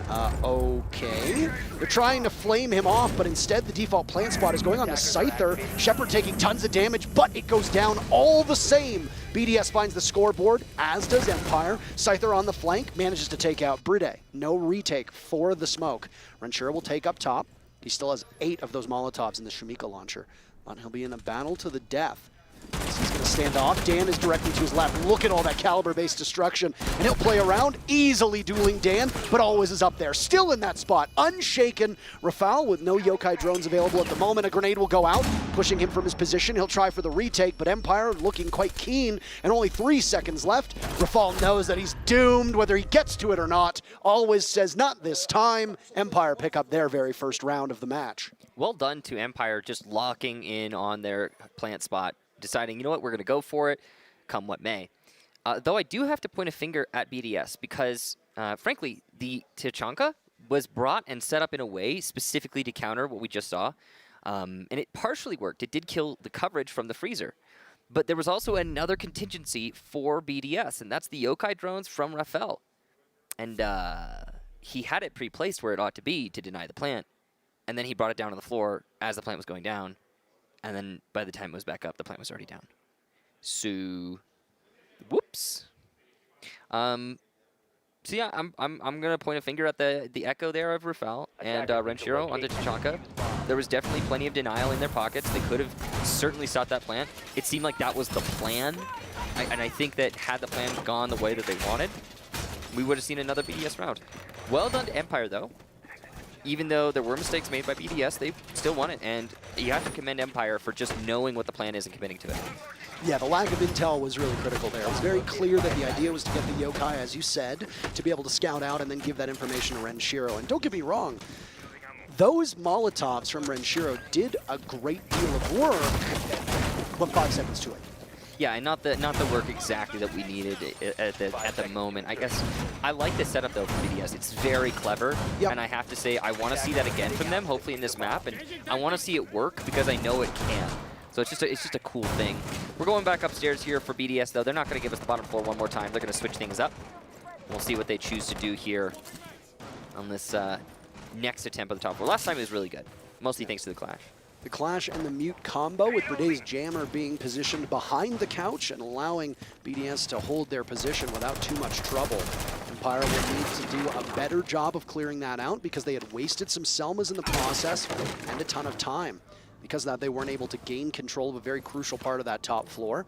With a bomb site like Bar and Cocktail, the very top floor of Cafe Dostoevsky, it means that, well, if you can't get the edges of the map before you can get to the bomb site, you don't really have much control at all because there is no roof or floor above to deal with.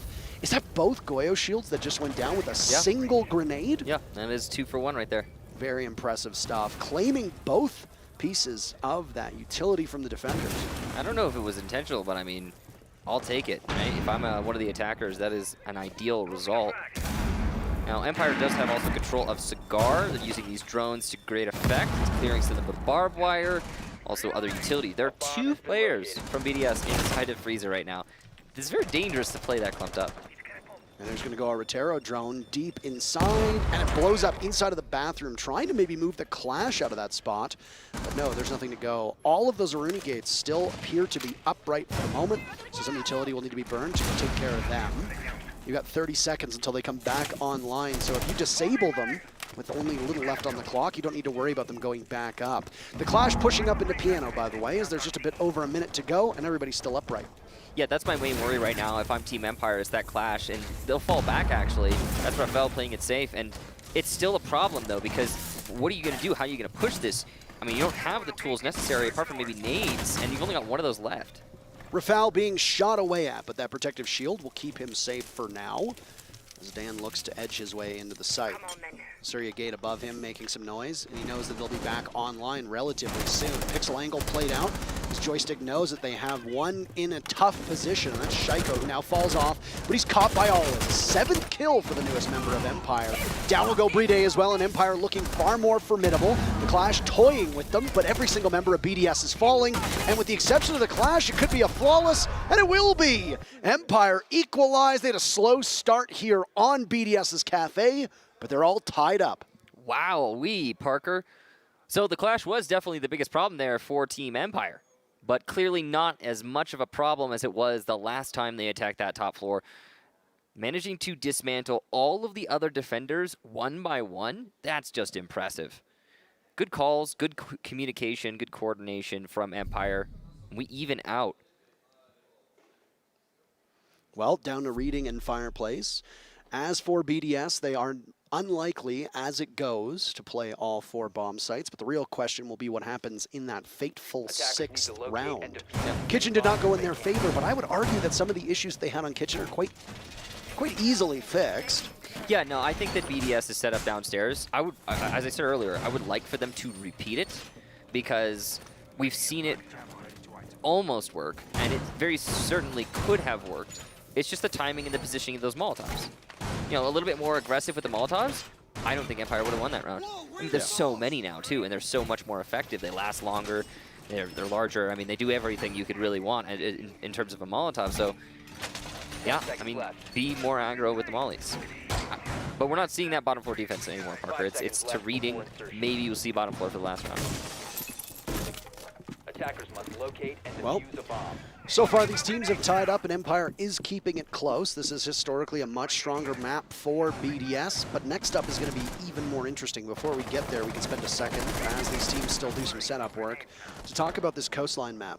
This is a map that Empire bans very frequently and hasn't played in ages, and yet here it is. Up next, yeah. And well, I mean, here it is, as in, like, it will be played. It's in the map. Are you sure we're not playing Coastline right now? We're not on Coastline, actually. Are you positive? Of course, our favorite map, Consulate, will send us out if we need a third one, Michael. I thought there was a lot of snow on Coastline. Maybe I'm drawing a blank on that one. That's what this guy's going to be like. I'm sorry, I can't hear you. What'd you say? Please repeat. I said that's what this cast is going to be like, huh? Yep, all right. That's what we're doing. Okay. I enjoy a good contentious broadcast. You started it. I had to. Droning in from the top and the skylight, even though it's a Reading defense, similar setup to the previous round, but oh, that's not a good one. A grenade from Always. Well, he's been racking up the kills, but this one is not the one that he wants, especially with how crucial those Rotero drones are. The way that Empire's been using them has been on the floor to create lines of sight from down below, and this might be a done round already. BDS capitalizing off of it, all right. And that's a flawless of their own, despite them not getting all 5 kills. Nobody from BDS dies, and in a minute and 30 seconds, round number 5 goes back to the French squad. Shaiko just got what was essentially a collateral, a 2-for-1 lining up on the cigar door. But I mean, frankly, Parker, that entire round was through and through BDS. It started off with the nade from Always. So you call him Always the Berserker. He's so filled with rage and bloodlust that he's killing his teammates when he can't find an opponent. And after that, Empire, I mean, they're just taking challenges one after another and losing them one after another. He just cannot stop fragging. He can't, yeah. He's got so many kills on his team, on the other team. It's a curse. He's such a potent fragging machine that he just has to kill everything in sight. He sees red and he can't stop himself. But you know what you can stop yourself from doing? Definitely not buying the skins. It's like, you have how to buy are you going to shoehorn the skin at the bottom of the screen? Yeah, I was waiting to I want to see if you were trying to predict it. Yeah. Bomb located by attackers. Well, final defense now for Team BDS. Empire had some momentum going, and then an unfortunate team kill cost one of the players on Empire their lives, and a very crucial member of the team, Shepard, who has been enjoying quite thoroughly the Flores. Yeah. He's going to go into Dokkaebi. Almost assuredly using the Team Empire skin on that DMR, by the way. I would imagine so, yeah. I hope so. It's the superior of the 2 weapons.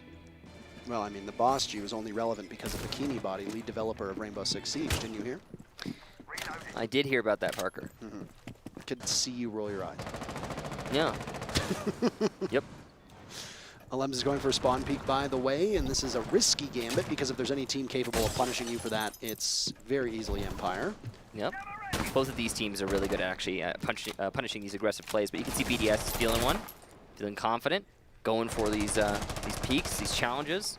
Shaiko going to do just that. So he saw the tracers coming in. He's worried about somebody on Repel here, but he might actually be able to get a kill if he gets aggressive there. Lems might be able to, as he's going to try and run out. Ooh, but the Vault Prompt was not ready, and because of that, he just punches and walks away. He will do a lot of damage to Joystick. So, no kill, but it's an effective roam. ever elusive as now he joins up with Renshiro, both of them holding this top floor. They've wasted a minute so far of Empire's time as one drone gets picked away at and some intel from Empire falls away. Grenade goes down, but it does not hit its intended target. Renshiro takes some damage, but not enough, not the way that they wanted, and he will hit the deck. And yes, there you go. There's the Empire skin if you want it on the DMR. Nice colors there. Also available on Aruni. Yes, because she's a good one. Yeah. So, 90 seconds in, and Empire have seemingly claimed control of that top floor. There's more for them to do. Unseen benefit of reusing guns, Parker. That's true. You get the gun-specific skins on more things. No. Scyther and the rest of Empire above firm control. Dropped down into pillar, and now they're going to try and extend this into the middle floor. This is a bottom floor defense here for BDS, but they haven't brought the Tachanka this time. They bet on it, and they didn't feel comfortable with it, so they're going to play more conventionally this time around. Same, much more standard setup, especially with that wall in the middle. Now, the problem for Empire has historically been through these rounds, time. And it's going to start presenting itself yet again here, as the vertical is only just starting, and we're at the last 45. Well, some very nice NDC4ing will open up a greater point of view for Always Above, who set up office in the exact same spot. A bit of a miss. Unfortunate for him. He doesn't want to deal with the defender down below, spraying some bullets up in his direction. He's got good and firm control. A retake came in from Renshiro last time around, but you're absolutely correct. Only 30 seconds to go, and Shaiko still above. Nobody knew he was up there. Now Always will perish. Another for Shaiko as he drops. The Frenchman is unstoppable, rotating through Fireplace, finally shut down as Empire puts it into a 3v3, but the clock working against them. Down goes one more, inside of the site. Diffuser needs to be planted by Shepard. Yokai picked away at Dan, doing great cleanup work. Bride is miles away from this diffuser getting down. They're halfway through for Shepard, and Bride has a nitro cell lined up perfectly, but it gets the wrong target. It takes out Dan as Shepard survives, and Bride watches the doorway. A grenade will go in to stop his advance. He'll have to wait for it to detonate, and the clock will continue to work against him. Looking towards Freezer, he doesn't see the diffuser, but he knows it's in the default spot. He pops up, the Dokkaebi is there. Oh no. Shotgun out, he's at close range, but no, Scyther won't let him jiggle peek the doorway. The first half in the books, and both teams emerge with the same score line of 3 rounds apiece. Wow, Parker. Incredible micro counterplay from both teams. It's these on-the-fly kind of decisions that really allow space for your teammates to move and to plant the diffuser, to get the coverage down. Little things like that nade. Stopping Bride from pushing in through double door for just that extra second and a half from the nade, that goes a long way. And it allowed the rotation from those players on Empire in the post plant, and it allowed them to play safe with their round instead of risk the challenge on bunker against a player like Bride. You don't want to take that risk. So well done to Empire. BDS, once again, their denial by bunker. Serious problem. And they're going to need to address that in some dry runs and some scrims after this match. But their defensive half is done now. Now it's time for Empire to take their turn, and we'll see how they defend this bomb site. And other bomb sites, believe it or not. They're going to need at least 4 defenses. Yes. So, but? No, I was just, you said defense. I think there's going to be more defenses, that's all. It's just to explain. Never mind. Today's a silly day, Parker. It shouldn't be. It's the semifinals. It's a very intense semifinal, too. With the siege that we're seeing from both of these teams, razor's edge. Yeah. It's the sort of stuff that the smallest decision makes the largest difference, and the cascading effect is unquestionable. Again, the most obvious one that I'm going to reference is that nade. I feel like that's a really good example, but we've been seeing that throughout the entire match so far. And it's really cool because you don't actually get a lot of these matches where both teams are capable of playing at the same level, frankly. Usually it's either one team is just obviously worse than the other, or they counter each other in a particular way, but both of these squads, they're not hard countering one another, and they're both extremely talented, and that's why we get a 3-3 half. And it'll go down to the bitter end most likely, Michael. Yep. I would hope so. I very much hope so. I would love to see more out of these two teams. It might be our only chance to cast them for quite a while. Well, we're going to Yes, it might be. I mean, we're going to cast one of them, you know, tomorrow. But I didn't want to say it. But we don't get to cast them playing against each other. Right, sure, okay, yeah, that's fair. Yeah, we talked about this at the beginning.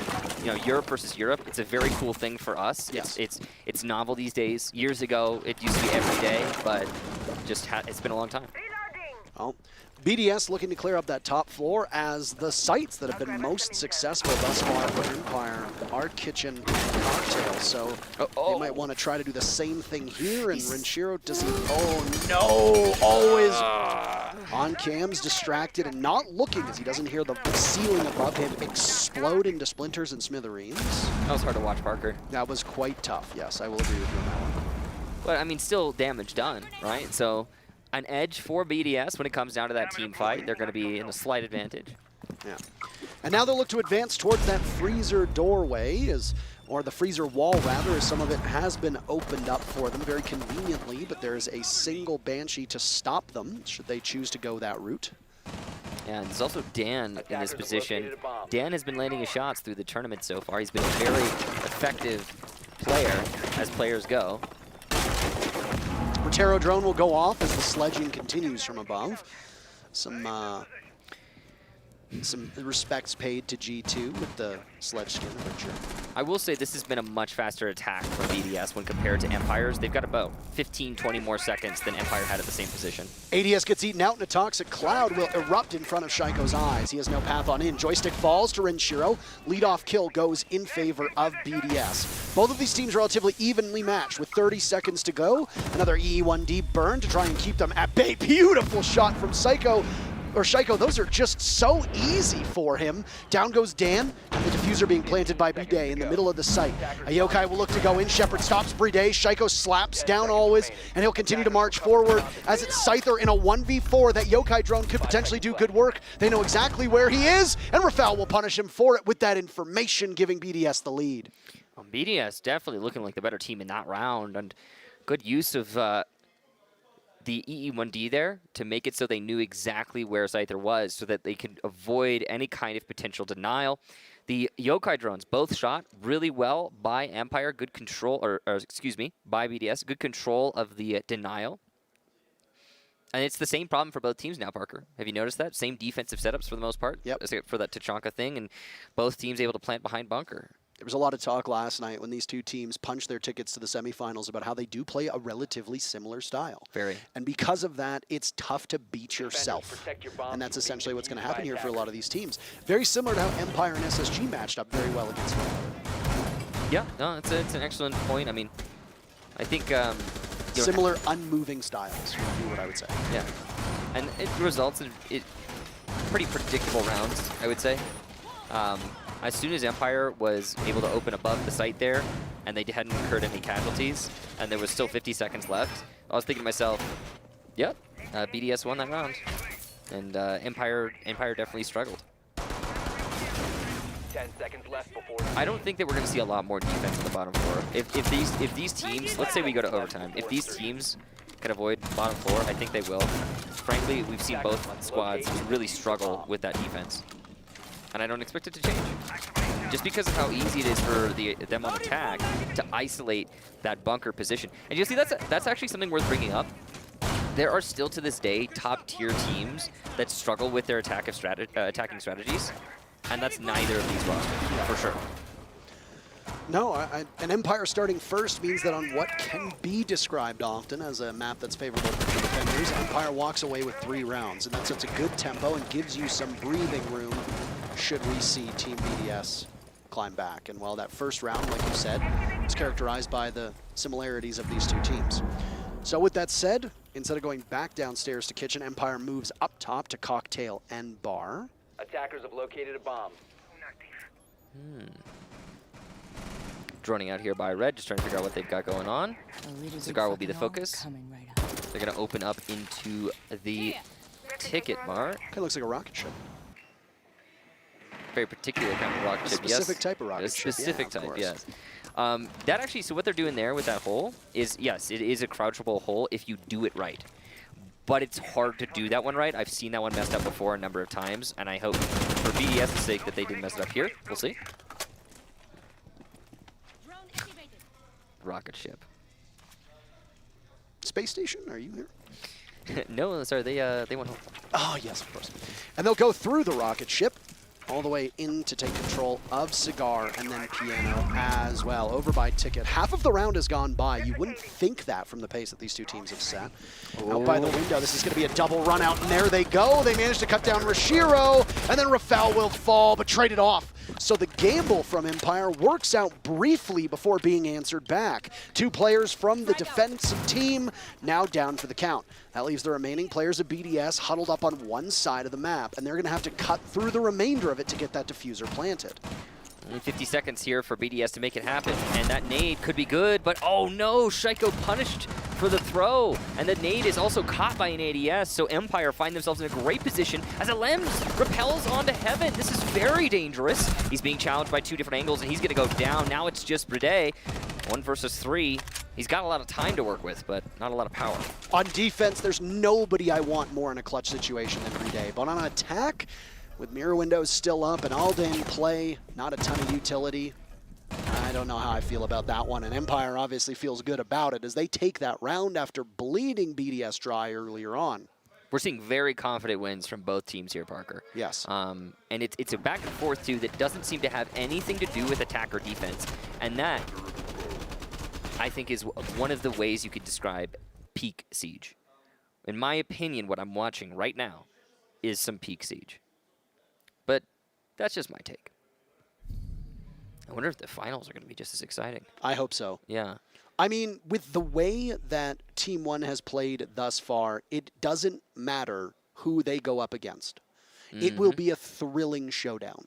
Yep. That's what I talked about yesterday. I know. Yeah. You're not wrong. The real question I have, and we're getting a little off topic here, but we got to pause for some reason. I think it was just the server loading.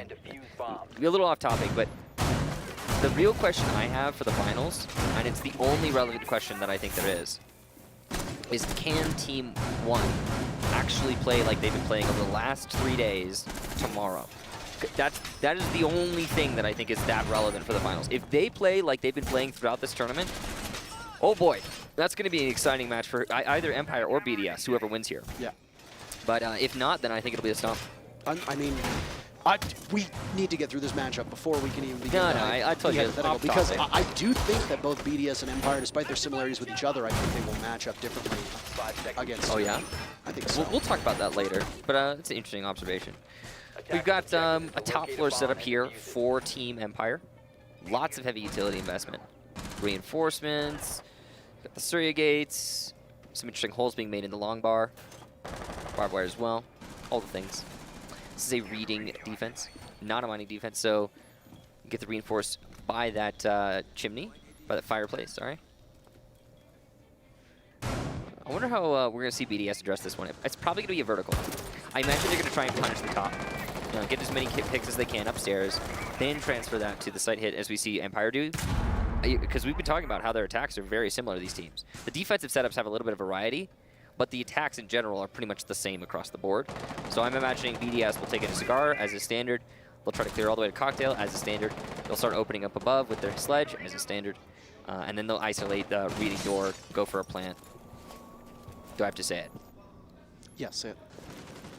As a standard. I said say it, don't whisper. Wait, is that distinction relevant? Hold on a second here. Oh, an immediate stun from Alems. Dan is down for the count. He went for a run out, but Rafał was prepared and ready with the EE1D burned off. BDS does not allow Empire to do the damage earlier that they were wanting to do. Unideal. Alems is ready for that run out, obviously. Nice pre-fire there, as that's a C4 angle that is commonly used.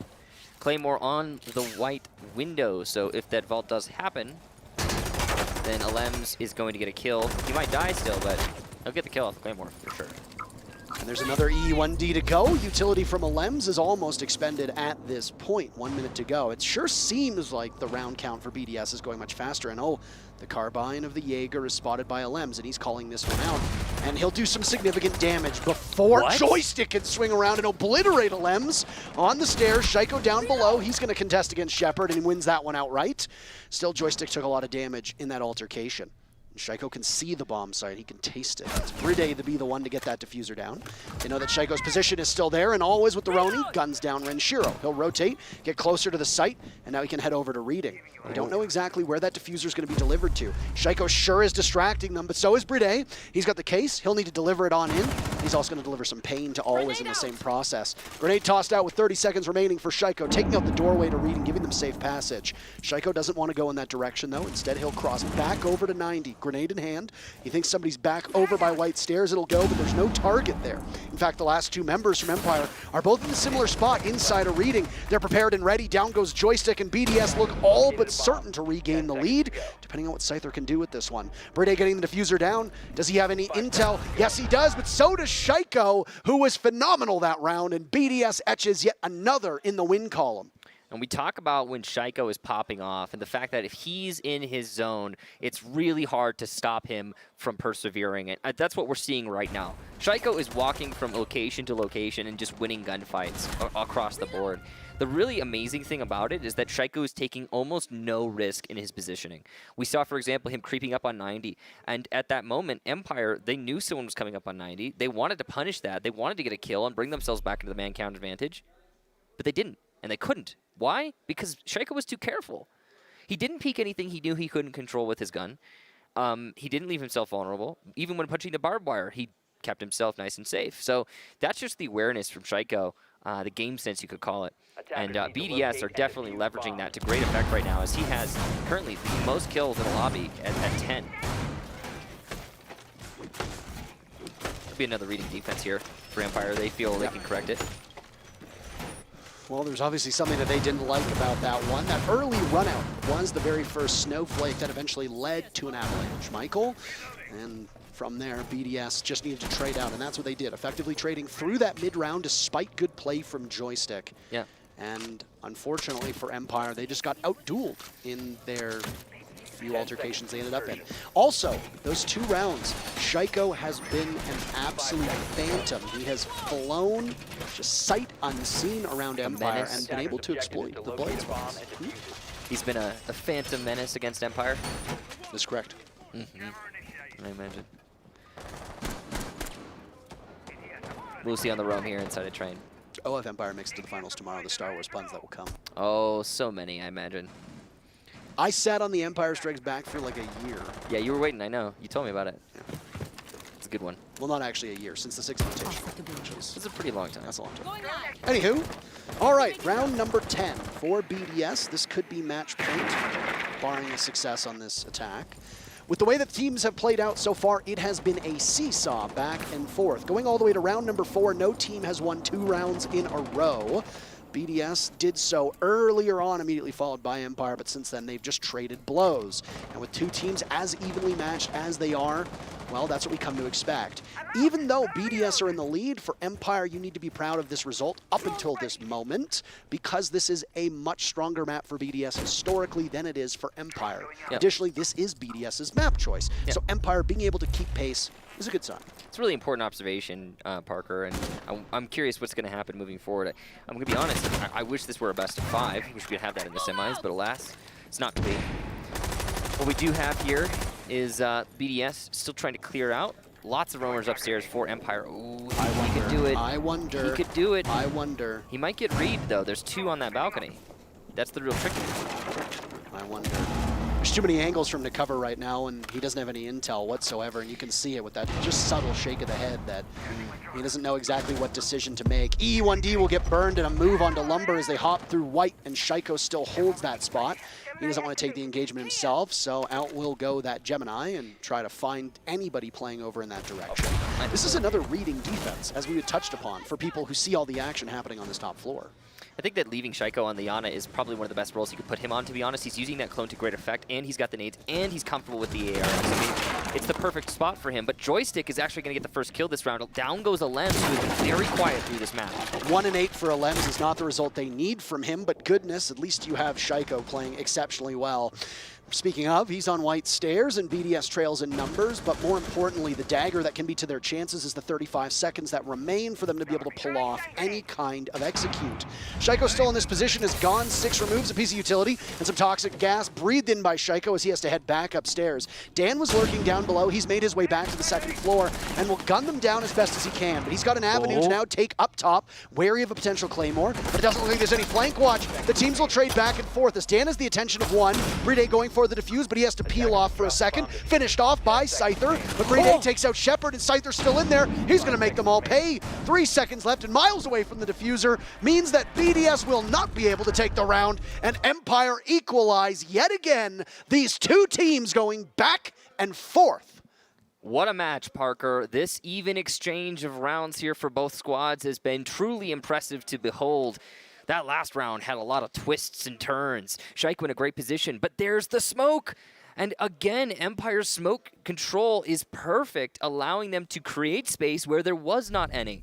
Following that, Dan on a roam just underneath New Balcony. He's in a position to potentially do some work, deny the push in through reading door, but he's spotted and he's feeling the vertical pressure. So what does he do? No hesitation, starts making a play on red. That distracts Rafael, who now cannot help his team on the actual site hit. Everything small matters more here, Parker. Are you noticing that? Yeah. All the little actions, they go a lot further. And it's just fun. It's fun to watch. Small mistakes being punished by both teams, and you know, we tend to harp on mistakes because teams at this caliber shouldn't be committing too many. We're at a point now, yeah. But there's a lot of intricacies and a lot of small details, minute details that go into each round of Rainbow Six, so it's very easy for us to nitpick the small things that go wrong. At the same time, you cannot talk about those mistakes in a vacuum. You have to praise the opponents for being able to take advantage of it. Yeah, it's been a lot of both here. I think mostly just good siege in general for both teams. This setup here from Empire, by the way, is similar to the one that they did last time, but I think they moved their mirror window just a little bit. So they still have a similar mirror window setup, it's just slightly different.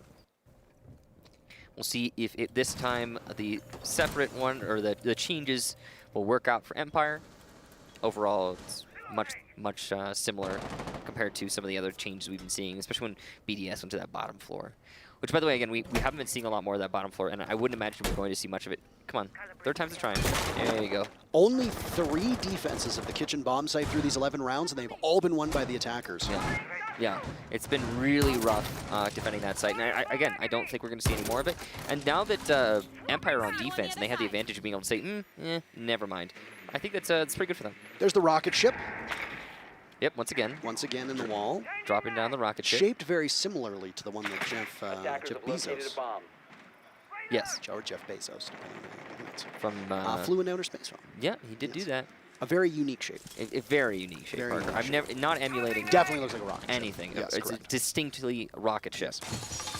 Joystick down below now as we almost hit the halfway mark. I feel like these BDS rounds are going by so much faster than we saw from the Empire rounds on attack. Yeah. They are very wary of any of this play. Well, we've been talking about how slow Empire's attacks have been through this whole tournament, so it's not surprising that they're going to bring some slow attacks against BDS. And they got enough rounds. 3-3, that's not bad. Yeah. So it's not the end of the world. The question is these next couple rounds. These are the most important of the map. You know, there's one player from Empire on white stairs right now as Scyther's playing off of that roll. Joystick gets the drop onto Brede. Diffuser surrendered. One of the best players for BDS is off the board early. And also Joystick, who was very quiet on the first half, has started to have much more of an impact here on the second. Those impactful frags, they go a long way. Reunited with that Jaeger roll, doing so effectively, and he manages to kill a Lems. Excuse me? Scyther goes down, and Joystick will try to get back in, but Rafal will keep his team in this one. Shaiko on the defuse in the middle of the site as Rafal tries to give him good coverage, and it looks to be successful. Shaiko gets the diffuser down, and immediately BDS turns tail and flees. They'll set themselves up in the post plant as Joystick has made his way back up top. Always falls, and despite Joystick's earlier efforts, BDS have taken control of the round. Once again, trying to deny Empire from winning rounds back-to-back. Half of the diffuser down, and Joystick will need to clutch. An ace is what is required to give his team the round. He sees one, takes it down. Diffuser far away, but Renshiro stops him, and BDS move to match point. Wow. Frankly, Parker, that's a lot of problems for Empire. It's a plant in the middle of main bar on the outside. There's a mirror window looking at that. Nobody playing it, though, clearly, and Shaiiko gets that plant down easy peasy. Oh, boy. Mostly thanks to the 2 entry picks from Raphael. And those are obviously the most important things in that round, is he managed to open up the site for his team. Once that was a post plant and there was still a BDS player on the roof, there was absolutely no chance that we would see Empire clutch that one up. So now, match point, as you mentioned, and the score, well, it's been going back and forth, but if BDS managed to upset that, then we're moving on to map 2 already. Empire better be very confident in this round because both teams still have their timeouts remaining.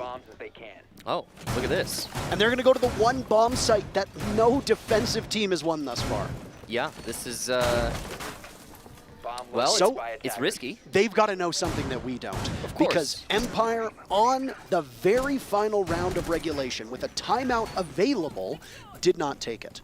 And on top of that, to make matters even more confusing, they go to the bomb site that so far is 3-0 for the attackers. Yeah, it's been pretty rough on this bottom floor. I'm really looking forward to seeing how Empire's going to set this up and play it out. They've got the Echo yet again, but those Yokais have not been truly that effective for the defense so far through this map. It's just that when you're dealing with a team that is so aware of the Echo's potential, and they counter it so directly by just, you know, keeping an eye on the ceiling, it's hard to make him that effective. And there's not a lot of teams like that, but... Oh, is he? Can you do that? I want to see this. Oh, wow. Oh, wow. Coming to a ranked game near you. Parker, you said that they knew something we didn't, and now everyone knows exactly as you say it. Look forward to seeing that more in ranked, everybody. I actually kind of like that, though, because Echo is woefully underpicked in ranks. And I think it's just because people don't know how to use them. Also because at the moment, for teams that aren't as well structured as pro teams, there are usually better options. Often, like, yeah. for example, taking all 3 spots and then having nobody in the bomb site. Welcome to ranked. A joyous experience for everyone of all ages, as long as you're old enough to play the game. This is, of course, a joke.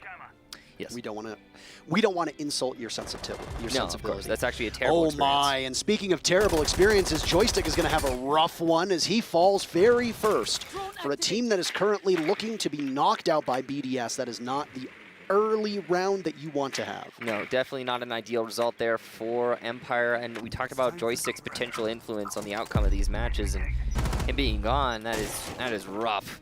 BDS are still clearing out the roamers too. Like they aren't even going for the site hit yet. They're focused on being sure they've got all the staircases locked up. There's no roamers. They can open up from above before they start risking it. Speaking of opening up from above, and here we go. Renshiro in this very pivotal position that we've talked about. This is the office of Sledge, and you can address all further inquiries to him and his hammer playing on the 2nd floor. As once again, you can cover all those rotations if required. Walls getting opened up, hatches getting opened up, mayhem as wood shards rain down on the defenders below. BDS have that numbers advantage. They haven't pushed it just yet, but with Joystick being as critical to Empire's success over the last couple rounds, him being the first one to die is not ideal.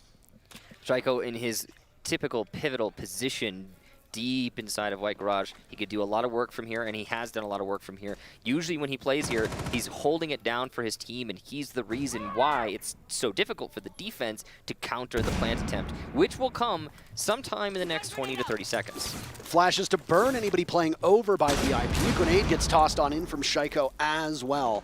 They don't know if there's anybody over there yet. Haven't droned it out anytime soon. Another grenade goes in looking for a bounce, but it gets eaten, and the Surya Gate is still up. A deployable shield as well as Shaiiko shrugs off some damage. 24 seconds remaining, but Bride's in the site. He's getting the diffuser down, and nobody seems to know it. They're all too tricked by Shaiko's play, and they will commandingly try to retake as Bride gets out of dodge successfully, and BDS's coverage is picture perfect. Everybody faltering. Scyther on the retake gets the first kill for Empire, traded out by Alems, leaving Shepard and his Yokai-less Echo to try and do something. But it's a role reversal as he's boxed out of the site. From the back, his position given away. Down goes Alems through the boards, but no! Shaiiko seals the deal. BDS take their map, and they're up 1-0.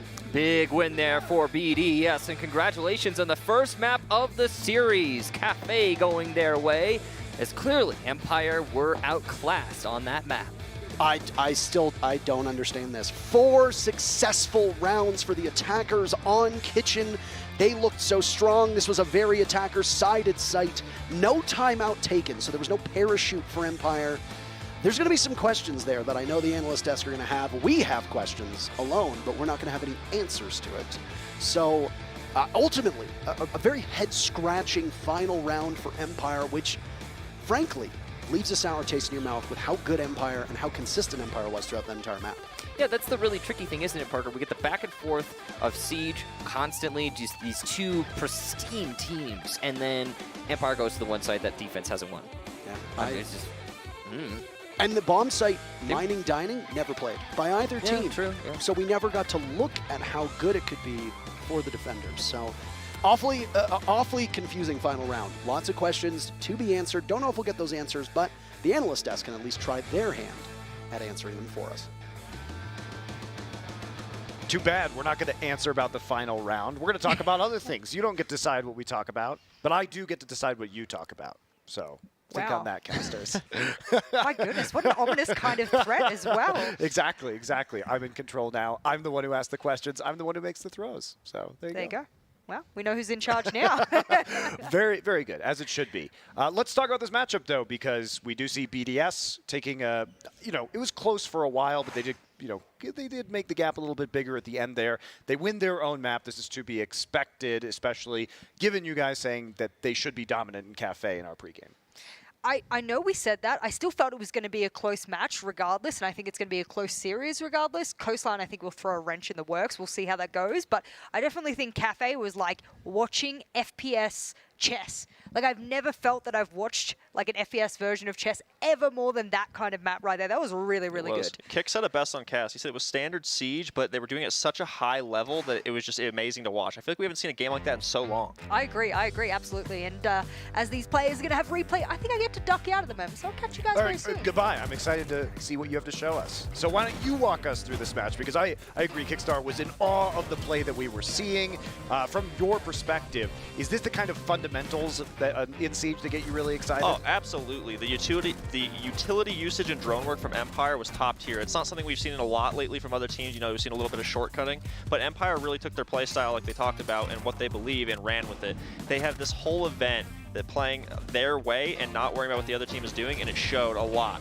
On their bar attack upstairs on BDS, they cleared the shield, 2 shields with 1 grenade, and then immediately took the site afterwards. It was insane to watch, and BDS, like I said, they started a little bit slow, but they sped up at the end. Well, it was really a big difference between the last time we saw the maps between these two teams. The last time they played on Cafe, we touched on earlier. It was months ago at this point, but it was BDS 7-0. This was an extremely close affair. You can really see the development of this matchup between then and now. And we also saw, of course, Empire take Cafe earlier in this event. In fact, just yesterday in the quarterfinals versus Space Station Gaming, another structured team. So you would have to believe that they were still very comfortable coming into the map pick, even though it was BDS's selection. Yes, 100%. I think the biggest difference here between the BDS and SSG game is BDS applied that pressure early onto Empire and made it frustrating for them to get to an execute position, and they took advantage of that. I mean, Shaiko was running amok on those guys. He was all around the map on defense and on attack, and it stalled Empire out. Yeah, we are going to take a look at one of the rounds that BDS did play on the defensive side with Jess, who's going to walk us through round 4 to show us what she loved about BDS holding Cafe.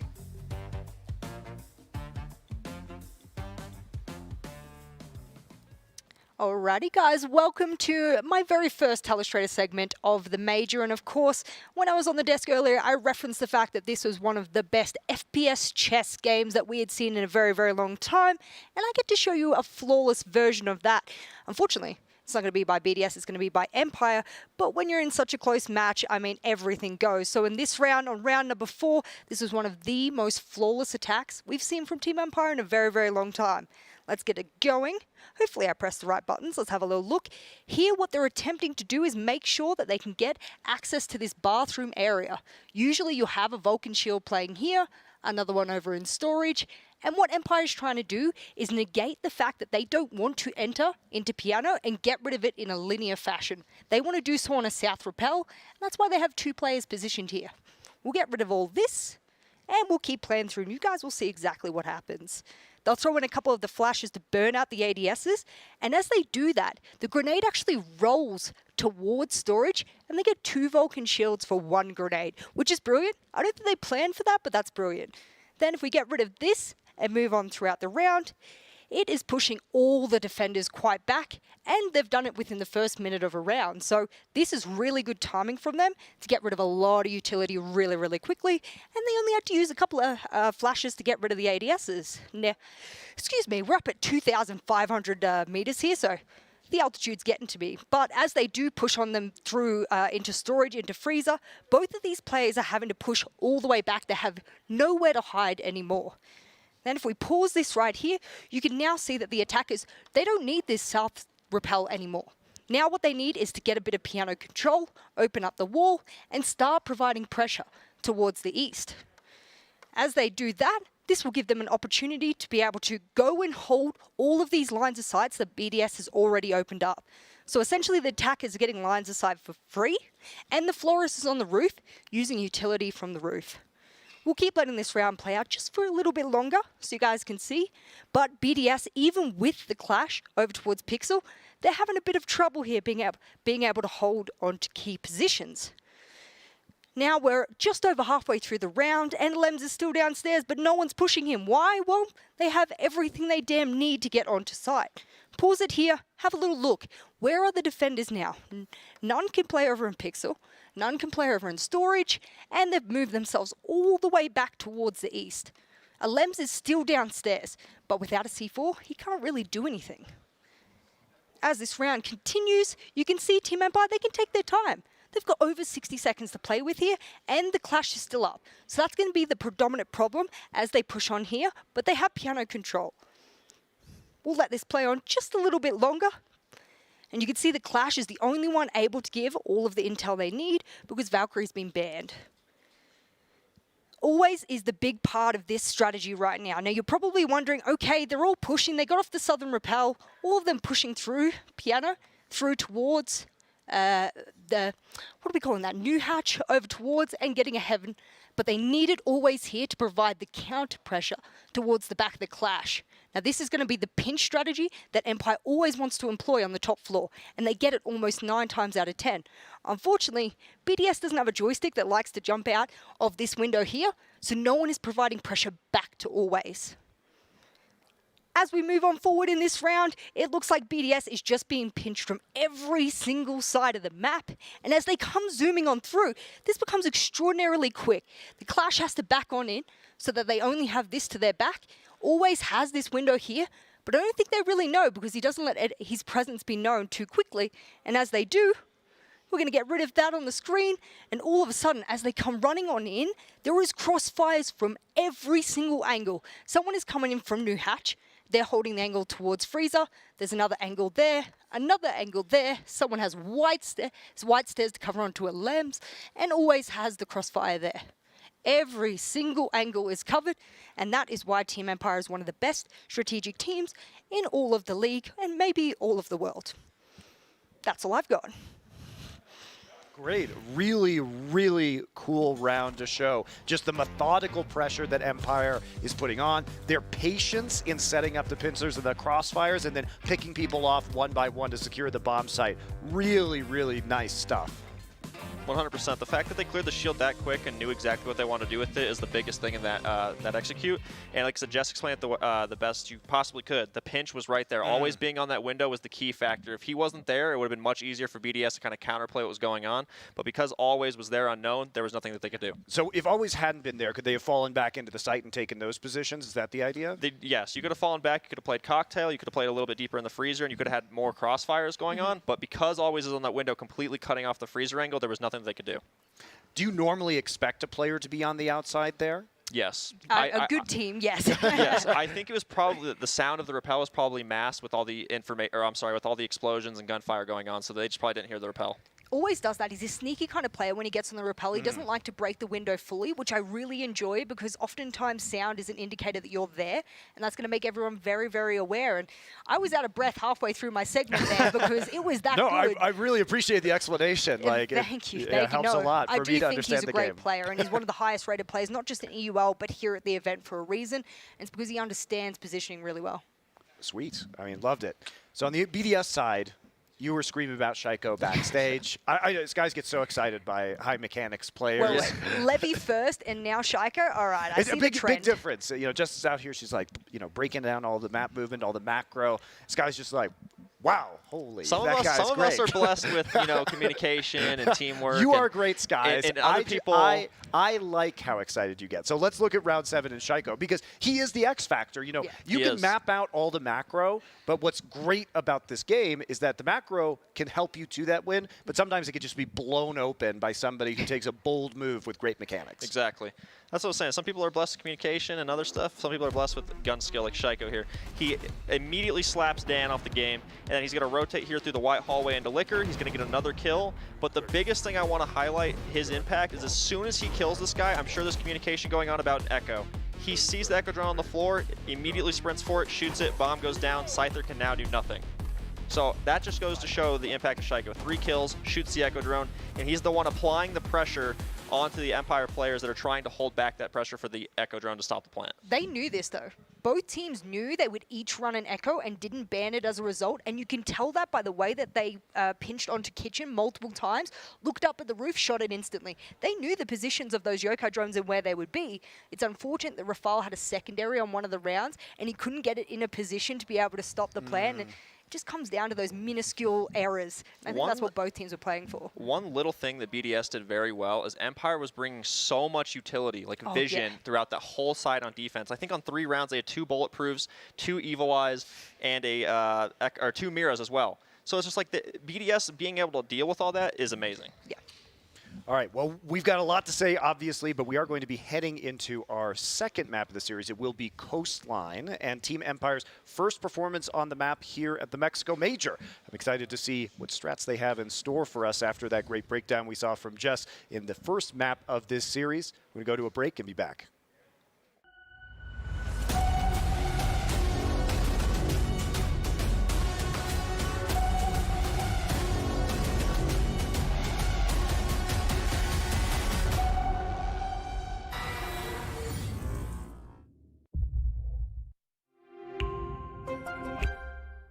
What does it take to create a vibrant, thriving community? Join us on this 3rd episode of I Call Next as we discover how to create inspiring content and hype up an entire gaming scene. PayPal. Press play.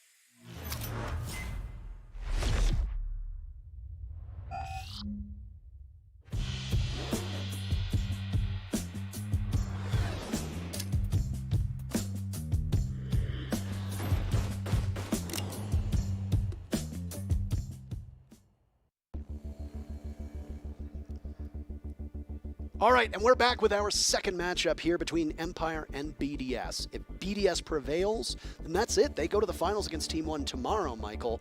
But now we're going to Empire's map pick, and it's Coastline. Most teams ban this map against Team Empire.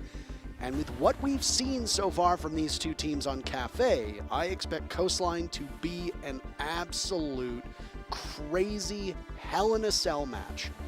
Yeah, probably. I mean, it's what we just saw on Cafe. So now that we're opening things up on Coastline, I think it's going to be the same, but different, and very exciting. But still same. But the same, yeah, Yes. still. Overall, If you're a fan of Empire, you don't want the same result. I mean, we've got nothing but Hell in a Cell maps for this series. I mean, it was Consulate for the last one, if I'm not mistaken, and that's pretty much along the same vein. So you can see him, Team Empire getting ready to load into Coastline. Again, this is their map. This is where they want to go. BDS now going to be playing on Empire's home front.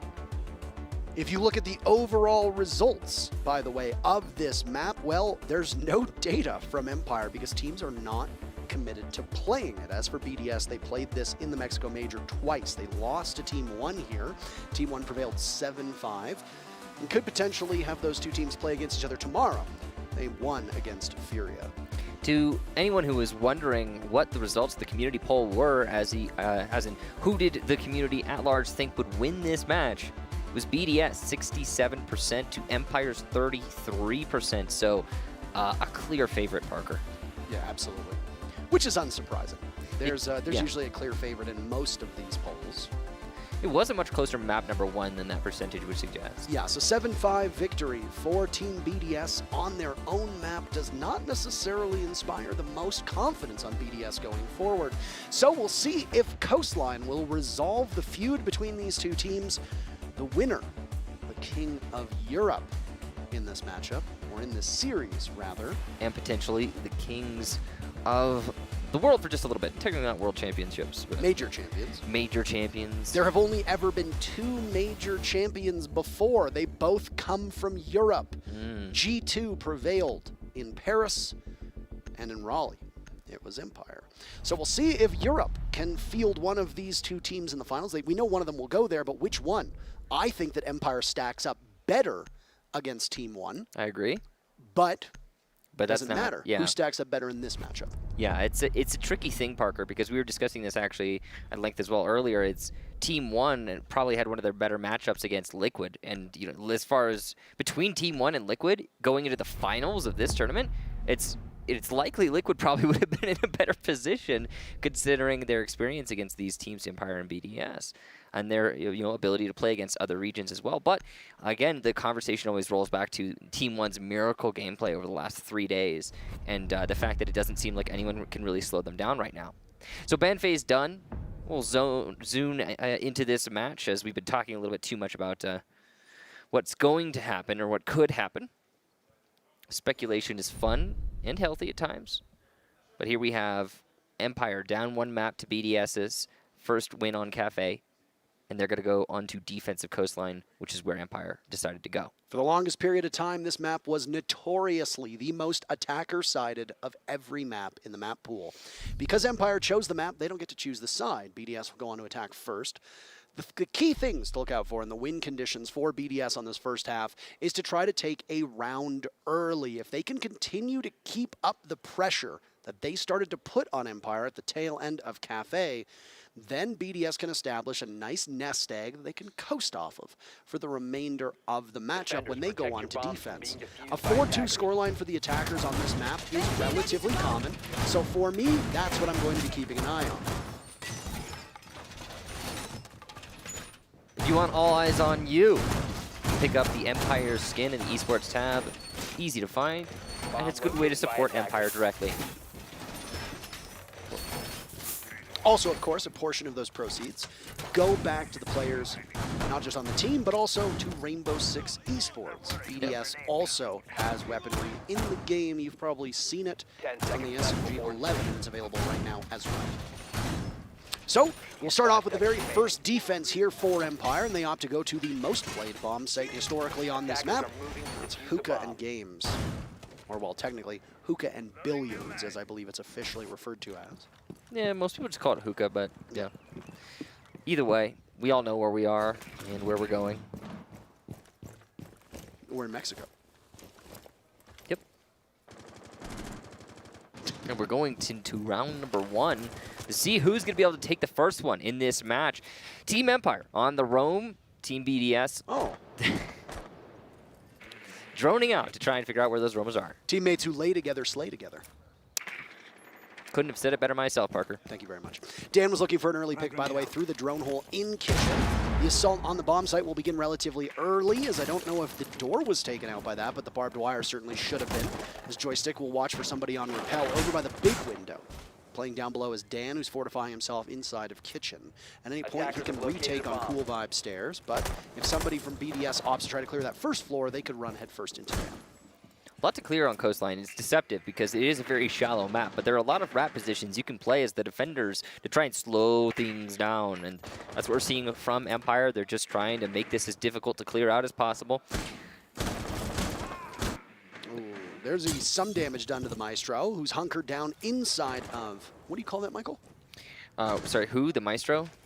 I call that Pink Bar. Thank you. Pink.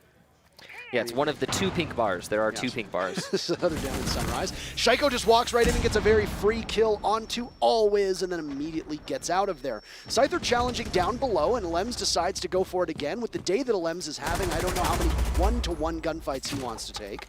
Rafal's over by Luggage. He's going to look down Shepard, who gets stunned on out, and the smoke will retreat just to the bar. Rafal still looking in this position. He's got full utility minus that 1 concussion on Sophie. Trico gets the second kill. The crazy thing is, all he's really doing here is challenging from VIP, and Empire are just not ready for it. They seem to be missing a few of their basics on the defense. See a challenge there from Joystick, and he's playing with fire, but he needs to. Someone has to get something back here as BDS find themselves up 1 player, and there it is. Down goes Shaiko in the VIP hallway, and it's finished off by Dan.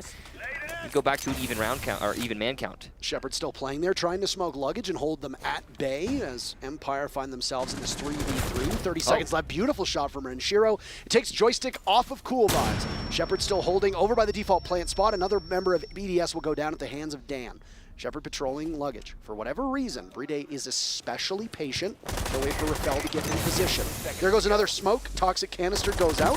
Rafal doesn't seem to know the positioning, and Shepard just jumps on up. Dan has the cross over to the doorway. He sees the shoulder of Bride taking some damage. Rafal tries to run on in, and there we go. Dan position, 3 kills for him, a 4th on the boards, but he doesn't need it. Don't get greedy, son. The clock is your ally. Empire takes the lead. Beautiful play there from Dan to patiently wait out the advantage behind the shield.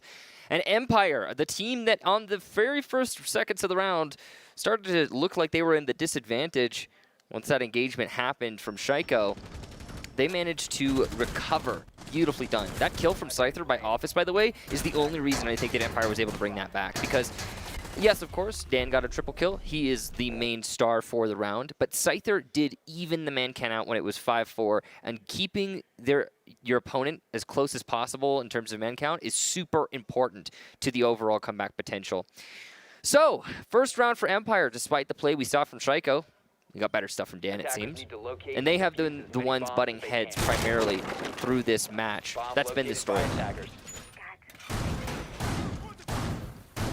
So down below to the double bars here as the advantage that was opened up early on by BDS faltered as Empire kept this one close. I suspect that this map is just going to be a total brawl all the way to the finish. And, well, we've only had, since the quarterfinals began, Michael, 1 game go to a 3rd map.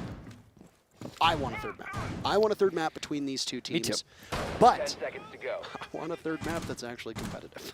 Yeah, I'd like one of those. I mean, sometimes we get absolute blowouts and they could be really, really boring.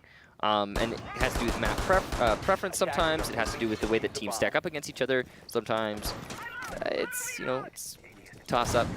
I mean, a 7-0 to seal the deal is definitely a statement match for Team 1, though. I think we can both agree on that. Yeah, that one, I mean, it didn't... I couldn't believe they pulled off a 7-0. Yeah, against Liquid. Liquid has been one of the most consistent teams at this tournament. And then that. I don't know what's going on with the Lems today, but he's seeming to have some significant struggles. Oh, he got it all there. He got the shield, the ADSs, the magnets, everything. And yeah, you just effectively cleared out an entire corner with 1 piece of utility. And that's huge because there's 4 Rotero drones available. So 3 more to go for a Lems as Flores brings 4 of them to the table. And I gotta say, it's been refreshing to see all of the Flores play thus far at the tournament. Both of these teams love running him. Empire in particular, Shepard will play Flores through a wide variety of maps and does so very successfully, while also being the best player for Empire at this tournament. I mean, you think about it, what does Flores really do? He's boom, but he circumvents all anti-boom.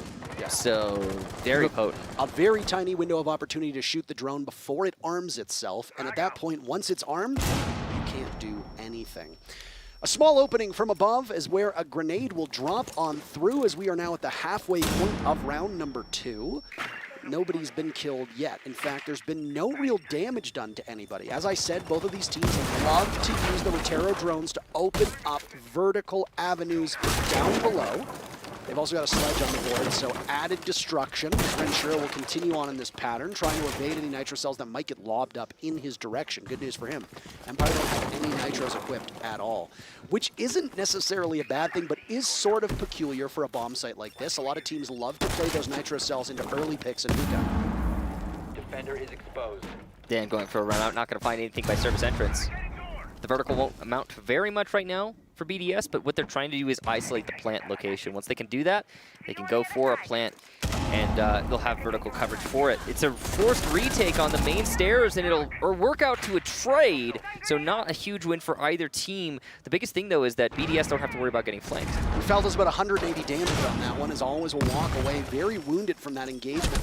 The opening to Mudroom as Joystick tries for the Pokeball kill, but he can't get as the impact goes off. A Toxic Canister will follow in that same direction, as Elems on the stairs is unsuccessful in his endeavor to pick up a kill. Still playing off of cool vibes. Dan will quarterback that play as Shepard will fall off to look towards the door of Hookah. Renshiro with some play above could very easily shred through the limited HP that both Always and Shepard have, and he'll give himself away. Only 10 seconds remaining for BDS to get into the site. Always could be a playmaker. He's very far away. The shotgun takes matters into its own hands with Shepard, but the diffuser goes down and BDS perfectly locks that one out as they equalize. Frankly, Parker, what we're seeing right now is I think just BDS a little bit sharper. That's what I'm noticing in this matchup. Empire are definitely trying. We've seen some good stuff from them. Dan, in particular, has been clutching up huge, especially in that first round. But the general siege play does favor Empire right now. And that has me worried for the prospect of a map number 3. I want to see these teams go as long as they can to see as interesting as this can get.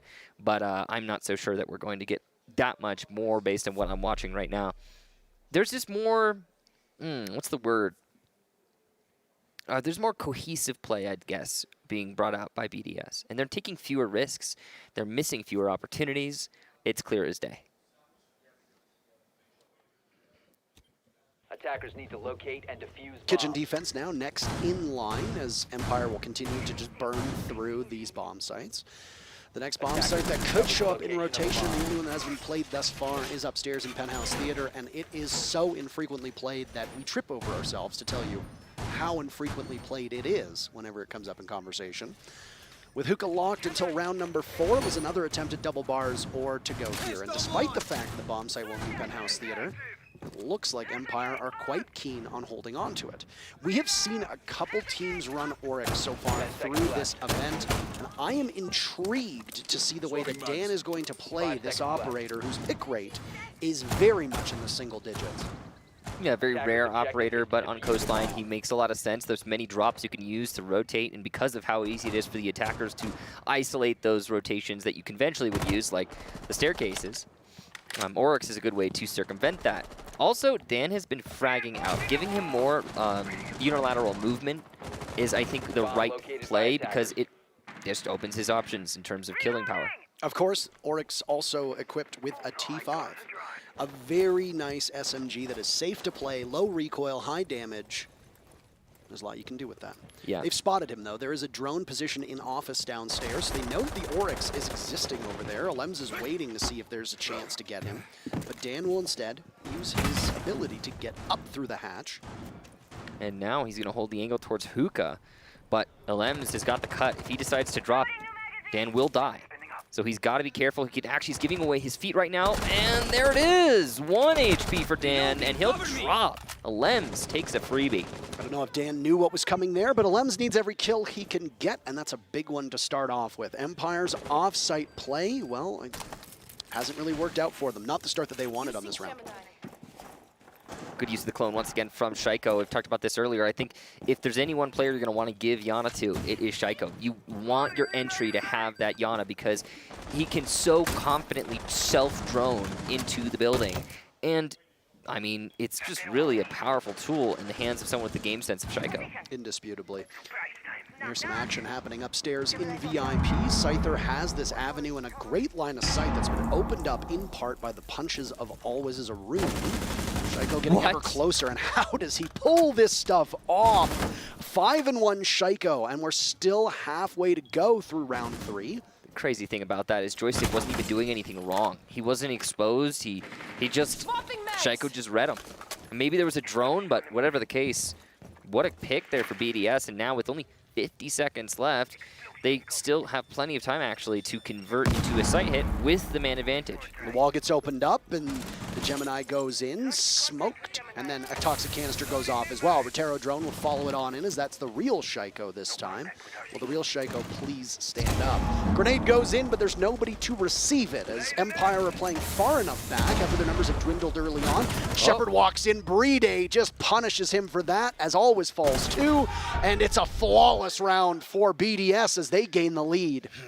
The read here for BDS is too good on Empire. They know exactly what Empire is doing at every single move, and they're starting to squeal on the stage. Is that what that was? It's hard to describe that sound. I don't know entirely what it was. Empire's going to take a timeout here now, Michael. Yes, and they need to, as they are down 1 round here. And not only are they down 1 round, but on top of that, they are finding themselves in a position where, frankly, these rounds have been incredibly confident for BDS.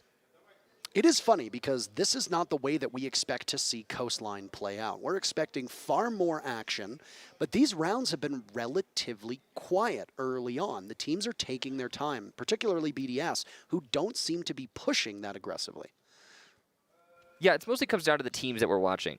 These are both very structured teams. They're typical, European squads, and they really exemplify that. They're 2 of the best in Europe, in fact. And that they're playing like that. I mean, I'm not really surprised. It's different for Coastline. It's not different for them, at least not from my experience.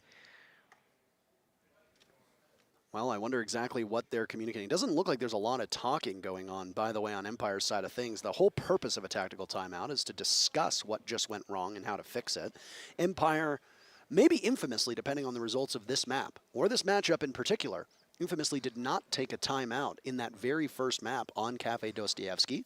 They had an opportunity to do so. They went to the final round trailing. They did not take a timeout. Maybe they didn't think it would be particularly helpful. And with the matchup on the line, they faltered, allowing BDS to take it and then grab control of the series because of that. Well, frankly, Parker, I'm not going to be surprised if this starts spiraling out of control for Empire based on what I'm watching. Even the round that Empire managed to win here on Coastline wasn't really like a team win. It was a clutch from Dan. Yes, I agree with that. Dan has been a great stand-up performer over the last day or so, but... Yeah, it's been his tournament. I mean, Shepard is always the rock for this team. Right now, Empire has had some consistency issues. Both of these teams have. Cafe was very much back and forth until that very final round. And like I said, that obviously sets Empire up very well for this map. But we are used to Coastline just being a madhouse.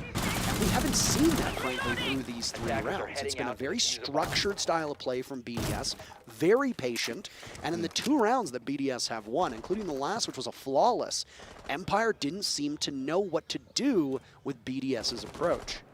Well, frankly, the thing that's troubling for me, Parker, is that I don't really feel like I'm watching much Empire play. I feel like I'm watching a bunch of individuals kind of just doing their own thing, and it's odd. It's just odd. You don't get that from Empire very much. I'd like to see more of the Empire that we were watching play yesterday. I think there's a lot more confidence on their side, but they are being very squarely countered by BDS. And their communication, the teamwork. I mean, look at this. Look at the marks coming off from this drone. And Rafael's actually going to get Always, who gets aggressive on Tracers. I mean, Rafael is smiling when he gets that kill. He's like, what are you doing?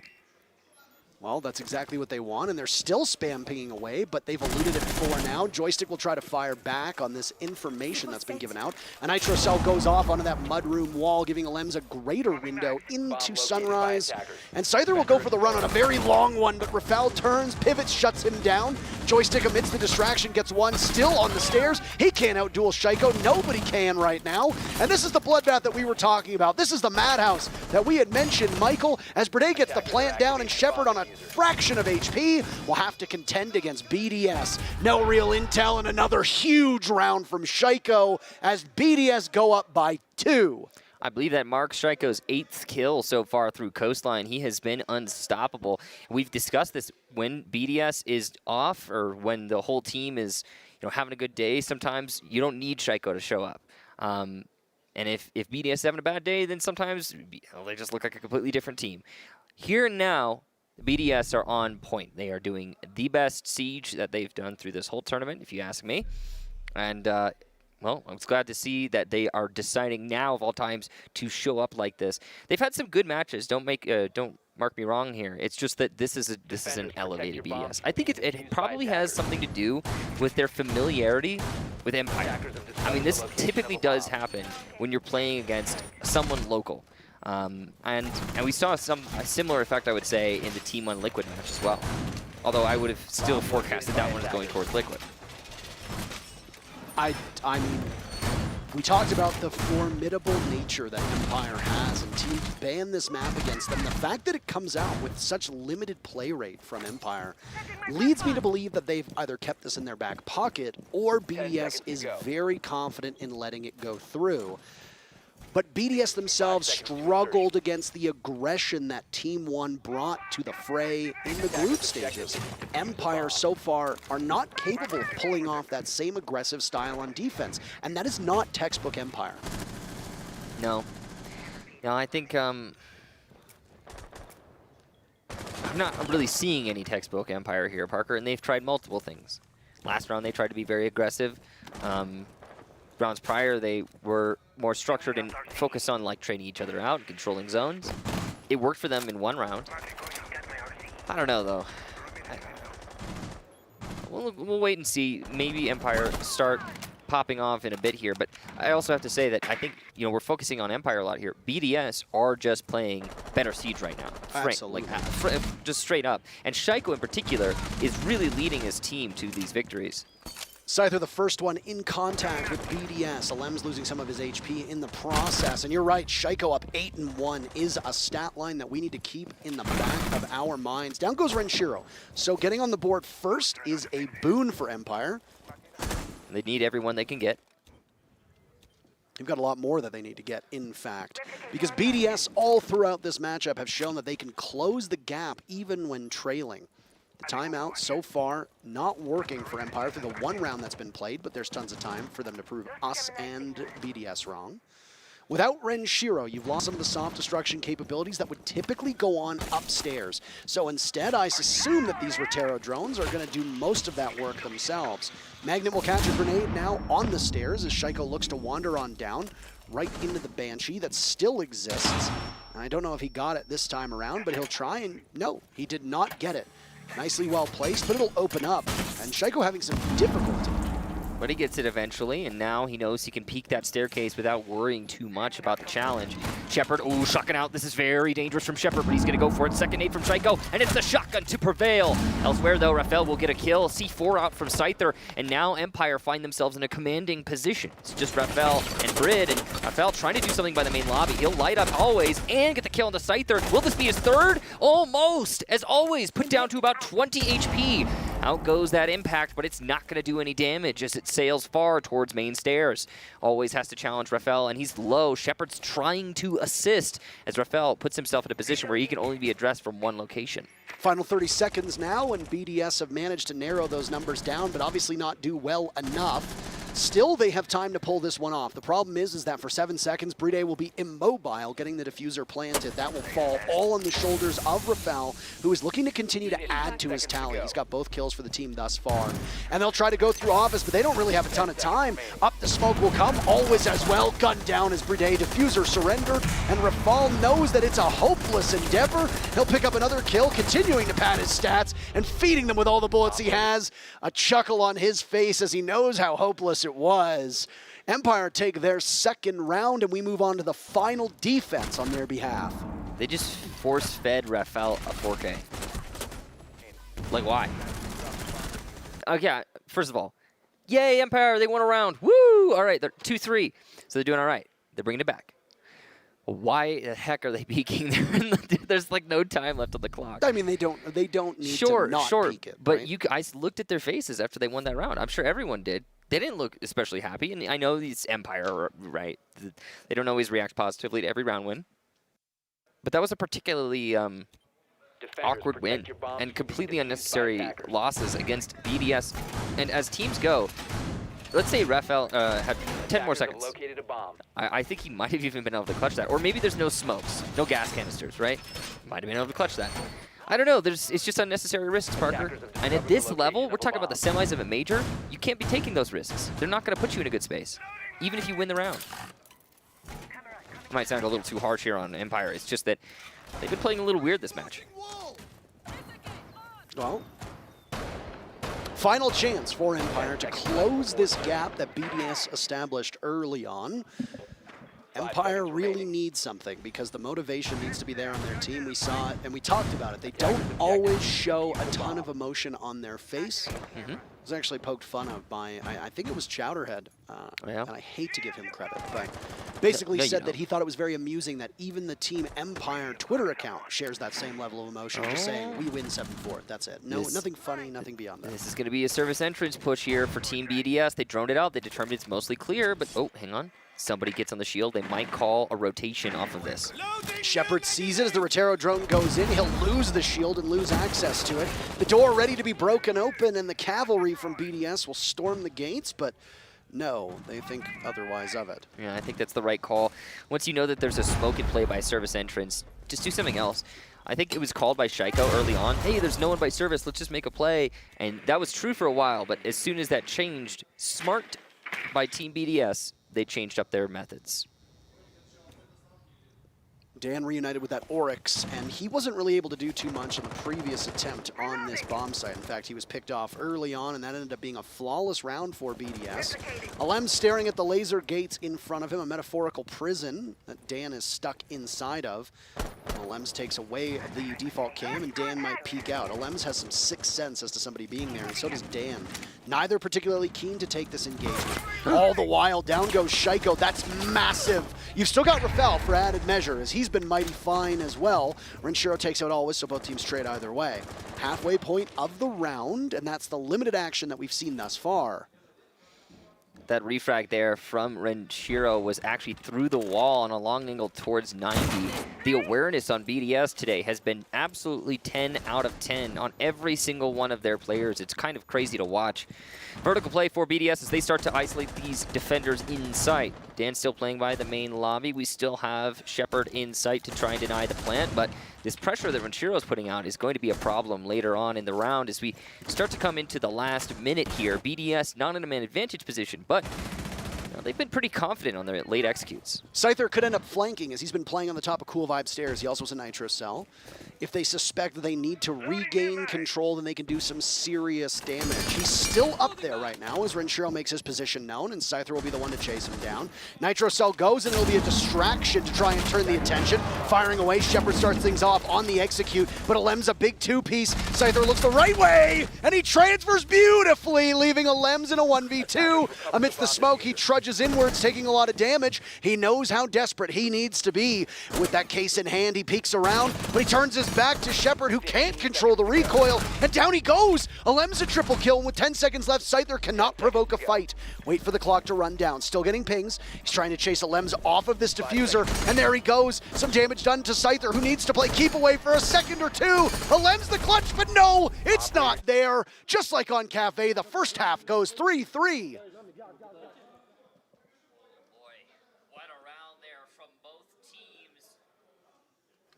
What a round there from both teams as we go all the way to the bitter end of the half once again. It seems like these teams cannot let go of each other, Parker. We saw the same thing on Cafe until just at the end when we saw Empire pick a strange site to choose for their last defense. Well, I wonder if we're going to get the same thing here on the second half, though, Parker. It's now time for Empire to attack. So that last round, BDS, service entrance, they try to commit to that, but the smoke is spotted. Shepard is a good smoke. He's not going to let you plant there. So what do? All right, you adjust. You mix things up. If you're BDS, you try and go for that vertical. You don't need to rush yourself into a losing situation. There's no need to do that. It's exactly what we see Empire do, or sorry, excuse me, BDS do. They go upstairs, they start setting themselves up for vertical, but that vertical doesn't amount to very much, frankly. Most of the kills that we saw BDS get were actually from the horizontal takeout from the, whether it be the main lobby or service entrance. Attackers have located a bomb. The pressure was good. It was just, oh, that's a free drone. It was just not focused, I guess, enough on the objective. Also, poor flank watch for BDS, which is strange. I mean, I know that the Nomad is banned here from Empire, which is something that they seem to be doing routinely, no matter who they're playing against, and no matter what map they're on. But still, you should have somebody watching that flank.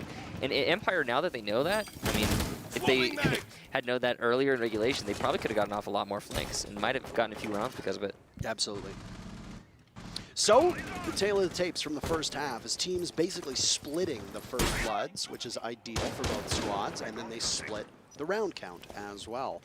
As we talked about, no Penthouse Theater defense, as they will go to the 3 most common bomb sites. And immediately starting off on defense for BDS, they're going to go upstairs to Hookah, which is the conventional starting site for most teams. Good Valkyrie cam there. This is something that's not been discussed at length here. Valkyrie being a play on Coastline is really important because this is one of her better maps, and she is going to get you a lot of great kills through information. She are just looking for somebody outside. It's actually almost entirely a penthouse take for Empire right now. So they focus all their efforts here on the north side of the top floor.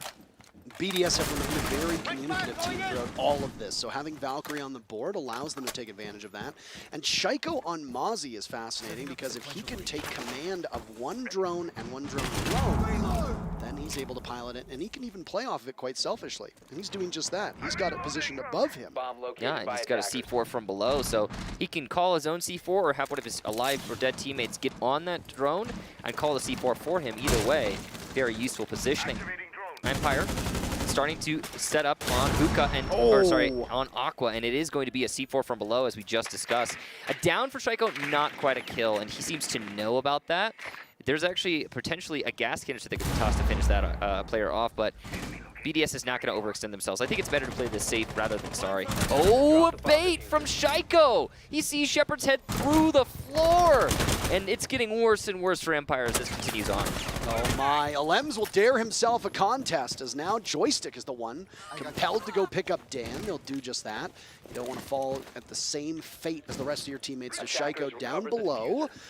So this is a tough spot to find yourself in if you're a fan of Empire. And the team themselves struggling quite mightily. They've got 4 pieces of advanced intel, 3 of the Valkyrie cameras, and 1 Mozzie drone that will continue to scoot around. It can be repositioned now. If it hasn't been spotted, he knows that there's 2 players inside of Aqua. Keep in mind that Shaiko will continue to have that piece of utility that the rest of the team can take advantage of. And there he goes. Joystick, though, guns down 1, trying to snowball, but no, nothing is starting at all. It's all dried up, and Scyther in the midst of the toxic canister will spray away, but Bride puts an exclamation mark on the round, and BDS goes up 4-3. Big win there for BDS, holding on to every potential avenue that they were presented with. Empire, really confusing round, frankly. We are getting to the point now where I do have to openly critique the play we're seeing from Empire through their blatant mistakes. Example number 1 is Shaiko, downstairs in office. Frankly, usually when you go for an office take, or rather, when you go for an Aqua take, you also take office. They kind of work in tandem with each other. You can't just go into Aqua and expect there not to be C4 from below. If you're doing that, if you're assuming that, you are asking for trouble. And Empire were asking for trouble. They even had a player, a Buck, which would be the perfect kit to have downstairs, by the way, on an Aqua take, on Repel by Aqua. So bring your Jackal over, bring your Buck over, double up on an office take, maybe kill Shaiko, but at the very least push him out of a position where he could C4. And I'm not even saying you need to do it before the C4. I mean, you should expect that. It's super basic for an Aqua take. But if you do know he's there, if you hear the C4 go off, if it downs one of your players, whatever, I mean, yeah, stop that. Even after Shaiko got the kill on a Shepard through the hole, they still did not even try to clear him out. 10 seconds left. I mean, that's like 3 different instances of oversight from Team Empire. But they're not playing their regular Siege here today. They're not playing the Siege that I know they can do, and they're not playing the Siege that we saw from them in previous days of this tournament. They're being countered extremely well by BDS, but also it doesn't just go in that full direction. They're also just, that same level of confidence has not been shown so far today by Empire. Look at the clinic that Empire put on against SSG yesterday. Yeah. That's what I'm talking about. But at the same time, SSG looked like they were in their own heads. They looked like they were a bit demoralized. Could it be that Empire finds themselves in the same position and they're just letting this weight get to them? Well, there is some pressure on their shoulders. Yeah, no, absolutely, Parker. You're definitely right. I feel like when you get to this stage, it's a lot of pressure. It's a lot of frustration that can start to build up when you lose rounds that you think you maybe should have been able to take. And on top of that, BDS are going a step further. They're not letting Empire regain any kind of momentum. And I mean, BDS has gotten like 6 wall bangs just through this map alone. 6 wall bangs off of, I don't even think any information, though BDS's drone work has been stellar. Now they're on defense, even on defense, their drone work's been stellar as well. As weird as that is to say, because they've managed a few drones here and there. Not so in this round, you know what I mean. Put Shaiko on the Roni and good things will follow. He's on it yet again. He's got the hammer fist this time, though. Yeah, that's he true. Makes some rotations and makes some holes for himself. And look at this Valkyrie cam, unspotted. I mean, this is something that needs to be dealt with. C4 goes pre-place, and now that C4 will detonate exactly when someone steps over it, because we've got somebody, Bride, actually watching the camera. He's going to hop off to make a hole for his teammate. So the call is back on as he hops on the camera. So that'll be a freebie. There it is. Ooh. Just a matter of time, and Shaiko adds to it. BDS now find themselves up 2. Excuse me, another remarkable shot from Shaiko through the door. And down they go. Like dominoes, Empire are falling. And BDS look to take advantage of that disarray. Joystick doesn't understand how close he is to Renshiro. Renshiro pivots, but not close enough. Joystick doesn't take any damage in that ensuing fray. Always low on HP. It's going to be difficult for him to win an engagement here. BDS finding themselves in a very comfortable spot. Lots of time for the attackers. That's the only advantage that Empire has. Right now, no one on Empire has been able to frag out on Coastline. It's been a struggle for them across the board. Usually each player will get maybe 1 kill in a round. Lems, he gets his on a Joystick, and that makes it even more difficult for Empire. These shots that BDS are hitting are not just otherworldly, but they're being provided by information that Empire has no answer for whatsoever. And another one almost coming in from Shaiko as he chips away at the HP of the Hibana. Shepard takes a lot of damage in the process, but he wins the fight ultimately. Time not on the side of Empire. 10 seconds remaining. From above, though, they've kept this one close, and Empire could very easily tie this up. They just need 2 big kills. Running out of time in the midst of the corner. The plant going down. Alem's trying to sweep in. Always will need to stop it. There'll be a fight to the death, and he'll do that to keep it close. Tying the game up, Empire with a clincher. Always, what a clutch there at the end. We had Shepard completely locked up on the plant. There is no way he wins if Always loses that fight. So it could have definitely been a win for BDS, and really, what a steal for Empire. Taking victory out from the jaws of defeat there, and we're even on the round count once again, Parker. I mean, frankly, BDS were so far up in that round, I didn't think there was any potential for Empire to recover. But little rounds like that, or when I say little, rounds like that, they really do have quite an effect on not only the round count, obviously, but your mental stability in matches like this. The pressure is so high for both of these teams. BDS, I mean, they're on a winning streak. They're looking pristine. They're looking precise. They're doing really well. But even a round like that will affect them. And I think that Empire, well, they're getting every little win that they can get in here. And even though the round count is 4-4, they are clearly on the back foot. So rounds like that are really important. Attackers have located a bomb.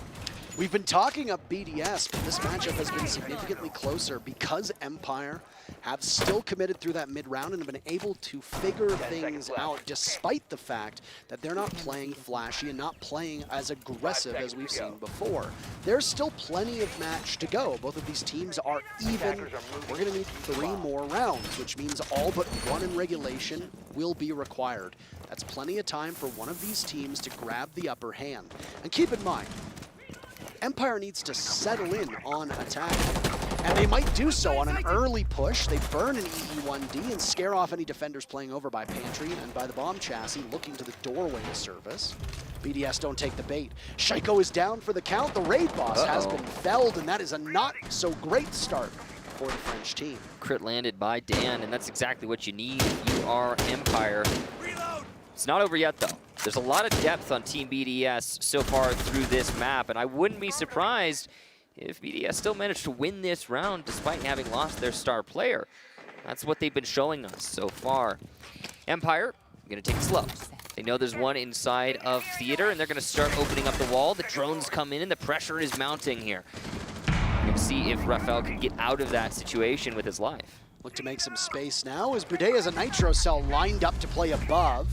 He's going to wait for a repel in on the window or potentially even the bathroom drop, and there's 3 players from Empire nearby. Nitro Cell's pulled way too early, though, and BDS lose out on an opportunity to slow down the advance of Empire on the top floor. So the structure from Empire is looking solid right now as they are droning before they push, being very careful. 2 players top white there, one in actually Projector, and there, look at that shot from Alems. He'll shut down Scyther.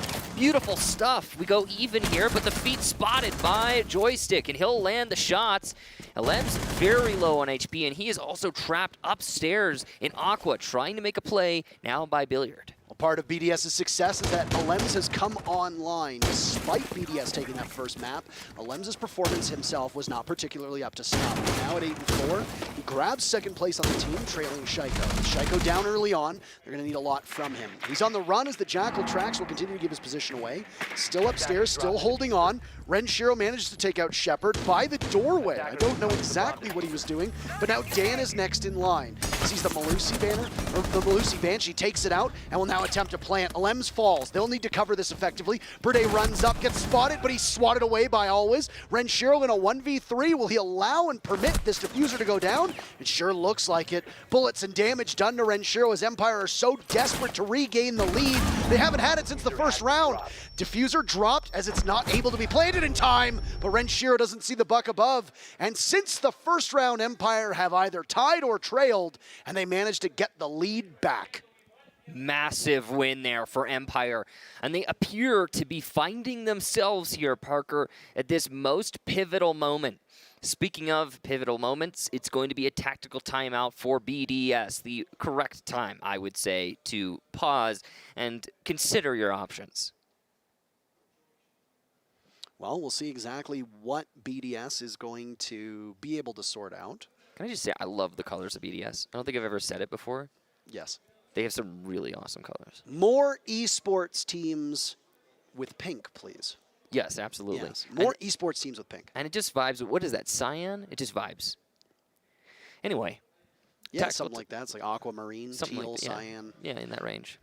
Maybe even bordering on a robin's egg blue, depending on the type of monitor you're looking at. Maybe going into the pastel colors. I don't know. No, but it's been a good. It's very firmly in the pastel. Yeah, I would say. It's been a good start for BDS. Empire starting to get a little bit of momentum, and as I mentioned, that is part of why this is a great time for BDS to just say, you know what, let's just take a pause. Yeah. Everyone, you want to breathe? Slow it down. Let's breathe. Yeah. Because Empire won away from match point. I mean, Empire also get to talk during the timeout, right? So it's not like the timeout from BDS is only going to help them.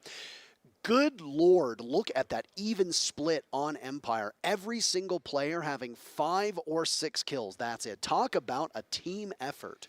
Yeah, and that's the really crazy thing is that they are winning in the rounds right now, but losing so heavily in the frags department. I mean, yeah, it's more split up on BDS, where like Bride has 3 kills, which is low for him, and Straiko has 12. But I mean, 8-7. Look at these kills. They don't reflect a 5-4 in favor of Empire. It is 38-27 in terms of cumulative kills right now. BDS 38 kills Empire 27 kills, and Empire has the lead. They have... Think about that. That is just crazy. It's absurd. 11 kills difference for BDS, and they don't have the lead, which just goes to show you, and I don't mean to call out your average ranked star, but kills are not all that matter. No, clearly Empire are only really getting the kills on the rounds they're winning too. Well, that appears to be the case. We have seen some flawless rounds, so that would be true. Okay, that was weird. That alone gives you 5 more kills in your opponent. True. Yeah, it does. Now, once again, this is going to be a roam clear to start things off for Empire. They find themselves in a solid position.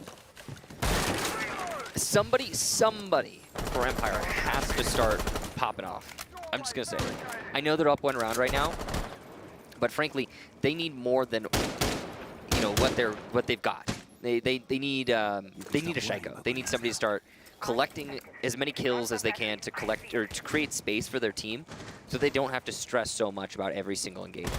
The thing is that both of these teams have a tremendous amount of depth, and there's no way to take that away from them. Obviously. Empire used to be top-heavy way back in the day, but changes to their playstyle and changes to their roster have swapped this up.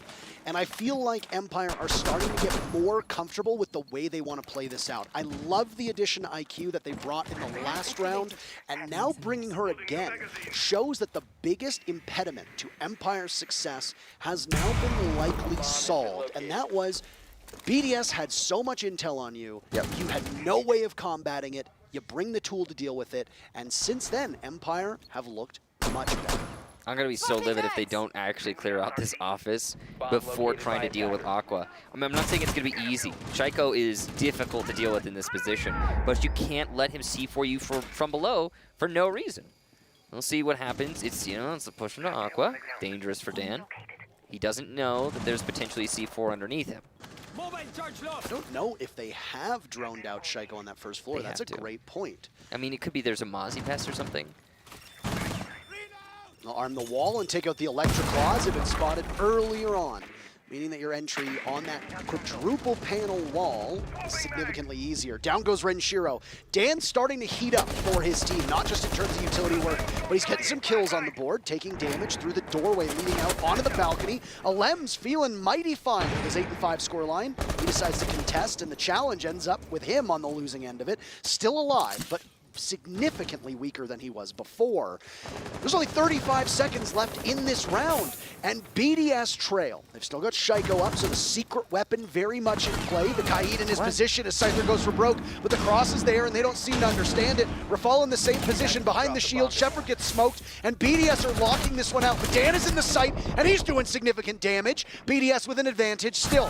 Dan taken out through the wall, and it's all on Joystick. So clutch usually, but he doesn't have any support right now. Trudging into the site in the midst of the smoke, hitting the barbed wire, and BDS after their timeout, they course correct and tie the game. But also for Empire, that was a really messy take. Incredibly messy. I mean, 2 players pushed on VIP Hall for Empire, and they both look different directions, but they do it 5 seconds removed from each other. Scyther going for a vault over Vase, that is a no-win scenario. I'm not sure what his thought process was there. Further, they hadn't dealt with the shield inside a pink bar. I mean, the layers go on. Why is Joystick on the roof as his whole team dies? Maybe he's trying to pressure something from quad wall? Not entirely certain. The hookah push as well, it's just Dan. Just him alone. Empire looked a little lost in that round, I gotta say. And that's despite them getting the early pick. They have that advantage to start with. They look pretty solid, but then when the execute comes out, it's just all over the place. Total mess. Now we have a 5-5 scoreline. BDS need but 2 rounds here. And we are done this match. I mean, Empire also 2 rounds, and well, then we wouldn't be done, though. Yeah. Yeah, we'd be done the map. Yeah. But not the match. Yeah. And you said match, so you were correct. Technically correct. The best kind of correct. Exactly. You know what's weird though is I think does it still say match in game on the map? I don't know, but I mean we say match point, but really in the best of 3 it's map point. Yeah, no, but that's what I'm saying is it's always said match, and I think even I think even Ubisoft at one point said that they were aiming to correct that, but I'm not sure if they ever did. Well, for Empire it'll be map point, it'll be series point for BDS if they prevail. Punch their ticket to the grand finals to meet up with the Brazilian squad of Team 1. That'll be a fun matchup. Who goes up against them just because Team 1 is involved? Yeah, again, the big question mark is Team 1 is that are they going to be able to keep it up? Are they going to keep it up? Everybody keeps saying that the clock is going to strike midnight on their Cinderella run, and you know what? Yeah. It has not. It hasn't yet. It hasn't. It's just will Team 1 choke or not? Yeah. That is the full extent of the finals when we get there. But that's for later. Right here and now, we've got Empire BDS, and this is still not done. Empire are certainly farther from winning this series, but it's very possible. Now it's going to be another roam clear for Empire. They like to do this very slowly on the east side, clear over. What's up? Those 2 rounds in a row, by the way, that Empire won on, Michael, were because they picked off Shaiko first both times. Now, if they can replicate that success, which is never a guarantee, and with Shaiko, who only has 5 deaths so far through the 10 active rounds, is exceptionally unlikely, then the odds of Empire prevailing get significantly higher. The first person to take any damage in this matchup was Alems, as a Rotero drone goes out and takes out the deployable shield, watching the one doorway that looks into Hookah. A run out from Shaiko, and he misses his shots! Dan is a better one on that one, losing 50 HP, but still Shaiko falters. Another first pick for Empire, and it's on Shaiko again. That could be the turn to change the tide, but there's no guarantee. The depth on BDS has been excellent here today. Dan with firm control above, and he's going to continue to hold this staircase. He wants to make sure there's no forced retake by BDS. Ooh, Lems in the rat corner. The question is, will the drone work be good enough for Empire? Because they've been lacking on information, which is in stark contrast to BDS, who have been doing great at figuring out where their opponents are. And as we start coming into the last 50 seconds, the information is going to be paramount for Empire. There is no Valkyrie on the board, and they were obviously relying on the Mozzie to try and hold off some of that map control if they can get a drone. And, well, Lems hasn't been successful just yet. Nobody from Empire has provided him one of their little drone boys to help out. So, with the final 30-ish seconds available for both of these teams, you have to ensure that it doesn't get messy again. Empire had the numbers advantage, but couldn't translate it to a site take on the previous round. Match point awaits the victor here, and Alems will lose some of the coverage that he has by Mudroom. He doesn't get out of it alive as Scyther punishes him for that, and can walk right firmly in. Joystick takes some damage, but Rafal falters, and a flawless round is very possible, as it's Bride and Renshiro. Diffuser looking to go down, but Shepard stops off. A kill for BDS comes out. No flawless and another as Empire moves to map point. Oh boy, Empire are getting heated here, Parker. They're getting excited. You can see it all over their faces. It's like, no, you can't. Well done to Empire. Great round. And they patiently and methodically pick apart one BDS player after another. It all started here, though. You talked about it. Shaiko whiffing that run out. Oh boy, when you get your top performer messing up around like that. I mean, he heard Dan get on the drone, and he's like, oh yeah, I can go for it. He was clearly wrong. But it's only one round for BDS to bring this to overtime. I wouldn't be surprised. I mean, with the way these teams have been going back and forth through both of these maps, it's not just possible, but very likely. The timeout pulled by BDS resulted in an immediate round victory, but then a slaughter by Empire in the follow-up. Like I said, Empire made some significant changes. They brought the IQ twice. It was enough for one round to knock off some of the intel work for BDS. But this time, as BDS gambles on going back to the bomb site they just lost, they're going to bring a Valkyrie and change up some components of this defense. I like the Valkyrie pick here. We don't have an IQ anymore. So what happened was BDS are bringing Valkyrie. So Team Empire started bringing IQ. So BDS stops bringing Valkyrie. So Team Empire stops bringing IQ. So Team BDS start bringing Valkyrie. 5 seconds to go. What came first? The Valkyrie or the IQ? The Valkyrie or the IQ. Attacker's objective is no, it's The yeah. Valkyrie came first, actually. Yeah, to be clear, the Valkyrie did come first. So. Yeah, the Valkyrie cams were the problem. And anyway, they will be the problem in this round. Empire have been extremely successful at taking control of the wings of the sites and critical parts of the map early on. And from there, they can translate it well. Now, they had a stumble back in round 10. But going back to round 7, it's been relatively close since then for both of these teams.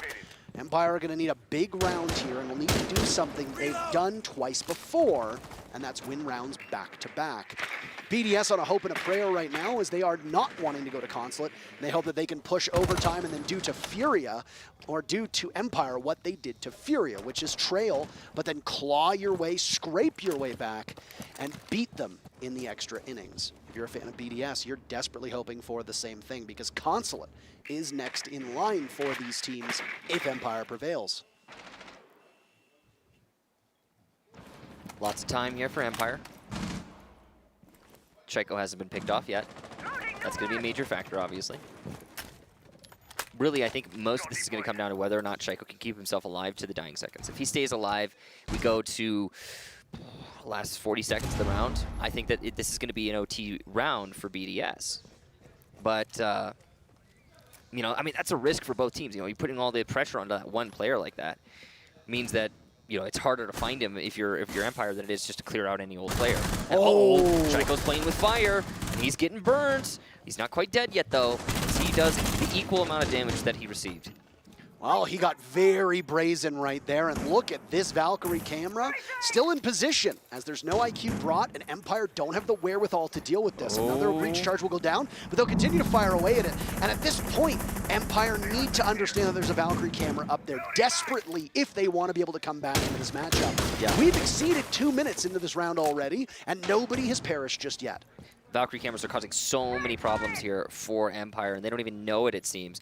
Good Jackal track there, and Alems is ready for it, but the cross. Alems takes a little bit of damage. Not enough to get the kill, though, and both of these teams, they really need a kill right now. Nobody from BDS is on the top floor, which means that the push for Empire is going to be even harder, and all that intel for Brede is there as well. He can track their movements, and he knows when they're going to translate from the top floor. It'll also give BDS an opportunity to fight back. They'll head on over, and they don't see that he's still there. Down goes Joystick, but no, Shepard has the trade. Rafael with one to keep it even, and there's chaos in the server with 15 seconds remaining. They'll need to breach into the site. That's the issue right now. Smoke to stop a default plant from going. Shepard gets it, always walks in, taking charge, always guns him down, and it's Rafael to try to clutch out. He needs to stop this one. Can he ascend? He'll try to take control from above, but no! They're going all the way. A third map is required. Empire takes it 7-5. What a round from Empire, and it almost looked dangerous there as the Valkyrie flanked in through security just as the smoke went down, but it worked out perfectly in the end. Now, Empire bringing us to that map number 3, Consulate. It has been an absolute banger of a series, Parker, and it looks like we're going to get even more great siege. These teams want to absolutely kill each other, and boy, is it ever more present than what we've seen thus far. BDS takes their map 7-5, Empire takes their map 7-5, and now Consulate is required. The winner goes to the grand finals, and right now there is no clear favorite, so we have total uncertainty as we go to the final map. I will say that BDS has been stronger for longer. That last half of Coastline was the only time where I would say that Empire had the clear advantage, where they started to look like they were waking up because, frankly, they looked half asleep for a lot of the match so far, but I don't think that's going to be true on Consulate. Well, of course it took a while for them to warm up. There are long winters in Russia, Michael. Yes, Parker. We've got the desk ready for you as they break down what happened in our second matchup. I'm not going to use it.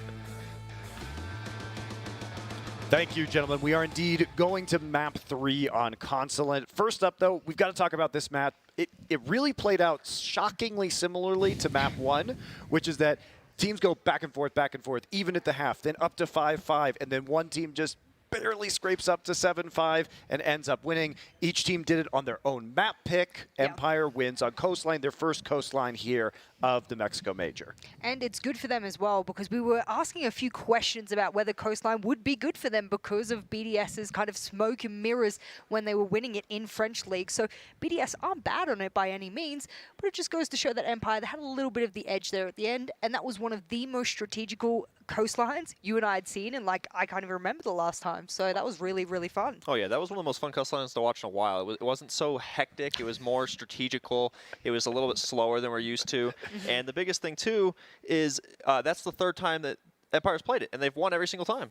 Ooh. Flawless. And as you said backstage, you phrased it differently. You said, this is the first time I've enjoyed watching Coastline at the major. Yes. So why is that? What was it about this Coastline that made it so pleasurable? It was more strategical than it was just frag heavy. And that's, I think, why. I don't know. I think these two teams match up very well, just like the Cafe game. This is the best Siege I think we've seen here so far. Yeah. It's just both teams are playing standard Siege, but they're doing it so at such a higher level than everybody else right now. It's unbelievable that you can get into a Coastline round, regardless of who's on which side, and have both 10 players still alive that long into the round. That's usually pretty unheard of in Coastline as a map. So the fact that we're going on to Consulate, which is essentially called the little brother of Coastline sometimes when it comes to frags, I don't expect we'll see yet another frag-heavy map, because this one was highly strategical. Yeah, really fun stuff. And I theorized, I asked, if we haven't seen Coastline yet from Team Empire, and they only showed 3 maps through the quarterfinals and only 2 maps in the group stage, was there something potentially that they were hiding in this map? I know, well, we'll talk about it just because you pulled up some unique strats from the Empire defense, so we will see that. But was there something different about their play, or is this pretty standard for Empire on this map? I mean, I saw a few little micro adjustments to utility. I pointed out at one point to Skies, I said, wow, do you see that ADS placement? And it's such a minor thing, but it's not been done before, and it's clear that these two teams have counter-stratted each other. And when you're trying to counter-adapt to a counter-adaptation over and over and over again, it just turns into one of the most intense strategical battles that you can ever see. And that's why some of these rounds did have to devolve into gunfights, because there's only so many times you can counter-adapt before you've just got to pull the guns out and get that round done. And I like the way that they did that. Let's take a look at the stats right now. Shaiko still leading for BDS. You'd have to believe that he's probably the leading candidate for the MVP right now if BDS does take the win in map number 3. Is there a candidate that stood out to you on the side of Empire so far? Oh, no. I don't know. Yeah, I'm going to agree with Jess. It just seems like they're all doing their job. None of them are going above and beyond, like kind of like Shaiko is. And it's expected for him to frag, but the amount he's doing on both the maps right now is just, I don't know. I think Shaiko right now is the only MVP I can think right now. And then on Empire, it's so well-rounded, it's hard. Isn't it weird to see the best player on a winning team have an even KD, and then everyone else like -1 to -3? That comes down to the fact that this was the most strategical Coastline we have probably ever seen. I mean, you are going to turn around. I mean, Spencer from CGG sent over. I said BDS got 4 plants, and then Team Empire managed to get down 2. I mean, that's like 6 more plants than most people get on this entire map ever. So that is a lot of objective play for a map that does not oftentimes promote it. Well, let's take a look at some of the Empire utility that you mentioned, because you pointed out something very interesting in round number 1 that got you excited. Yeah, round number 1, kicked it straight into strategy. Did not expect it, but look at this shield placement that we see over towards Aqua. Rabal's trying to get access over to there, but look at this shield. I have not seen such an aggressively forward play shield like this in a very, very long time. They don't destroy it. Dan gets to save the round with 4 seconds left, and I shout out to production for slowing this down, because that timer is key. Dan can hide behind this shield, and he knows he's ever so safe. And I guarantee if that shield wasn't there, Dan might have lost that round. And let's be honest, it was looking like an OT sort of battle here for BDS, so that one round meant a lot. Yeah, that's a really good example. It's honestly a really good way to put it. That shield, if that was gone earlier, I don't know how they didn't clear it. They should have droned it. They had multiple people die in Fish. So the fact that that wasn't cleared faster and it was able to stay up the whole round, I think would be the main reason they lost that round. They had man advantage throughout the last 30 seconds. So the fact that that was still up, that's just being lazy on BDS's part. And there was a lot of utility that you guys wanted to talk about. You said this is very strategic. So let's skip into the second half when Empire's on attack and BDS is on defense, because, guys, you have round 7 and 8 here, because it's about BDS's C4 usage and how they were slowing down the Empire attack. Right, so Empire kept going to a fish take type thing. They wanted to clear over there from on the blue bar defense, and they wanted to go that route on the hookah defense as well. And on this round right here specifically, Shaiko is under. They had a drone on him. They don't act on him for whatever reason. Shaiko gets the free C4 down here onto Dan. And I don't believe the clip shows it, but later on in the round, Shepard creeps up to try to pick up Dan, and Shaiko actually gets the kill onto him. And then on this round on Blue Bar, again, they have a pre-placed on Renshiro. He walks in the fish bar, and boom, he's gone yet again. And that's just lazy work from Empire from not clearing out office. they go. And I wanted to highlight something that happened sort of to promote those kind of C4 plays. And I was a little bit shocked that it took Empire until round number 10 to bring in IQ. But hey, live and learn, and they still managed to win the map. But it's the little sneaky intel plays. When you don't ban a Valkyrie on one of her best maps, guess what's going to happen? So let's bring up the nice little clip we have of the intel and all of the yellow pings. And I want you to take very, very clear notice of the fact that there's not just one yellow ping, there's multiple yellow pings, there's multiple BDS players on this particular drone. And do we have Yes, this yes, clip? we do. We do. Like, It's coming. I'm It's trying to coming. really bring it in, like make it as intense as possible. But I do want you to, and I hope it comes in slow because it was just a minute moment where they had that cam over towards, you're calling it fish, I call it aqua. You know, we can agree to disagree, but there's a little coral reef kind of indent in the wall underneath the default cam in that particular room. If you guys want to know where that is, do go have a look at Aqua. It's a nice little place for a Valkyrie cam because there's blue LEDs in the wall, and the blue LEDs of the Valkyrie cam happen to mesh in, so it's a nice little hidey hole. And hopefully I hope it never comes down. I was like, please don't I'm not even helping you. I'm just like, well, I'm just going to run out of breath again. Guys, on the telestration machine, I was like running out of oxygen in like 4 seconds. So well, I don't know where it went, but one thing that was very interesting that you mentioned and Kickstar mentioned on the cast was that it was the Valkyrie play and then the IQ counter, and then when they dropped IQ, then the Valkyrie came back for like the last couple of rounds there.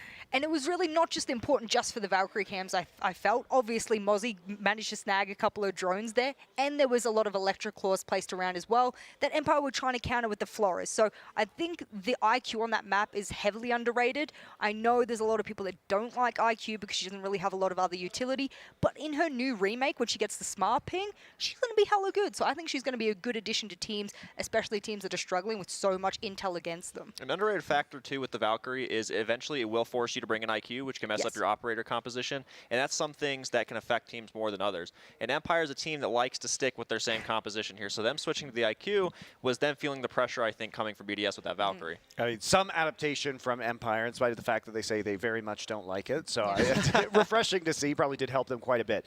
Moving on to Consulate. You guys sticking with the BDS predictions? Or have you seen enough from Empire that you think they're going to get a leg up? I mean, right, if you combine the scores between the two games, we're dead even at 12-12 right now between them, so this is deadlocked. I'm still going to go BDS here. Like I said, they have a 78% win rate on Consulate, and they've played that against more T1 teams than they did Tier 2 teams on Coastline, like Jess had said later in the French League. So I'm still confident in BDS to close it out here. You know what? The last time that BDS played Consulate was against Sonics, and I could be wrong, but this is in my list here as one of my big highlights, is that they 7-1'd them. And that's pretty good. When I was watching Sonics on Consulate, they were a very objective-heavy team. And if BDS can beat an objective-heavy team like Sonics 7-1, then let's say Team Empire is double or even triple as good as Sonics, BDS is still in the opportunity to win a map like that. So therefore, by the following logic, then they should be able to get 2 or 3 rounds instead of the 1 that the Sonics got. Nice, I like it. All I'm right. still expecting a close game. Like I said, this is Kick said it best on cast. This is just standard Siege, but at the highest level. I expect it to be another close game, but I think BDS will take it. Well, aren't we fortunate we get a third map in this series? Consulate will be coming up after the break.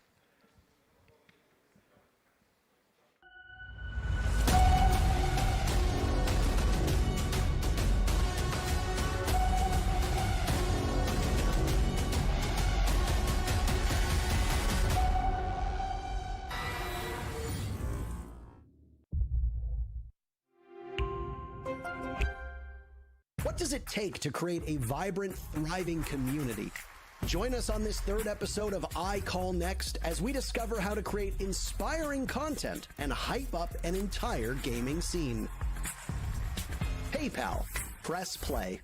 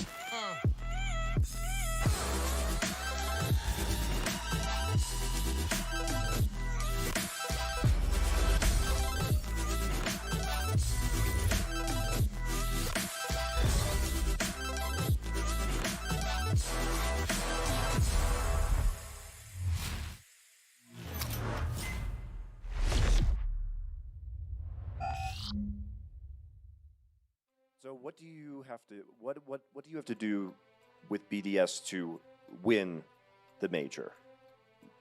What is the for yourselves, what do you have to overcome? Like, what is the best version of BDS that will win the major?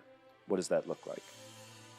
The best version of BDS is the version when we play, we are laughing every round.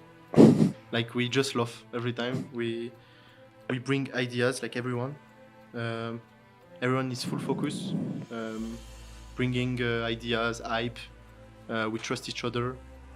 We laugh between rounds. We make jokes like it was practice. And yeah, like if we play like this, I mean, we already play like this, and the last time we played like this, we won the World Tournament. Like it was the August Major last year. Mm-hmm. So I hope we're gonna play like this again to win the other August Major.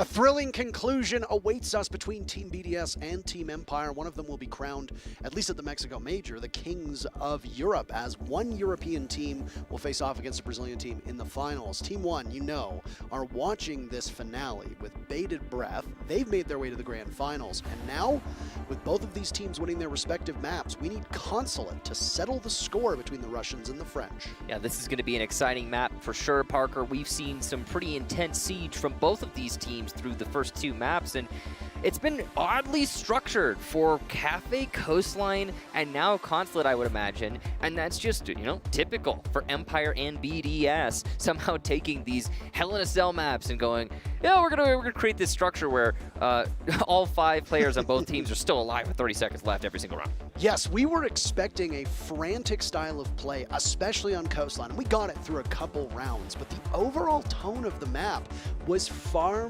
more plodding and methodical than I think either of us expected, and frankly, I don't know how much of the viewership expected it to be that structured as well, but both teams showing up absolutely huge when required. A bit of a slump for Joystick in the latter half of Coastline, or for Shaiko rather, in the latter half of Coastline. Joystick as well, but my point aiming at Shaiko, whose opening death for 3 of the final 4 rounds ended up being a dagger to the hearts of BDS fans. And with it, Empire was able to take that and continue to push forward, and with the advantage, win 7-5. But Consulate's a linear map. It plays out very differently from a map like Coastline, and both of these teams are quite practiced here. It used to be, for a period of time, Empire's best map. We'll see exactly what happens as we load into the very final map between Empire and BDS. The winner goes to tomorrow's grand finals. Who will it be? Team BDS starting on defense, Team Empire on attack. We'll start off with the bans here. BDS, since they are on defense, get the first one, and we'll begin with an attacker. So, knowing that typically we see Empire ban Nomad, what will BDS get rid of? Is it going to be the Thatcher? Or, yeah, it's going to be the Thatcher. So, right off the cuff, they don't take any risks there. Now, Empire have been banning Nomad fairly consistently through this tournament. I mean, it seems to be their mainstay attacker ban these days. And on Consulate, Nomad is especially useful. So, I would expect to see it. There you go. And now on defense, I mean, it's a toss-up. I imagine Empire's going to ban Valkyrie. Valkyrie was such a potent force for BDS. I cannot see Empire letting Valkyrie persist. I mean, if they do, then I think it's a mistake. And I mean, they decide on the Echo. And I still think that's a mistake, Parker. Valkyrie has a pronounced impact on a map like Consulate because you can very easily throw those cams outside as well. And while a Jaeger goes down for BDS's ban, an Echo and a Jaeger ban are particularly interesting to watch. There's a couple things here to note on it, by the way. Number one, Valkyrie is still very much in play. Wamai in play. Mira in play. We've seen Pulse bans on Consulate because of how strong Pulse can be playing downstairs when it's a Teller's Archives defense. In fact, that entire bomb site often relies about that type of information. Valkyrie and Pulse both in play at the same time is going to be exceptionally strong. The good news is that with the Valkyrie available for a couple rounds, Empire found their wits and brought an IQ, and the IQ proved to help them tremendously. If they struggle for information on attack, Team Empire can always trot out the IQ again. I can all but guarantee that if BDS wins this, I'm going to be able to easily draw it back to this first half when Empire didn't ban Valkyrie and suffered because of those cams round by round. This round is going to be a 6-pick into the Valkyrie from Renshiro, so Empire doesn't even know they're up against Valkyrie right now. I'm sure they probably suspect they will be dealing with a 6-pick Valkyrie, but they haven't brought an IQ, so it's hard to say. 10 seconds to go. And the reason we're talking about Valkyrie, for those of you who don't know, she's one of the most potent operators on defense, and she's often banned in competitive Siege because you just get so much information. I mean, these cameras, they can go outside, they can go inside, they can go in every little nook and cranny, honestly. They're tiny. They get a lot of information. And yeah, I mean, not having a counter for Empire is going to cause them problems. And BDS have been so good at leveraging the information from those cameras to their advantage. Well, this is it for one of these two teams. Consulate will be where it ends. Liquid was buried here just a couple hours ago. And another team will be sunken beneath the ground. Whether it be Empire or BDS, we don't know. Both of these teams, like we said, have tried to start some kind of legacy, and Dan gets the very first pick of this map.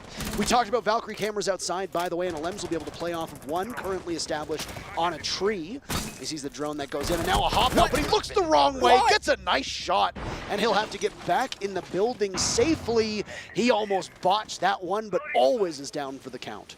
Wow, what a save there from Alems, and always huge potato play with that L85. Honestly, could have been a freebie because Alems looked the wrong way, but not so.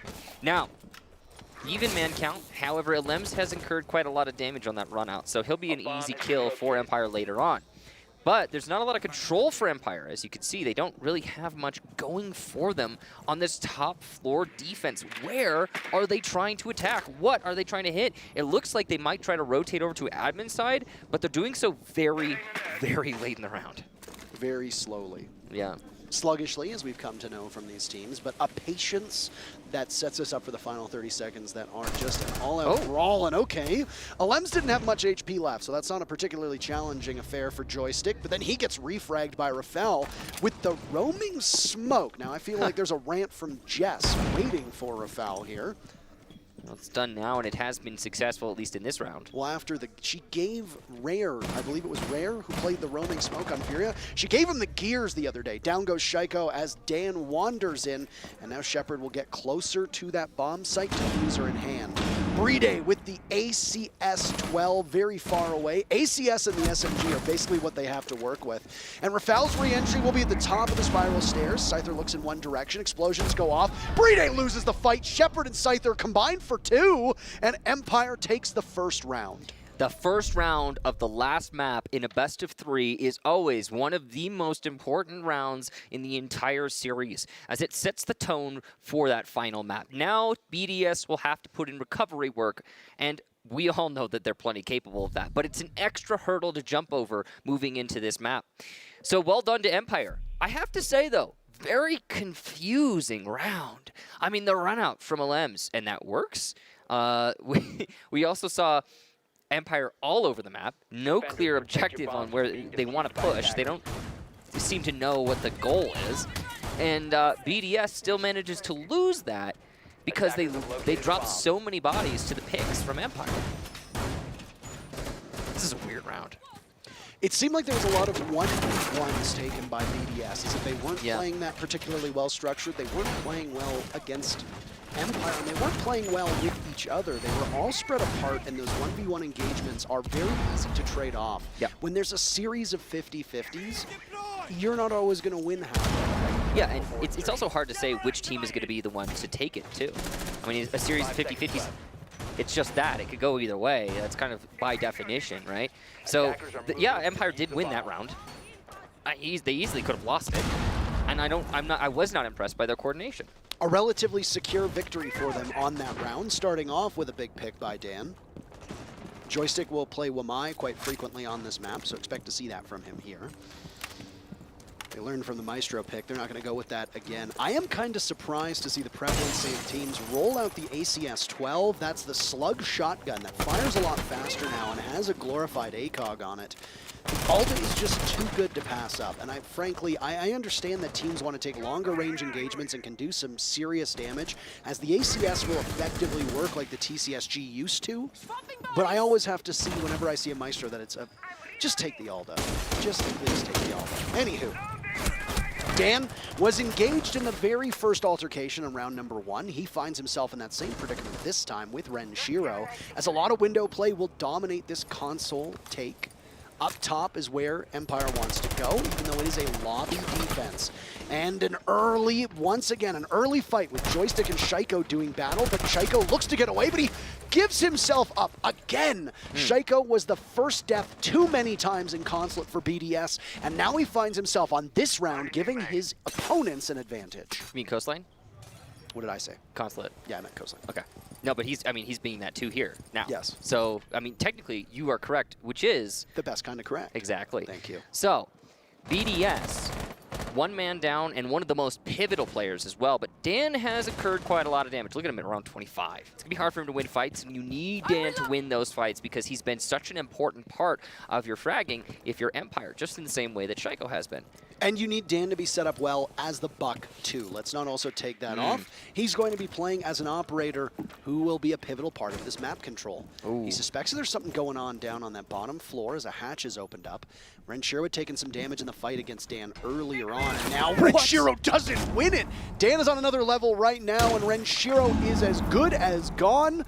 But the thing is, with all this time left, they don't have proper drone work to know where all of BDS sits. Oh, there goes the shield, and yeah, that wasn't even a reaction. BDS seemed in a really bad position as we start to hit the last 30 seconds. They're going to have to force a pick here, or it's going to be trouble as the nade from Always comes in, and down goes Raphael. Empire drops an anvil on the head of that defense, and now the diffuser being planted by Shepard. Alems will not be able to see for this unless, no, here it goes, and it gets shot in the air by Shepard, who falls off. My God. He reads him like a book. It's Alems now in a 1v4 from above trying to retake, but he's nowhere near fast enough. Dan guns him down, and Empire's up 2-0. Well, Parker, I could say I wasn't too impressed by Empire in the first round, but this second round is a totally different story. That was textbook, and that's the book, I guess, that Empire was reading, not so much BDS. As they pick up that early pick on Shaiko, they turn that into more picks in a cascading effect, and that top floor control, BDS kept trying to pressure upstairs, and it kept costing them bodies. Following that, the site denial, the diffuse denial, the drop down, the C4, it's so typical, it's so expected on that site, but it's usually successful because of the extreme arc of the C4. It's hard to shoot that one. And yeah, they manage it. Empire are firing on all cylinders. Shepard knew it was coming. I mean, that's so telestrated. The moment, or so telegraphed, the moment that hatch is opened up, you know it's coming, and me, oh my, what, I am... Still a hard shot. I mean, it's a great play by Shepard. Just so beautifully done, and a tough spot for BDS to be on. Right now, this is just an impressive start from Empire. Well, speaking of starts, Parker, that's the thing, isn't it? Is that we haven't really seen BDS start playing this map yet, frankly. So, I mean, yeah, it's cool. Enthusiasm for Empire. They're up 2-0. But I am still waiting to see what BDS will do. I am waiting and wondering. Because there is every possibility that this is going to start swinging the other way at any moment. Because I don't know, I just haven't seen it. Look at the scoreline right now. There's 3 kills over 2 rounds for BDS. They haven't showed up yet. So when they do, if they do, what's going to be the major difference? Is it going to be a much closer round? Because, I mean, I expect that. It doesn't. We're not there yet, but it's starting to feel like just the mood and the energy to very similar circumstances that BDS versus NiP felt like in SI 2020. If you recall, and if your memory's not good enough to remember, that's fine. But BDS started off strong, NiP clawed back, and by the 3rd map, Shaiko had disappeared and BDS got pulverized. Now it's happening again. Alems is down for the count. Dan, a flawless 5-0 so far, and there's still 2 minutes and 10 seconds to go. Well, it's just one pick. That doesn't usually put BDS in a bad spot. And look at that, they've got a Valkyrie cam on side, and they're calling Scyther. Easy kill for Renshiro. He has the information from the Valkyrie cams. I told you that if BDS starts winning rounds, on this first half, I'm gonna blame it on the lack of a Valkyrie ban. And it starts with the answer back here for BDS, and they find themselves even now in the man count, so not a huge deal that they lost their player early on. 4 Nitro cells on the board, by the way. Well, make that 3 with a Lems down. The possibility for another is now gone with the Mute dead. And this is a Teller's Archives defense. It talked about how Pulse can be really crucial here, but a Valkyrie is just as important. Renshiro was playing Connector and being hunted down by Always, but he's fallen back to Projector. And an arm spotted. Always sees this. That's a tough shot to make. He expects a swing on over. Will he know that the Valkyrie is playing off that? Shaiko wins his duel against Dan. That is huge. And a monumental play by the Wamai as an upside down repel could catch him.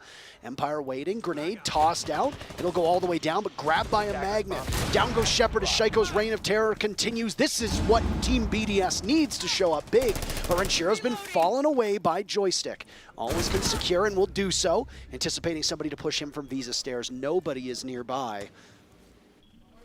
We've got an even split here in terms of control to man count, but it's going to be difficult for these last 2 players for Empire to get that site pressure that they desperately need. Luckily, Always still has the hammer, and he's going to start throwing it down and opening up from above. Here's the big problem, though. When the diffuser gets picked up, which it hasn't been just yet, there are no grenades to try and isolate the last players. So it might just be an opportunity to go for kills that Empire sees at their disposal. And from above, trying to distract, but Joystick baits Shaiko in.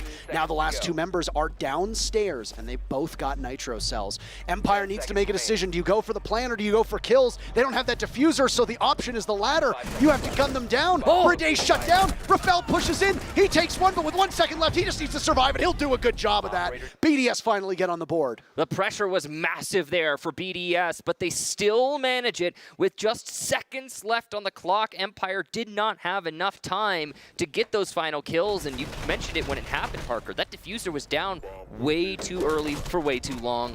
It just seemed like Empire forgot about it. And that is not ideal in a match with this level and these stakes. It's really rough to look at Empire and be like, oh, I'm sorry, you forgot your diffuser. Even saying that, though, I must admit, there's not a guarantee that they would have been able to plant because of those C4s that were still in play. There's every possibility that this diffuser wouldn't have made any difference in that situation. Still, though, well played to BDS. Shaiko in particular, you talked about how he has been quiet and how that has costed BDS much in the past. Well, he finally showed up. Took him 3 rounds, but he's here, and he's gunning. Those 2 picks were super important in blunting the momentum that Empire was mounting. So, back to the top floor here for BDS, a site that is not too popular with some teams, but it seems that BDS seems to think they can make this work. The first time around, not quite so successful as Empire began their streak. And right now, Consulate tends to be a coin toss between teams. If you want to pull up the stats, oh no, Renshiro. Too early. The other cam will sail out, but the fact that it happened 5 seconds later might potentially be spotted. I'm not entirely certain. We'll see what exactly happens. Briday reunited with the Maestro, as it looks like it's a very similar setup to what BDS had brought previously. Aruni Gates to try and eat as much of the utility as possible, slow them down, and work off of the intel. Alems had vaulted out the window before and was able to successfully net a kill and not be punished for it. A very similar camera is positioned in the same way. Empire doesn't seem to be any the wiser. No IQ brought for the 4th round in a row. And despite that, Team Empire has prevailed on 2 of those. So the operator not particularly crucial just yet. If this round goes in BDS's favor and the Valcams tend to play a big role on that, look to Empire to possibly fix that. I'm not going to talk about the Valcams again, I refuse. Okay. Too many times. I'm still angry about the fact that Valkyrie's in play right now, and there's no IQ, but I'm going to talk about it. Shaiko eats a little bit of damage there from that nade, and a lot more from the spray. You can see he's nice and low now. Doesn't land the headshot. Joystick will shut him down as Shaiko gets absolutely desperate. And now, with the leadoff pick once again on Shaiko, Empire in a good spot. Shaiko is committing very big errors for his team right now, just as he did in the tail end of Coastline, and it has carried over now to Consulate. But Lems has been mighty fine. He had a rough first map, but since then he has woken up and he chose violence. He'll lose the deployable shield in front of him, and he doesn't know if somebody's coming for a follow-up, so he'll hit the deck and completely rotate down Banana into the basement. He'll go. This has been the most exciting map so far, and we're only 4 rounds in. The repel in there on Yellow. Empire have firm control of Yellow, and they're going to be able to use that. Oh, what a shot! And another for Empire, as it's just Brede and Alems all of a sudden. But Alems, as you said, is very violent right now, belligerent even. And he's going to get a kill to try and bring this a little bit closer. Joystick also low, so there is not a guarantee here for the attack. There's a bulletproof camera up, by the way, and then the Maestro cam will go too. So if you're the Thermite, you need to play somewhere else, unless they can do some work. Down goes Alems, so Brede will need to clutch, and he's got one shot, but always says, no thank you. The lead for Empire grows again. They're back up by 2, as it's 3-1. This has been such a good half here from Empire, but they have been letting it slip just a little bit, Parker. That one round, I have a feeling that one round that BDS managed to get earlier is going to cause problems for Empire later in this match when we get onto the second half, because there's no guarantee that Empire is going to be able to translate their success here in the first half to the second. We aren't even done here. This could be a 3-3. But we haven't really seen that kind of flair from BDS yet. We haven't seen anything that suggests, to me at least, that they are going to be able to pull this back on the first half. I know that people are going to be tired of us hearing about Shaiko, but he really is such a high-impact player that if he is not surrendering his life as first pick, he can kill you through the mid-round. Yeah. If you let Shaiko live and it's a 3v3 and he's still on the board, it doesn't matter that it's an even number, because in most cases, BDS is going to have the upper hand because he is still in play. Yes, and I've discussed this in the past. If you look farther back, earlier days in BDS, say like a year ago, something like that, when Shaiko wasn't popping off, there was absolutely no depth to BDS. That was their problem for a long time. They would just fall by the wayside. They corrected that, and now BDS can play against, I'd say, middle-class teams and still be successful without Shaiko being present. However, we're not there. That's not this situation. This is the semis of a major. The pressure is as high as it gets, and if he's not showing up, it's going to cause problems. And we praised Shaiko through the rest of the earlier in the series. In the first 2 maps, he did so well, especially in Coastline. But he has to keep doing well, Parker. That was obviously a BDS before they picked up Brede, one of the most clutch players in the whole world. Yes, a long time ago. And they picked up Alems to help right that ship as their main IGL. Those 2 additions were huge. Brede from Vitality, Alems from Secret, and they helped BDS elevate their gameplay. But nobody is having a good game for BDS, and Renshiro certainly isn't either. He goes 1-5. Brede is primed with a Nitro Cell, but Shaiko is also gone, and this Empire iteration is pulverizing BDS. Yeah, they are doing really well right now. They're primed for their 4th round, but it's still 3 on BDS. They could do something here. Alems has been the one shining light for BDS so far through Consulate. He's negative, as is everybody on BDS, but he's not as negative as the rest of them. Brede also has the potential at any moment to start popping off, but he's going to drop and lose some HP in the process. Rafael on Yellow Stairs eats a nade, but he's fine. He can eat those for breakfast. This is where BDS has to go for some hero plays. They know they trail. You have to get brazen and try to force a pick, because then you can knock Empire on their heels. That's why you see Rafael as a smoke peeking that yellow skylight.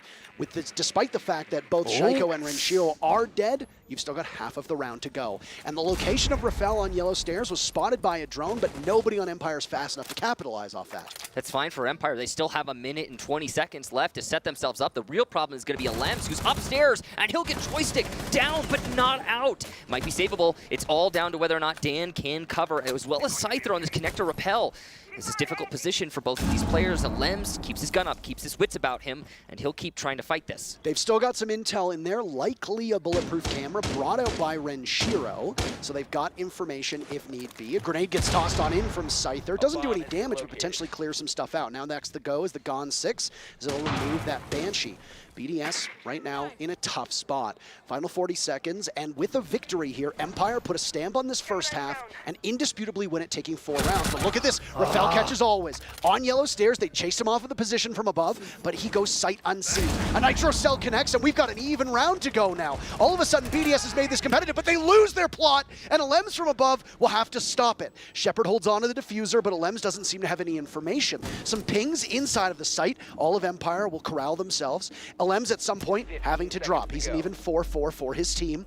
Doesn't know if someone's up in bathroom. Doesn't know if someone's over by yellow. Diffuser going down. He won't be able to stop Shepard in time. The limited windows do not provide a good and accurate look as to where the diffuser is. He gets shot away at from yellow stairs. He doesn't know. He's completely oblivious, as is BDS. It's 4-1 for Empire, and they will at least take the first half. Massive round there for Empire. They locked that one out. It looked a little scary for a second, Parker, when the C4 from Alems landed, and they also managed to get another pick on the push into sight, but Empire persevere.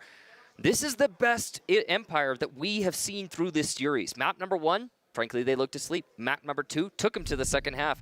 Starting off here on Consulate, it has been all Empire all the way, and they are ready to take this to BDS, who look a little bit flustered. We're seeing a lot of BDS picks early on, and sorry, I mean Empire picks onto BDS, of course, as they're losing Shaiko early, or they're losing Renshiro early, or they're losing Bride early. No matter who it is, it's causing problems for BDS, and they're constantly moving to try and correct course, but it's just not working. This round here, the last of the first half, is essential for BDS. They need to salvage this one to correct course and give themselves a solid chance in the second half.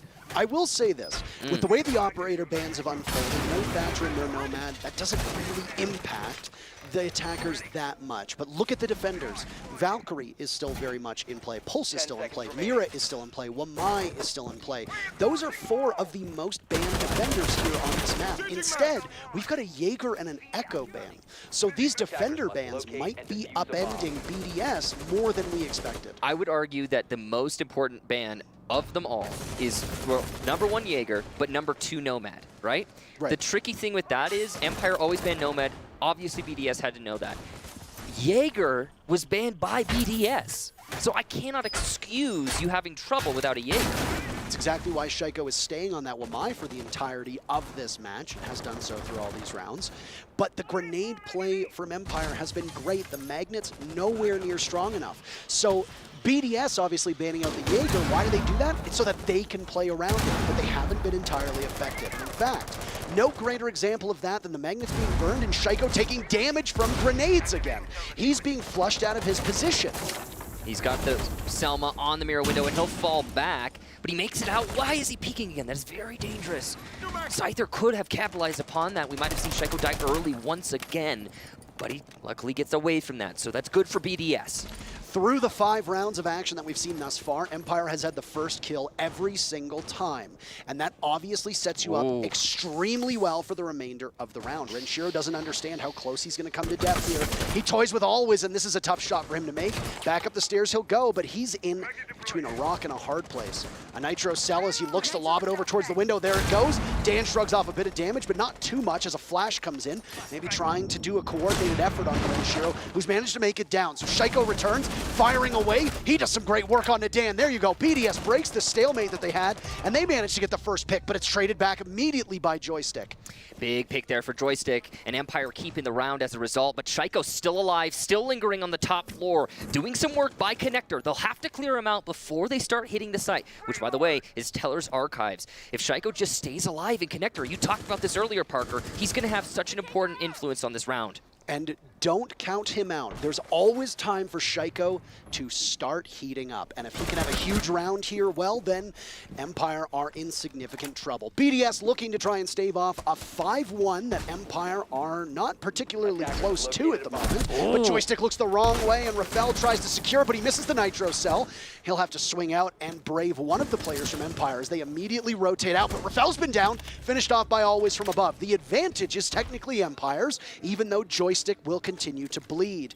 Is he recoverable? That is the question. He's made his way out, and he is back up and fighting fit. But Shaiko is still very much alive for BDS. He's under fire, but no, he's been taken out. And Joystick, who gets back from the dead, manages to claim that kill. The good news is that there's still a Nitro cell for BDS. Diffuser going down from Shepard. Do they have intel on this? As the Sledge of Always heads downstairs, he'll try to take out Bride, and he's in a position to try to do that. Bride very wary of this. He gets it down onto Shepard. Diffuser needs to be backed up. Joystick does it. A hammer kill, and Renshiro gets shut down. The first half goes to Empire 5-1. What a massive half there for Empire, and now BDS are going to have to absolutely obliterate Empire on attack the same way they just were obliterated, Parker. That was so one-sided. Even the round that BDS managed to win was in question. That's a 1v1 winning on the time as defense. Well, now that we go to the second half, we'll just see what BDS can do on attack, but they've got to be demoralized at this point. That last round, Empire picking up the early picks. Honestly, I thought because Shaiko managed to stay alive upstairs that he was going to be the difference maker.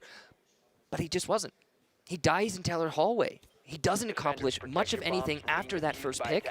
And BDS, they need more. Somebody has to do something for BDS, not just Shaiko. We're talking about him a lot because he's the fragger, but we know other players on BDS are capable of fragging, and nobody is. And it's not just that. It's obviously, there's more to it than that. The positioning from Empire is excellent. The teamwork is excellent. Their ability to refrag, not perfect. I've seen some mistakes on that front, but it's better than any other map we've seen from them this series. They're definitely heating up, and they look better here on Consulate than they did on Cafe or than they did on Coastline. Well, 13 kills on the side of BDS at the moment. 19 kills between Always and Joystick. Just but the two. Dan, with only his 6 kills, has 3 first bloods for his team. Yeah. And extremely high impact kills as well. So we'll see exactly what he can continue to do as now the side swap. The tail of the tapes from the first half are 5 rounds for Empire to 1 for BDS. And the other thing for Empire is they have 5 opening picks. That's enormous for them. Yes. The site rotation, by the way, for BDS was all but that very bottom floor site, because imagine trying to defend Garage with no Jaeger. That would be really, really interesting, yeah. No Jaeger, no Echo. Enjoy not having any utility remaining. Scyther, what are you doing? You're supposed to be indoors. And he's dead. I don't know what he was doing there. Maybe he thought there was a run out capable, but we didn't see his perspective. A few more of those, Parker, and we got ourselves an even match. Absolutely, and that is a tremendously poor mistake to make. Oh, is Joystick going to do it too? He's looking for the angle, not the run out necessarily, but he's not going to find anything, as Renshiro is on the other side of the balcony, not exposed. BDS now with the man advantage, they could just methodically pick away at these walls. That wall opened up is going to allow a nice line of sight, not only into A, but also into B, technically through connector, and you can cover the Visa staircase so there's no flank potential. We'll see what comes of the remaining 90 seconds now as Empire have been forced farther back. Gemini goes in. This is a console office defense for Empire. This top floor bomb site not played all that often, but with the bans being the way they are, you can't really go down to the bottom floor, so that's why that Garage defense hasn't really shown its head. And I don't expect it to very much, though maybe Empire will surprise us. So far, no answer back from Empire. They're on defense. They're trying to act like it right now, not trying to push their luck. But I gotta say, that's probably the right call considering the way BDS is set up. Look at them. They're just waiting for a push right now as they set up for the take. Joystick down below as Renshiro tries to whittle away on the rappel. And Joystick, look at this long line of sight. And eventually that Surya gate will open up. Renshiro finished off by Always, as now there's more for him by Long Desk, but he has to play a very sharp route to get back into the console office. BDS will be looking to get the case down inside a projector on the A-bomb site, but they'll need to guide Bride in. They've got control of Visa. Shepard takes a single shot, and Shaiko gets swatted away, Always having a huge round. Now the lineup for Alems, as he managed to get it down, a secure onto Dan, playing by Long Desk. These teams at a 3v3, one on rappel, he drops, Always a third kill. He looks for the gate reset, but it's not available just yet for him. Joystick's down below. He could come back on a flank. Does somebody from BDS watch? Yes, Alems does. He'll even things out, but no, he gets dropped again. So Bride's next in line, Always with 4 kills. A big ace here with secure match point for his team. The newest member for Empire looking to put a stamp on the major, and he's got 4 thus far, but Shepard gets it. He doesn't need the ace because Empire's got match point. What a round, Parker, and it is really damning for BDS. BDS, as it seems they are not going to have more luck on attack than they had on defense. They definitely got that first pick, and that's fantastic. But they completely fell apart. One of the most important things there, yes, of course, always got a 4K. But the first kill he got was on the player on balcony. That's his third kill. He also got another kill on balcony.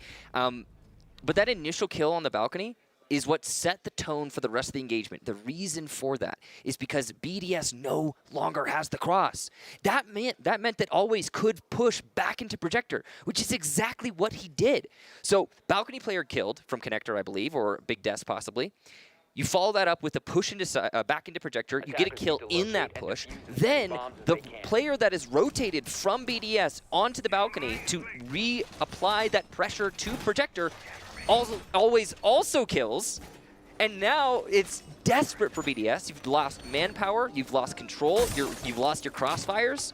What do you really do at that point? I mean, heck, the Surya gates are going back up already. So, I mean, well played to Always. It's really him landing those shots. But strategically, it's also relevant that BDS just didn't have the pressure that they wanted from all the different locations that they needed. So we go to the bottom floor here. Empire, they're going to try it without the Jaeger, without the Echo. They've got the Maestro. They didn't even bring the Wamai. Instead, they'll bring Valkyrie. So you can imagine they're going to be going for some aggressive plays. They need to, because if the 4 nades on BDS are allowed to work the way that they ought to, this is going to be a pretty one-sided round, frankly, in favor of BDS, to be clear. We'll see, though. I mean, BDS hasn't been able to make much work for them. Oh, no. Oh, no, he's doing it, and he hits the shot. The C4 goes out, and that one's going to get shot. I don't think Psycho's going to make it back but they in. traded it off. Technically, the first kill goes to Empire as Renshiro falls. Yes. This is an absolute mess, and the Madmen are doing it. By the way, it's a garage defense for Empire, Michael. Yeah, and it's, yep. And the nades going in there to try and deny the denial on the wall. Open sesame, says Bride, and he's got the garage panel nice and wide so he can make a play. Shaiko, oh, he's so close on yellow stairs. The C4 goes out, but doesn't seem to do anything from joystick. That's great there for BDS. A dud. Shaiko backed off of the yellow staircase after he didn't get a pick on his initial fish, and he's just going to play it safe here. Shepard looking for a lineup. Nice shot from Shaiko. Goodness. You're going to need a couple more of those as your team finds itself staring down the barrel of defeat. And a flight back home to France awaits you if you are not successful here. Empire will trail, but we found them in this position before, and they've still been able to pull it off. But a garage defense might be a tall task for them. Oh, second exothermic charge. A very wide open garage there. And this is going to be a much easier take for BDS as a result. Joystick goes down, and that's huge. Rafael from above. It's just Shepard and Always. They have denial, though. They can still hold out, but there's so much time for BDS. Tons of utility and a nice kill from Shaiko to take out Shepard. Always got a 4K last time. You're going to have to do that again. Lineups now for him over on yellow stairs. He takes the fight, but Shaiko comes online at the right time. And BDS will need to mount an impressive comeback. The comeback of all comebacks, as Empire will hold them to match point for the next 5 rounds. 2019 Invitational Finals. 2020? 2018? I mean, most of them. Which ones? All of them. They've been really, we've seen a lot of comebacks in the Invitational Finals. No, but you're absolutely right there, Parker. If you're going to have a comeback for Shaiko specifically, that's the exact moment you need it. Your back is against the wall. Shaiko has been quiet throughout Consulate, and finally in that round he picks up a very important, I believe, 3K. And that's so huge for his team. I think it's because he's on Yana. You give him the ARX, you put him on Yana. I mean, Shaiko just pops off on that roll. Yeah. Attackers need to locate So, and defuse as Empire, many bombs as they can. they've decided that the bottom floor is not their site. You know what? They're not comfortable there. So they'll go to the middle floor. And I don't know why they tried to attempt that. I don't either. You can't get intel. You don't have an echo. They didn't You're even not bring going to the be able to Wamai. stop the grenades. Wamai is like one of the best operators on that site. Open breach, smoke, right? grenades. Yeah. I don't Nothing know. can stop This it. is weird. This is very weird. Ooh, look at this drone. I like this from Shaiko. Good information here. Not likely to be spotted either. Anyway, one of the things that I wanted to mention here is that because of the nature of the first half, even though Empire couldn't defend the bottom floor just now, they already did defend the top floor, and they've got so much redundancy in rounds to try all of the sites. They'll just pop from one to another. You know, we don't like the middle floor. They lose it here. Well, let's go to Archives Tellers. Ah, you know what? We don't like that. We'll go back upstairs. You know, they could rotate around several times until they find somewhere that they're comfortable. They'd have to choke up really hard here, and BDS would have to clutch up really hard for this to have any result other than the one that appears to be pretty obvious. But we've seen those matches before. We've seen BDS come back from this position before. I wouldn't be surprised to see it happen. Team Empire need to ensure that they don't loosen their grip on a matchup that they have so far absolutely dominated BDS on. They've fixed this issue with Joystick going from the Mozzie onto a Wamai. Still positioned on yellow stairs. Somebody desperately needs to kickstart the offense on BDS as every single player is in the negative, some deeply so. Renshiro and Brede have had some significant troubles. Renshiro in particular dying early on, and Shaiko, even though now he's had a big round under his belt, still needs to put in more of an effort. I mean, if Always and Joystick don't get shut down, if they stay alive, like that's it, right? Yeah. And Always in particular, what a match from him. We'll see these grenades will be taken to great extent here as damage is done to Dan from a frag grenade that gets dropped on in. Yep. Still watching. This is a lobby defense, by the way, as the console office bomb site is locked down, and Empire don't feel particularly keen to go down to Teller's Archives. And they already tried that bottom floor, did not work out. It absolutely did not work, and Teller's Archives did not work out effectively for BDS on one of those two occasions. Lem's coming down Spiral here, and he's got a good line, actually. If nobody spots him, he could do a lot of work from this position, especially if we see Always peek out here. Empire doesn't seem to have a good read on these sorts of things, as Always will be fed the machine of a Lems. If Always doesn't look the right way, it'll put a Lems on even footing. There you go. He picks off Dan, immediately runs back up Spiral. Joystick is next one to take some damage. He's under too much fire. Out he goes, and a Lems can net his second before Rafal goes down. So the advantage is in favor of Team BDS. Empire only one down, though. The real tricky thing is how much time BDS has left to clutch this out. They can't just wait and expect another defender to push into them, potentially getting a pick. Alem sees the feet of an exposed defender downstairs, but uh-oh, it's Shepard on the push-up Spiral. Are they going to be ready? It looks like yes, but Shaiko can't win that fight, and Shepard will just retreat now to Banana as he evens the man count. There's Alem's looking for his third, but he can't due to the railing. The C4 goes out, but it's a little too slow. It'll open up a window for Alems to look down in the final 20 seconds, and now Shepard has lost access to that Nitro cell. A common default plant spot, and Shepard can't win the fight. Brede does.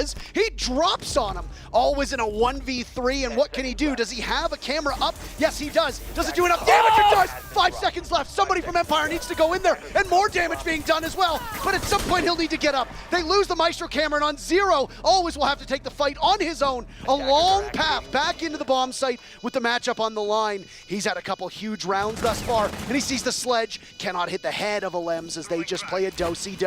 Up top, control taken by Renshiro, and he'll have the line of sight looking downwards. Alems has scampered away.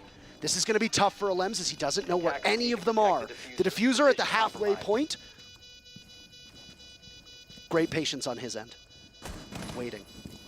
Nobody knows where it is. Tense moments, and he's almost at the point of no return. He hops on it. Alems is called into action. Renshiro can't see it. Always falls off. He's only got 3 seconds to net this kill. Alems plays keep away. He gets the kill anyway, and BDS stays alive. Just barely, though, Parker. That was a close one. 5 more seconds, and that would have been a Empire round, and thus an Empire match, but not so. Beautiful clutch up from BDS. Tension is palpable for these players. They know they've got what it takes to make this comeback happen, but it's going to take everything. That last round, BDS, once again with the early picks. They're doing great on attack, just the same way that Empire did in acquiring early kills and translating that to a site hit. Empire very narrowly missing out on opportunities. One thing I have to mention, I think it was either Scyther or Shepard. I think it was Shepard, though, getting Goomba stomped by Brede.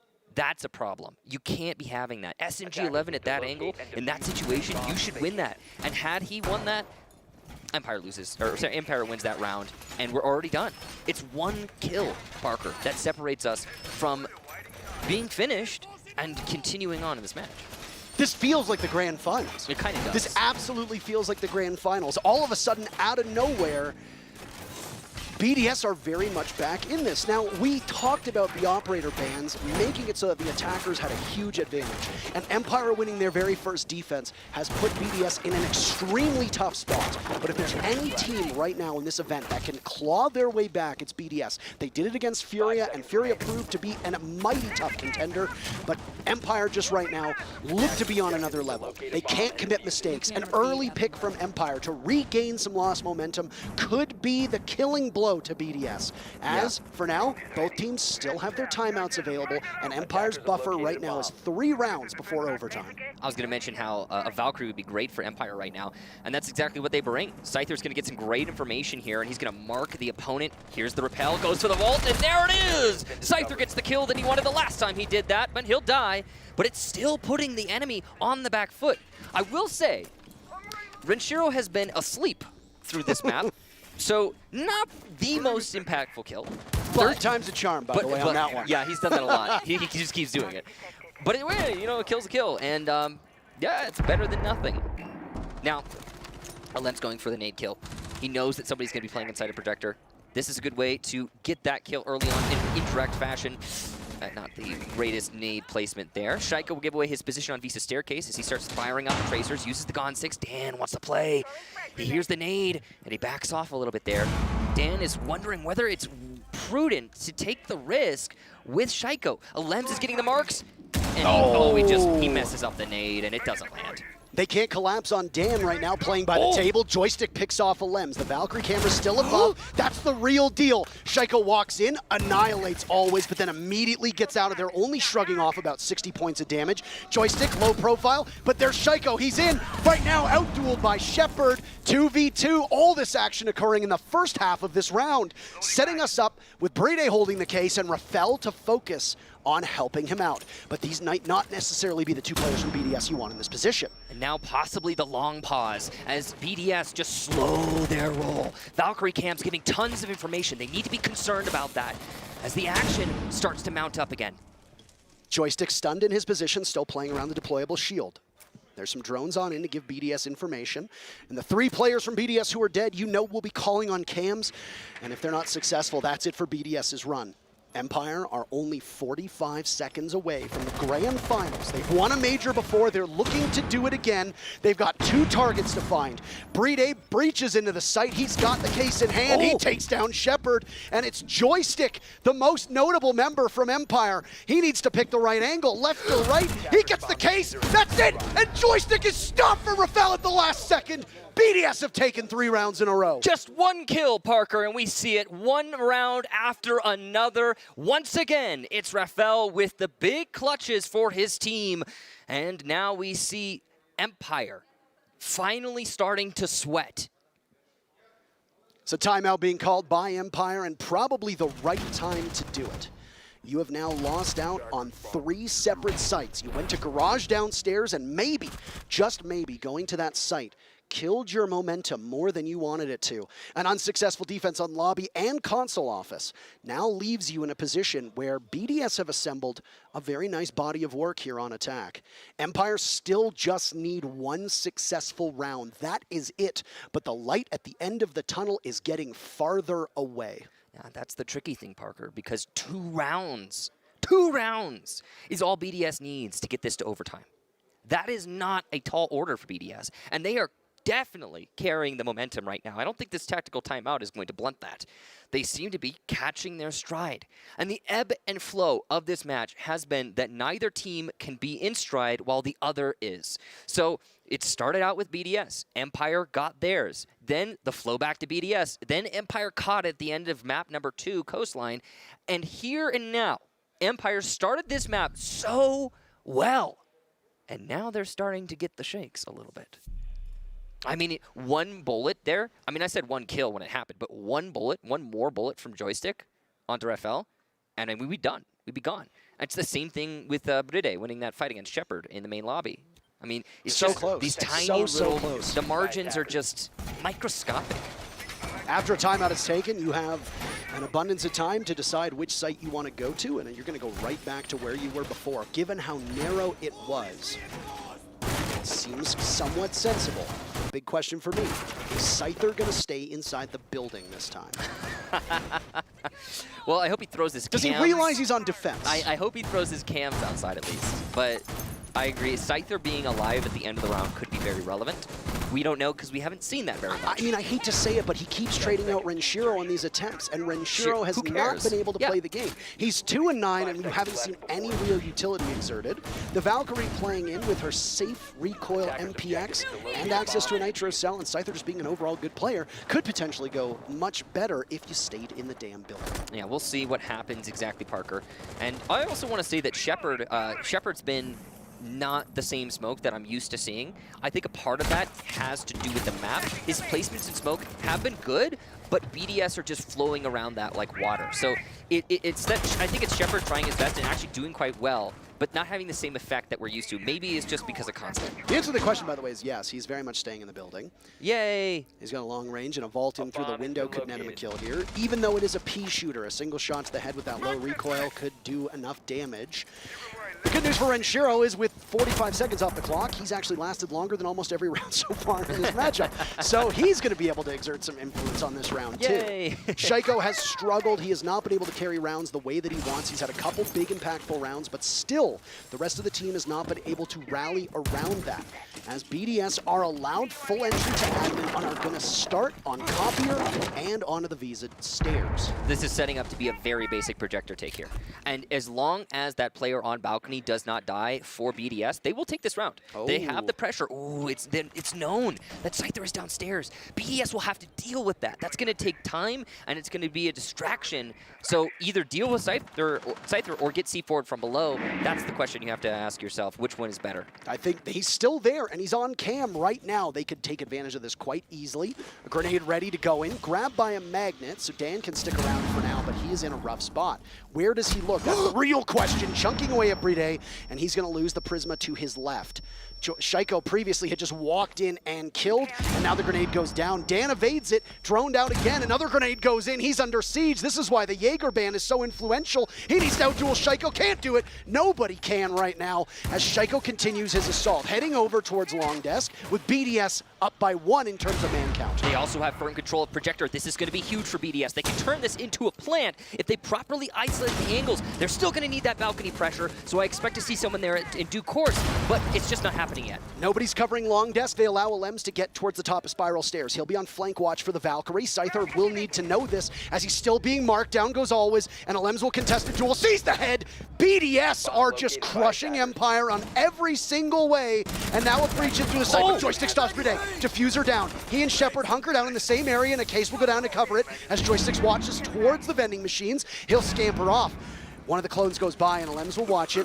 More flashes go in. Rafel's turn to get the case, and he'll do so successfully. BDS have so many people watching, so many eyes on the case as it's going down, but Rafel stops. From below, Joystick is there. A Nitro Cell goes up. It'll stop it in its tracks. 5 seconds remain for Joystick to get back to the site. Shaiko will look to drop from below. Can they get it in time? Yes, Renshiro holds onto it. Wait! But who's watching? Who's watching him? Nobody's watching him! But Shaiko stops him! What in God's name is that?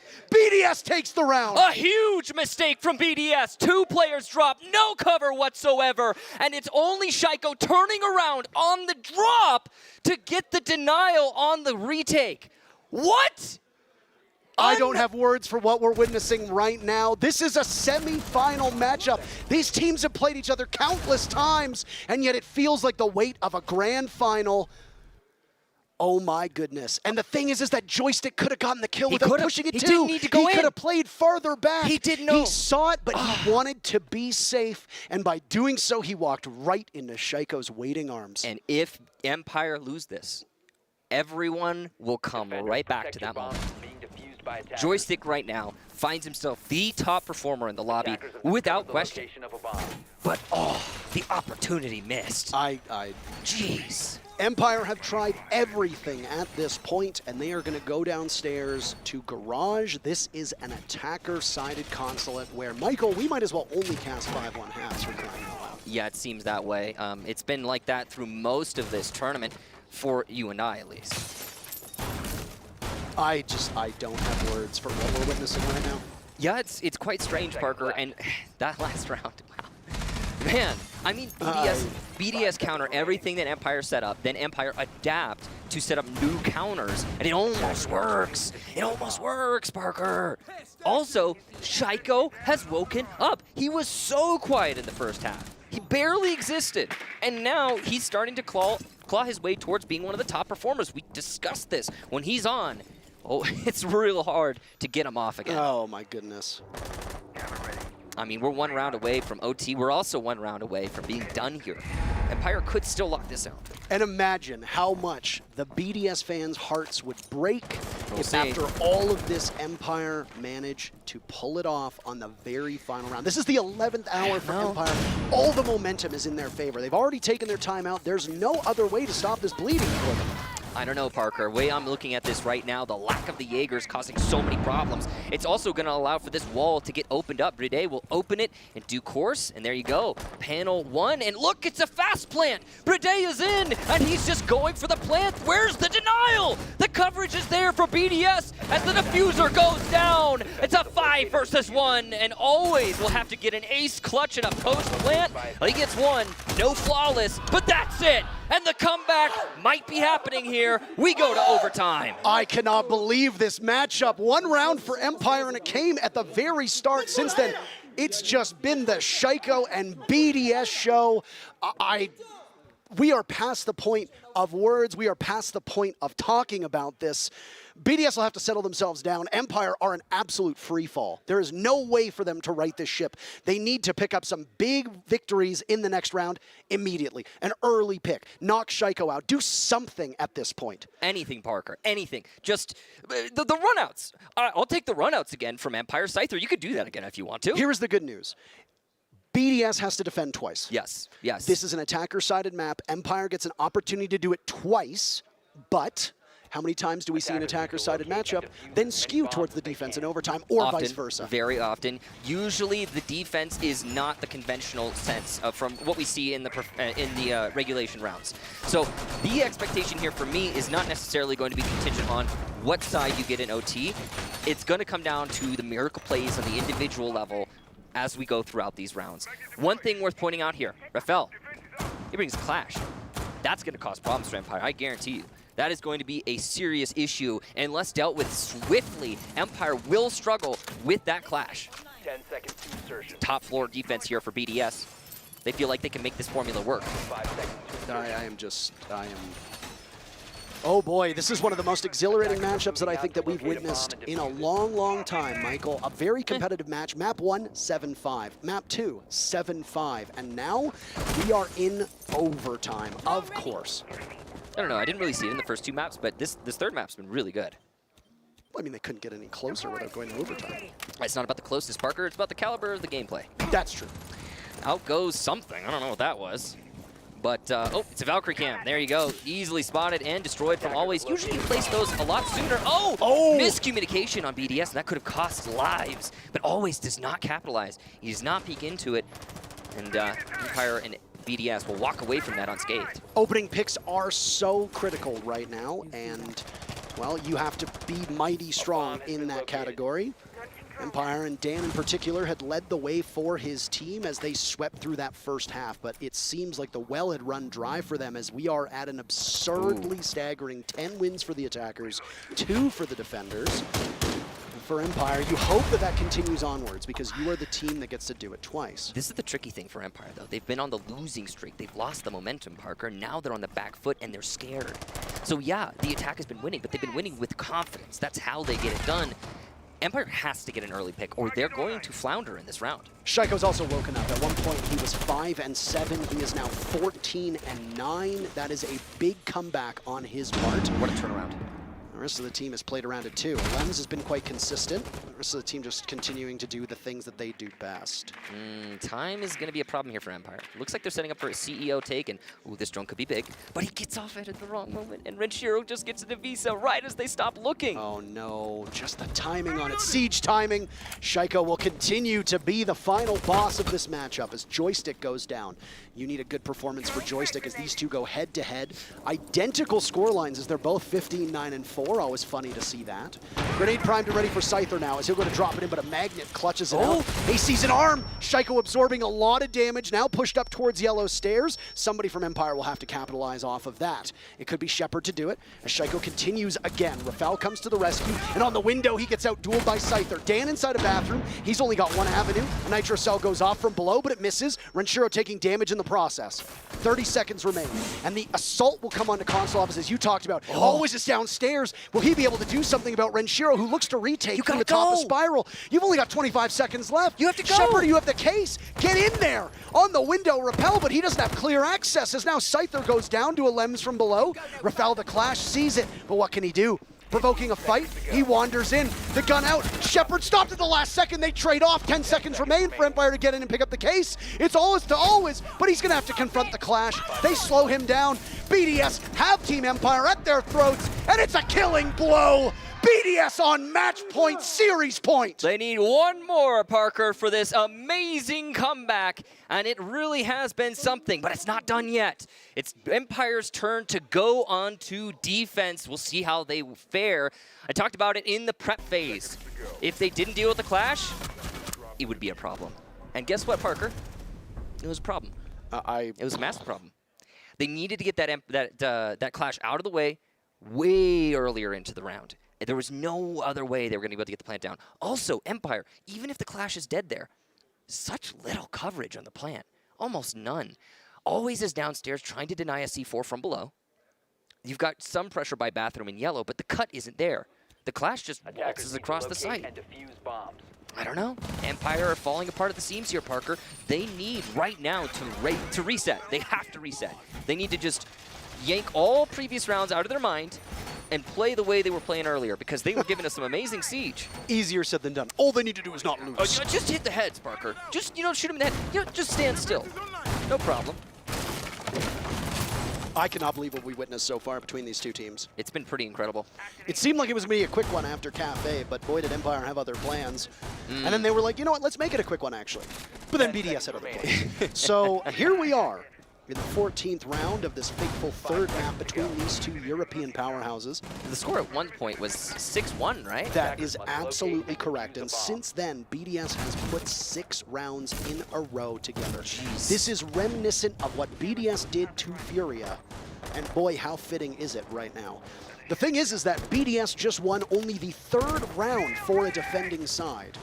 That is the perfect time to do it. You are not allowing Empire to breathe at all. If BDS does take this, they'll go into the finals with Team 1, and that would be 2 of the most clutch teams at this tournament going head-to-head. But we'll see. They need one more round. They'll have 2 chances to get it. Joystick with some drone parkour here. Good information for Long Desk. Ooh, he's going to get some more drones, too. Looks like he's got at least 2 hacked drones. It's good use of the Mozzie. It's going to be able to facilitate that information. They also have a Valkyrie, so there's a lot for BDS to consider. Feels like we're back in 2018 with the amount of console office being played. Kind of does. The most played bomb site by a country mile thus far. This is its 7th of these rounds played. Exactly half of the 14 thus far. Valkyrie camera spotted out now as 1 minute goes off, and there's the very first magnet. Dan has had some struggles holding on a projector because Shaiko just walks in through the Visa Stairs door and kills you and then just walks away. Right. The biggest problem for BDS on this attack has actually been their lack of balcony pressure, but it hasn't always stopped them from winning the round. And then you can see that's why Dan is playing on that side of the bomb chassis now, because if he doesn't need to worry about the balcony, which he does as somebody gets on Repel, no, Renshiro's off. Okay. Renshiro's only 2 kills through this map. So not the best player to have in that position, and Joystick looks to want to counter from the basement. He's going to have the angle, but I don't know if Renshiro's actually going to challenge that. Just slow roll here. Joystick has so much information from that drone, and it's not been spotted by BDS. He's going to be able to relay this to his team, and you can hear the comms coming out practically as his lips start moving. Dan is going to play off of this as the Nitro Cell goes out, but it's Bosch. It doesn't do any damage. He moves to maybe give the illusion that he's going to drop through the hatch. 1 concussion goes, and an impact as well over the shoulder of Dan, as Renshiro doesn't feel like contesting this fight whatsoever. X-Kairos are put down by Bride as a grenade goes out. It'll sail all the way down Long Desk, but Joystick is still calling this, waiting for him to swing. At some point, Dan will have to engage. Shotgun out. He gets drone. He's in a tough spot. Shaiko can't capitalize, though. Joystick is on the bottom floor, waiting to retake. He has that long-range sight, remember? but what can he do with it? He's not worried about what comes next because he's going to have to take these stairs. Nitro Cell goes out, that's Shaiko down. A huge first kill for Empire, but they've got more work to be done over the next 20 seconds. Renshiro fishing for his 3rd kill, but the hook comes back empty as the rest of BDS need to push in. Case surrendered as Brede goes down, but Alem swats them away, and all of a sudden BDS has an advantage. It's gone. Joystick doing his best to ensure it's not there anymore. Alem's trudging in, diffuser in hand. Here's your target prioritization. Where you go? Shepard says no thank you. 2 seconds remaining, and you know Rafel's not gonna do it. Of course we need 15 rounds to settle this between these two teams. And Parker, I wouldn't have it any other way. What an amazing map. As we go to the final round of this series with no room left to breathe for either team. A huge win there for Empire as the chaos from these matches, they just do not stop. So what do we see there? I hate to be that guy. But I'm going to be that guy. Be that guy. Renshiro costed hard that round. Okay. He costed so hard. His job there on the balcony is to lock down the rotations from the defenders. His job is to deny the projector player from retreating. His job is to prevent the connector player from really accomplishing much of anything. Renshiro doesn't have an opportunity for the projector player because he doesn't put himself in a position to have an opportunity. Following that, he's presented with one on the connector player as the window gets peaked, and he just loves it. And I mean, he didn't do much moving into the rest of the round either. He is not locking up any rotation from that balcony position. And to be fair, no matter who's on that balcony for Empire, it has been a constant problem for them. They are not doing good work with the balcony. And if you're going for a projector take, that is so essential. It is so important. But it's just not there for BDS, and it's the one component of their attack that is not good. One thing I will say to counteract my statement here is that the spiral pressure from Alems is legendary in his presence. He is doing amazing work there, picking up a lot of slack, and it's almost enough for them to take those rounds. I mean, it has been in some instances. But it could be a lot easier for BDS. This is it, Michael. The last 3.5 hours have all led to this moment. 2.5 minutes, just about. Unbelievable stuff, and we are going to see a conclusion. One of these teams will walk home, or one of these teams will walk out happy going to the grand finals. The other heartbreak as we say goodbye to them. The winner will go on to face Team 1 tomorrow in the grand finals. It's almost a shame that we don't have infinite overtime or more maps to play. Oh, please, I want to conserve my voice for tomorrow. I would like to be able to speak, and if we go to infinite overtime and Empire's involved, dear God. What is that you said earlier? It's not all about us? It's not all about us. Exactly. But it is about BDS trying their very first garage defense. They have not brought this site out just yet. What do they know that we don't? Well, it could very well be a curveball, Parker. If you've not played it yet, the enemy doesn't know how you defend it. They're not going to know what to expect going into this. And that does give an advantage to BDS. Also, crucially, Rafel, once again on that clash. Again, Empire, they're very slow in attack. We've been over this. And that means that Clash gets more and more useful the slower the round is. So, I don't know. BDS are in a good spot right now, and we haven't even seen a kill happen yet as we're hitting the half round point. 90 seconds eclipsed, you're absolutely correct. And Empire, the ones with the goal in mind. That's escort the diffuser into the site, try to do something. Shaiko gambles, but no. Can they reload in time to secure? Yes, they can. A huge first blow. He wants something real bad, but that early death for Shaiko has doomed his team so many times. Will it this round as well? I don't know, Parker, because we still haven't seen a massive amount of control for Empire. They're just now getting the garage door panel open, and it's a little bit late. Joystick has forced all these defenders down, I believe, but I can't be certain. And Joystick could potentially flank while the attention is going to be on that garage panel. The meat jammer taken off the wall, so the Selmas will need to open it up. The Wrecking Crew above, of always, if nobody sees Joystick, he can do some significant damage. He's waiting patiently for a flank on out. Brede is far away inside a server, as Scyther will duel. He sees the clash, but it's just a distraction. Shepard getting the diffuser down. Can anybody stop this in time? A Nitro Cell will need to be trotted out, but it looks like Shepard will be successful. Scyther taken out by Renshiro, and now it's a post plant. The smoke smoke will work, but Joystick is there. Always gets out, and he'll have to reposition. The last 3 players from BDS, it's desperation time. They'll look to smoke upstairs. Some ticks of damage? No, none whatsoever, as another breach charge goes down, as Dan has that control from above. The shield goes away, so Rafal is vulnerable, as always plays this crude angle. Through the smoke, he sees damage to 1, but the shield comes out. Empire only have 2 more to go. Rafal takes matters into his own hands. Dan is down, and now it's Joystick to try to clutch. He's on top of the diffuser. It's him versus Brede, and they've completely switched rules. The time! Brede is upstairs. He has to get to the diffuser in the next 2 seconds, but that's it. It's over. No hope for Brede. The French go home, and Empire will be in the grand finals tomorrow. Oh my God! What a final round to cap off the series! 20 kills for Joystick Parker! 20! He just went absolutely ham at the end, and BDS just couldn't manage, despite the Clash's presence. There was no denial for the plant. That's the only thing you need at the end, Parker. You have to stop the plant. There wasn't much time left for Empire, but they couldn't. They just didn't have the tools. The roam was unsuccessful, the denial unsuccessful, and Empire take full advantage. What an unbelievable matchup that was, and if you're Team 1, you just witnessed an impressive showing between 2 teams. No matter who came out of that last round alive, you're going to be sweating bullets going up against one of these 2 squads, because both of them proved that they are perfectly capable of hanging with the best. It was decided in the final 30 seconds of the 15th round of the 3rd map, at which Empire broke out to a huge lead, but then match point wasn't good enough, and the defenders started to do well on defense or on regulation, and then or in overtime, and then they didn't. I am so lightheaded after that matchup.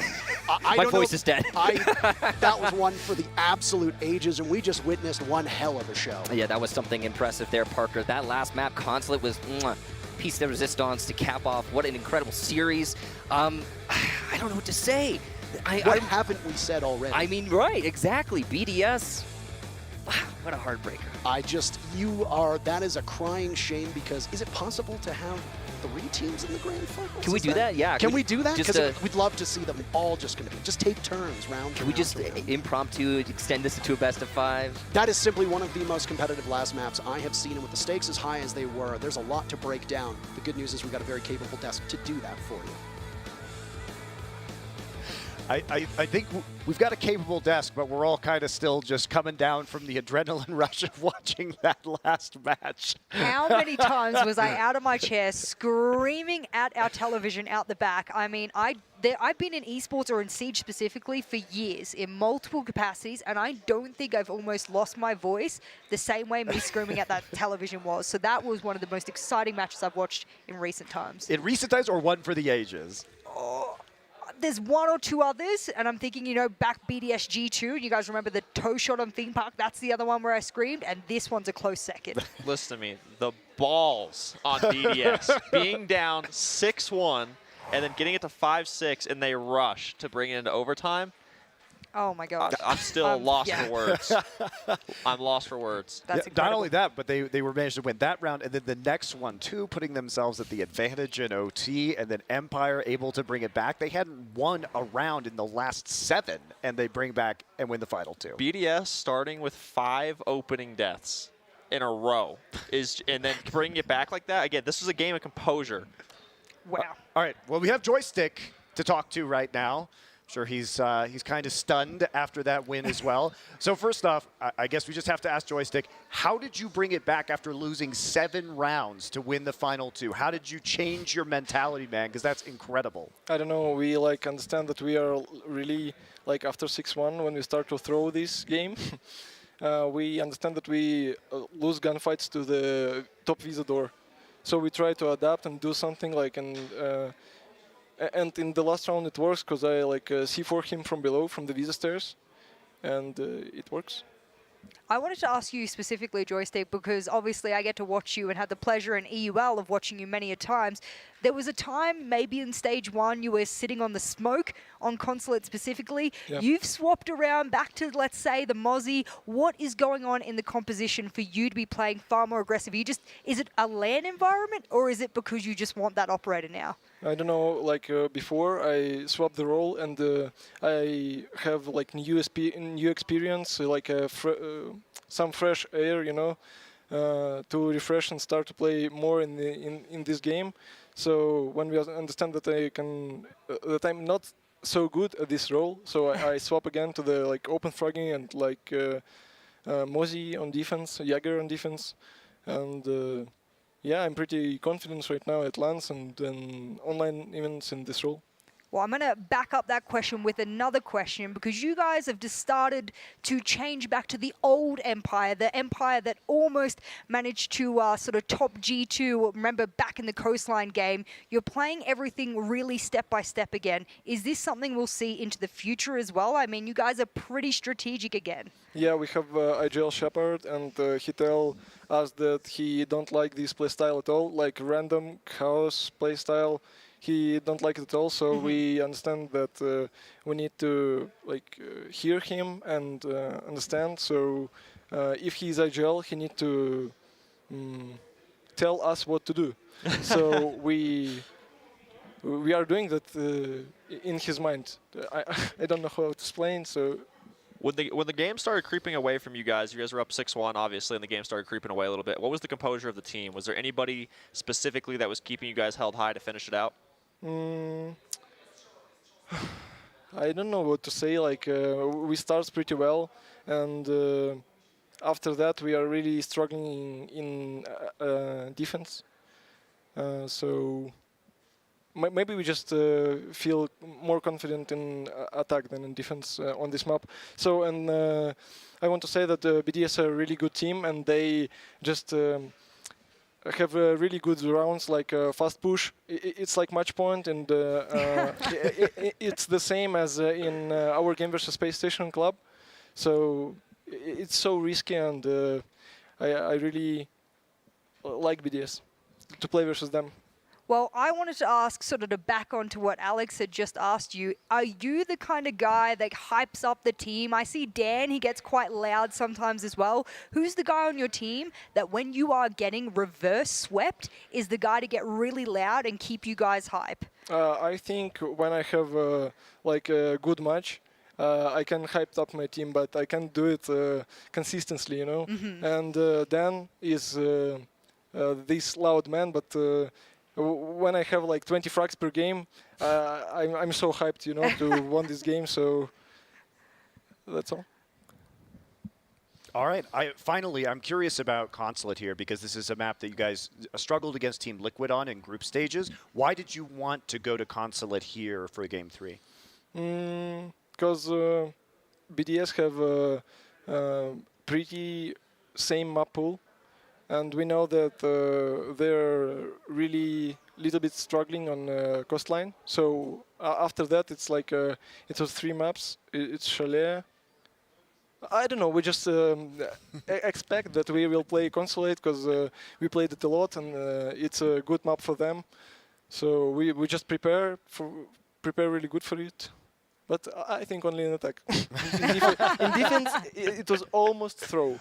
But it was so many good runs, so like close, so close. So comparing your games that you had against Team Liquid, where you lost 7-5 both times, was there any adjustments you made specifically for this match against BDS, or did you guys kind of just run with the same thing that, you know, Shepard had said you guys like to play your style? So did you guys just go that same route, or was there any adjustments you had made before the game? When we were going to the major, we played some scrims versus Brazilian teams, and we like see how they play Consulate, and we really like this play style, like repelling on every window and trying to kill everybody, because everyone just running around, and sometimes you don't just even know about that someone is repelling like here.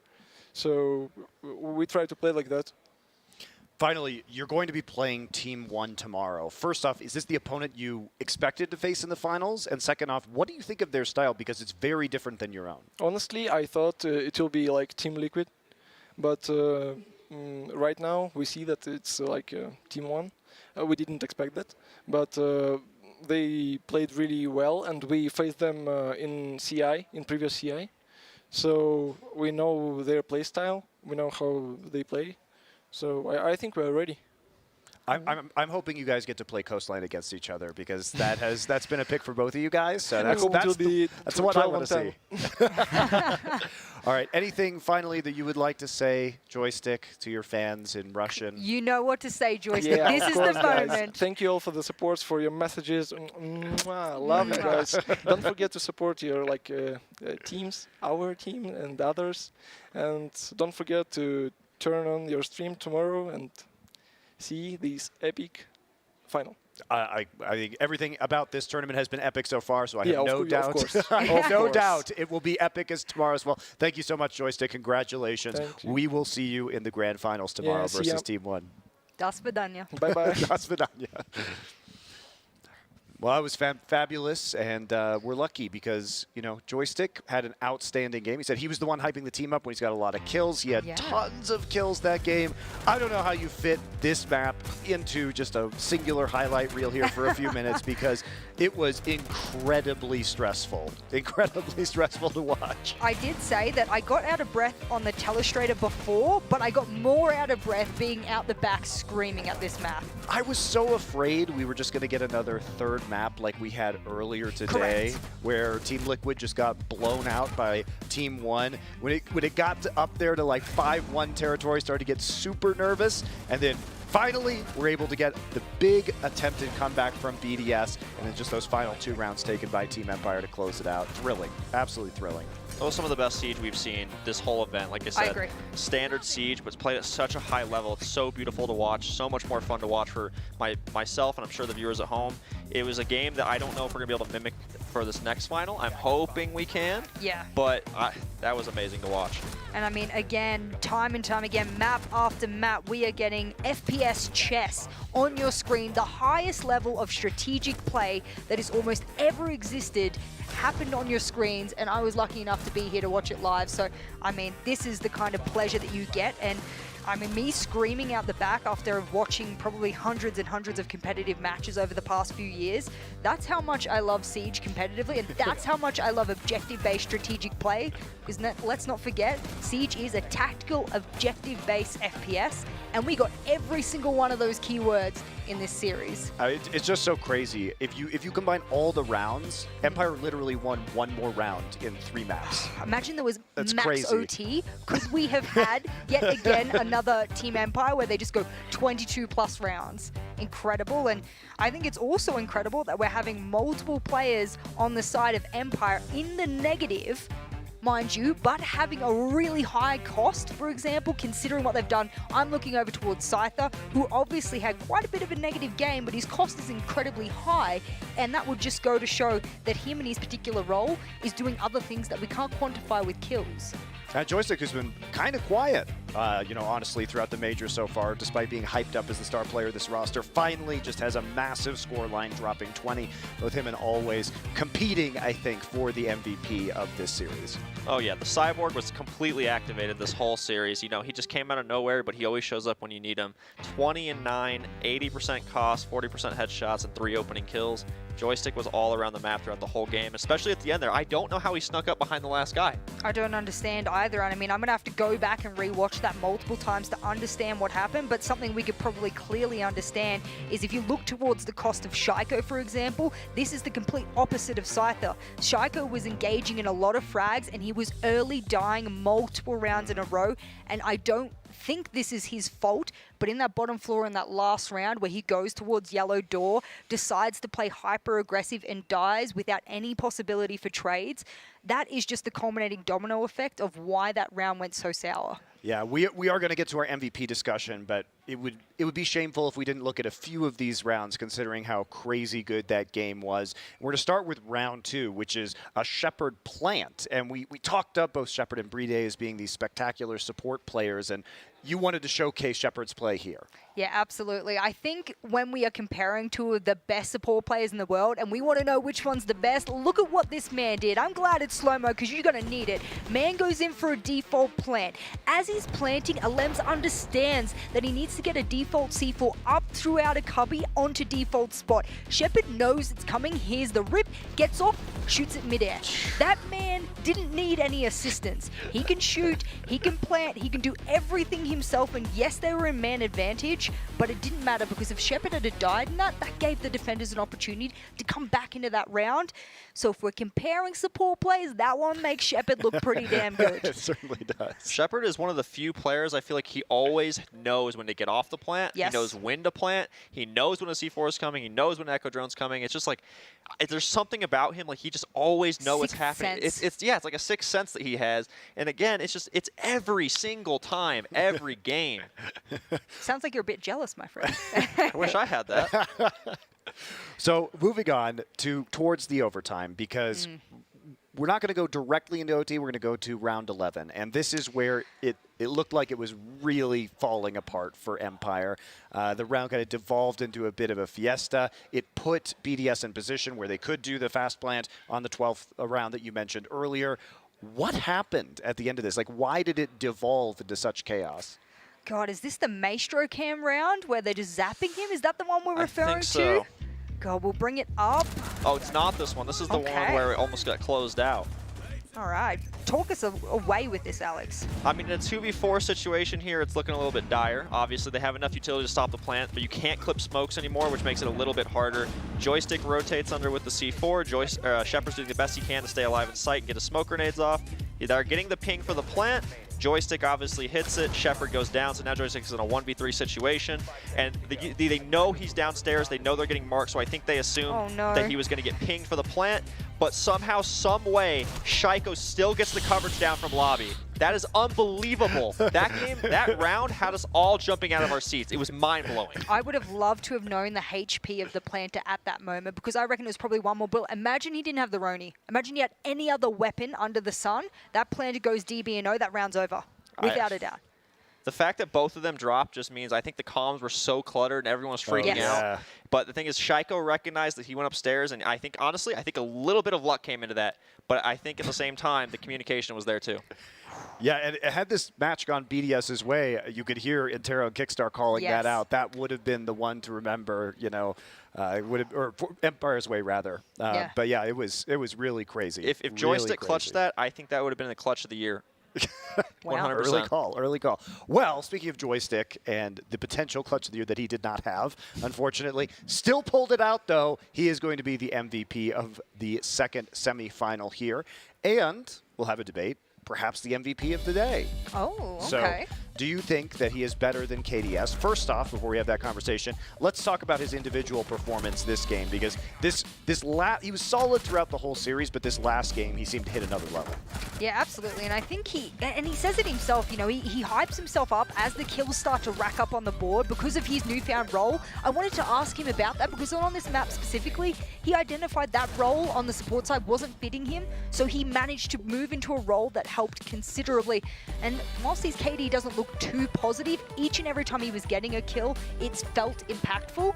And whilst he might have been getting traded, he was making the space that Team Empire needed to do what they needed to get done. I think Jess nailed it. I think this is the same situation as Dan versus SSG. His stats weren't crazy, but the amount of impact kills and space that he made for the team was just everything. I mean, the stats really weren't there for Empire today overall until the very last game. Because remember, even in the map they won, we talked about this earlier, the best player on that team had an even kill differential, right?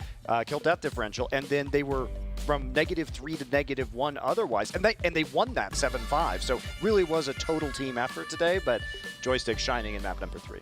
It's incredible as well. I was trying to look over the overall stats here, and I mean, always had a 1.12, so he's a very close second to being like MVP for the whole series.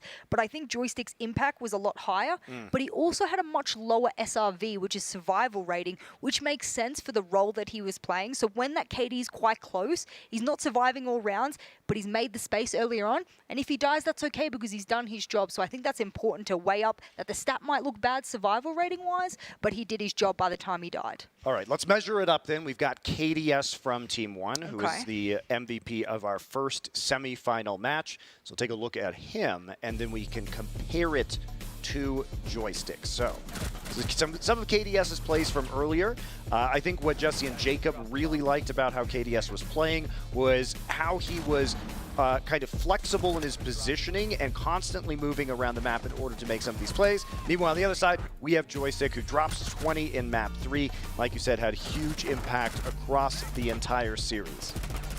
I'm going to have to do the typical Jesco thing of pointing out that the stats don't show that KDS should be the MMVP of today.